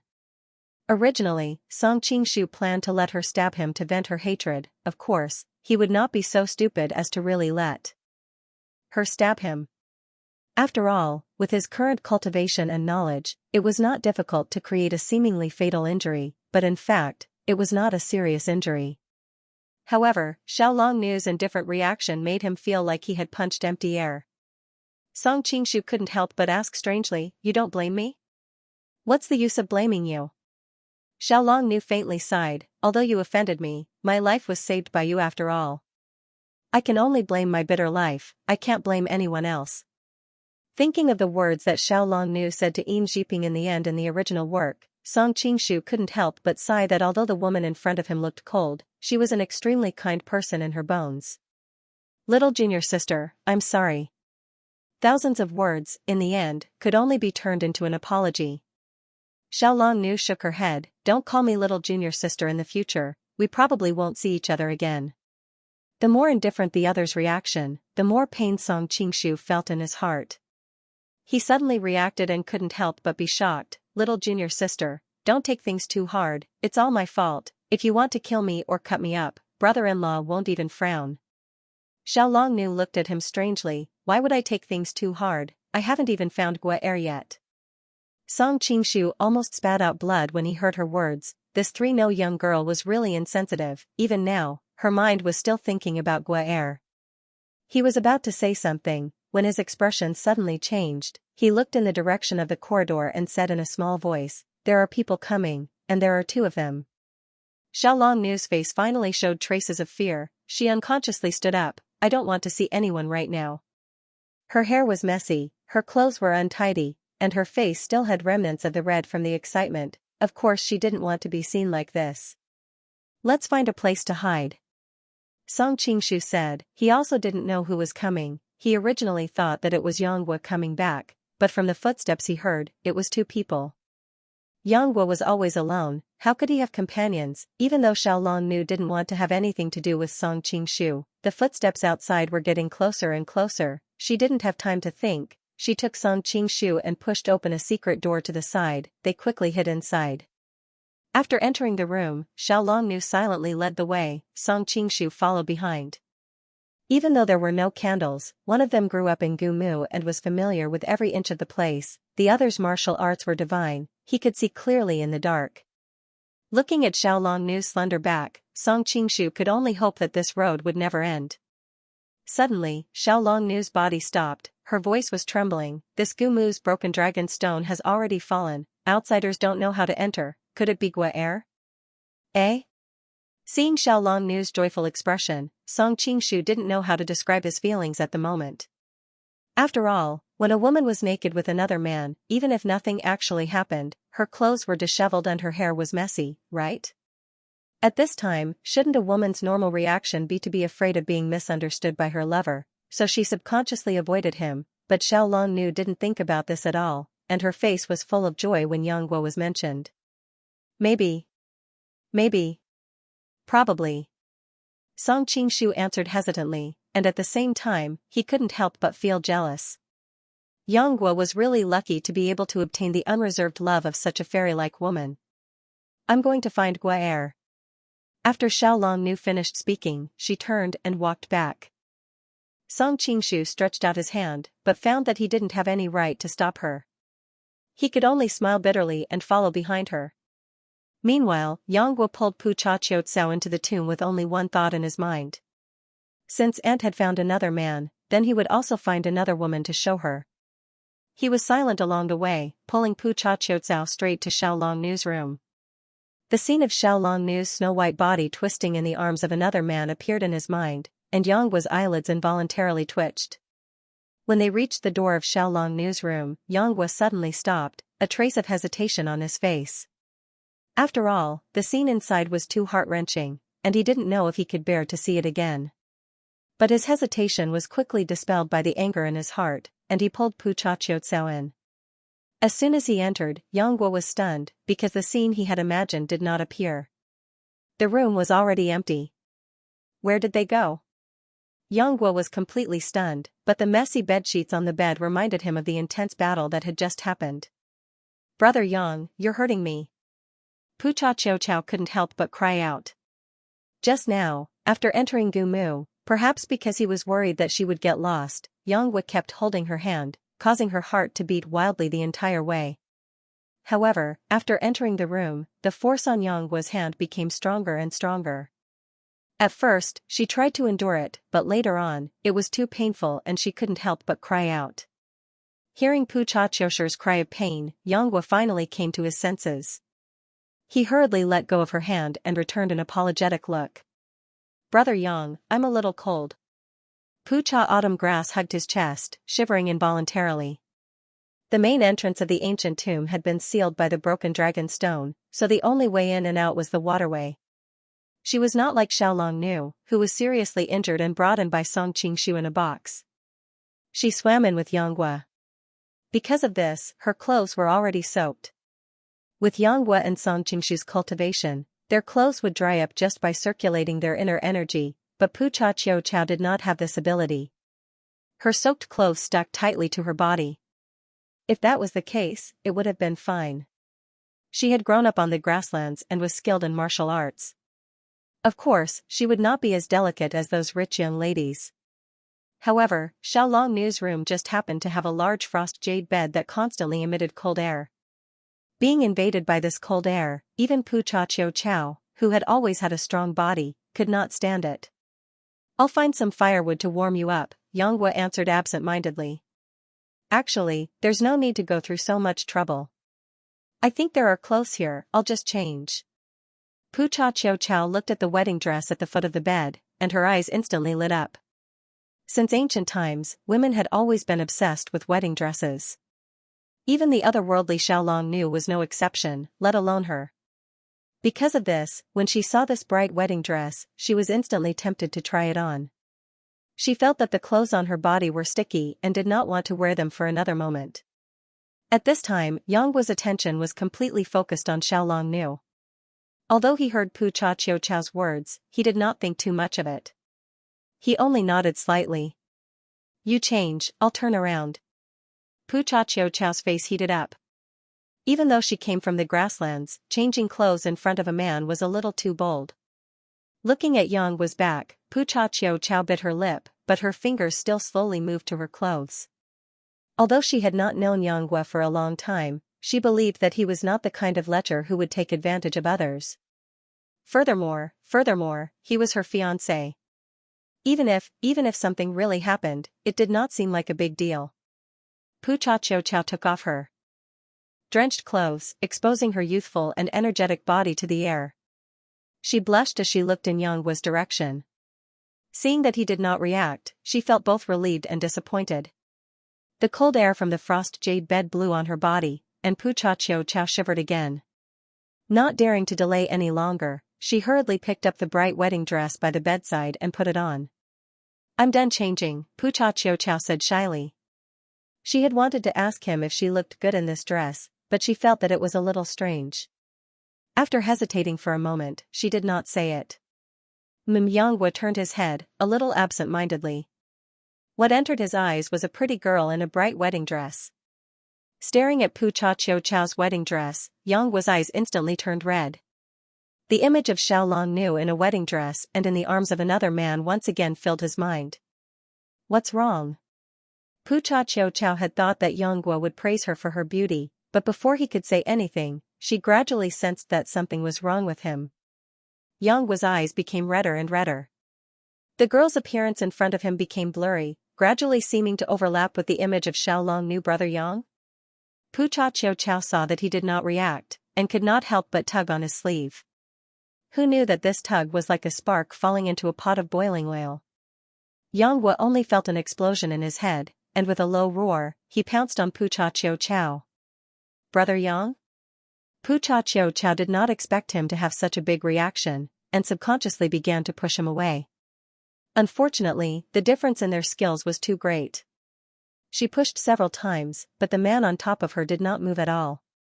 This time, Pu Cha Qiu Chao finally panted, and hurriedly asked, "Brother Yang, what's wrong?" Yang, on the other hand, was panting heavily without making a sound. At this time, the scene of Xiaolong Nu's half-covered wedding dress kept appearing in his mind, and the scene of her fawning under another man's body.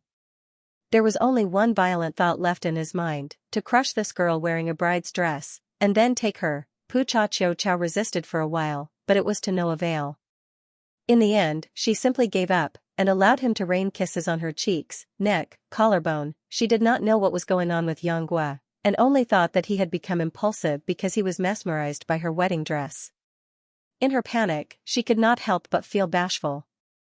For a woman, if she did not like you, no matter how well you treated her, she would feel disgusted. But if she liked you, any action of yours would radiate brilliance in her eyes. Pu Xiao's current state was like this. Even though she felt that something was wrong, she did not resist very resolutely. In the end, there was even a faint trace of hope in her heart. After all, the two of them were already engaged. Even if they had not officially gotten married, the tribes of the grasslands were not as particular as the Han people, and it was common for them to privately pledge their lives. And now that she was wearing a wedding dress, and there was even a dragon and phoenix candle burning beside her, it did not seem much different from the wedding night. With this thought in her heart, Pu Xiao gave up on struggling, and instead reached out to gently embrace the man on top of her. On the other side, Xiaolong Nu had a face full of joy as she walked towards the room where Yang and the others were. Song Qingshu helplessly followed behind, thinking that with Xiaolong Nu's graceful and aloof personality, she might tell Yang everything that had just happened in a while. Although Xiaolong Nu did not blame him, if any man knew that his lover had been hugged and groped by another man like that, even though it was to save her, would Yang listen to such an explanation? When the time came, a fight would be inevitable. He had first fought with Wang Chongyang, then used the solitary sun finger to pull Xiaolong Nu back from the gates of hell, and finally spent a great deal of energy to calm her emotions. If Reverend Eating had been here, he would probably have collapsed on the bed long ago. Right now, the fact that Song Qingshu could still walk normally was already thanks to his profound cultivation. If I fight Yang under these circumstances, I'm afraid I'll definitely lose, Song Qingshu thought to himself. However, since he also liked Xiaolong Nu, how could he shrink back in front of his biggest rival in love? Song Qingshu took a deep breath and followed her with an indifferent expression. However, when they were almost at the door of the room, Song Qingshu's expression suddenly became strange, because a man's roar and a woman's moans came from the room in front of him. As an experienced man, he immediately understood what was going on inside. What goes around comes around. Song Qingshu was instantly filled with emotion. Before, it was Yang who came to eavesdrop on him and Xiaolong Nu, but now it was him and Xiaolong Nu who came to eavesdrop on Yang's bed. Fate was really amazing. Obviously, Xiaolong Nu had also heard the sounds in the room, and she couldn't help but frown and murmur to herself, "Hey, is it senior sister?" Her reaction was exactly the same as Yang was, and she didn't suspect the other party at all. Then, Xiaolong Nu shook her head. Senior sister isn't that kind of person. She didn't know much about the affairs of the world and didn't have as many scruples as ordinary people. She was curious, so she directly went up and opened the door a little, wanting to see who on earth was inside. Song Qingshu was also very curious. He wasn't sure if the person inside was Yang. After all, when Yang came here, he was alone. How could he come back with a woman so soon? If it was Yang, then who was that woman? If it wasn't Yang, then who knew about the secret entrance to the ancient tomb? Xiaolong Nu muttered to herself, as if she couldn't believe what she was seeing. Song Qingshu, who was behind her, could clearly feel her body tremble, as if she was about to fall. He quickly went forward to support her. "Little apprentice sister, what's wrong?" Xiaolong Nu's face was extremely pale, her lips tightly shut as she stared into the room, not saying a word. Song Qingshu curiously looked in through the crack in the door, and saw that on the bed where Xiaolong Nu had been treated was a man and a woman, their bodies entangled. The man had lost an arm, it was Yang who had returned. The woman was wearing a bright-colored wedding dress, the same dress Xiaolong Nu had been wearing. Song Qingshu wondered where Yang had found a woman in such a hurry. Curious as to who this woman was, Yang fixed his eyes on her. Even though the majority of the woman's body was blocked by Yang he was still able to recognize her. It was the young miss of the Pucha clan, Pucha Qiutsao. Song Qingshu had a strange expression on his face. Didn't he send her down the mountain to restrain the army? Why did she come here to fool around with Yang Gua? Even though Song Qingshu knew that Pucha Qiutsao and Yang Gua had an engagement, they had not gotten married yet. Moreover, Yang Gua had publicly announced their engagement in the Daxing Constabulary Palace. Thus, the two of them had suddenly developed to the point of rolling in the sheets, causing Song Qingshu to be extremely astonished. At first, he was worried that Pucha Qiutsao had been forced by Yang Gua, and was thinking of saving her, but he quickly dispelled the thought. Pucha Qiutsao occasionally revealed a face that was both angry and happy, looking tenderly at the man on top of her, and at the same time hugging Yang Gua. She didn't seem to be forced at all. It was clear that Xiao Longnu had come to the same conclusion, and with a cry, blood seeping out of the corner of her mouth, she murmured, why would Gua do this to me? Song Qingshu thought she would rush in and question Yang Gua. Who knew that after she broke free from his hand, she would dejectedly walk away in the opposite direction. Song Qingshu was startled and hurriedly caught up with her, little junior sister, there must be some misunderstanding here. Why don't we go ask Brother Yang? Don't touch me. Xiao Longnu flung her hand away. I've already said it. From now on, we have nothing to do with each other. You don't have to worry about my affairs. Only then did Song Qingshu remember that Xiao Longnu had not settled the score with him yet. He could only smile awkwardly and not touch her bad luck. Don't follow me anymore. Xiao Longnu angrily glared at him. Seeing that he had stopped, she gradually disappeared into the darkness of the ancient tomb. Song Qingshu took several steps forward, but in the end he did not chase after her. In this kind of situation, what else could he do if he chased after her? He had just bullied Xiao Longnu, and when he turned around and saw Yang Gua, any kind of consolation or explanation would be futile. He could only leave it to the best medicine, time, to heal her psychological wounds. After staying for a while, Song Qingshu decided to return to his room first. After all, Pucha Qiutsao was now his subordinate. If something really happened, he would not be able to answer to the Pucha family when he returned to the capital. The fierce battle in the room was also coming to an end, and Yang Gua gradually came to his senses. When he saw the appearance of the woman beneath him, he could not help but feel ashamed.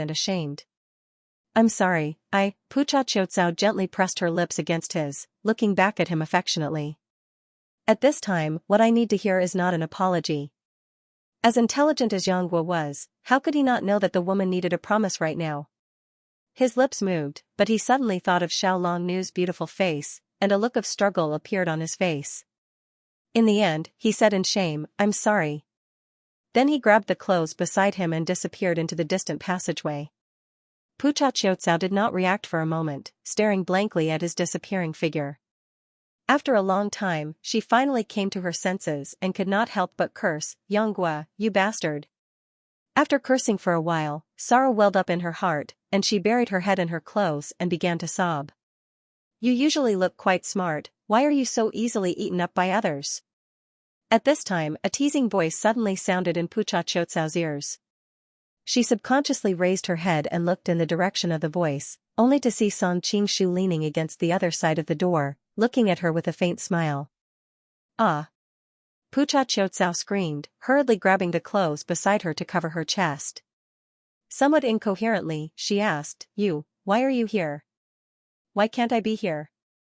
His gaze fell on her exposed skin. Song Qingshu laughed, why are you so agitated? It's not like I haven't seen you and Yang Gua being intimate just now. Pucha Qiutsao blushed and said angrily, shameless, perverted.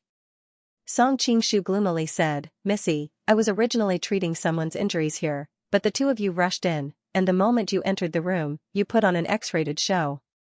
Just who is the shameless one, and who is the perverted one? I. Pucha Qiutsao was momentarily speechless, not knowing what to say. All right, quickly put on your clothes. We're here to subdue the Qiuanjin sect, and right now those people are still hanging in the Three Pure Temple. Song Qingshu knew that she was embarrassed, so he changed the topic. Turn around first. Pucha Qiutsao was already heartbroken by Yang Gua's departure, and after being teased by Song Qingshu, she was so anxious that she was about to cry. I've already said it, it's not like I haven't seen it. Although Song Qingshu said this, he still turned around. After a series of rustling sounds of clothes being put on, Pucha Qiucao's weak voice suddenly came, "I can't go out wearing this." Song Qingshu turned around and saw that she was wearing the wedding dress that Xiao Longnu had worn before. He couldn't help but frown. "I'm not Yonghua, why are you pretending to be a bride?" "I'm not pretending to be a bride," Pucha Qiucao said, feeling wronged. "It's because when I came in, my clothes were completely soaked, so I had no choice but to change into this." Song Qingshu's thoughts turned, and he remembered that the only way in was through the waterway. She wasn't hiding in a box like Xiaolong knew, so it would be strange if she wasn't completely soaked. "Let me help you dry it." Song Qingshu walked over and picked up the wet clothes. After all, there were still so many people in Chongyang Palace. If Pucha Qiucao really appeared wearing such a wedding dress, it would cause a huge uproar. Thank you." Pucha Qiucao wished that there was a hole in the ground to hide in. This embarrassing side of her had been seen by outsiders. Song Qingshu nodded his head, and was about to use his internal energy to dry the clothes when he suddenly had an awkward expression. I was healing someone just now, and used up a lot of my internal energy. I'm afraid I can't use my internal energy to dry it." Song Qingshu felt the same as Pucha Qiucao. He also wished that there was a hole in the ground to hide in. His usual image was that of a super expert that could destroy the heavens and the earth. In the end, he wanted to show off in front of a young girl. Oh no, it should be a young married woman, and he actually failed. Noticing that Pucha Qiucao was standing there in a daze, Song Qingshu quickly changed the topic. "I'll go find some firewood and help you dry it." Finishing, he rushed to the next room to find a pile of firewood. Song Qingshu had been through a lot. By the time the bonfire was lit, his expression had returned to normal. He placed Pucha Qiucao's clothes on the shelf next to him and started to meditate to recover his energy. "What do you plan to do in the future?" The room was too quiet, Song Qingshu asked as he meditated. Pucha Qiucao was clearly a little distracted. Song Qingshu couldn't help but say, "Don't tell me you're just going to let her do it for nothing?" He wasn't familiar with Pucha Qiucao, so he didn't really care about her, but he suddenly thought that if she and Yonghua got married, then wouldn't Xiao Longnu be left? Although taking advantage of the situation was a little immoral, he had never been a virtuous scholar. "What do you mean by for nothing?" Pucha Qiucao's face was red as she spat. "Why are your words so unpleasant, so annoying? After Yonghua had his fun, he just pulled up his pants and left. Isn't that called doing it for nothing?" Song Qingshu saw that she didn't look too good, so he immediately comforted her. "Actually, you don't have to take it too hard, this isn't the worst. In my hometown, there was a professor who fooled around with a stewardess for 3 years, and after he got sick of her, he went to the yamen to sue the stewardess, claiming that the wife had the right to reclaim the joint property of the couple illegally disposed of during marriage, and had the court order the stewardess to return all the millions of assets that the professor had given her. At the same time, while she was a mistress, the stewardess foolishly became the legal representative of the professor's shell company, and in the end, she had to bear the millions of debts for him. Look at how she was fooled for 3 years, and not only did she not get any benefits, she even had to pay a few million in compensation.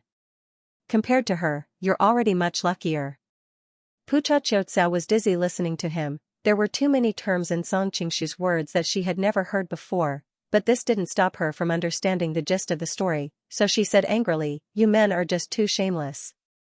Song Qingshu laughed. Hey, now that I'm done, I don't think I'm the one who just pulls up my pants and leaves." Pucha Qiucao glared at him unhappily. "You're greedy and lustful, flirting everywhere you go, you're not much better." Song Qingshu said seriously, "I admit that I flirted everywhere, but I will take responsibility for every single woman." Pucha Qiucao was stunned, as if she had been stabbed in the heart, and was momentarily speechless. "The clothes are already dry, quickly take them off." Song Qingshu tore the clothes off the rack and casually threw them to her. To be honest, he was actually very unhappy that Pucha Qiucao was wearing Xiao Longnu's wedding dress. In his heart, this wedding dress was a rare memento between him and Xiao Longnu. Pucha Qiucao hesitated. "Won't I get my clothes wet again when I go out later?" "This wedding dress isn't yours," Song Qingshu said coldly. Pucha Qiucao's face paled, and as she took it off, she said angrily, "If it's not, then it's not, who cares?" She quickly took off the wedding dress and threw it at Song Qingshu. Song Qingshu's eyes immediately went wide, looking at the young girl's body in front of him, and he couldn't help but say with a strange expression, "Did you give up on yourself and try to seduce me because you were abandoned by Yonghua?" Alright, don't shout. Song Qingshu waved his hand, feeling a headache coming on. The clothes scattered on the bed immediately flew up and wrapped around Pucha Qiucao. "Put on your clothes first. I'll put you in the box and move you out later. You won't have to worry about getting your clothes wet then." Seeing that although Song Qingshu's tongue was a little poisonous, he still turned around considerately, Pucha Qiucao felt a little better and hurriedly put on her clothes. "I'm done." As soon as Pucha Qiucao finished speaking, she flipped over and jumped off the bed lightly. Song Qingshu turned around and stared at her legs. "Are women from the grassland all so valiant? You've just broken your skin, but why are you jumping around like nothing happened?" Pucha Qiucao's face was as red as a rose petal. She said angrily, "My ass, who said I was doing that?" Song Qingshu immediately laughed. "What's there to admit? You and Yonghua were fiddling with each other on the bed for a long time. Don't tell me you were just discussing your dreams. Just now, Pucha Qiucao subconsciously wanted to explain, but she closed her mouth and stood there silently. This time, Song Qingshu's interest was piqued. He rolled his eyes and came up with a plan. "Come here quickly, I'll help you lie down in the box. I won't suffocate to death in there, will I?" Pucha Qiucao looked at the large box next to her with a face full of suspicion. "Don't worry, this box is big enough. You won't suffocate to death." Song Qingshu helped her in and took the opportunity to feel her pulse. Song Qingshu's expression immediately became very strange. The corners of his mouth twitched, and he finally couldn't help but laugh. Pucha Qiucao was trying to figure out the best position to hide in when she heard his laughter. She looked up in confusion. "What are you laughing at?" "I'm laughing at Yonghua. That brat's martial arts are high, and he's usually very clever. But at the critical moment, he found the wrong place." Thinking of that embarrassing scene, Song Qingshu couldn't help but gloat. "What do you mean by wrong place?" Pucha Qiucao was at a loss at first, but she finally understood after a while. She couldn't help but be embarrassed and angry. "What nonsense are you talking about? He didn't find the wrong place, he just didn't start." Seeing Pucha Qiucao stuttering, Song Qingshu was startled at first, then he understood and couldn't help but laugh. "Oh, so it was an accident. Actually, you don't have to worry too much, it's very easy for a virgin to get too excited during his first time. I see that Yonghua's body is quite good, with this experience, he should be fine next time." It was no wonder that Pucha Autumn Grass was embarrassed to say it. After all, it was quite embarrassing for a man to have such a thing in his life. She was just a grassland girl, so she didn't expect her to be so meticulous. All of this was for the sake of her lover's reputation. He had felt that Pucha Autumn Grass's behavior was a little strange, so he took the opportunity to check her pulse, and was surprised to find that she was still a virgin. At that time, he was like a Spartan. The two of them had rolled in the sheets for so long, but nothing had happened in the end. After thinking about it, Song Qingshu could only say that Yonghua had found the wrong place to explain. However, from Pucha Qiucau's reaction, the actual situation was that Yonghua was a virgin, and there was a high chance that he would lose his virginity before even entering the battlefield. "I'm not worried. And what's with that expression of yours?" Pucha Qiucao also felt very embarrassed about this matter, and seeing his gloating expression, she couldn't help but fly into a rage out of humiliation. "I'm being serious, alright? You're the one who feels guilty and thinks that my expression is strange." Song Qingshu thought to himself, "I'm wearing a mask, it would be a miracle if you could see my expression clearly." Pucha Qiucao wished that there was a hole in the ground to hide in, and with a snort, she closed the lid of the chest and hid like an ostrich. Song Qingshu smiled and shook his head. He picked up the large chest and went back the way he came. After coming out of the pool, Song Qingshu opened the chest, and Pucha Qiucao crawled out with a red face. Maybe what happened in the ancient tomb was too embarrassing, but after coming out, she didn't say a word and walked towards the top of the mountain. Song Qingshu didn't mind. After such a long time, his inner strength had recovered, and he could already circulate his qi to dry his clothes. The two of them walked like this towards Chongyang Palace. Suddenly, they heard Pu Chaqiutsao scream in front of him. Song Qingshu was shocked and quickly ran over. What's wrong? Of course Pu Chaqiutsao could get into trouble, but not in his hands. Otherwise, the Pu Cha family would fall out with him, and although he wasn't afraid, it would still be a troublesome matter. There seems to be a person in the grass at the bottom of the hill. Pu Chaqiutsao pointed at a small slope on the side of the road and said hesitantly. Song Qingshu looked in the direction of her finger. The slope was about 1 foot high from the road, and the person was lying in the grass. If it wasn't for the white clothes being too conspicuous, it really wouldn't have been easy to find. I'll go take a look. The Song Qingshu from his previous world couldn't treat a person's life like grass, and if it was within his power, he would still help. He only saw the tip of his foot, and his whole body lightly landed at the bottom of the hill. He stretched out his hand to shake the person. Are you okay? When he saw the person's appearance, Song Qingshu was dumbfounded. A pure and elegant face appeared in front of him. If it wasn't Xiaolong Nu, who else could it be? Song Qingshu turned pale with fright and hurriedly checked her pulse. Only then did he heave a sigh of relief. Although her pulse was chaotic, there was no danger to her life. She should have just temporarily fainted. Raising his head to look at the slope to the side, the branches and grass really did have traces of being crushed. It should be that when Xiaolong Nu was walking on the road, her blood and qi suddenly surged, and she fainted and rolled down the slope. Luckily there weren't any sharp rocks along the way, or else Xiaolong Nu would have been in danger. When Song Qingshu thought about it, he couldn't help but be afraid. He shouldn't have let Xiaolong Nu leave alone in that state, no matter how much she hated him following her. If something really happened to Xiaolong Nu, he probably wouldn't be able to rest in peace for the rest of his life. At first, he was a little curious as to why Yonghua didn't see Xiaolong Nu when he came out of the tomb, but on second thought, Xiaolong Nu hadn't fainted on the side of the road, but at the bottom of the slope. If it wasn't for his sharp eyes, he wouldn't have been able to see her, let alone Yonghua who had run out in a daze. Song Qingshu carried Xiaolong Nu horizontally in his arms, and with a tap of his foot, he flew back up the slope. Pu Chaqiutsao went up to take a look, and was also stunned. Xiaolong Nu? What do you think when you see your rival in love at this time? Song Qingshu teased. What do you think I would think? Pu Chaqiutsao glared at him, and then asked with a complicated expression, is she alright? Although it's not a big deal, her breathing is chaotic, and if she doesn't recuperate in time, it will be very troublesome. Song Qingshu paused, then said to her, I'll leave the matter of the Chuanjin sex conferment to you. In any case, the general situation is set, and there are only a few things left. I'll first take her down the mountain to the army camp to treat her injuries. Alright. Looking at Song Qingshu's departing figure, Pu Chaqiutsao felt a little sour in her heart. Why did all the men in the world revolve around Xiaolong Nu? Yonghua was like this, and so was Tang Qibian. But she quickly laughed at herself. Not to mention those men, even she couldn't help but be moved by Xiaolong Nu's beauty. Meanwhile, Song Qingshu went down the mountain and returned to the army camp. He ordered the soldiers to guard the surroundings and not to let anyone disturb them, then carried Xiaolong Nu into the commander's tent to treat her injuries. After an unknown amount of time, the chaotic internal energy in Xiaolong Nu's body finally calmed down, but there were no signs of her waking up.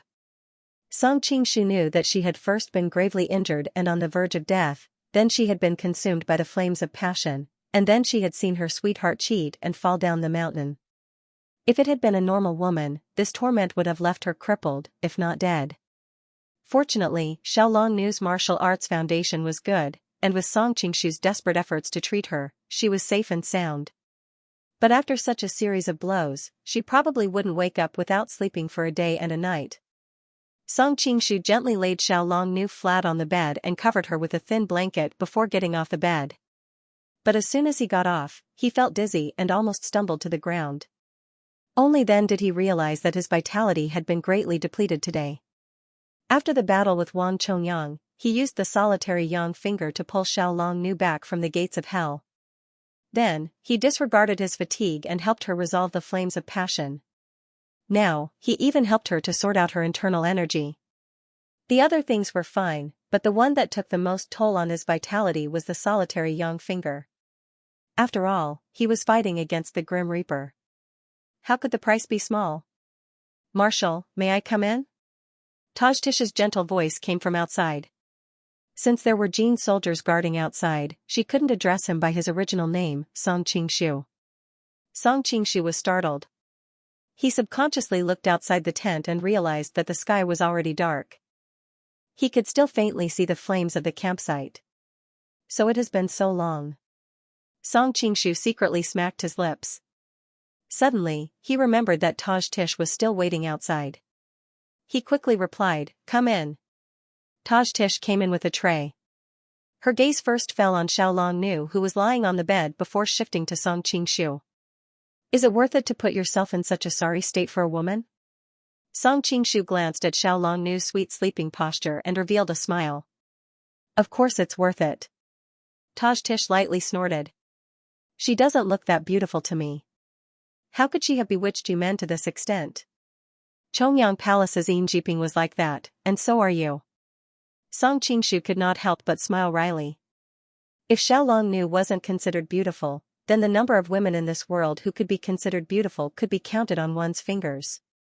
However, Tajtish's words were not wrong. After all, her appearance was not inferior to Xiaolongnu.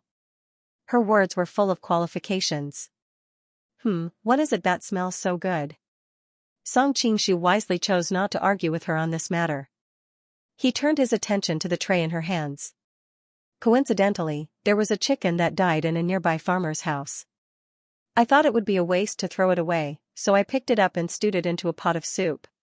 If you aren't afraid of me poisoning it, drink it," Tajtish expressionlessly said before handing over the chicken soup. There was a small note in yesterday's chapter. I forgot to mention that when Song Qingshu appeared in front of Pucha Autumn Grass, he had already changed back to Tang Qibian's appearance. Regarding the matter of Pucha Autumn Grass, let's talk about it again. Actually, the previous chapters had already mentioned that little student Song didn't have any feelings for her. Similarly, Song Qingshu had never existed in her heart, only Yanghua. Hearing Tajtish's words, Song Qingshu was amused. He purposely frowned and said with a look of disgust, "Using a dead chicken to stew soup?" Tajtish's phoenix brows raised, she snatched the wooden plate back and said, "It's fine if you don't want to eat it, I'll feed it to the dog." Song Qingshu's eyes and hands were sharp. He quickly brought back the bowl of chicken soup and said, "How can you do that? The dog is innocent. What if the great purple dragon queen poisoned the dog to death? As the saying goes, if I don't go to hell, who will? Let me do it." Finished speaking, he raised the bowl and drank a mouthful. His spirit was greatly boosted. The fatigue accumulated from a day's hard work was immediately swept away. How fragrant. Tajtish's expression finally relaxed. A faint smile also involuntarily floated on her lips. "Aren't you afraid that I'll really poison the soup?" While heartily eating, Song Qingshu answered vaguely, "I'm not afraid. As the saying goes, dying under a peony flower, even as a ghost I'll still be dissolute. Moreover, you're much more beautiful than a peony flower." "I don't know how many ignorant girls have been deceived by that mouth of yours," Tajtish's cheeks blushed slightly, snappily retorting. Watching him wolfing down the food, she couldn't help but take out a handkerchief to help him wipe the chicken soup that slid down his chin. "Eat slowly, no one is going to snatch it from you, there's more in the pot." "Can't help it, I'm starving, I haven't eaten anything for the whole day." Song Qingshu quickly and efficiently swallowed the bowl of chicken soup, meat and bones, before heaving a satisfied sigh. "I didn't expect the great purple dragon queen, the #1 beauty of Jianghu, to actually have such good culinary skills." Originally it wouldn't be. Tajtish seemed to recall something. Her expression couldn't help but turn gloomy as she mumbled, "Years ago, Thousand Leaf was plagued by cold poison. His body was very weak. During that period of time I stewed chicken soup for him every day to nourish his body, gradually honing my skills." Seeing her gloomy expression, Song Qingshu intentionally laughed and said, "Speaking of which, I really have to thank Mr. Silver Leaf." "What are you thanking him for?" Tajtish's attention was indeed diverted. "Of course, it's to thank him for his poor health. He left you, a beautiful widow, to me. You also came with a set of home cooking skills. You are simply a perfect lover who can go to the hall, cook in the kitchen, and warm the bed," Song Qingshu said seriously. Tajtish was almost angered to death. She snatched the empty bowl from his hand and said, "Consider it my chicken soup for today fed to the dogs." How could a dog be so lucky? Song Qingshu did not care at all. He smiled and said, "Actually, I'm not full yet." Tadish's expression flickered. Eventually, she rolled her eyes at him and said, "I'm really afraid of you. I'll go get you another bowl. It's still sister who cares for me." Upon hearing this, Tadish staggered and nearly fell. She and Song Qingshu addressed each other as brother and sister only because she was infatuated with him that day. Every time she recalled it, she would feel incomparably ashamed. Now that she heard him call her brother again, her heart thumped wildly.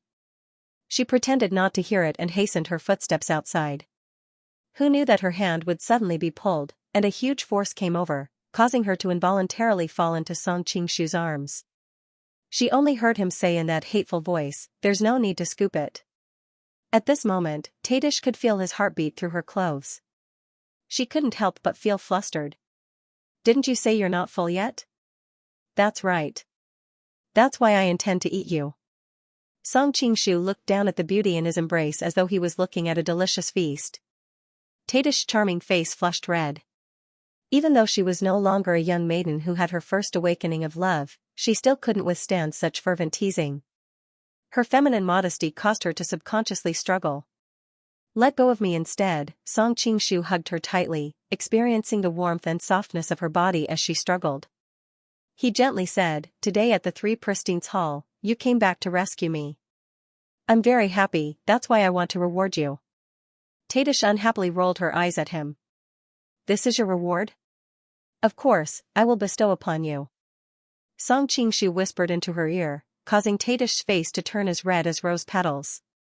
"Who cares about this kind of reward? Quickly put me down." Tadish rebuked. How could Song Qingshu care about her? He carried her horizontally and brought her to the bedside.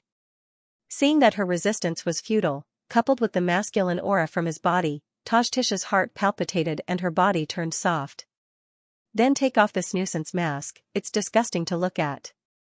Tajtish subconsciously tilted her head back and said while biting her lips. His thick beard pricked her face, causing her to feel pain. "As you command, sister." Song Qingshu removed Tang Quobian's mask and casually tossed it to the side, revealing his original appearance. Gazing at the handsome brows and starry eyes, Tadish muttered with a voice so soft that even she couldn't hear it. "This is much more pleasing to the eye." Seeing that the beauty in his embrace had quietened down and her legs were no longer kicking about, Song Qingshu understood that Tadish had tacitly agreed to what was to happen next. He couldn't help but be overjoyed as his entire being became excited. Tadish originally buried her head in Song Qingshu's embrace. Sensing that he had already carried her to the bedside, she suddenly thought of something and hastily opened her eyes. Indeed, there was a Xiaolong Nu lying by the bedside, hastily pinching Song Qingshu. Tadish was both embarrassed and furious. "You intend to do it here? This is my commander's tent, if not here, where else?" Song Qingshu was startled. "I can't tell if you're feigning ignorance or if you're truly foolish." Tadish could only glance towards Xiaolong Nu's direction and reminded. "There's someone beside her." Song Qingshu glanced at Xiaolong Nu's tranquil sleeping face and nonchalantly replied. "She has suffered such heavy injuries and has experienced great sorrow and joy. Without sleeping for 3 days and 3 nights, she will never wake up." Although Xiaolong Nu's injuries were severe, they were basically healed by Song Qingshu. She would probably need to sleep for a day, but definitely not for 3 days and 3 nights. The reason why he said that was to reassure Tadish. As the saying goes, 9 out of 10 words spoken by a man in bed are lies. But Tadish still wanted to say something, but Song Qingshu was already pressing on top of her. Her belly full of words were instantly stuffed back down her throat. "Truly the devil star of my life." Tadish sighed and pressed her hand against the man's chest. In the end, she didn't push him away forcefully. Xiaolong Nu felt as though she was having a long dream. First, she dreamt of marrying Gua and even consummating their marriage, but not long after, she shockingly discovered that the groom was actually Song Qingshu. That was fine, considering that he didn't violate her in the end, even though she was angry, considering that he had saved her life, she reluctantly forgave him. Who would have guessed that she would witness Gua being intimate with another woman on the bed? When she emerged from the ancient tomb in a daze, she couldn't help but faint. Later on, someone seemed to have saved her. Although she couldn't open her eyes, she could smell an unfamiliar yet familiar scent. That scent seemed to possess a calming power, allowing her to quickly relax. Unknowingly, she didn't need to look to know the identity of the other party. "I owe brother-in-law another life." Xiao Longnu was instantly vexed. Although she owed Song Qingshu a life-saving grace, he also took advantage of her pure and unblemished body. It wasn't easy for them to settle the debt. Now that she owed him so much, how was she going to repay him? Due to the previous incident in the ancient tomb, Xiao Longnu didn't wish to meet Song Qingshu again. However, reality made it impossible for her to avoid it. Previously at the inn, she had no choice but to listen to Song Qingshu tormenting her senior sister for an entire night. Later on, such incidents happened one after another in the ancient tomb. Thus, even though Xiao Longnu was as pure as ice and as pure as jade, she couldn't be any more familiar with such noises. This was no small matter. She was originally half asleep, but now, her drowsiness had completely vanished. Subconsciously, she turned her head to look to the side. After a single glance, she hastily turned her head back. Her pale face was instantly flushed red. Brother-in-law is truly a scoundrel. Doing such a thing in front of me again. This night was destined to be a sleepless one. Xiao Longnu waited for the two beside her to fall asleep before stealthily leaving. Who knew that even after waiting for a long time, the two didn't seem to have any intention of stopping. After all, she had only just recovered from her heavy injuries and didn't have much energy left. As she waited and waited, before the two beside her fell asleep, she fell asleep first.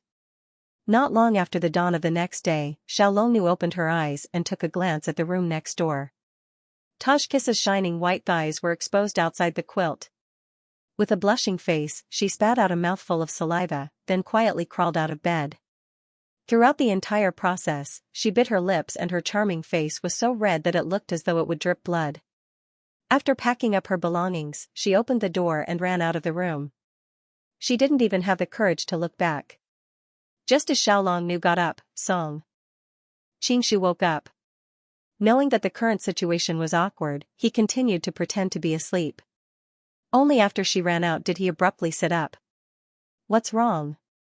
Song Qingshu's movements were too big, causing Tadish to wake up with a start. However, her eyes were still drowsy and her expression was dispirited. "Nothing much. I'm going out for a while, you can continue sleeping." Song Qingshu pulled the blanket over Tadish's alluring figure that countless men yearned for. Tadish yawned lazily. She wrapped herself in the blanket and turned around while mumbling indistinctly, "After being tormented by you yesterday, my body is exhausted. I don't even feel like moving a finger." Song Qingshu had an apologetic look on his face. He had expended too much of his internal energy yesterday, and it would be difficult for him to recover his lost internal energy in a short period of time. Therefore, he resorted to the joyous Diana, using Tajkis as a cauldron and harvesting her purine energy to cultivate his internal energy. Although Tajkis was no longer a virgin, she was born with the spiritual energy of heaven and earth. That was why she was so devastatingly beautiful. Even after losing her virginity, her purine energy was not inferior to that of an ordinary young lady. In addition, her husband, Xianxia, had passed away long ago. After living alone for over 10 years, her purine energy had been accumulated to an extremely dense state. Although it could not be compared to when she was a young lady, it was not too far off. That night, Song Qingshu felt refreshed and rejuvenated. He had benefited greatly from it, but Tajkis suffered. Her entire body was sore and limp, and she did not even feel like moving a finger. Without a few months of recuperation, it would be difficult for her to recover to her peak condition. Of course, this was not an irreversible injury. Otherwise, Song Qingshu would not have used it on Tajkis. After all, he prided himself as a person who cherished flowers and was not a ruthless person who destroyed them. Tajkis only needed to recuperate properly and she would be able to regain her vitality in no time. "Rest well, I'll be back to accompany you in a while." Song Qingshu gently consoled the beauty beside him. He then hurriedly put on his clothes and chased after Xiao Longnu. It was still early and Song Qingshu was confident that his lightness skill was fast enough. he did not have to worry about being seen by the Jin soldiers. Therefore, he did not put on Tang Qibian's mask and chased after Xiao Longnu with his original appearance. After a night of torment in the tent, Xiao Longnu was unwilling to stay any longer. Thus, the moment she exited the tent, she activated her lightness skill and ran far away. Because many people had witnessed the marshal personally carrying her into the tent yesterday, the guards in the military camp did not have the slightest intention of stopping Xiao Longnu. Even if some of them did not witness the scene of Song Qingshu carrying her into the tent yesterday and wanted to stop her, they were dumbfounded when they saw her exquisite appearance. By the time they regained their senses, Xiao Longnu was long gone. Just like that, Xiao Longnu easily left the camp of the 3,000 elite soldiers. Just as she was about to leave this sad place forever, she suddenly stopped and looked at the man standing in front of her. "Why were you ahead of me?" Song Qingshu smiled. "I'm not sure where my martial arts rank in the entire Jianghu. But in terms of lightness skill, I'm afraid no one in this world can beat me." "That's true." Xiao Longnu nodded blankly. Suddenly, she thought of what happened in the ancient tomb and the embarrassing scene last night. She immediately felt her cheeks burning. "Why did you chase after me?" Song Qingshu smiled bitterly. "Yesterday, I hesitated and let you leave alone in the ancient tomb. I almost made a huge mistake. How can I repeat the same mistake today?" Xiao Longnu immediately fell silent. After a long while, she said, "Thank you for saving my life. But my injuries are healed now. I won't faint by the roadside again." "Junior sister, you don't even want to call me brother-in-law now?" Song Qingshu said with some regret. To be honest, hearing Xiao Longnu call him brother-in-law in that cold voice of hers, it was simply not an ordinary feeling of satisfaction. "You still have the nerve to call me brother-in-law?" Xiao Longnu's emotions finally fluctuated. She bit her lip and said, "Last night, you and that woman did such an unbearable thing. Are you worthy of eldest senior sister?" Song Qingshu wished he could slap himself for touching his sore spot. He could only smile embarrassedly. "Little junior sister, love between a man and a woman is a very normal thing. How can it be unbearable? Besides, your eldest senior sister also knows about my affairs." She never minded. Eldest senior sister didn't mind? Xiao Longnu was very surprised. Why?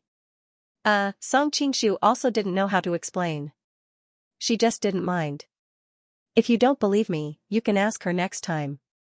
Thinking of eldest senior sister, who was as pure as glass, Xiao Longnu was completely confused. In the end, she shook her head. "I don't know what eldest senior sister is thinking. But if it was me, I would definitely mind. I treat him wholeheartedly. I hope that he treats me wholeheartedly too." Speaking of this, she couldn't help but think of what happened between Yang Guo and that woman yesterday.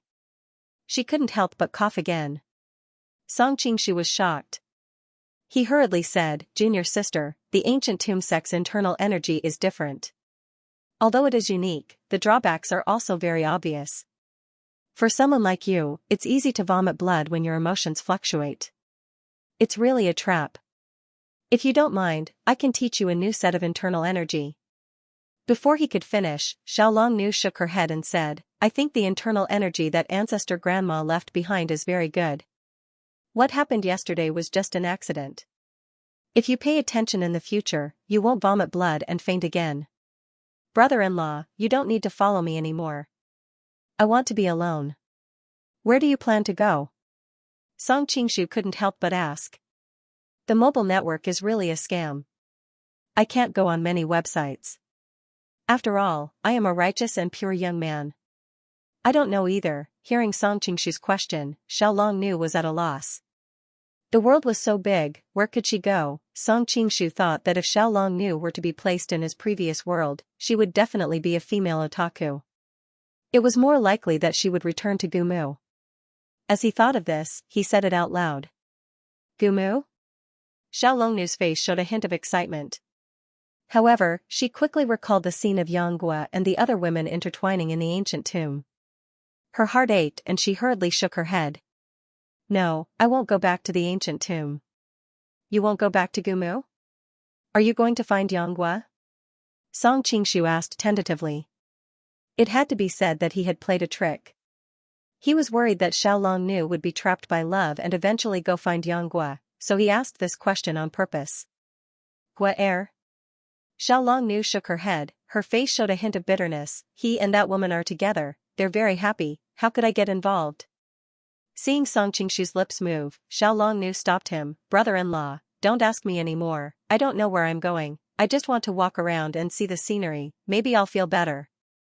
After saying this, she turned around and left. Song Qingshu's body swayed, but in the end, he didn't take a step forward. Xiao Longnu had suffered a series of setbacks, it would be good to let her go out and relax. After all, her internal injuries had already healed, she wouldn't go crazy and faint on the side of the road again. Plus, with her high level of martial arts, even if she met an expert like Jinluan Fuwang, she would be more than enough to protect herself. Suddenly, Song Qingshu's heart skipped a beat, and he was already in front of Xiao Longnu, blocking her way. Brother-in-law. Xiao Longnu frowned, looking displeased. I'm not here to pester you, I just want to give you something. Song Qingshu handed her a yellow ball the size of a pigeon's egg. Junior sister, although your martial arts are high, you don't have enough experience in Jianghu. If you run into some bad people who use dirty tricks on you, you'll be in trouble. Take this rhinoceros earthly dragon pill with you. Don't be fooled by its dark color, it doesn't look very eye-catching, but it was obtained from the body of a strange beast in the western region. It was refined by the western poison Ouyang Feng with all kinds of natural treasures. If you wear it on your body, you will be immune to 100 poisons, even poisonous snakes and insects will keep a respectful distance from you. Take it with you so that you won't be harmed by a treacherous villain like Zhao Zhijing. In the original novel, Xiao Longnu was violated by Yin Zhiping after Ouyang Feng sealed her acupuncture point. This had become a childhood trauma for many men. In this world, because of the butterfly effect, that tragedy did not happen to Xiao Longnu. Song Qingshu was very happy about this. Of course, he didn't want Xiao Longnu to suffer the same fate in the future. After all, in the messy novels of his previous life, Xiao Longnu would either be drugged or drugged in a black shop. Song Qingshu didn't want anything to happen to Xiao Longnu. This rhinoceros earthly dragon pill required very precious herbs. Even with Ouyang Feng's ability, he could only refine one and give it to Huang Rong as a betrothal gift. Later on, he became a guest at the Jin Kingdom's Hailing Palace. The Jin Kingdom plundered the northern Song dynasty and Liao. The storehouse was filled with all kinds of natural treasures. In order to win over Ouyang Feng, Wanyan Liang agreed to all of Ouyang Feng's requests. Because of this, Ouyang Feng refined another pill. Ouyang Feng was a master of poisons. This rhinoceros earthly dragon pill had no use for him. He originally wanted to give it to Wanyan Liang, but Wanyan Liang knelt down. So he gave it to Song Qingshu. Song Qingshu's internal energy had reached perfection and he was immune to hundreds of poisons. This rhinoceros earthly dragon pill had no use for him. He might as well give it to Xiao Longnu. After all, Xiao Longnu didn't know much about worldly affairs. He didn't feel at ease with her. Xiao Longnu was stunned. Before she could react, Song Qingshu had already stuffed the pill into her hands. Thank you. Xiao Longnu said these two words with difficulty. The ancient Tung sect was isolated from the rest of the world. In the past, she didn't know how to say thank you. It wasn't until she traveled in Jianghu that she learned these words. Even so, Xiao Longnu hadn't said a word of thanks to anyone yet. But Song Qingshu was different. He had saved her life many times and was so considerate of her. He even thought about the details that she herself had neglected. In this world, other than her master, Grandma Sun, and Gua no one had ever treated her so well. No matter how cold Xiao Longnu's personality was, she couldn't help but feel a ripple in her heart. It was a pity that the things that happened between the two of them in the ancient tomb were a freak combination of factors. Her feelings of gratitude eventually turned into two words, thank you. Song Qingshu laughed. I'm already satisfied to hear the word of thanks from little apprentice sister. Xiao Longnu was amused by him and smiled. But when she thought of what he had done last night, the smile on her face disappeared. Alright, I'm really leaving. Song Qingshu didn't stop her this time. He smiled. See you again. See you, again. When Xiao Longnu left, she was conflicted. In fact, deep in her heart, she wanted to say that they would never meet again. But when she thought of how he had done so many things for her, she felt that it would be too heartless. But saying that they would meet again was not what she wanted. Until she disappeared from Song Qingshu's sight, she still couldn't think clearly. Luckily, she had a calm personality and put the matter aside after a while. When Song Qingshu returned to the commander's tent wearing Tang Quebian's mask, Tadish subconsciously pulled the blanket over her chest. When she saw his face clearly, she heaved a sigh of relief. "You've sent that little lover of yours away?"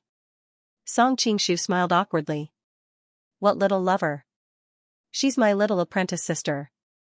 Tch Tadish curled her lips in disdain. "Look at how nervous you are towards her. Anyone would know what you're thinking. A fair and graceful lady is a gentleman's desire. There's nothing to deny." Song Qingshu calmly admitted without any intention of defending himself. Tadish couldn't help but say sourly, "When you bullied her, you used all kinds of dazzling methods like a demon. How could you pretend to be a gentleman in front of her? Last night was such a good opportunity. She was lying on the bed defenseless, but you didn't even touch her." Song Qingshu's heart was stirred by her coquettishness. As he took off his clothes, he walked over and giggled. "Who asked you to be someone else's wife? You don't feel any pain when using her." "I'm going to die." Tadish was infuriated. However, her rage was quickly extinguished by Song Qingshu's dragon claw. "You wretch. Why are you using that bearded face again? It's so ugly." "I can't help it. There are too many eyes in the golden camp. It's best to be careful. Hurry up and take it off. It makes me feel like I'm being intimate with another man. Don't you find it exciting? You're such a jerk." After an unknown period of time, Tadish's coquettish grumbling voice drifted out from under the blanket. "We tossed and turned last night, and now we're back. Are you a wolf? No matter how I feed you, I can't get enough. Who asked your lamb to be so delicious?" Song Qingshu hugged her waist and whispered into her ear. "You're such a scoundrel." Tadish wanted to scold him, but her body turned limp in his embrace. Even though she was scolding him, her words sounded more like a lover's flirting. Song Qingshu teased her for a while before straightening his expression. "Good sister, I have something important to discuss with you." Hearing the words "good sister," Tadish's heart skipped a beat. "You can talk, but don't call me that." Song Qingshu was stunned. He immediately understood that it was because the first time she had been completely conquered, she had blurted out the same form of address. Therefore, every time she said the words "good brother" and "good sister," she would be embarrassed. Song Qingshu dismissed it with a smile. "You're one of the few who know the current situation in the Jin imperial court. You know that Wan Yanxian and Tang Quobian are both me in disguise." Tadish nodded. A worried look appeared on her face. "Even though your disguise is exquisite, it can only deceive the public for a short period of time. But in the long run, I'm afraid others will see through your disguise." "That's right." Song Qingshu nodded. "It would be fine if I could keep watch over Daxing Prefecture. That way, no matter what problems arise, I'll be able to control them. But my identity is special. I can't possibly stay in the Jin Kingdom forever. Therefore, I need someone who I can trust and can devise strategies to keep watch over Daxing Prefecture." Tadish was a quick-witted person. She immediately understood his meaning. "You want me to go?" Song Qingshu laughed. "Sister is indeed quick-witted. You've understood in such a short time. It seems that my choice was right. In the past, you were the head of the 4 great protectors of the Ming dynasty and the saintess of the Ming dynasty of Persia. You snuck into the Jin Kingdom to live in seclusion and became a princess. You're also known as the Golden Flower Granny. In terms of knowledge and experience, I'm afraid there aren't many women in the world who can compare to you." "Don't flatter me," Tadish said with a straight face. Her heart was blooming with joy. During this period of time, Song Qingshu's demonic methods had shattered her former pride and she had begun to give up on herself. Now that she heard that he had such a high evaluation of her, her face immediately regained its former glory as the purple-robed dragon queen. "Is it because of this that you used all kinds of methods to conquer me? I admire your choice of words." Song Qingshu laughed. That's right. You're mature, wise, and far-sighted. You have the air of a great general. What's more, you're also skilled in the art of disguise. You're the best candidate for Wanyan Shui. Tadish suppressed the smile on her lips. She snorted. You trust me that much? You should know that the methods you used to obtain me were not honorable. Can't I grow jealous and thus betray you? If it were any other young lady, I wouldn't dare to make such a bold decision. However, you're different. You're a mature and far-sighted woman. Before you make a decision, you know how to weigh the pros and cons. What's more delightful is that up until now, our interests are actually aligned. Song Qingshu's fingertips traced the graceful curves of her back, causing Tadish's body to tremble. Have you forgotten? Women have never been such rational creatures. Tadish pursed her lips and snorted. Tajkis was embarrassed by Song Qingshu's words and could not resist his coaxing and pestering. After a few rounds of confrontation, she finally agreed to Song Qingshu's request. When the two walked out of the tent, the sun was already high up in the sky. Seeing Ouyang Feng, Qiu Qianren and the others smiling at her, Tajkis wished there was a hole in the ground to hide in. Song Qingshu's face was thicker than the city walls. With a calm expression, he discussed the matter of the Qiuanjin sect's conferment with the two. Although the Qiuanjin sect was unwilling to accept the Jin Imperial Court's conferment, Wang Chongyang and the Qiuanjin Five Masters had a secret meeting for a few hours. Eventually, they agreed to accept the conferment. Because the third sect master Yin Jiping had died, the Jin proposed that Zhang Zhiguang be appointed as the third sect master. Regardless of martial arts or prestige, Zhang Zhiguang was unable to convince the masses, especially Qiu Chuji's faction. They were even more unwilling to see the position of sect master fall into the hands of their usual enemies. Thus, their reaction was the most intense. It was a pity that the Jin side had several Grandmaster-level experts. In addition, there were 3,000 elite troops stationed at the foot of Mount Xiongnan. Under the strong pressure, even if they wanted to refute, they did not have the strength to do so. Originally, they wanted to seek help from the Qiuanjin Five Masters. Unfortunately, they received instructions from Wang Chongyang and could only remain silent. In the end, Zhang Zhiguang became the third sect master without any mishaps. At this time, Zhang Zhiguang had been waiting in the military camp for a long time. Although Song Qingshu had been fooling around with Tajkis in the tent, Zhang Zhiguang did not reveal the slightest dissatisfaction. This was because he clearly understood that the reason why he could become the Qiuanjin sect master was because of that person in the commander's tent. After Song Qingshu, Ouyang Feng and the others finished discussing some matters, he summoned Zhang Zhiguang into the commander's tent. As soon as Zhang Zhiguang entered the tent, he noticed the woman standing next to Song Qingshu. She had a graceful and elegant figure, and she exuded a seductive charm. For some unknown reason, her face was flushed, making her already delicate and beautiful face even more alluring. Even though Zhang Zhiguang had cultivated for dozens of years, half of his body went limp with just a glance. He thought to himself, no wonder Yin Jiping would give up his bright future for a woman. No man could resist such a devastatingly beautiful woman. However, he knew his place and hurriedly lowered his eyes after a single glance. He respectfully bowed to Song Qingshu and said, "Greetings, Lord Marshal." Song Qingshu looked at the Taoist priest in front of him with a faint smile. "You're quite sensible. Since we're both smart people, I won't talk nonsense with you. Do you know why I supported a person like you, who has no prestige, and whose martial arts cannot be considered among the best in the entire Qiuanjin sect, to be the sect leader?" Zhang Zhiguang hesitated and replied uncertainly, "Is it because I supported accepting the imperial edict?" Song Qingshu shook his head. "That's not the main reason. Please enlighten me, Marshal." Zhang Zhiguang bowed again. Song Qingshu was very satisfied with his respectful attitude. He then said, "There are many people in the Qiuanjin sect who are not willing to accept the imperial edict. If I had chosen someone else, it would be hard to guarantee that they wouldn't go against my wishes. But you don't have this problem. I chose you because you don't have enough prestige, and your martial arts are not good enough.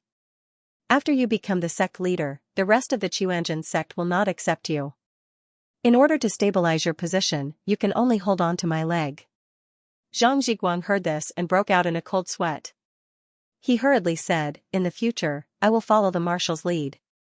Song Qingshu secretly disliked Zhang Zhiguang's character, but at specific times, he needed this kind of person. It's good that you have this kind of awareness. But there are some ugly words that I have to say first. I supported you not to let you be a decoration. If you can't effectively control the Qianzhen sect, what use do I have for you? Zhang Zhiguang frowned. But Marshal Uncle Qiu's faction has many disciples, and they are very powerful. They have never been on good terms with me. I'm afraid. Song Qingshu waved his hand and interrupted him. That's something you should think about. Zhang Zhiguang gritted his teeth and replied, that's right. I will think of a way. But I might need the marshal to provide me with some help. Song Qingshu secretly nodded. Although this person's character was not good, his ability was not bad. He knew how to borrow strength to fight. Tell me. If it's not too excessive, I can consider it. Zhang Zhiguang thought for a moment and said, I want the marshal to leave behind an expert to hold the line for me, and then, Song Qingshu laughed. That's fine. I will let the Iron Palm Drifter, Chief Qiu, stay here for a while. As for the rest, it will depend on your performance. Zhang Zhiguang was immediately overjoyed. Thank you, Marshal. Watching Zhang Zhiguang's departing figure, Tadish said with a complicated expression, I didn't expect the leader of the world's greatest sect to be ordered around by you like a dog. Song Qingshu reached out and wrapped his arm around her soft waist. What? Aren't you happy to see your man so impressive? Tadish pushed him away and said, don't be so smug. I'm just lamenting that the Qianzhen sect is getting worse with each generation. Song Qingshu nodded in agreement. Indeed, it's getting worse with each generation. After receiving Zhang Zhiguang, Song Qingshu went to the military camp to summon the accompanying generals for a meeting. He announced that he would travel light and take a few bodyguards with high martial arts skills to Yangzhou to pay a visit to Xianxia Admiral Li Keqiu. The rest of the generals would lead the main force back to Daxing Prefecture. In addition, they would be responsible for escorting the Qianzhen 5 masters back to the capital to preach to the princes. Whether it was escorting or preaching, it was all in name. In fact, both sides knew that in reality, the Qianzhen 5 masters would be held hostage at Daxing Prefecture. If the Qianzhen sect really submitted to the Jin imperial court in the future, the Qianzhen 5 masters would naturally be worshipped like immortals in Daxing Prefecture. If the Qianzhen sect dared to have other ideas, the Qianzhen 5 masters' lives would be in danger. Of course, all of this was because Wang Chongyang had obtained Song Qingshu's promise that he would guarantee the Qianzhen 5 masters' lives no matter what. He only wanted them to go to Daxing Prefecture to put on a show and shut the mouths of Song Qingshu's political enemies in the Jin imperial court. During the course of the meeting, many people raised the issue of Song Qingshu's safety on this trip to Yangzhou. But Pucha Qiucao immediately stood up to prove that there was absolutely no issue of safety. What a joke! Wang Chongyang, who was able to defeat the 5 masters of the Central Plains and the legendary world's #1 master, who in this world could possibly hurt him, then, Song Qingshu used the reason that now that the Jin and Qing were allies, there was no need to make a big fuss about it, lest it affect the diplomatic relations between the two countries, thus dispelling everyone's doubts. Finally, the generals proposed to hold a grand banquet to commemorate Song Qingshu's departure. As for the prohibition of alcohol in the military camp, that was only a rule. Rules were dead, but people were alive. Now that Song Qingshu had disguised himself as Tang Qibian, the Minister of Defense and the Commander-in-Chief, he was a person who stood above tens of thousands of people in the Jin Kingdom. At the same time, he was also a new official. All the generals looked forward to fawning on him, who would care about the issue of alcohol. Song Qingshu also had the intention to mingle with these middle-level officers and naturally would not let them down. At the banquet, a group of people took turns to toast Song Qingshu. Relying on his profound internal energy, Song Qingshu did not refuse anyone. The atmosphere was extremely lively. Pucha Qiucao, on the other hand, was dejected because of what happened in the ancient tomb. How could she be interested in fooling around with this group of men? After a few social engagements, she took her leave. Not long after she came out of the tent, she was intercepted by Tadish. What are you trying to do? Pucha Qiucao looked at the other party with a guarded expression. Even though she did not have a good impression of this woman, she had to admit that the woman before her was a dazzling beauty. Her peerless elegance was not the slightest bit inferior to that of Xiao Longnu, who had stunned all the men in the Three Pristines Palace yesterday. Moreover, compared to Xiao Longnu's aloof temperament, Tadish had almond-shaped eyes and peach cheeks, a naturally bewitching beauty. Every frown and smile of hers was enough to make any man blush. "What do you think I am looking for you for? Have you forgotten our bet so quickly?" Tadish said with a smile. Pucha Qiucao's expression darkened. Because of Yanghua's matter, she had forgotten about the bet. Hearing her words, she replied snappily, "Of course I remember." Tadish's expression turned cold. "Is this the attitude a servant girl should have?" Pucha Qiucao's breathing quickened, her expression fluctuating. Tadish snorted, "What? You dare to do it but don't dare to admit it? Who says I don't dare?"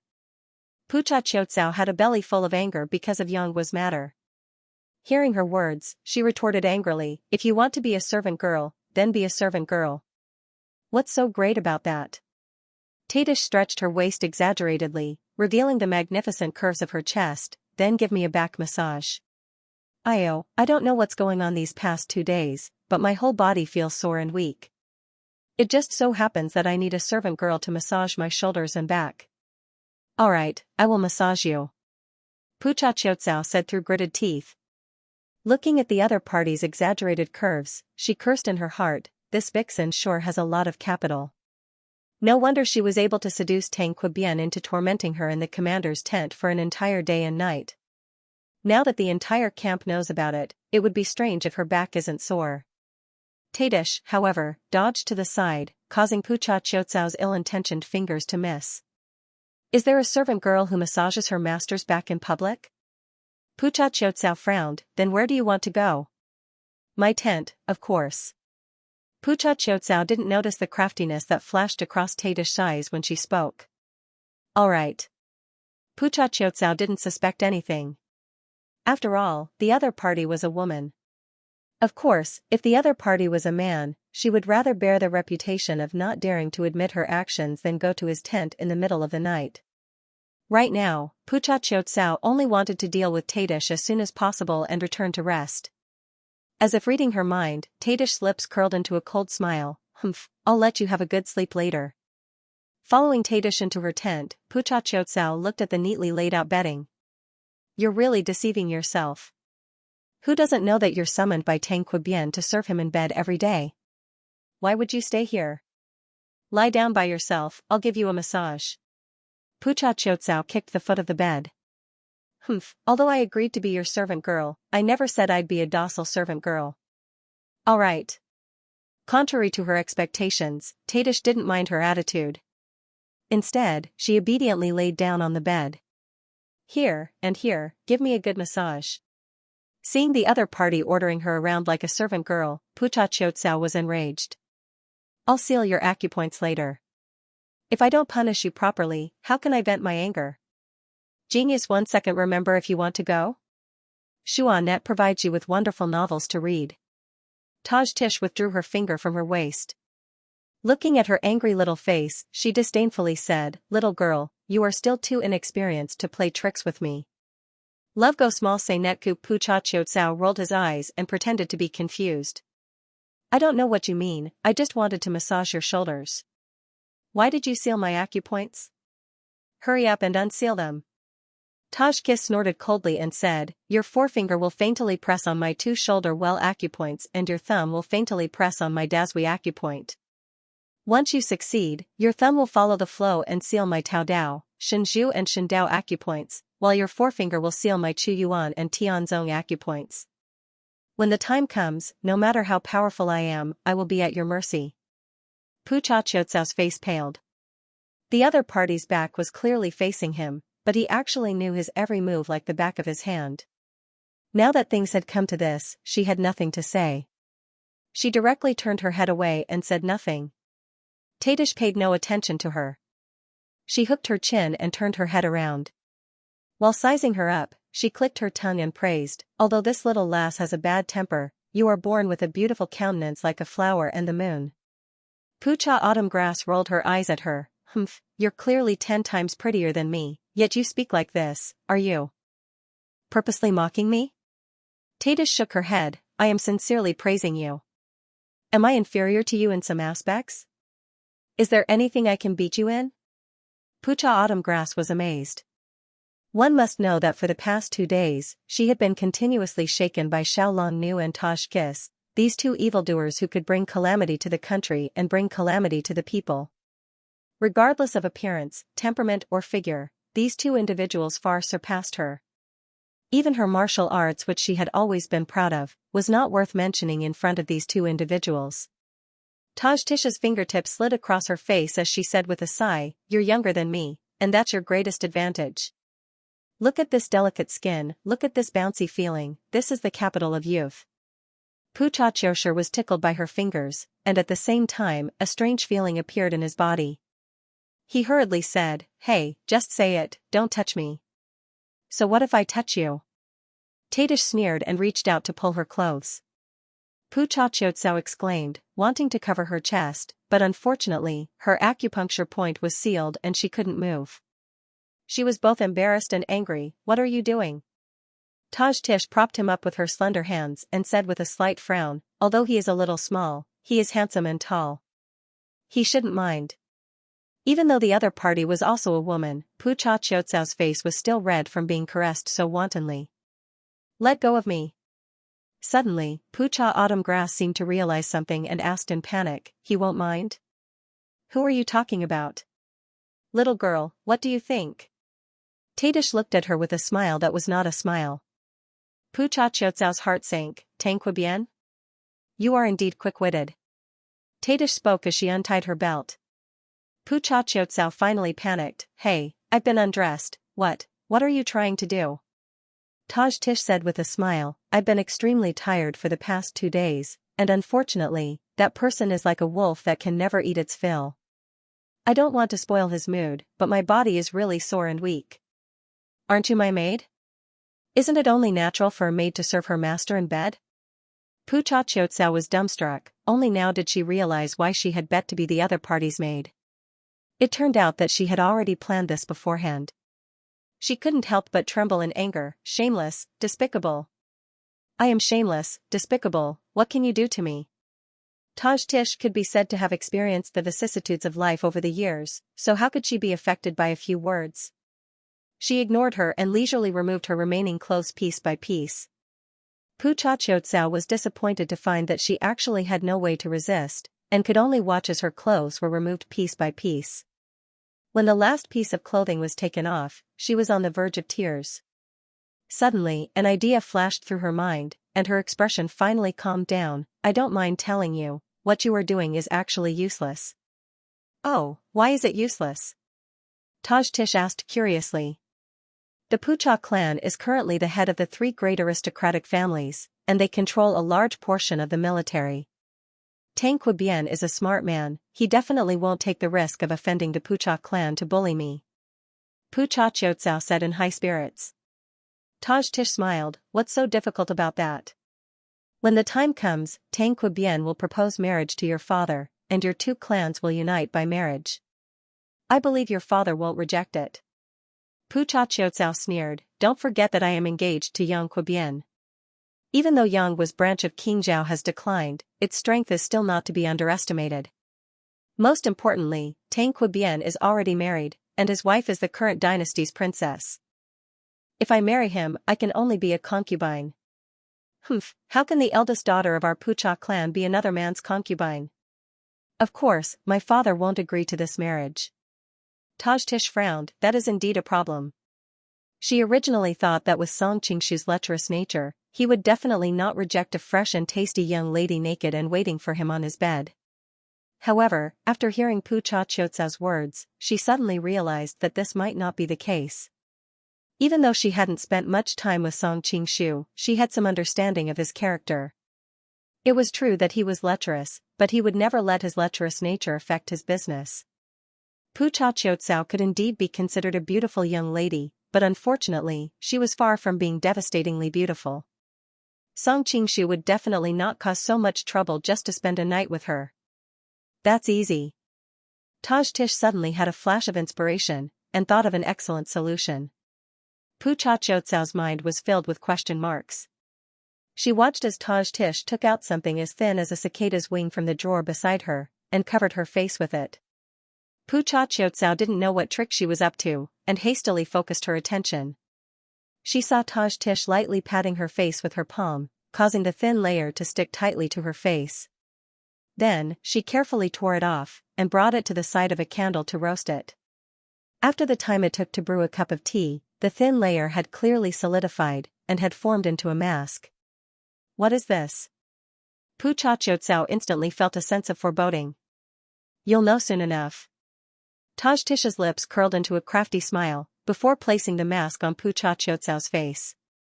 After fiddling with it for an unknown period of time, Taj Tish was rather satisfied with her masterpiece. What did you do to me? Noticing the other party's pleased expression, Pu Cha Qiutsao grew increasingly flustered. See for yourself. Taj Tish took a bronze mirror and placed it in front of her. Looking at the alluring and passionate woman in the mirror, Pu Cha Qiutsao couldn't help but exclaim. What exactly is going on? How did I become exactly like you? Taj Tish was extremely satisfied with her reaction, and replied. Don't worry, this is just a disguise technique, it only temporarily transforms you into my appearance. Afterwards, you can just tear off the mask and restore your original appearance. Humph, even if you can't change back, you don't need to be sad, my appearance won't disgrace you. Hey, who cares about that foxy face of yours? Pu Cha Qiutsao spat. What exactly are you trying to do? Taj Tish leaned forward and whispered into her ear. Didn't you say that song, cough cough, Tang Kui Bien wouldn't touch you? I also feel that your words are reasonable, so I changed your appearance to look like me. When he enters the room and sees the scene, he will think that the one lying there is me, and won't be polite. When that happens, you just have to enjoy yourself, that person's abilities are pretty good. Although Pu Cha Qiutsao was usually lively and bold, she was still an innocent maiden who had yet to experience the ways of the world. How could she endure such words? She was so embarrassed that her breathing became ragged. Shameless! Repeating such meaningless words over and over again, you might not be tired of talking, but I am tired of listening. Taj Tish yawned lazily. If you don't have anything else to say, I will seal your mute acupoint. Otherwise, when that person comes in, it won't be fun if you make a fuss and ruin my meticulously planned plan. Pu Cha Qiutsao's heart turned ice cold. No matter how she racked her brains, she couldn't think of a way to deal with it. She could only weakly whine. Why are you doing this to me? Why? I just like it.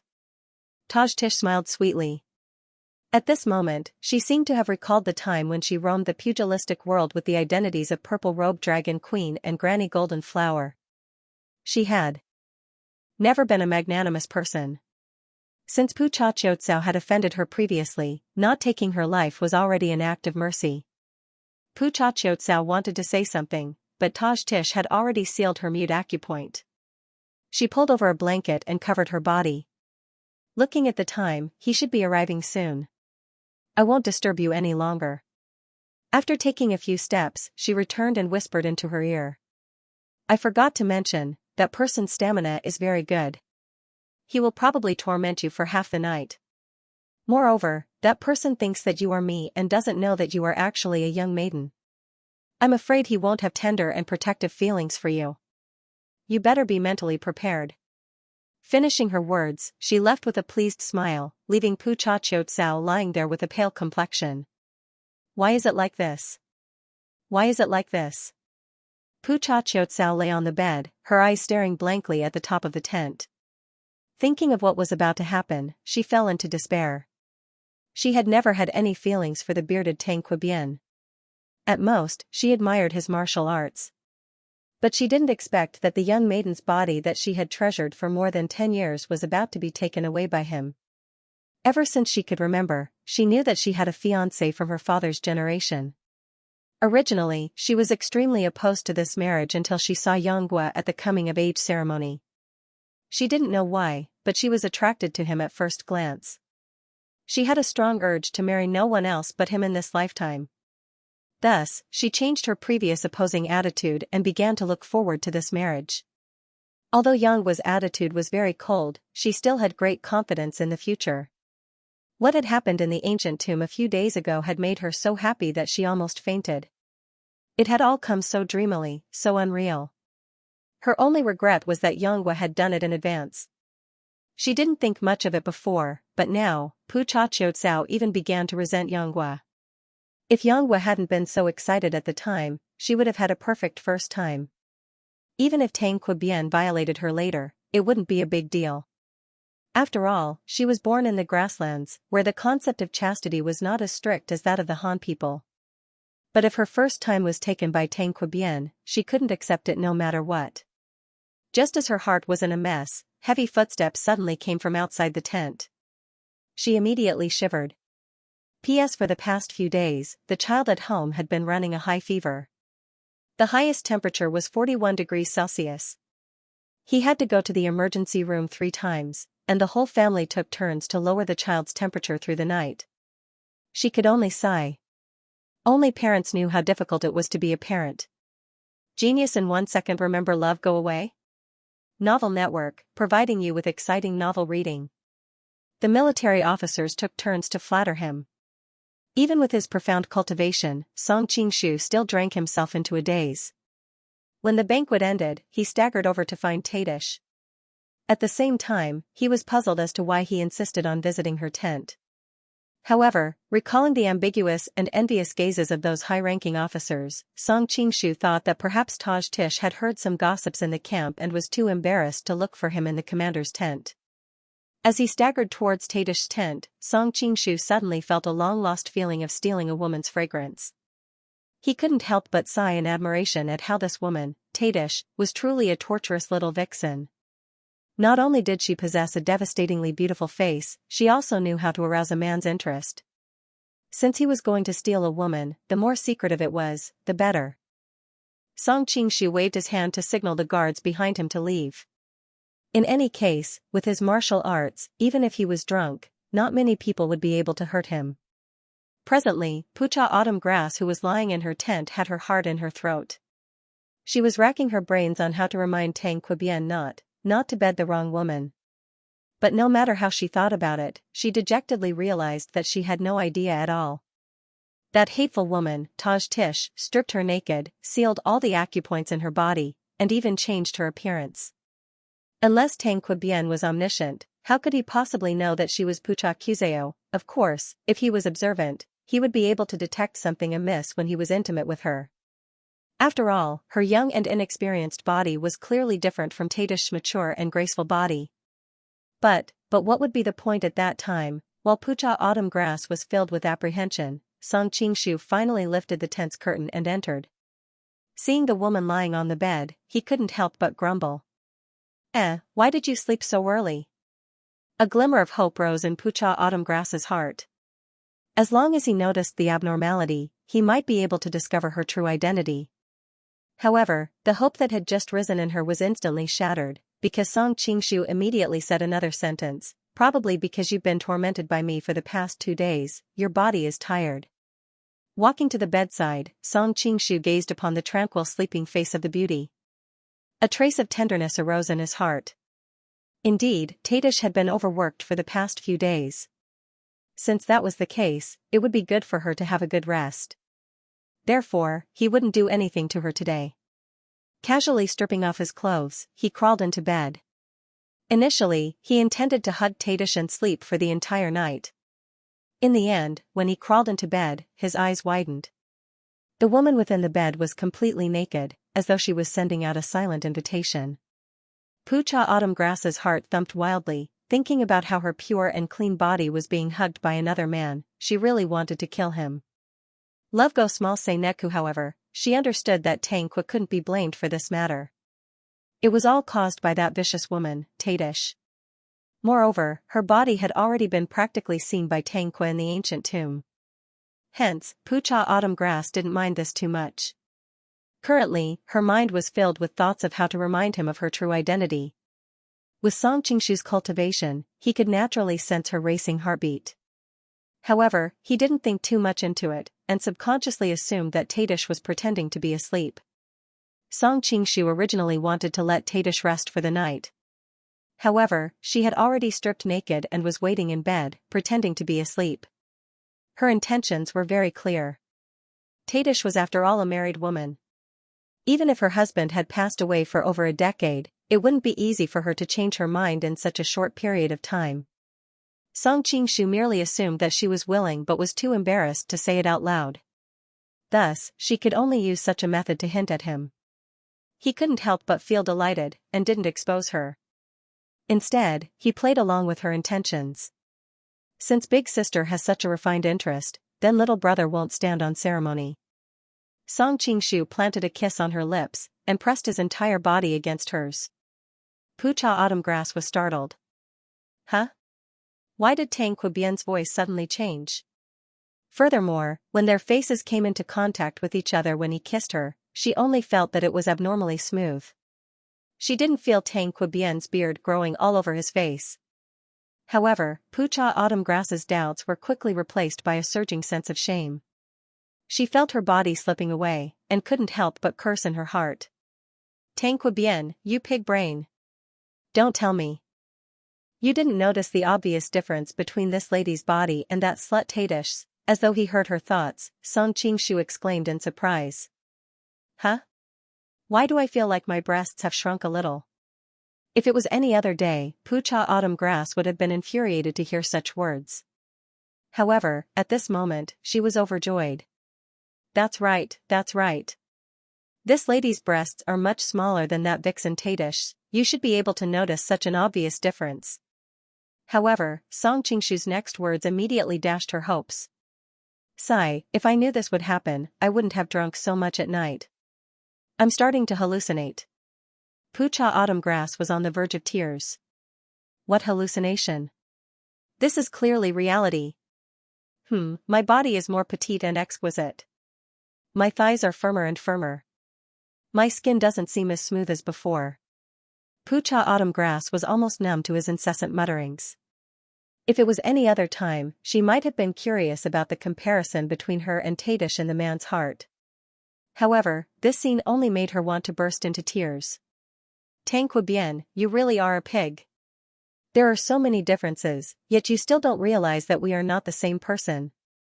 If her mute acupoint wasn't sealed, she would probably have started cursing out loud. Even though Pucha Autumn Grass had pleaded with all the deities and Buddhas in her heart, even praying to the Jurchen archenemy, the Mongolians, she still couldn't prevent the worst from happening. What was to come had finally come. As the man reeking of alcohol pressed down heavily on her, Pucha Autumn Grass felt a wave of intense pain. Her heart was filled with sorrow and bitterness, 2 streams of clear tears flowed uncontrollably from her eyes. After a while, Song Qingshu finally sensed something strange. He looked between her legs, only to see a captivating red flower blossoming on the bedsheet. Song Qingshu instantly sobered up. If his body was slightly different from before, it could be explained by him feeling different after getting drunk. However, this falling red couldn't be explained at all. As a married woman who had given birth to a child, Tadish couldn't possibly still be a virgin, right? Even if she really was a virgin, after being pampered by him 2 days ago, she definitely wasn't one. As a master of disguise, Song Qingshu didn't think in that direction previously. Now that he had his suspicions, he immediately realized there was something wrong with the other party's face. He reached out to remove her mask, revealing a weeping face of a young lady. Why are you here? Seeing that the girl beneath him was Pucha Autumn Grass, Song Qingshu felt a little dizzy. Pucha Autumn Grass's eyes were filled with tears as she glared at him hatefully, but her mute acupoint was sealed and she couldn't speak. Song Qingshu also noticed her abnormality and was about to reach out to unseal her acupoint, but his hand stopped just as it was about to touch her body. Noticing her puzzled gaze, Song Qingshu laughed sheepishly. I can unseal your acupoint, but before that, there are a few things I need to clarify, in case you get too agitated after unsealing your acupoint and can't communicate properly. Not caring whether she agreed or not, Song Qingshu quickly said, First, I really don't know what's going on, I'm also confused right now. Second, after unsealing your acupoint, we can communicate calmly, you're not allowed to shout. Third, today's matter, even though I feel like I'm also a victim, you're a girl, so I'll do my best to make up for the harm I've caused you today, so please don't take it too hard. If you agree to these 3 points, just blink, and I'll unseal your acupoint. Pucha Autumn Grass almost went crazy from anger, thinking, you've already taken advantage of me so much, and you're still the first to make so many requests, but she had no choice but to lower her head, and Pucha Autumn Grass just wanted to get out of this predicament as soon as possible, so she hurriedly blinked her eyes. Seeing her anxious look, Song Qingshu couldn't help but find it funny. All right, I see. Aren't you afraid your eyelids will cramp if you blink like that? Pucha Autumn Grass's face was red with anger, and when he unsealed her acupoint, her first reaction was to curse coldly, scram. Song Qingshu frowned, you clearly promised to communicate properly after unsealing your acupoint. Pucha Autumn Grass bit her lip and glared at his lower abdomen. How am I supposed to communicate properly with a disgusting thing like you poking me? Only then did Song Qingshu realize that he was still inside her body, and he couldn't help sweating profusely, hurriedly withdrawing from her body, smiling sheepishly. What happened just now was too shocking, I couldn't react in time. Pucha Autumn Grass had a frosty expression on his face as he grabbed the blanket beside him and wrapped it around himself. His entire body began to tremble uncontrollably. Song Qingshu also felt very embarrassed. After all, she was a virgin, and her most precious thing was snatched away by him. If it were him, it would be very hard for him to accept it. Ugh, what's going on here? Why are you in Taitish's room, dressed as her, and lying naked on the bed? The more Song Qingshu spoke, the more aggrieved he felt. What the hell is going on here? He was merely drunk and came here to look for some hay. It was a consensual affair. How did it turn into such a situation? Fine. You're the victim, it's all my fault. Pucha Autumn Grass became angrier the more she heard this. This man was so obedient after taking advantage of her, wasn't he a little too shameless? Song Qingshu also felt that his words were rather excessive. He couldn't help but ask in embarrassment. Why did you transform into Taitish? In order to avoid provoking her, Song Qingshu didn't bring up the topic of why she had taken off her clothes and waited for him under the bed. Isn't it all because of that slut Taitish? Pucha Autumn Grass said hatefully. She then recounted the bet between the two of them, how she tricked him here, sealed his acupoints, and waited for Tang Quobian to arrive.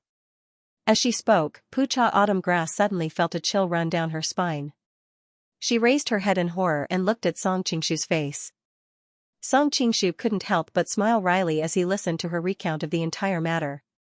Taitish was as docile as a little white rabbit in front of him, but he had forgotten that regardless of whether it was Violet Dragon Queen or Granny Golden Flower, they were both vicious and merciless. Seeing that Pucha Qzeo had suddenly stopped talking and was looking at him in shock, Song Qingshu couldn't help but be stunned. What's wrong? Your face. Who are you? Pucha Autumn Grass said with a trembling voice. Song Qingshu subconsciously touched his face, and his expression changed. He thought that the person in the tent was Taitish. Moreover, Taitish didn't like him using Tang Quobian's appearance to be intimate with her, so he casually took off his mask. What happened next was too sudden and surprising. Song Qingshu was not the only one who had forgotten about it. Even Pucha Autumn Grass took a long time to realize that he was speaking in Tang Quobian's voice, but his appearance had changed. This gave Song Qingshu a headache. Now that this secret was known by Pucha Autumn Grass, his plans in the Jin Kingdom would most likely fall short at the last step. Pucha Autumn Grass was an intelligent person. After her initial doubts, she quickly realized that if Taitish could disguise herself as her, then this person could also disguise as Tang Quobian. Thinking that the most powerful person in the Jin Kingdom's imperial court was actually someone else in disguise, Pucha Autumn Grass immediately shuddered. I'm leaving first. Pucha Autumn Grass wrapped the blanket around herself and ran out of the tent without even putting on her clothes. Right now, she only had one thought in her mind. That was to leave this place as soon as possible and immediately gather all the military officers to expose this matter. But just as she reached the entrance, she bumped into a sturdy chest. Pucha Autumn Grass raised her head and saw that it was Song Qingshu blocking the entrance. How did he get in front of me? Pucha Autumn Grass couldn't help but be startled. She quickly recalled the martial arts that he had displayed in Chongyang Palace. Her previous doubts finally cleared up. No wonder Tang Quobian didn't reveal his skills in the past, and she had never heard of him being a martial arts expert. It turned out that they were completely different people. "Miss Autumn Grass, where are you going?" Song Qingshu asked with a smile that didn't seem like a smile.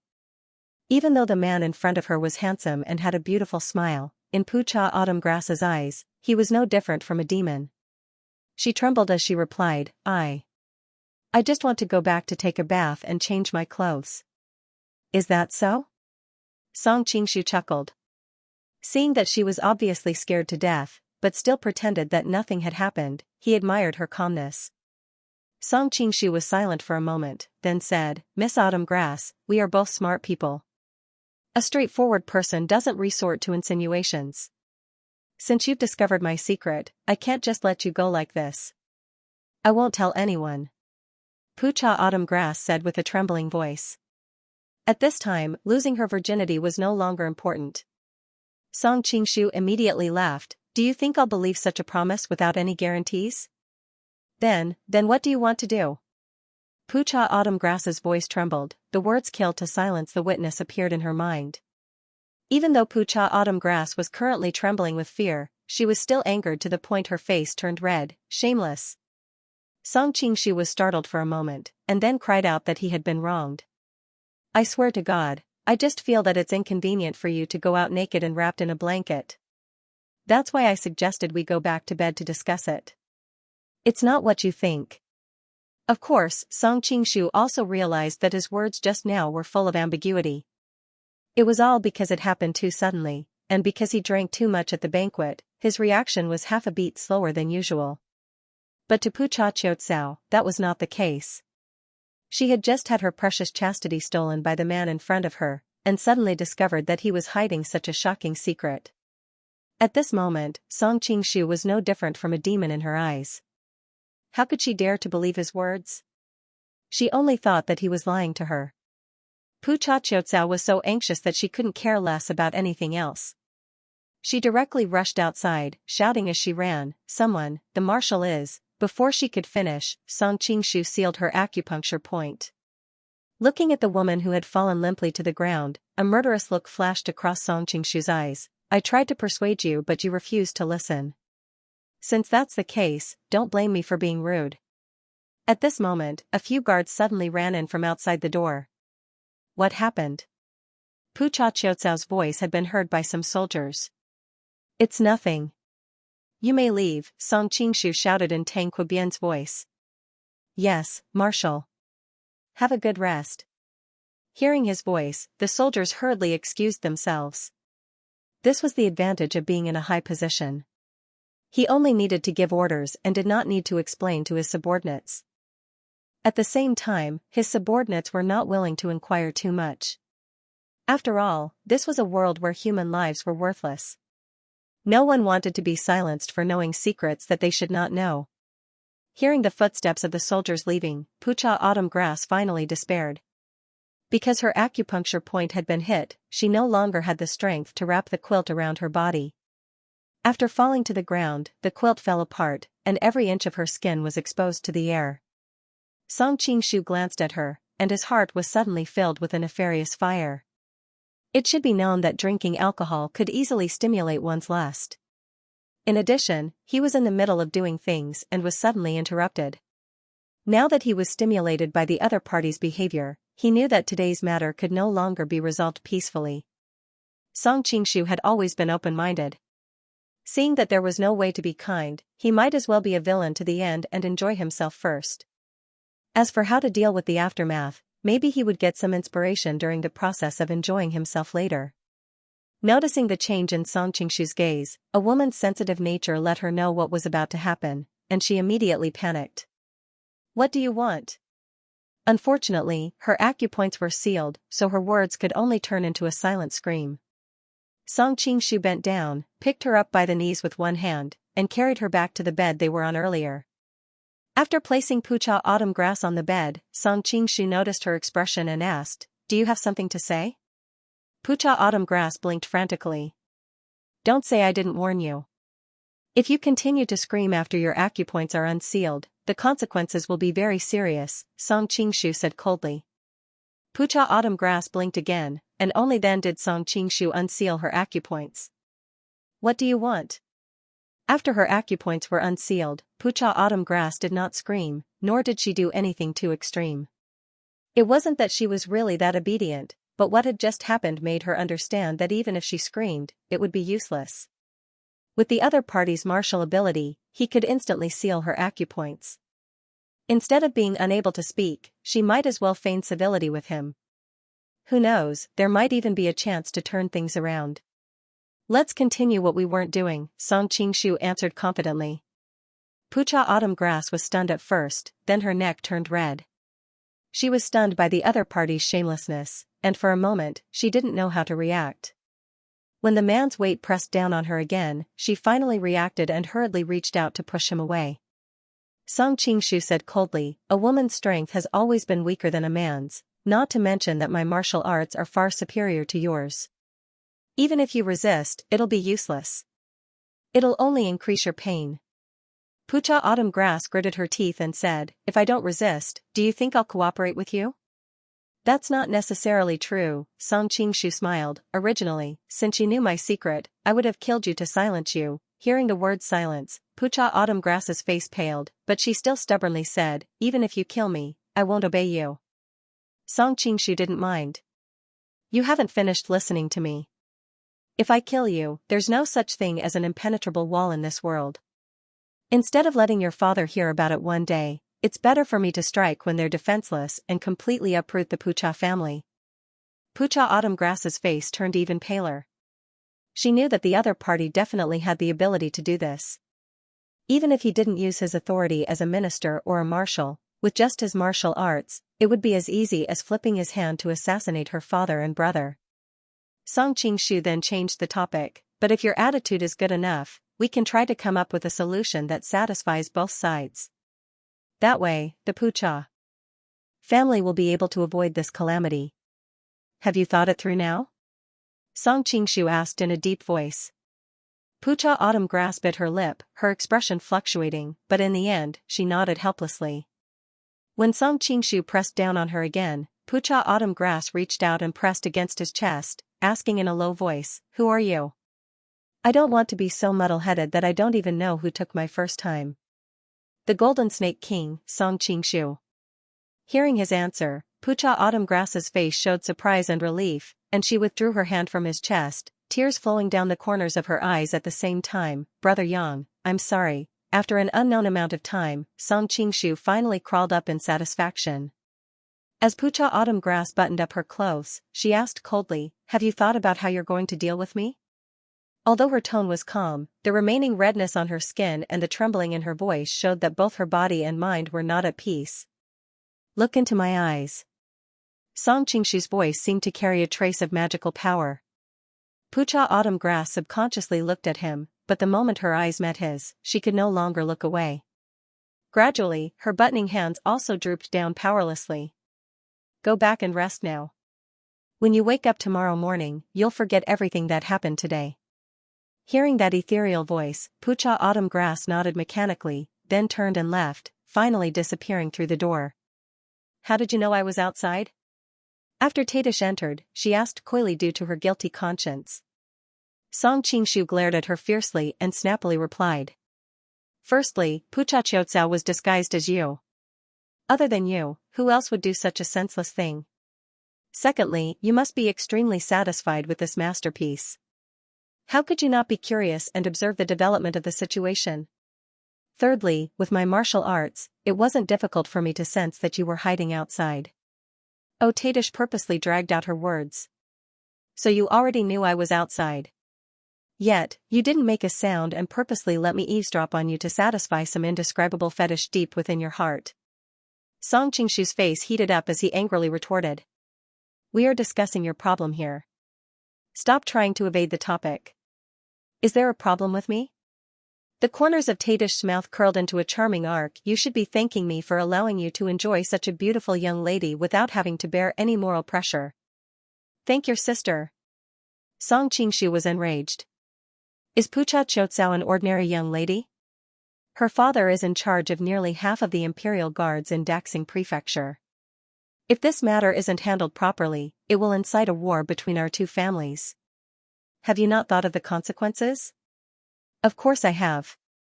I have even prepared a solution for the aftermath for you. Tadish replied indifferently. Oh? Song Qingshu looked at her in astonishment. How do you intend to deal with the aftermath? How else can I deal with the aftermath? I'll just kill her and end all troubles once and for all. Then, I'll find a place to bury her and announce to the public that she has gone to look for her fiancé. As for the issue of it never happening again, the martial world is so vast. Isn't it normal to bump into bandits and scammers? Tadish replied in her usual tone. Song Qingshu broke out in cold sweat. The mouth of a green bamboo snake and the stinger of a wasp. Both are not poisonous, but the most poisonous is a woman's heart. The ancients were not deceiving me, this woman was truly ruthless. It was no wonder why so many people in his previous life had commented that Tadish had a cold personality. She would only treat those she cared about well, completely disregarding the lives and deaths of others. It's just that I didn't expect you to use an even better method to deal with it. As she spoke, a trace of fear appeared on her face. She had clearly seen Pucha Kuzeo's appearance when he left, and when she thought of how Song Qingshu actually had such an ability, she couldn't help but feel a lingering fear. That's the soul-shifting technique recorded in the Ninein manual. You don't have to be so surprised. Song Qingshu could roughly guess what she was thinking when he saw her expression. As long as you're obedient in the future, I won't use it on you. Of course. Tadish hastily agreed.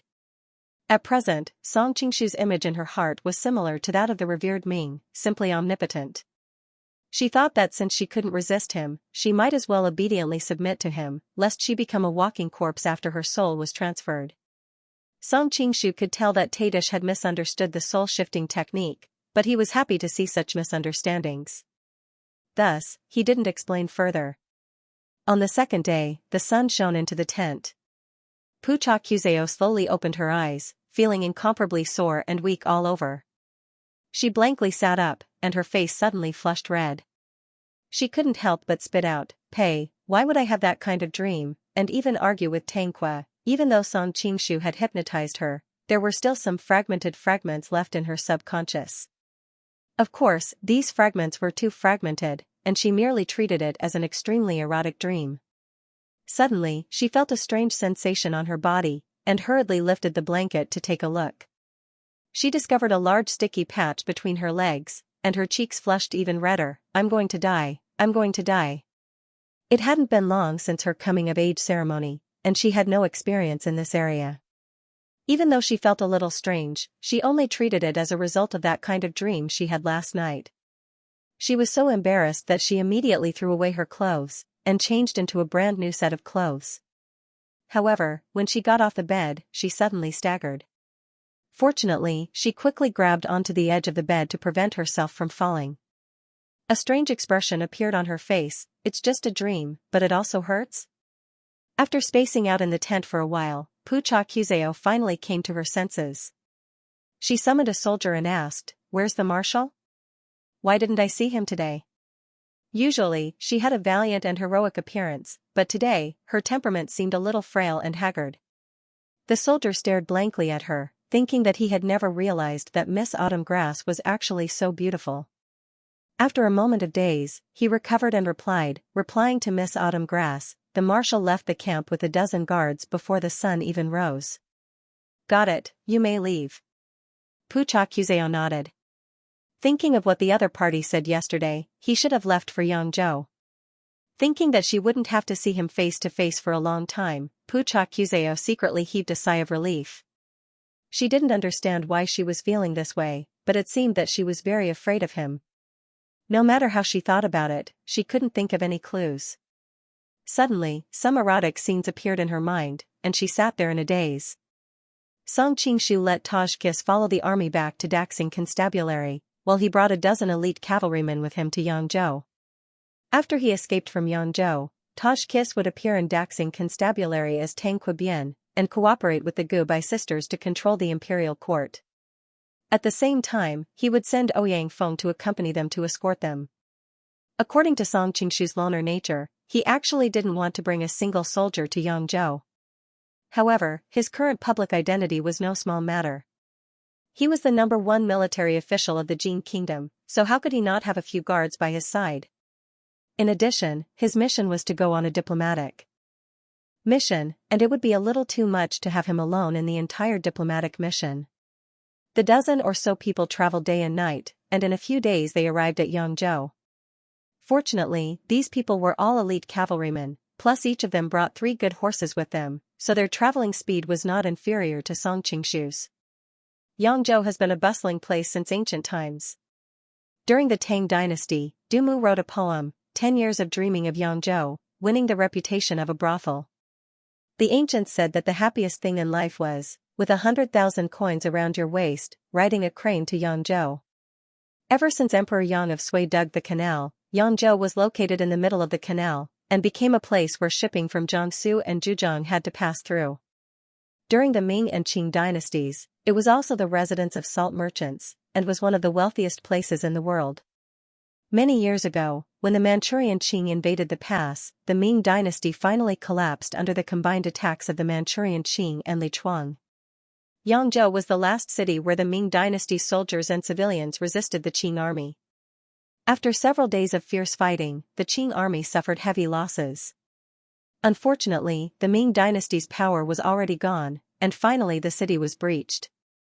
The Qing army's commander-in-chief Duo Duo flew into a rage out of humiliation and gave the order to massacre the city, which led to the appalling 10 days of Yangzhou in history.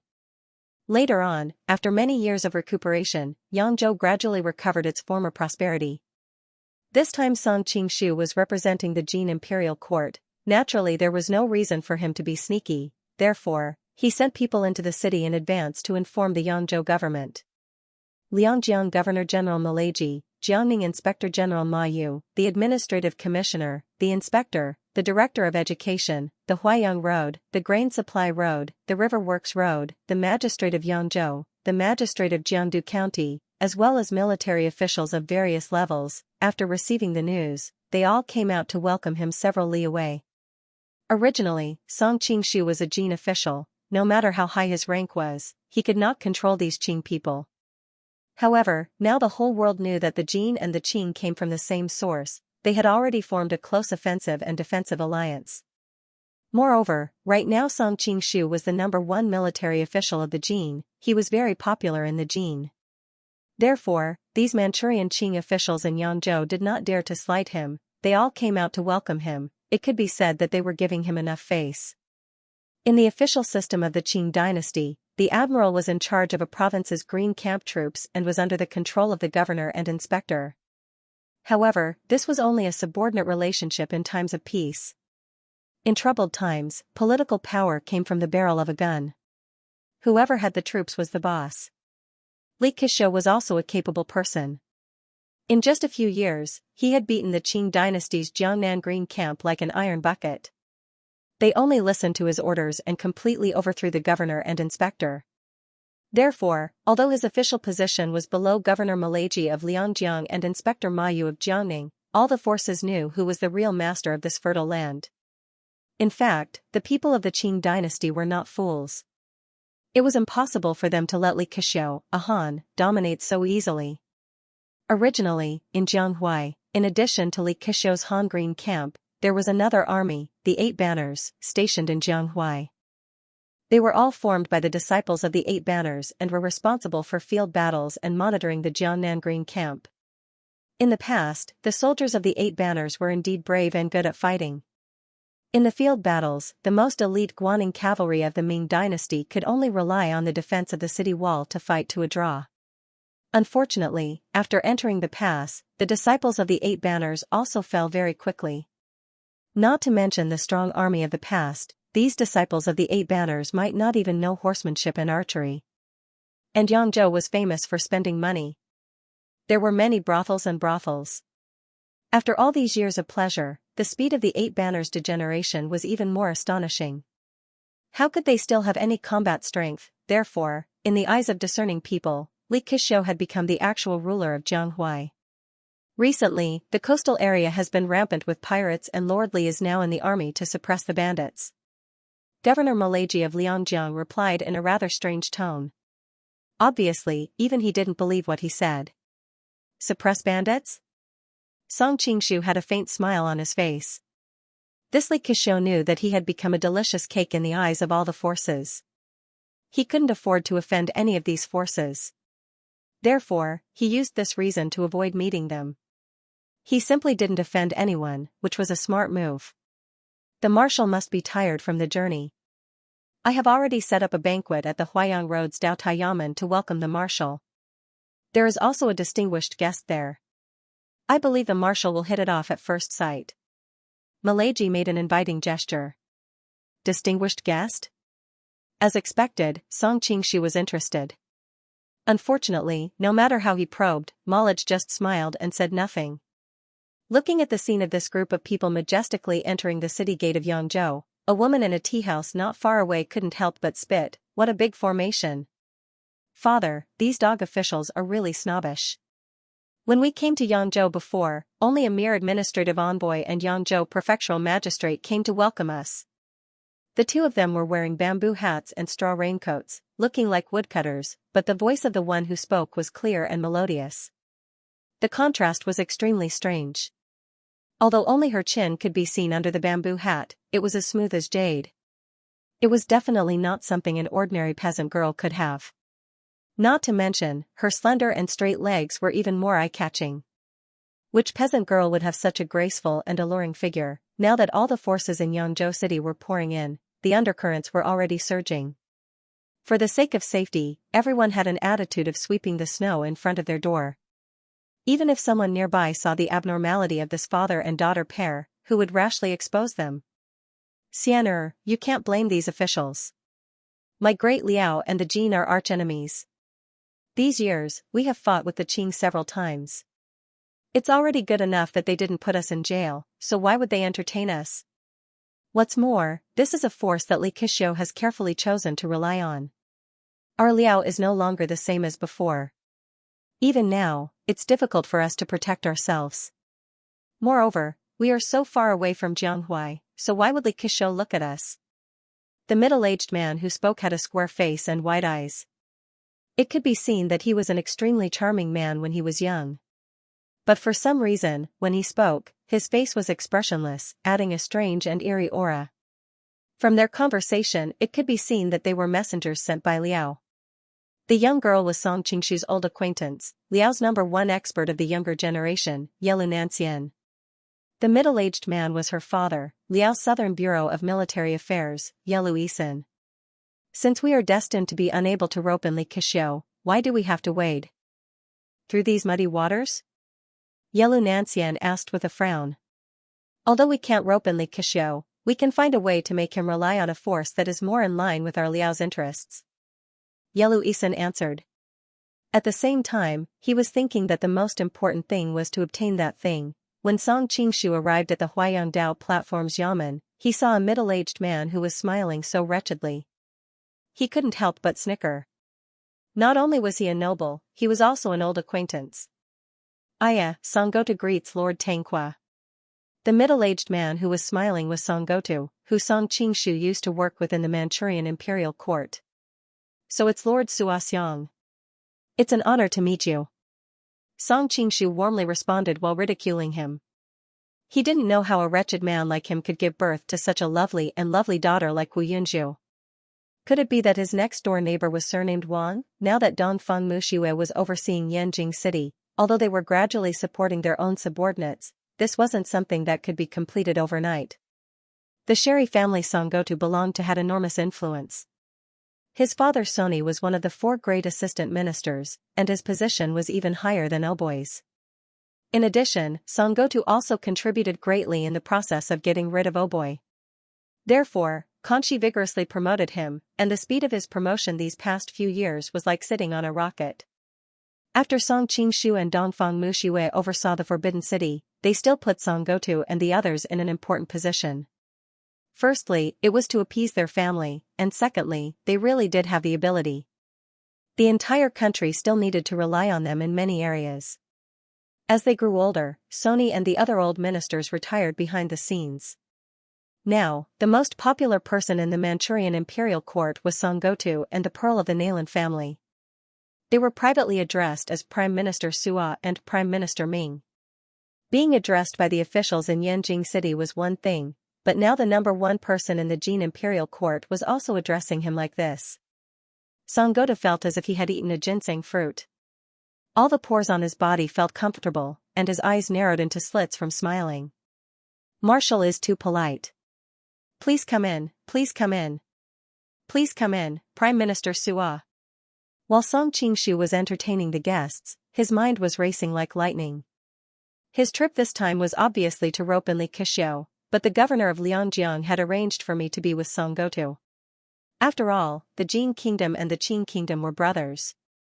It wouldn't be good for him to poach someone under Song Gotu's nose, would it? With Song Gotu together, the Jin kingdom's emissary's trip to Yangzhou was destined to be fruitless. Of course, Song Qingshu didn't come here to help the Jin kingdom recruit Li Keqiu. Now that he had this layer of cover, it would be easier to explain if he returned to Daxing Prefecture without any results. Therefore, not only did Song Qingshu not mind Malaj's action, it was also exactly what he wanted. P.S. But he did not know whether this was Malaji's idea or Li Keqiu's. If it was Malaji's idea, then it was easy to understand. As the Qing's governor-general, Malaji must be loyal to the ruler.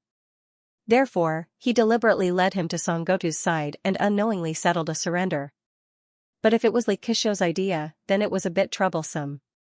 It meant that he deliberately let the Jin and Qing emissaries supervise each other, while he secretly contacted other forces. Song Qingshu was pondering who Li Keqiu was more inclined to choose when he suddenly heard Song Gotu's laughter. Many years ago, when I was on a diplomatic mission to the Jin kingdom, I had the chance to meet Marshal Tang Ke once. At that time, I realized that the marshal had a dignified appearance and an extraordinary bearing, and was destined to be a man of extraordinary ability. I did not expect that in just a few short years, my judgment would be confirmed. Brother Tang Ke has already become the number one man in the Jin kingdom's imperial court, with military and political power in your hands. Song Qingshu could not help but admire Song Gotu's shamelessness. It must be known that a few years ago, Tang Quobian was just an insignificant person in the Jin kingdom. If he had not taken advantage of Wanyan Liang's rebellion to reap the benefits, how could he have reached his current position? Tang Quobian himself had a full beard, which made him look like Hayden.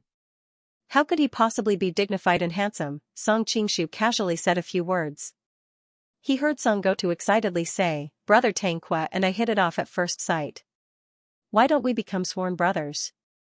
Hearing this, Song Qingshu almost spat out the wine in his mouth onto the table. This Song Gotu was really a genius. Whoever he saw had potential would become sworn brothers. Wei Xiaobao did it, Song Qingshu did it, and now Tang Quobian still did it.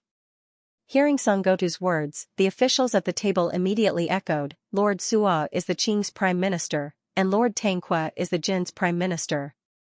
Our Qing and the Jin are brotherly countries. If the two of you become sworn brothers, it will be like adding ties on top of ties. Add ties on top of ties, your sister.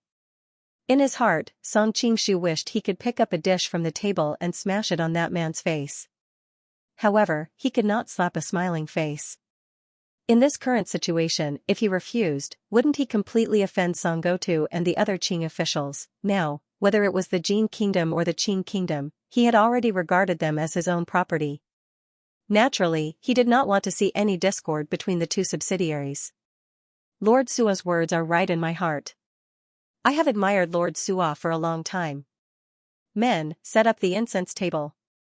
Song Qingshu said with a smile. After that, the two of them swore an oath on the incense burner table next to them. Hearing Song Gotu's familiar oath, Song Qingshu sneered in his heart, so be it. In any case, I am using Tang Quobian's name, no oath can be made on me.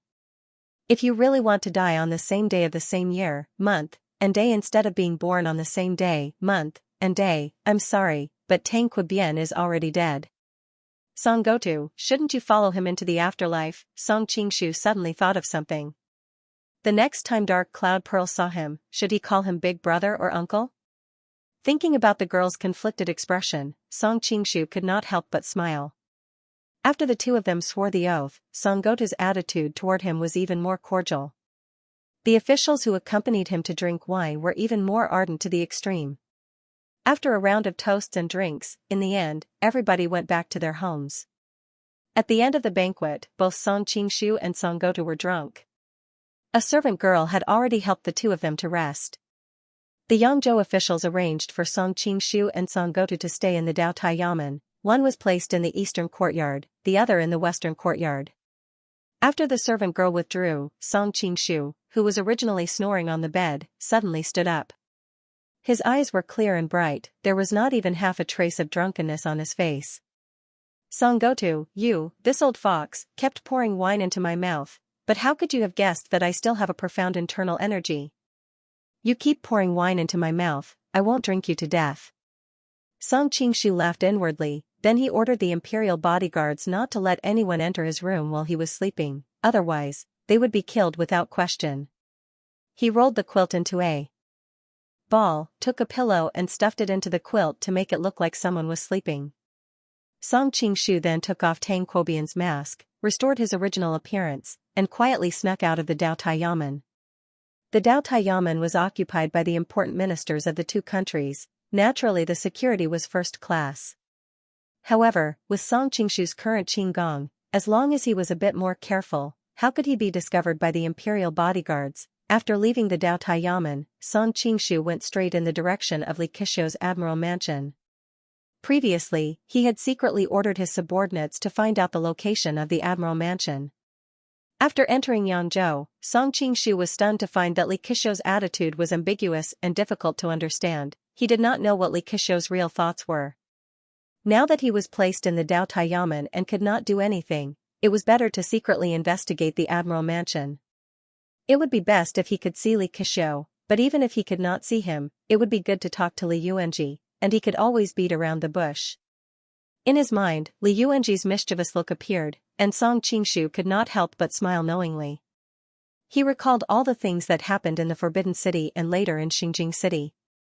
The two could be said to have gone through thick and thin together, and they had a friendship of life and death. He did not know what the little girl had become after not seeing each other for so long. And Luo Bing, he did not know whether she would be happy or afraid to see him again.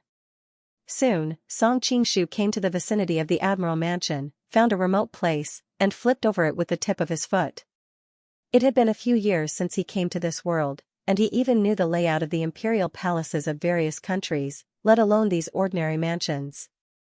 After stopping for a moment, he could roughly determine which courtyard Li Keqiu, the head of the family, lived in, and where Li Yuanji, the young lady, should live. He first went to Li Keqiu's room to investigate, and as expected, Li Keqiu was not there. He then searched in his room, and did not find any valuable documents or letters. Song Qingshu could only helplessly go to the courtyard where the family members lived. However, after going one round, Song Qingshu was shocked to find that he did not even see a shadow of Li Yuanji. Not to mention Li Yuanji, he did not see a single concubine of Li Keqiu. There were only some servant girls and old nannies living in the inner courtyard. Right now, the situation in Yangzhou is treacherous. It seems that Li Keqiu is worried that people with ulterior motives will attack his family, so he simply moved his entire family to the military camp. Song Qingshu pondered for a moment, and roughly guessed Li Keqiu's thoughts. Song Qingshu could only return to the mansion. First, he did not know the location of the Jiangnan Green camp, and second, the guards of the military camp could not be compared to these mansions. If he was not careful, he would be exposed. He had just arrived, and it was best not to make such a big commotion. There's an assassin! A mournful cry suddenly streaked across the calm night sky. Song Qingshu was shocked. He had been very careful along the way. How could he have been discovered? He quickly realized that the assassin the people outside were talking about was not him, because the real assassin had already rushed in a panic, and just happened to bump into him. You couldn't blame Song Qingshu for his bad taste. Compared to a sweaty and smelly male assassin, a female assassin would always make people feel relaxed and happy. Originally, with his martial arts, he wouldn't have been pushed into someone's embrace like this. However, in that instant, he had clearly seen the other party's curvaceous figure, so he purposely let his guard down and let her directly fall into his embrace. Conveniently touching her body, Song Qingshu's hand was full of warmth and smoothness. It was as if he had returned to the time when he was young and inexperienced. He was very clear that this kind of behavior was a bit too tasteless, but who asked him to like it? Miss, are you okay? Song Qingshu took the opportunity to help the woman up. He knew that enough was enough. His previous behavior could be said to be unintentional, but if it continued, the girl was not stupid. Seeing Song Qingshu's appearance, the female assassin's body trembled. She subconsciously took a few steps back until her back hit the door. Her face was covered with a black cloth, and her exposed eyes seemed to be extremely frightened. This made Song Qingshu very depressed. I don't look that scary. Over there. The sound of the woman hitting the door had alerted the guards of the admiral's mansion. Seeing countless guards carrying torches rushing over from afar, Song Qingshu slightly frowned. Follow me. After saying that, he did not wait for the other party to respond. He grabbed her shoulder, and with a few leaps, they disappeared into the night. The guards were left to search everywhere like headless flies. Why did you break into the admiral's mansion at night? In a remote place, Song Qingshu let go of the woman. The woman's eyes showed a trace of a complicated look. Then, she directly knelt in front of him and saluted. This subordinate greets the first leader. First leader? Song Qingshu was shocked. He had many identities, but only the people in Shandong's Golden Snake Camp would call him this. Raise your head. Song Qingshu lifted her chin and removed the black veil on her face, revealing a delicate and pitiful face. Wanner?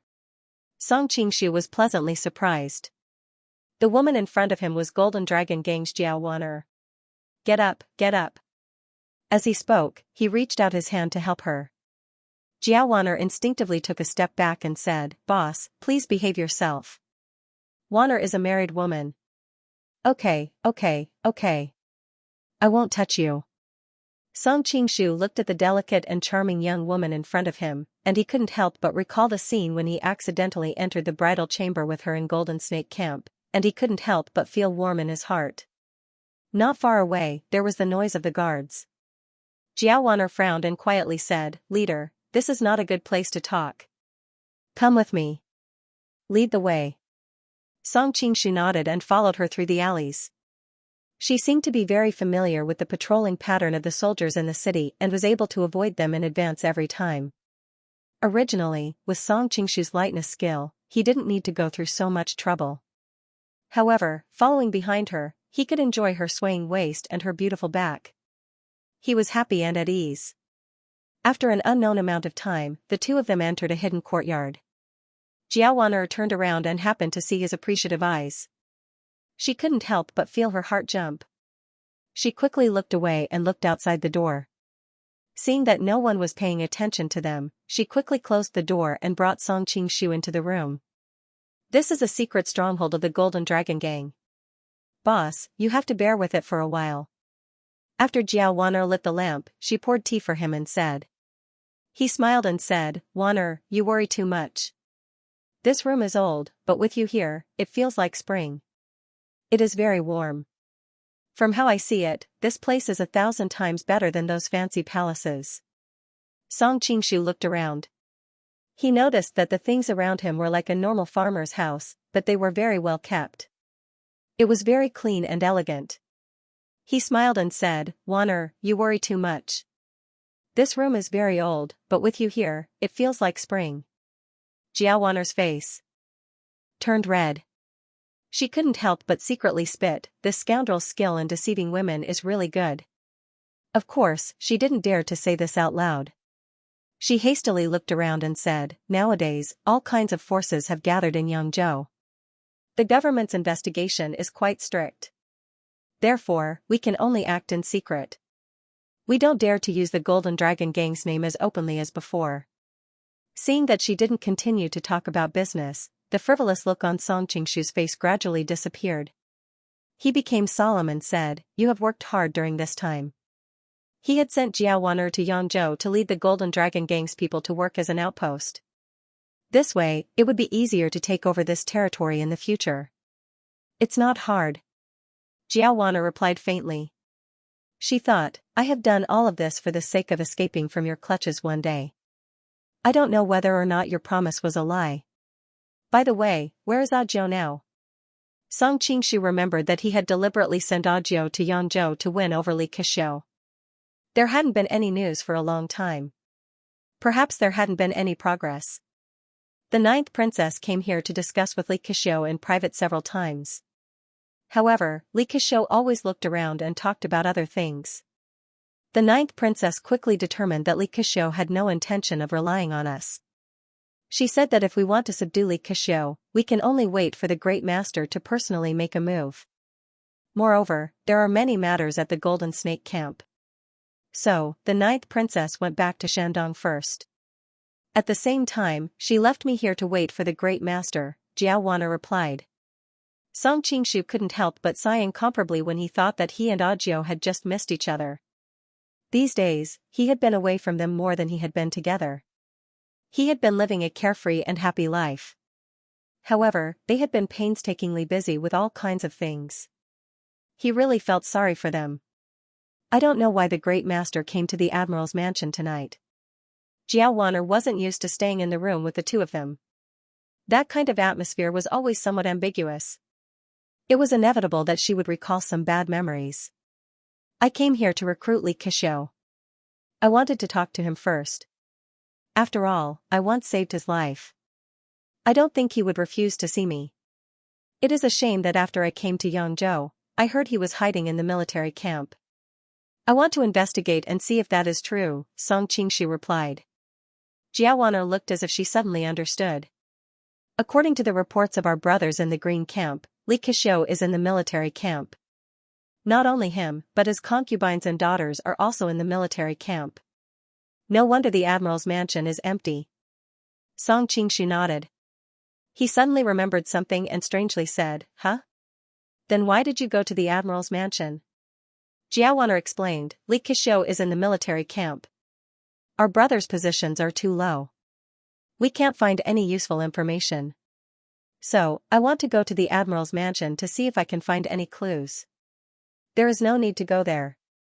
I have already searched the admiral's mansion, but I haven't found any useful information." Song Qingshu was silent for a moment. He then asked, "Wana, do you know where the envoys sent by all the factions are?" Jiao Wana nodded slightly and replied softly, "During this time, various forces have sent people to Yangzhou to win over Li Keqiu. Apart from those who are too weak and have no hope, there are still 5 messengers left. They are the Qing, the Jin, the Mongolian, the Liao, and the Southern Song. Li Keqiu is still nominally an official of the Qing court. The Qing court knows that he has other ideas, so they sent Song Gotu to meet him. I heard that after Li Keqiu talked to him several times, he hid in the Green Camp in the name of rampant water bandits and left Song Gotu at the Dao Taiyamen. At the same time, he sent officials at all levels of Xianxia to visit him, so that Song Gotu couldn't do anything even though he knew that he was playing tricks. The Jin messenger entered the city today. I think he is called Tang Quobian. I heard that he has a high position in the Jin and is the most powerful official there. But he doesn't have many guards with him. These Tartars are all well-developed but simple-minded. They don't even know that a gentleman doesn't stand under a collapsing wall. With so few guards, he's not afraid of being assassinated." First Master, why is your complexion so ugly?" Song Qingshu was depressed. He thought to himself, "I'm the one you scolded for having all brawn and no brains." However, it was not convenient for him to explain it to Jiao Wana, so he just casually replied to her. Jiao Wana continued, "The Jin messenger was also arranged at the Dao Taiyamen. This time, the Qing and the Jin have gathered together. One wants to appease Li Keqiu, and the other wants to instigate Li Keqiu. I don't know if they will fight." She was a citizen of the former Ming dynasty, so she didn't have a good impression of the Jin and the Qing. Ahem. Seeing that Jiao Wana was getting more and more excited, Song Qingshu hurriedly interrupted, Okay. I know the situation of the Jin and the Qing. What about the others?" Jiao Wana looked at him in confusion, thinking that the Jin and the Qing were the biggest enemies of the Golden Snake Battalion. But she didn't know that the Jin and the Qing were now her own property. It was not convenient for her to go against Song Qingshu's wishes. Although she was puzzled, she continued, "The Mongols, the Jin and the Qing are enemies. Of course, their messengers did not dare to enter the city as openly as the Jin and Qing messengers did.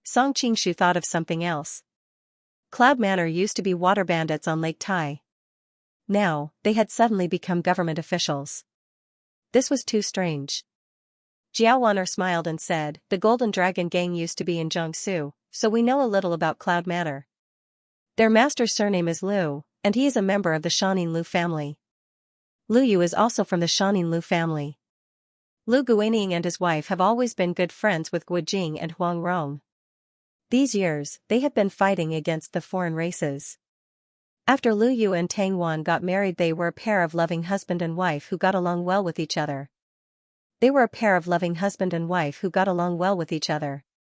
Unexpectedly, Mama Liu became disgusted with her daughter-in-law and forced Liu Yu to divorce Tang Enterprises. Under Liu Yu's endless persuasion and pleading, the two of them were finally forced to separate. Tang Wan remarried Zhao Shiqing of the Southern Song dynasty, and they lost contact with each other. On a spring day a few years later, Liu Yu coincidentally met her husband in Shin Garden.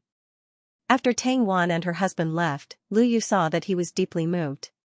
While drunk, he composed a poem called Phoenix on a Hairpin and wrote it on the wall of the garden: red soft hands, yellow vine wine, the city full of spring palace walls and willows. The east wind is evil, love is thin, a heart full of melancholy, a few years of separation. Wrong, wrong, wrong, spring was the same as before, the person was thin and empty, the tear stains were like the silk of a mermaid. Peach blossom fall, leisure pond pavilion. Although the mountain pledge was there, it was difficult to trust the brocade letter. M.O. The next year, for some unknown reason, Tang Wan came to Shin Garden again for a walk in the spring. Unfortunately, she did not see Liu Yu again. She only saw the poem on the wall. Her tears fell like rain and her heart felt like it was being cut by a knife. So she wrote a poem in response: the world is fickle, and human nature is evil. The rain sends dusk, the flowers fall easily. At dawn, the wind is dry, tear stains remain, I want to write about my worries, but my lonely words stop. Difficult, difficult, difficult, today is not yesterday, the sick soul is often like a swing rope. The sound of the horn was cold and the night waned. Afraid that someone would ask, he held back his tears and pretended to be happy. Hide, hide, hide. After Tang Wan returned, she died of depression not long after, leaving behind a love story full of regrets. Song Qingshu sighed, thinking that since he had come to this world, if possible, he must help this pair of ill-fated mandarin ducks. Jiao Wan'er was originally extremely afraid of this man, but at this time, she suddenly found that there was a strong sense of tenderness on his face. She couldn't help but feel moved.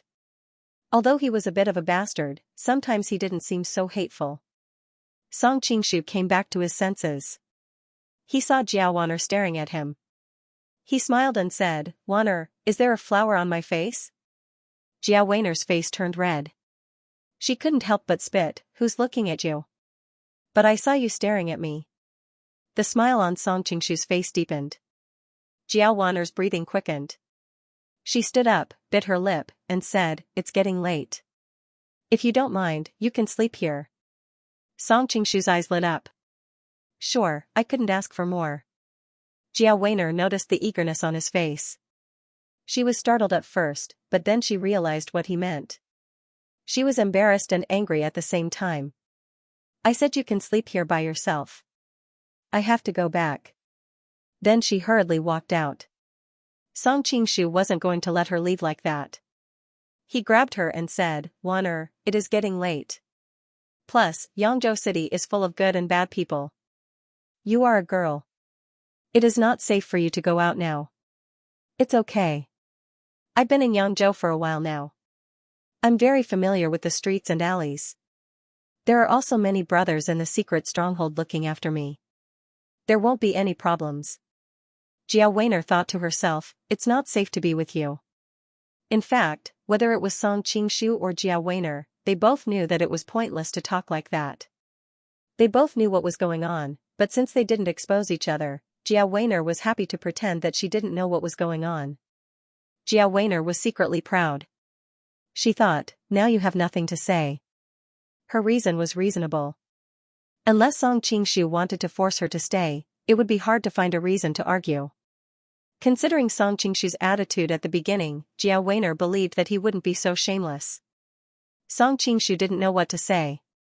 The reason why he did this was because he didn't want to force her. After all, he wasn't an animal. If he bullied a girl once in a while, that would be fine. But if he forced her every time, it would be too boring. It would be more fun to make her obey him. Seeing that he didn't respond, Jiao Weiner took the opportunity to shake off his hand. She smiled victoriously and said, "Boss, rest well. I'm leaving." Hearing her words, Song Qingshu had an idea. He quickly called out to her, "Wait. Boss, is there something else?" Jiao Weiner's door was half open. She leaned against the door and turned around to look at him. Song Qingshu pretended to be embarrassed. "I'll tell you the truth. I'm not worried about your safety. I'm worried about my safety." "Your safety?" Jiao Weiner didn't know how to react. "Yes, I came alone this time. I didn't bring any guards with me. If I sleep here, what if an assassin kills me in the middle of the night? You are my only subordinate. If you don't stay and protect me, who will?" Song Qingshu said seriously. Jiao Weiner almost fainted from anger. She wondered how this man could be so shameless. "Leader, you are so powerful. Who in the world can hurt you? My martial arts are weak. If I stay, I won't be able to protect you. I'll only drag you down."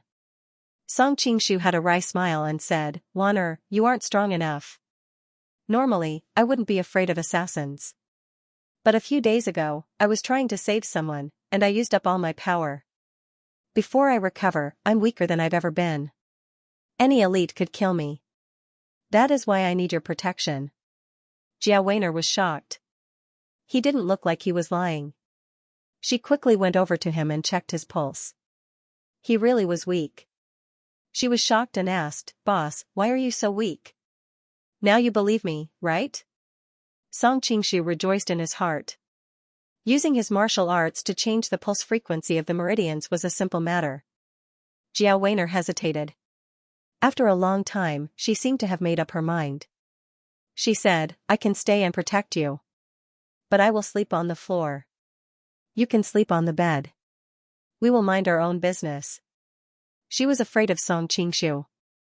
However, she and her husband had shared honor and disgrace with each other. Moreover, the Golden Dragon Gang also needed his help in returning to their hometown. So, she naturally didn't want to see anything happen to Song Qingshu. Song Qingshu revealed a faint smile and said, "No problem." When Jiao Weiner was cleaning the floor, Song Qingshu yawned and went to bed. At first, Jiao Weiner thought he was pretending to be asleep. Lying on the mattress on the floor, she was very nervous. However, after more than an hour, she heard Song Qingshu's even snoring, and the tension in her mind was suddenly relieved. She suddenly felt sleepy and gradually closed her eyes. After an unknown amount of time, Jiao Weiner suddenly realized something. She opened her eyes and found Song Qingshu lying next to her. The two of them were huddled in the same bed. Their bodies were intertwined. She was scared out of her wits. She hurriedly begged, "Boss, you promised me." "I like to sleep with someone in my arms," Song Qingshu mumbled. "Don't worry. I'll just rub outside. I promise I won't go in." Jiao Weiner did not believe him. She struggled to get up. She did not know what Song Qingshu had done, but her body was weak. She tried a few times, but she could not get up. "Boss, let me go." Jiao Weiner blushed and tried to push the man away. Song Qingshu moved closer to her and whispered, "Weiner, did you miss me?" Jiao Weiner's face was red. She quickly said, "Boss, please behave yourself. Weiner, we have been husband and wife for a long time. How can you turn your back on me so quickly? I am so sad." Song Qingshu pretended to be sad. Hearing him bring up the past, Jiao Weiner's heart skipped a beat. However, her rationality prevailed. "Leader, you promised me that as long as I took care of things in Yangzhou, you wouldn't bother me anymore." Song Qingshu's fingertips slid across her white face. It made her eyelashes flutter. "But things in Yangzhou are not over yet." Jiao Weiner was a married woman, so her body was very ripe. Now that she was being steamed by his hot breath, her bones felt like they were going to melt. But the rationality in her mind made her want to refuse. I cannot do anything that would betray Brother Luo. The corners of Song Qingshu's mouth rose slightly. He knew that her line of defense had been loosened. How have you wronged Senior Brother Luo? You should know that with his martial arts and ability, there are countless people in the entire Golden Snake camp who are better than him. In addition, he lost an arm. If it wasn't because of you, why would I give him so many chances? Looking at the whole world, it is most important for a man to make a career and bring honor to his family. Even if the ancestors of the Luo family knew about this, they would be grateful to you. Why would they think that you betrayed him? Jia Weiner felt there was something wrong with what he was saying, but she could not think of what it was. She did not know how to refute him. Song Qingshu struck while the iron was hot. More importantly, everything you're doing now is for your husband. Could it be that you're still doing it for yourself? Of course not. Jia Weiner blushed and quickly retorted. That's it. Song Qingshu couldn't help but secretly admire his own wit. The matter was the same, but after this, he had successfully crowned the whole thing with a holy name. Looking back, it felt very different. Jia Weiner's furrowed brows relaxed a little. But this kind of thing, Song Qingshu simply interrupted, no buts. Only you and I know about this. I'm not going to be your husband, so I don't think you're stupid enough to tell him. Then in his heart, you will still be a beautiful and gentle wife. In the eyes of outsiders, you will still be a gentle and virtuous wife. What are you afraid of? Jia Weiner said, but there is no such thing as an impenetrable wall. Why not? Don't be fooled by those politically correct words, Song Qingshu comforted. Our affair will never be discovered, unless what? Jia Weiner's heart was suddenly in her throat. She was waiting for him to continue, but she didn't expect him to deliberately pause. Song Qingshu smiled wickedly. He hugged her and whispered in her ear, unless I made you pregnant while you were separated from him. Jia Weiner's face suddenly turned as red as rose petals. She couldn't help but pout coquettishly. She raised her pink fist and began to hit him. How could I be pregnant with your flesh and blood? Her pink fist was like an itch. Song Qingshu let her hit him and asked curiously, why is it not possible? There was no Durex or Okamoto in this world. Jia Weiner couldn't possibly know that he had already refined energy into qi. Unless it was intentional, he would never make a woman pregnant. So why was she so sure? Jia Weiner's face turned red. If it's not possible, then it's not possible. Anyway, don't ask any more.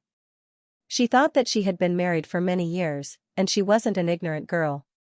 She had her own methods of contraception, but how could she tell him the reason? Song Qingshu kept asking, but Jia Weiner just blushed and shook her head. Looking at her shy face, he couldn't help but want to kiss her red lips. Jia Weiner's body stiffened. She subconsciously wanted to reach out and push him away, but she didn't know why she ended up wrapping her hands around his neck. After a long time, Jia Weiner finally got a chance to breathe. She quickly asked, Boss, after this thing is over, will you not pester me anymore? Song Qingshu saw her pleading eyes and felt pity in his heart. Of course. Jia Weiner's eyes suddenly brightened, and she suddenly felt a little more relaxed. Feeling the pressure of the man on her, she bit her lips and said, Wan'er believes that you are a great hero. In return, Wan'er is willing to serve you with all my heart. After that, she blushed and shyly took the initiative to untie her dress. If they were in the Golden Snake camp, Jia Weiner wouldn't have been so bold. But now that they were in a foreign country and there was no one they knew, the shackles of morality in her heart finally loosened. Although she had no choice but to submit to the man in front of her a few times, she had to admit that although this man was terrifying and hateful, he also had an extraordinary charm. Especially after that night with him, she knew that she would never be able to forget this man. Many times in the quiet of the night, she woke up from her dreams and was ashamed to find that her body was wet. She could only hold the quilt and stare blankly. Now that the real person was by her side, she finally didn't have to endure that kind of torture. After that, the two of them slept in each other's arms. When they were in a daze, they were suddenly woken up by a knock on the door. Who is it? Jia Weiner suddenly got up, not caring that her crystal white body was exposed to the air. Song Qingshu also woke up. He gently patted her back, sat up, and hugged her from behind. He bit her ear and said, "Don't be so nervous. With me by your side, even if it's the black and white impermanents, I'll beat them back." Hearing his words, Jiao Weiner smiled sweetly. At this moment, she felt inexplicably at ease. "Weiner, it is me." Hearing the next words of the person outside, the two people in the room were shocked. It was not the black and white ghosts, but someone far more difficult to deal with. It was Jiao Weiner's husband, Luo Liru. "What should we do? What should we do?" Jiao Weiner suddenly panicked. If her husband saw the scene in the room, she would have to cut her throat to be at peace. "Wait." Jiao Weiner was the calmest person in the room. She stopped her husband and pointed at the back window to tell Song Qingshu to run away. Song Qingshu couldn't help but laugh. He didn't expect himself to be in such a sorry state. However, since he didn't want to do the dirty business of killing his husband and taking his wife, he could only run away at this time. Song Qingshu hurriedly put on his clothes. He tossed the clothes back to Jiao Weiner, which made her blush. "Why are you taking so long?" Luo Liru's voice came from outside. He sounded suspicious. "I'm coming." Jiao Weiner buttoned up her shirt as she pushed Song Qingshu out. She urged him, "Go. Go." Before Song Qingshu left, he suddenly pointed at her abdomen with a strange expression and asked, "I put quite a lot in just now. If Luo Liru sees it later, won't he be exposed?" Jiao Weiner's face was red. She pushed him and said, "Don't worry about it. I have a way." "Weiner." Luo Liru sounded impatient. Song Qingshu knew he couldn't delay any longer, so he quickly used his lightness skill and ran out of the back window. After he got out, he was still worried. He was worried that something might happen to Jiao Weiner if Luo Liru became angry. So, he hid under the eaves and listened carefully for any movement inside. Seeing Song Qingshu leave, Jiao Weiner opened the door. "Why are you taking so long?" Luo Liru walked in and looked at her with confusion. Jiao Weiner discreetly adjusted the wrinkles on her clothes and replied with a normal expression, "I'm wearing clothes, right?" Before her husband could say anything, she asked, "Shouldn't you be in Shandong? Why are you here?" "I wanted to surprise you," Luo Liru said with a laugh. "No surprise, just a scare," Jiao Weiner said. I'm so tired. I'm covered in dust." When I arrived at Yangzhou City, the gate was already closed. In order to see you as soon as possible, I couldn't wait for the city gate to open in the morning, so I climbed over the city wall. Luo Liru stretched his body and walked to the table to pour himself a glass of water. "Let me massage your shoulders," Wang Yao said. Seeing her husband's tired face, Jiao Weiner's heart ached. At the same time, she felt guilty. She didn't ask him how he knew about this place because she had mentioned it in the letters they had exchanged. "That's great." Luo Liru was overjoyed. Jiao Weiner smiled sweetly. Although her husband was stunned, he gave her a warm feeling. Just as she was about to go over and massage his shoulders, her expression suddenly became extremely strange. It turned out that the filthy stuff that Song Qingshu had left in her body had already flowed down her thighs, making her feel extremely uncomfortable. What happened? Seeing that she didn't move after a long time, Luo Liru said considerately, "If you're also very tired, then forget it. My body is strong, so it's fine. It's nothing." Hearing her husband's words, Jiao Weiner felt even more guilty. Ignoring the sticky feeling in her dress, she ran over and carefully massaged his shoulders. "It's so comfortable." Luo Liru closed his eyes and showed a trace of enjoyment. Jiao Weiner massaged even harder. "You still haven't told me why you suddenly came to Yangzhou." Luo Liru smiled, "Hee, not long ago, I was sent to Muyang for business. I saw that Muyang wasn't very far from Yangzhou, so I took the time to come here to see you. I don't know if the first master will blame me for neglecting my duties when he finds out." "He wouldn't dare." Jiao Weiner subconsciously snorted. She thought to herself that he had taken advantage of your wife so much. If he made things difficult for you for this kind of thing, it would be too much. When Song Qingshu, who was on the eaves outside the window, heard this, he couldn't help but smile bitterly. "Why wouldn't he dare?" Luo Liru asked curiously. Jiao Weiner realized that she had let the cat out of the bag. Fortunately, she reacted quickly and instantly found a way to deal with it. I am very familiar with Qing Qing and the ninth princess. If something really happens to you, I will ask them to help. The first master wouldn't dare to go against their wishes. That's true, Luo Liru said with a smile, then revealed an envious expression. The first master is a hero, and he also has the favor of the ninth princess and Qing Qing. There is also missing of Wang Wu Pai, who many brothers in the camp yearned for day and night. He really has unparalleled luck with women. Humph, do you also want to learn from him and have 3 or 4 wives? Jia Weiner bit her lip and thought to herself, he even got your wife. Luo Liru's expression changed, and he hurriedly said with a smile, I, Luo Liru, have no virtue or ability. In this life, I have such a good wife like Wan Er. It is already the blessing of several lifetimes. How could I dare to hope for anything else? Brother. Jia Weiner suddenly choked with sobs, and her heart was unusually moved. This was why even though Song Qingshu was far superior to her husband in terms of martial arts, appearance, and power, she still firmly maintained this marriage. Staring at Jia Weiner's flushed face, Luo Liru only felt that his wife was more charming than usual. He couldn't help but reach out his hand to hug her. Wan Er, on the eaves outside the window, Song Qingshu's heart suddenly jumped. He thought that the most troublesome thing had come, and he didn't know how Jia Weiner would deal with it. If Luo Liru really found out something, he had to go in to prevent Jia Weiner from being hurt. Feeling her husband's unruly hands, Jia Weiner knew what he wanted to do.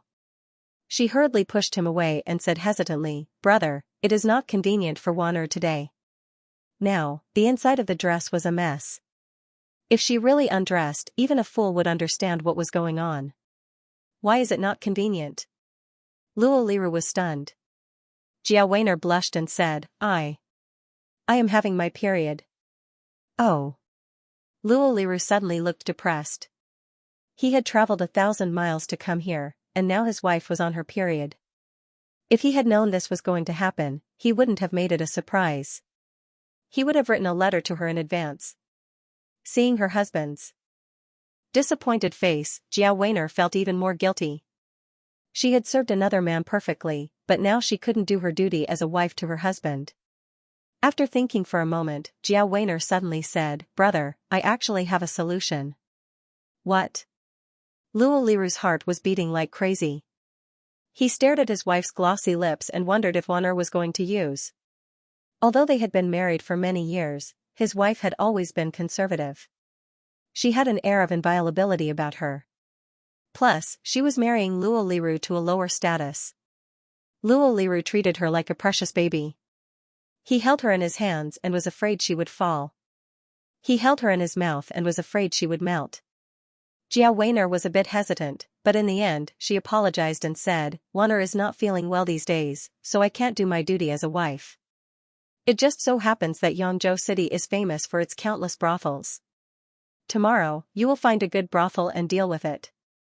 Seeing that it was not what he had expected, Luo Liru was disappointed at first, but he had also heard about the reputation of Yangzhou's brothels for a long time. The reputation of places like Lichuan Courtyard, Yichwei House, and Yichwei House, even those people in Shandong knew about them. He had long heard from his brethren in the Golden Snake camp that Yangzhou's skinny horses were famous all over the world. If he was lucky enough to taste them, he would be able to boast in front of his brethren when he got back. Suddenly, he noticed his wife's smile. Luo Liru woke up and said, Wan Er, do you think I am that kind of person? Don't mention it again. Jia Weiner and Song Qingshu had been together for so long that she knew what kind of person a man was. However, she had wronged her husband first, so she couldn't blame him. Instead, she said softly, Senior brother, you're overthinking it. I'm not trying to trick you. I'm just being considerate of you. You've been working so hard recently, so I sincerely hope that you can go there and relax. Yes, I've been in Yangzhou City for a while now. I've heard a lot about people from all walks of life. Now, the best brothel in Yangzhou City is the Lichun Courtyard. Tomorrow, you can go there and find a popular girl to satisfy your craving. If you don't have enough money, I have more. Anyway, the great master gave me money. Seeing that his wife was sincere, Luo Liru knew what she meant. He was shocked and said, It is not good to use public money to go to a brothel. He didn't suspect that his wife had money with Song Qingshu. After all, Song Qingshu had sent Jiao Wan'er to Yangzhou City to be a scout. As her husband, he knew that. Since she had come to Yangzhou City to be a scout, he should have provided her with funds. What is wrong with it? I have done a lot for the leader. What is wrong with spending some money? Besides, he owes you. Even if he knows, he won't say anything. Jiao Wan'er deliberately raised her voice, as if she knew Song Qingshu was still hiding outside. Of course I won't say anything. Just treat it as compensation to Luoliru. Song Qingshu, who was outside the window, had a wry smile on his face. Jiao Wan'er had always been a gentle and nice person. He had not expected her to have such a chilly side. Although Luoliru thought what his wife said about Song Qingshu owing him was a bit strange, he did not think too much about it. At this moment, his attention was focused on his wife paying him to go to the best brothel. The whole thing seemed too surreal. Wan'er, are you serious? Of course I'm serious. Jiao Wan'er smiled slightly. I don't mind men playing around occasionally. What's more, you've really worked hard during this period of time. Firstly, it's not convenient for me. Secondly, I'm not as understanding as those girls, so I'll just let them do it for me. Luoliru was so touched that tears filled his eyes. Wan'er, don't underestimate yourself like this. There is no wife in this world who understands people better than you. Jiao Wan'er sighed. I'm not as good as you think. Luoliru immediately said, no, in my heart, you are the best wife in the world. Xianxia. Jiao Wan'er also choked with sobs. Song Qingshu, who was outside the window, knew that the storm had passed. He chose to leave quietly. Dodging the patrolling soldiers along the way, Song Qingshu returned to the temporary field office of the Dao Taiyamen. He sighed, they are deeply in love with each other. With such deep feelings between husband and wife, it makes me seem like a vile person. He had originally decided not to disturb the couple anymore. But in his mind, he could not help but think of Jiao Wan'er's gentle and moving actions on the bed. For a moment, he hesitated. In this contradictory state of mind, he gradually fell asleep. When he woke up the next day, Sangota sent him a message. He said that the Yangzhou prefectural magistrate was holding a banquet to entertain the two of them and invited them to come. Seeing Sangotu's shining eyes, he knew that he must be looking forward to the Yangzhou prefectural magistrate's bribe. Song Qingshu was not too interested. After all, his current status was the #1 person in the Jin imperial court. The filial piety from Daxing Prefecture was already extremely generous. Why would he care about a bribe from the Yangzhou prefectural magistrate? Originally, he was about to refuse. But by chance, he found out that the Yangzhou prefectural magistrate, in order to win the favor of the two imperial envoys, had put in a lot of effort. He gathered his advisors for a discussion. He heard that in recent years, the Jin and Qing kingdoms' top officials greatly appreciated the Han culture. The nobles competed with each other to be cultured. So, he decided to invite the two imperial envoys to the Changji temple to admire the flowers. The Changji temple's Chinese peony was a famous sight in Yangzhou. It showed the characteristics of Yangzhou and was extremely elegant. Presumably, it would win the favor of the two officials. The Changji temple? Song Qingshu's expression was extremely strange. Last night, he had just found out from Jiao Wan'er that the Song Kingdom's envoy had been quietly placed at the Changji temple. He was planning to go and investigate. Who would have thought that the Yangzhou prefectural magistrate would coincidentally come knocking on his door? After Song Qingshu finished washing his face and rinsing his mouth, he saw Sangota sitting upright in the main hall drinking tea. The Yangzhou prefectural magistrate and the others were respectfully standing to the side. Song Qingshu frowned. In his previous life, the concept of everyone being equal was deeply ingrained in people's hearts. Although he had been in this world for a long time, he was still not used to this kind of attitude of treating other people like slaves. Since the Yangzhou prefectural magistrate was kind enough to invite them to admire the flowers and attend the banquet, he should give him some face. Therefore, Song Qingshu asked him in an amiable manner, "Yesterday I drank too much and forgot prefectural magistrate Darren's name. I wonder." The Yangzhou prefectural magistrate saw that he, as the #1 person in the Jin kingdom, actually took the initiative to ask for his name. He could not help but be overjoyed. Reporting to Marshal Darren, your humble servant is Yangzhou Prefectural Magistrate Wu Zhirong. Wu Zhirong? Song Qingshu's countenance changed. Turned out this fellow was the ungrateful and corrupt official in the original work of The Deer and the Cauldron, who betrayed the Zhuang family and at the same time almost caused Shuang'er to lose her life. Now that he knew the other party's identity, how could Song Qingshu be interested in taking care of his feelings? He snorted lightly and also sat next to Song Gotu to drink tea and eat breakfast. Wu Zhirong did not know how he had offended him. His face was pale, but he did not dare to ask. For a moment, he stood rooted to the ground, feeling extremely awkward. On the side, Song Gotu opened his mouth and said with a laugh, "Could it be that this man has offended Xiongdi before? How about I remove his official position right now and let him go home to farm?" Although the position of Yangzhou Prefectural Magistrate was not a small one, how could it enter Song Gotu's eyes? In order to curry favor with this Jin Kingdom's #1 minister, whom he swore to be his sworn brother last night, a mere prefectural magistrate was not a pity to be abandoned.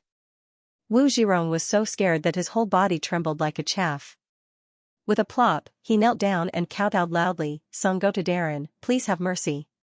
Marshal Darren, please have mercy." End of chapter 1009. Don't forget to subscribe, like, and share the video to support the channel.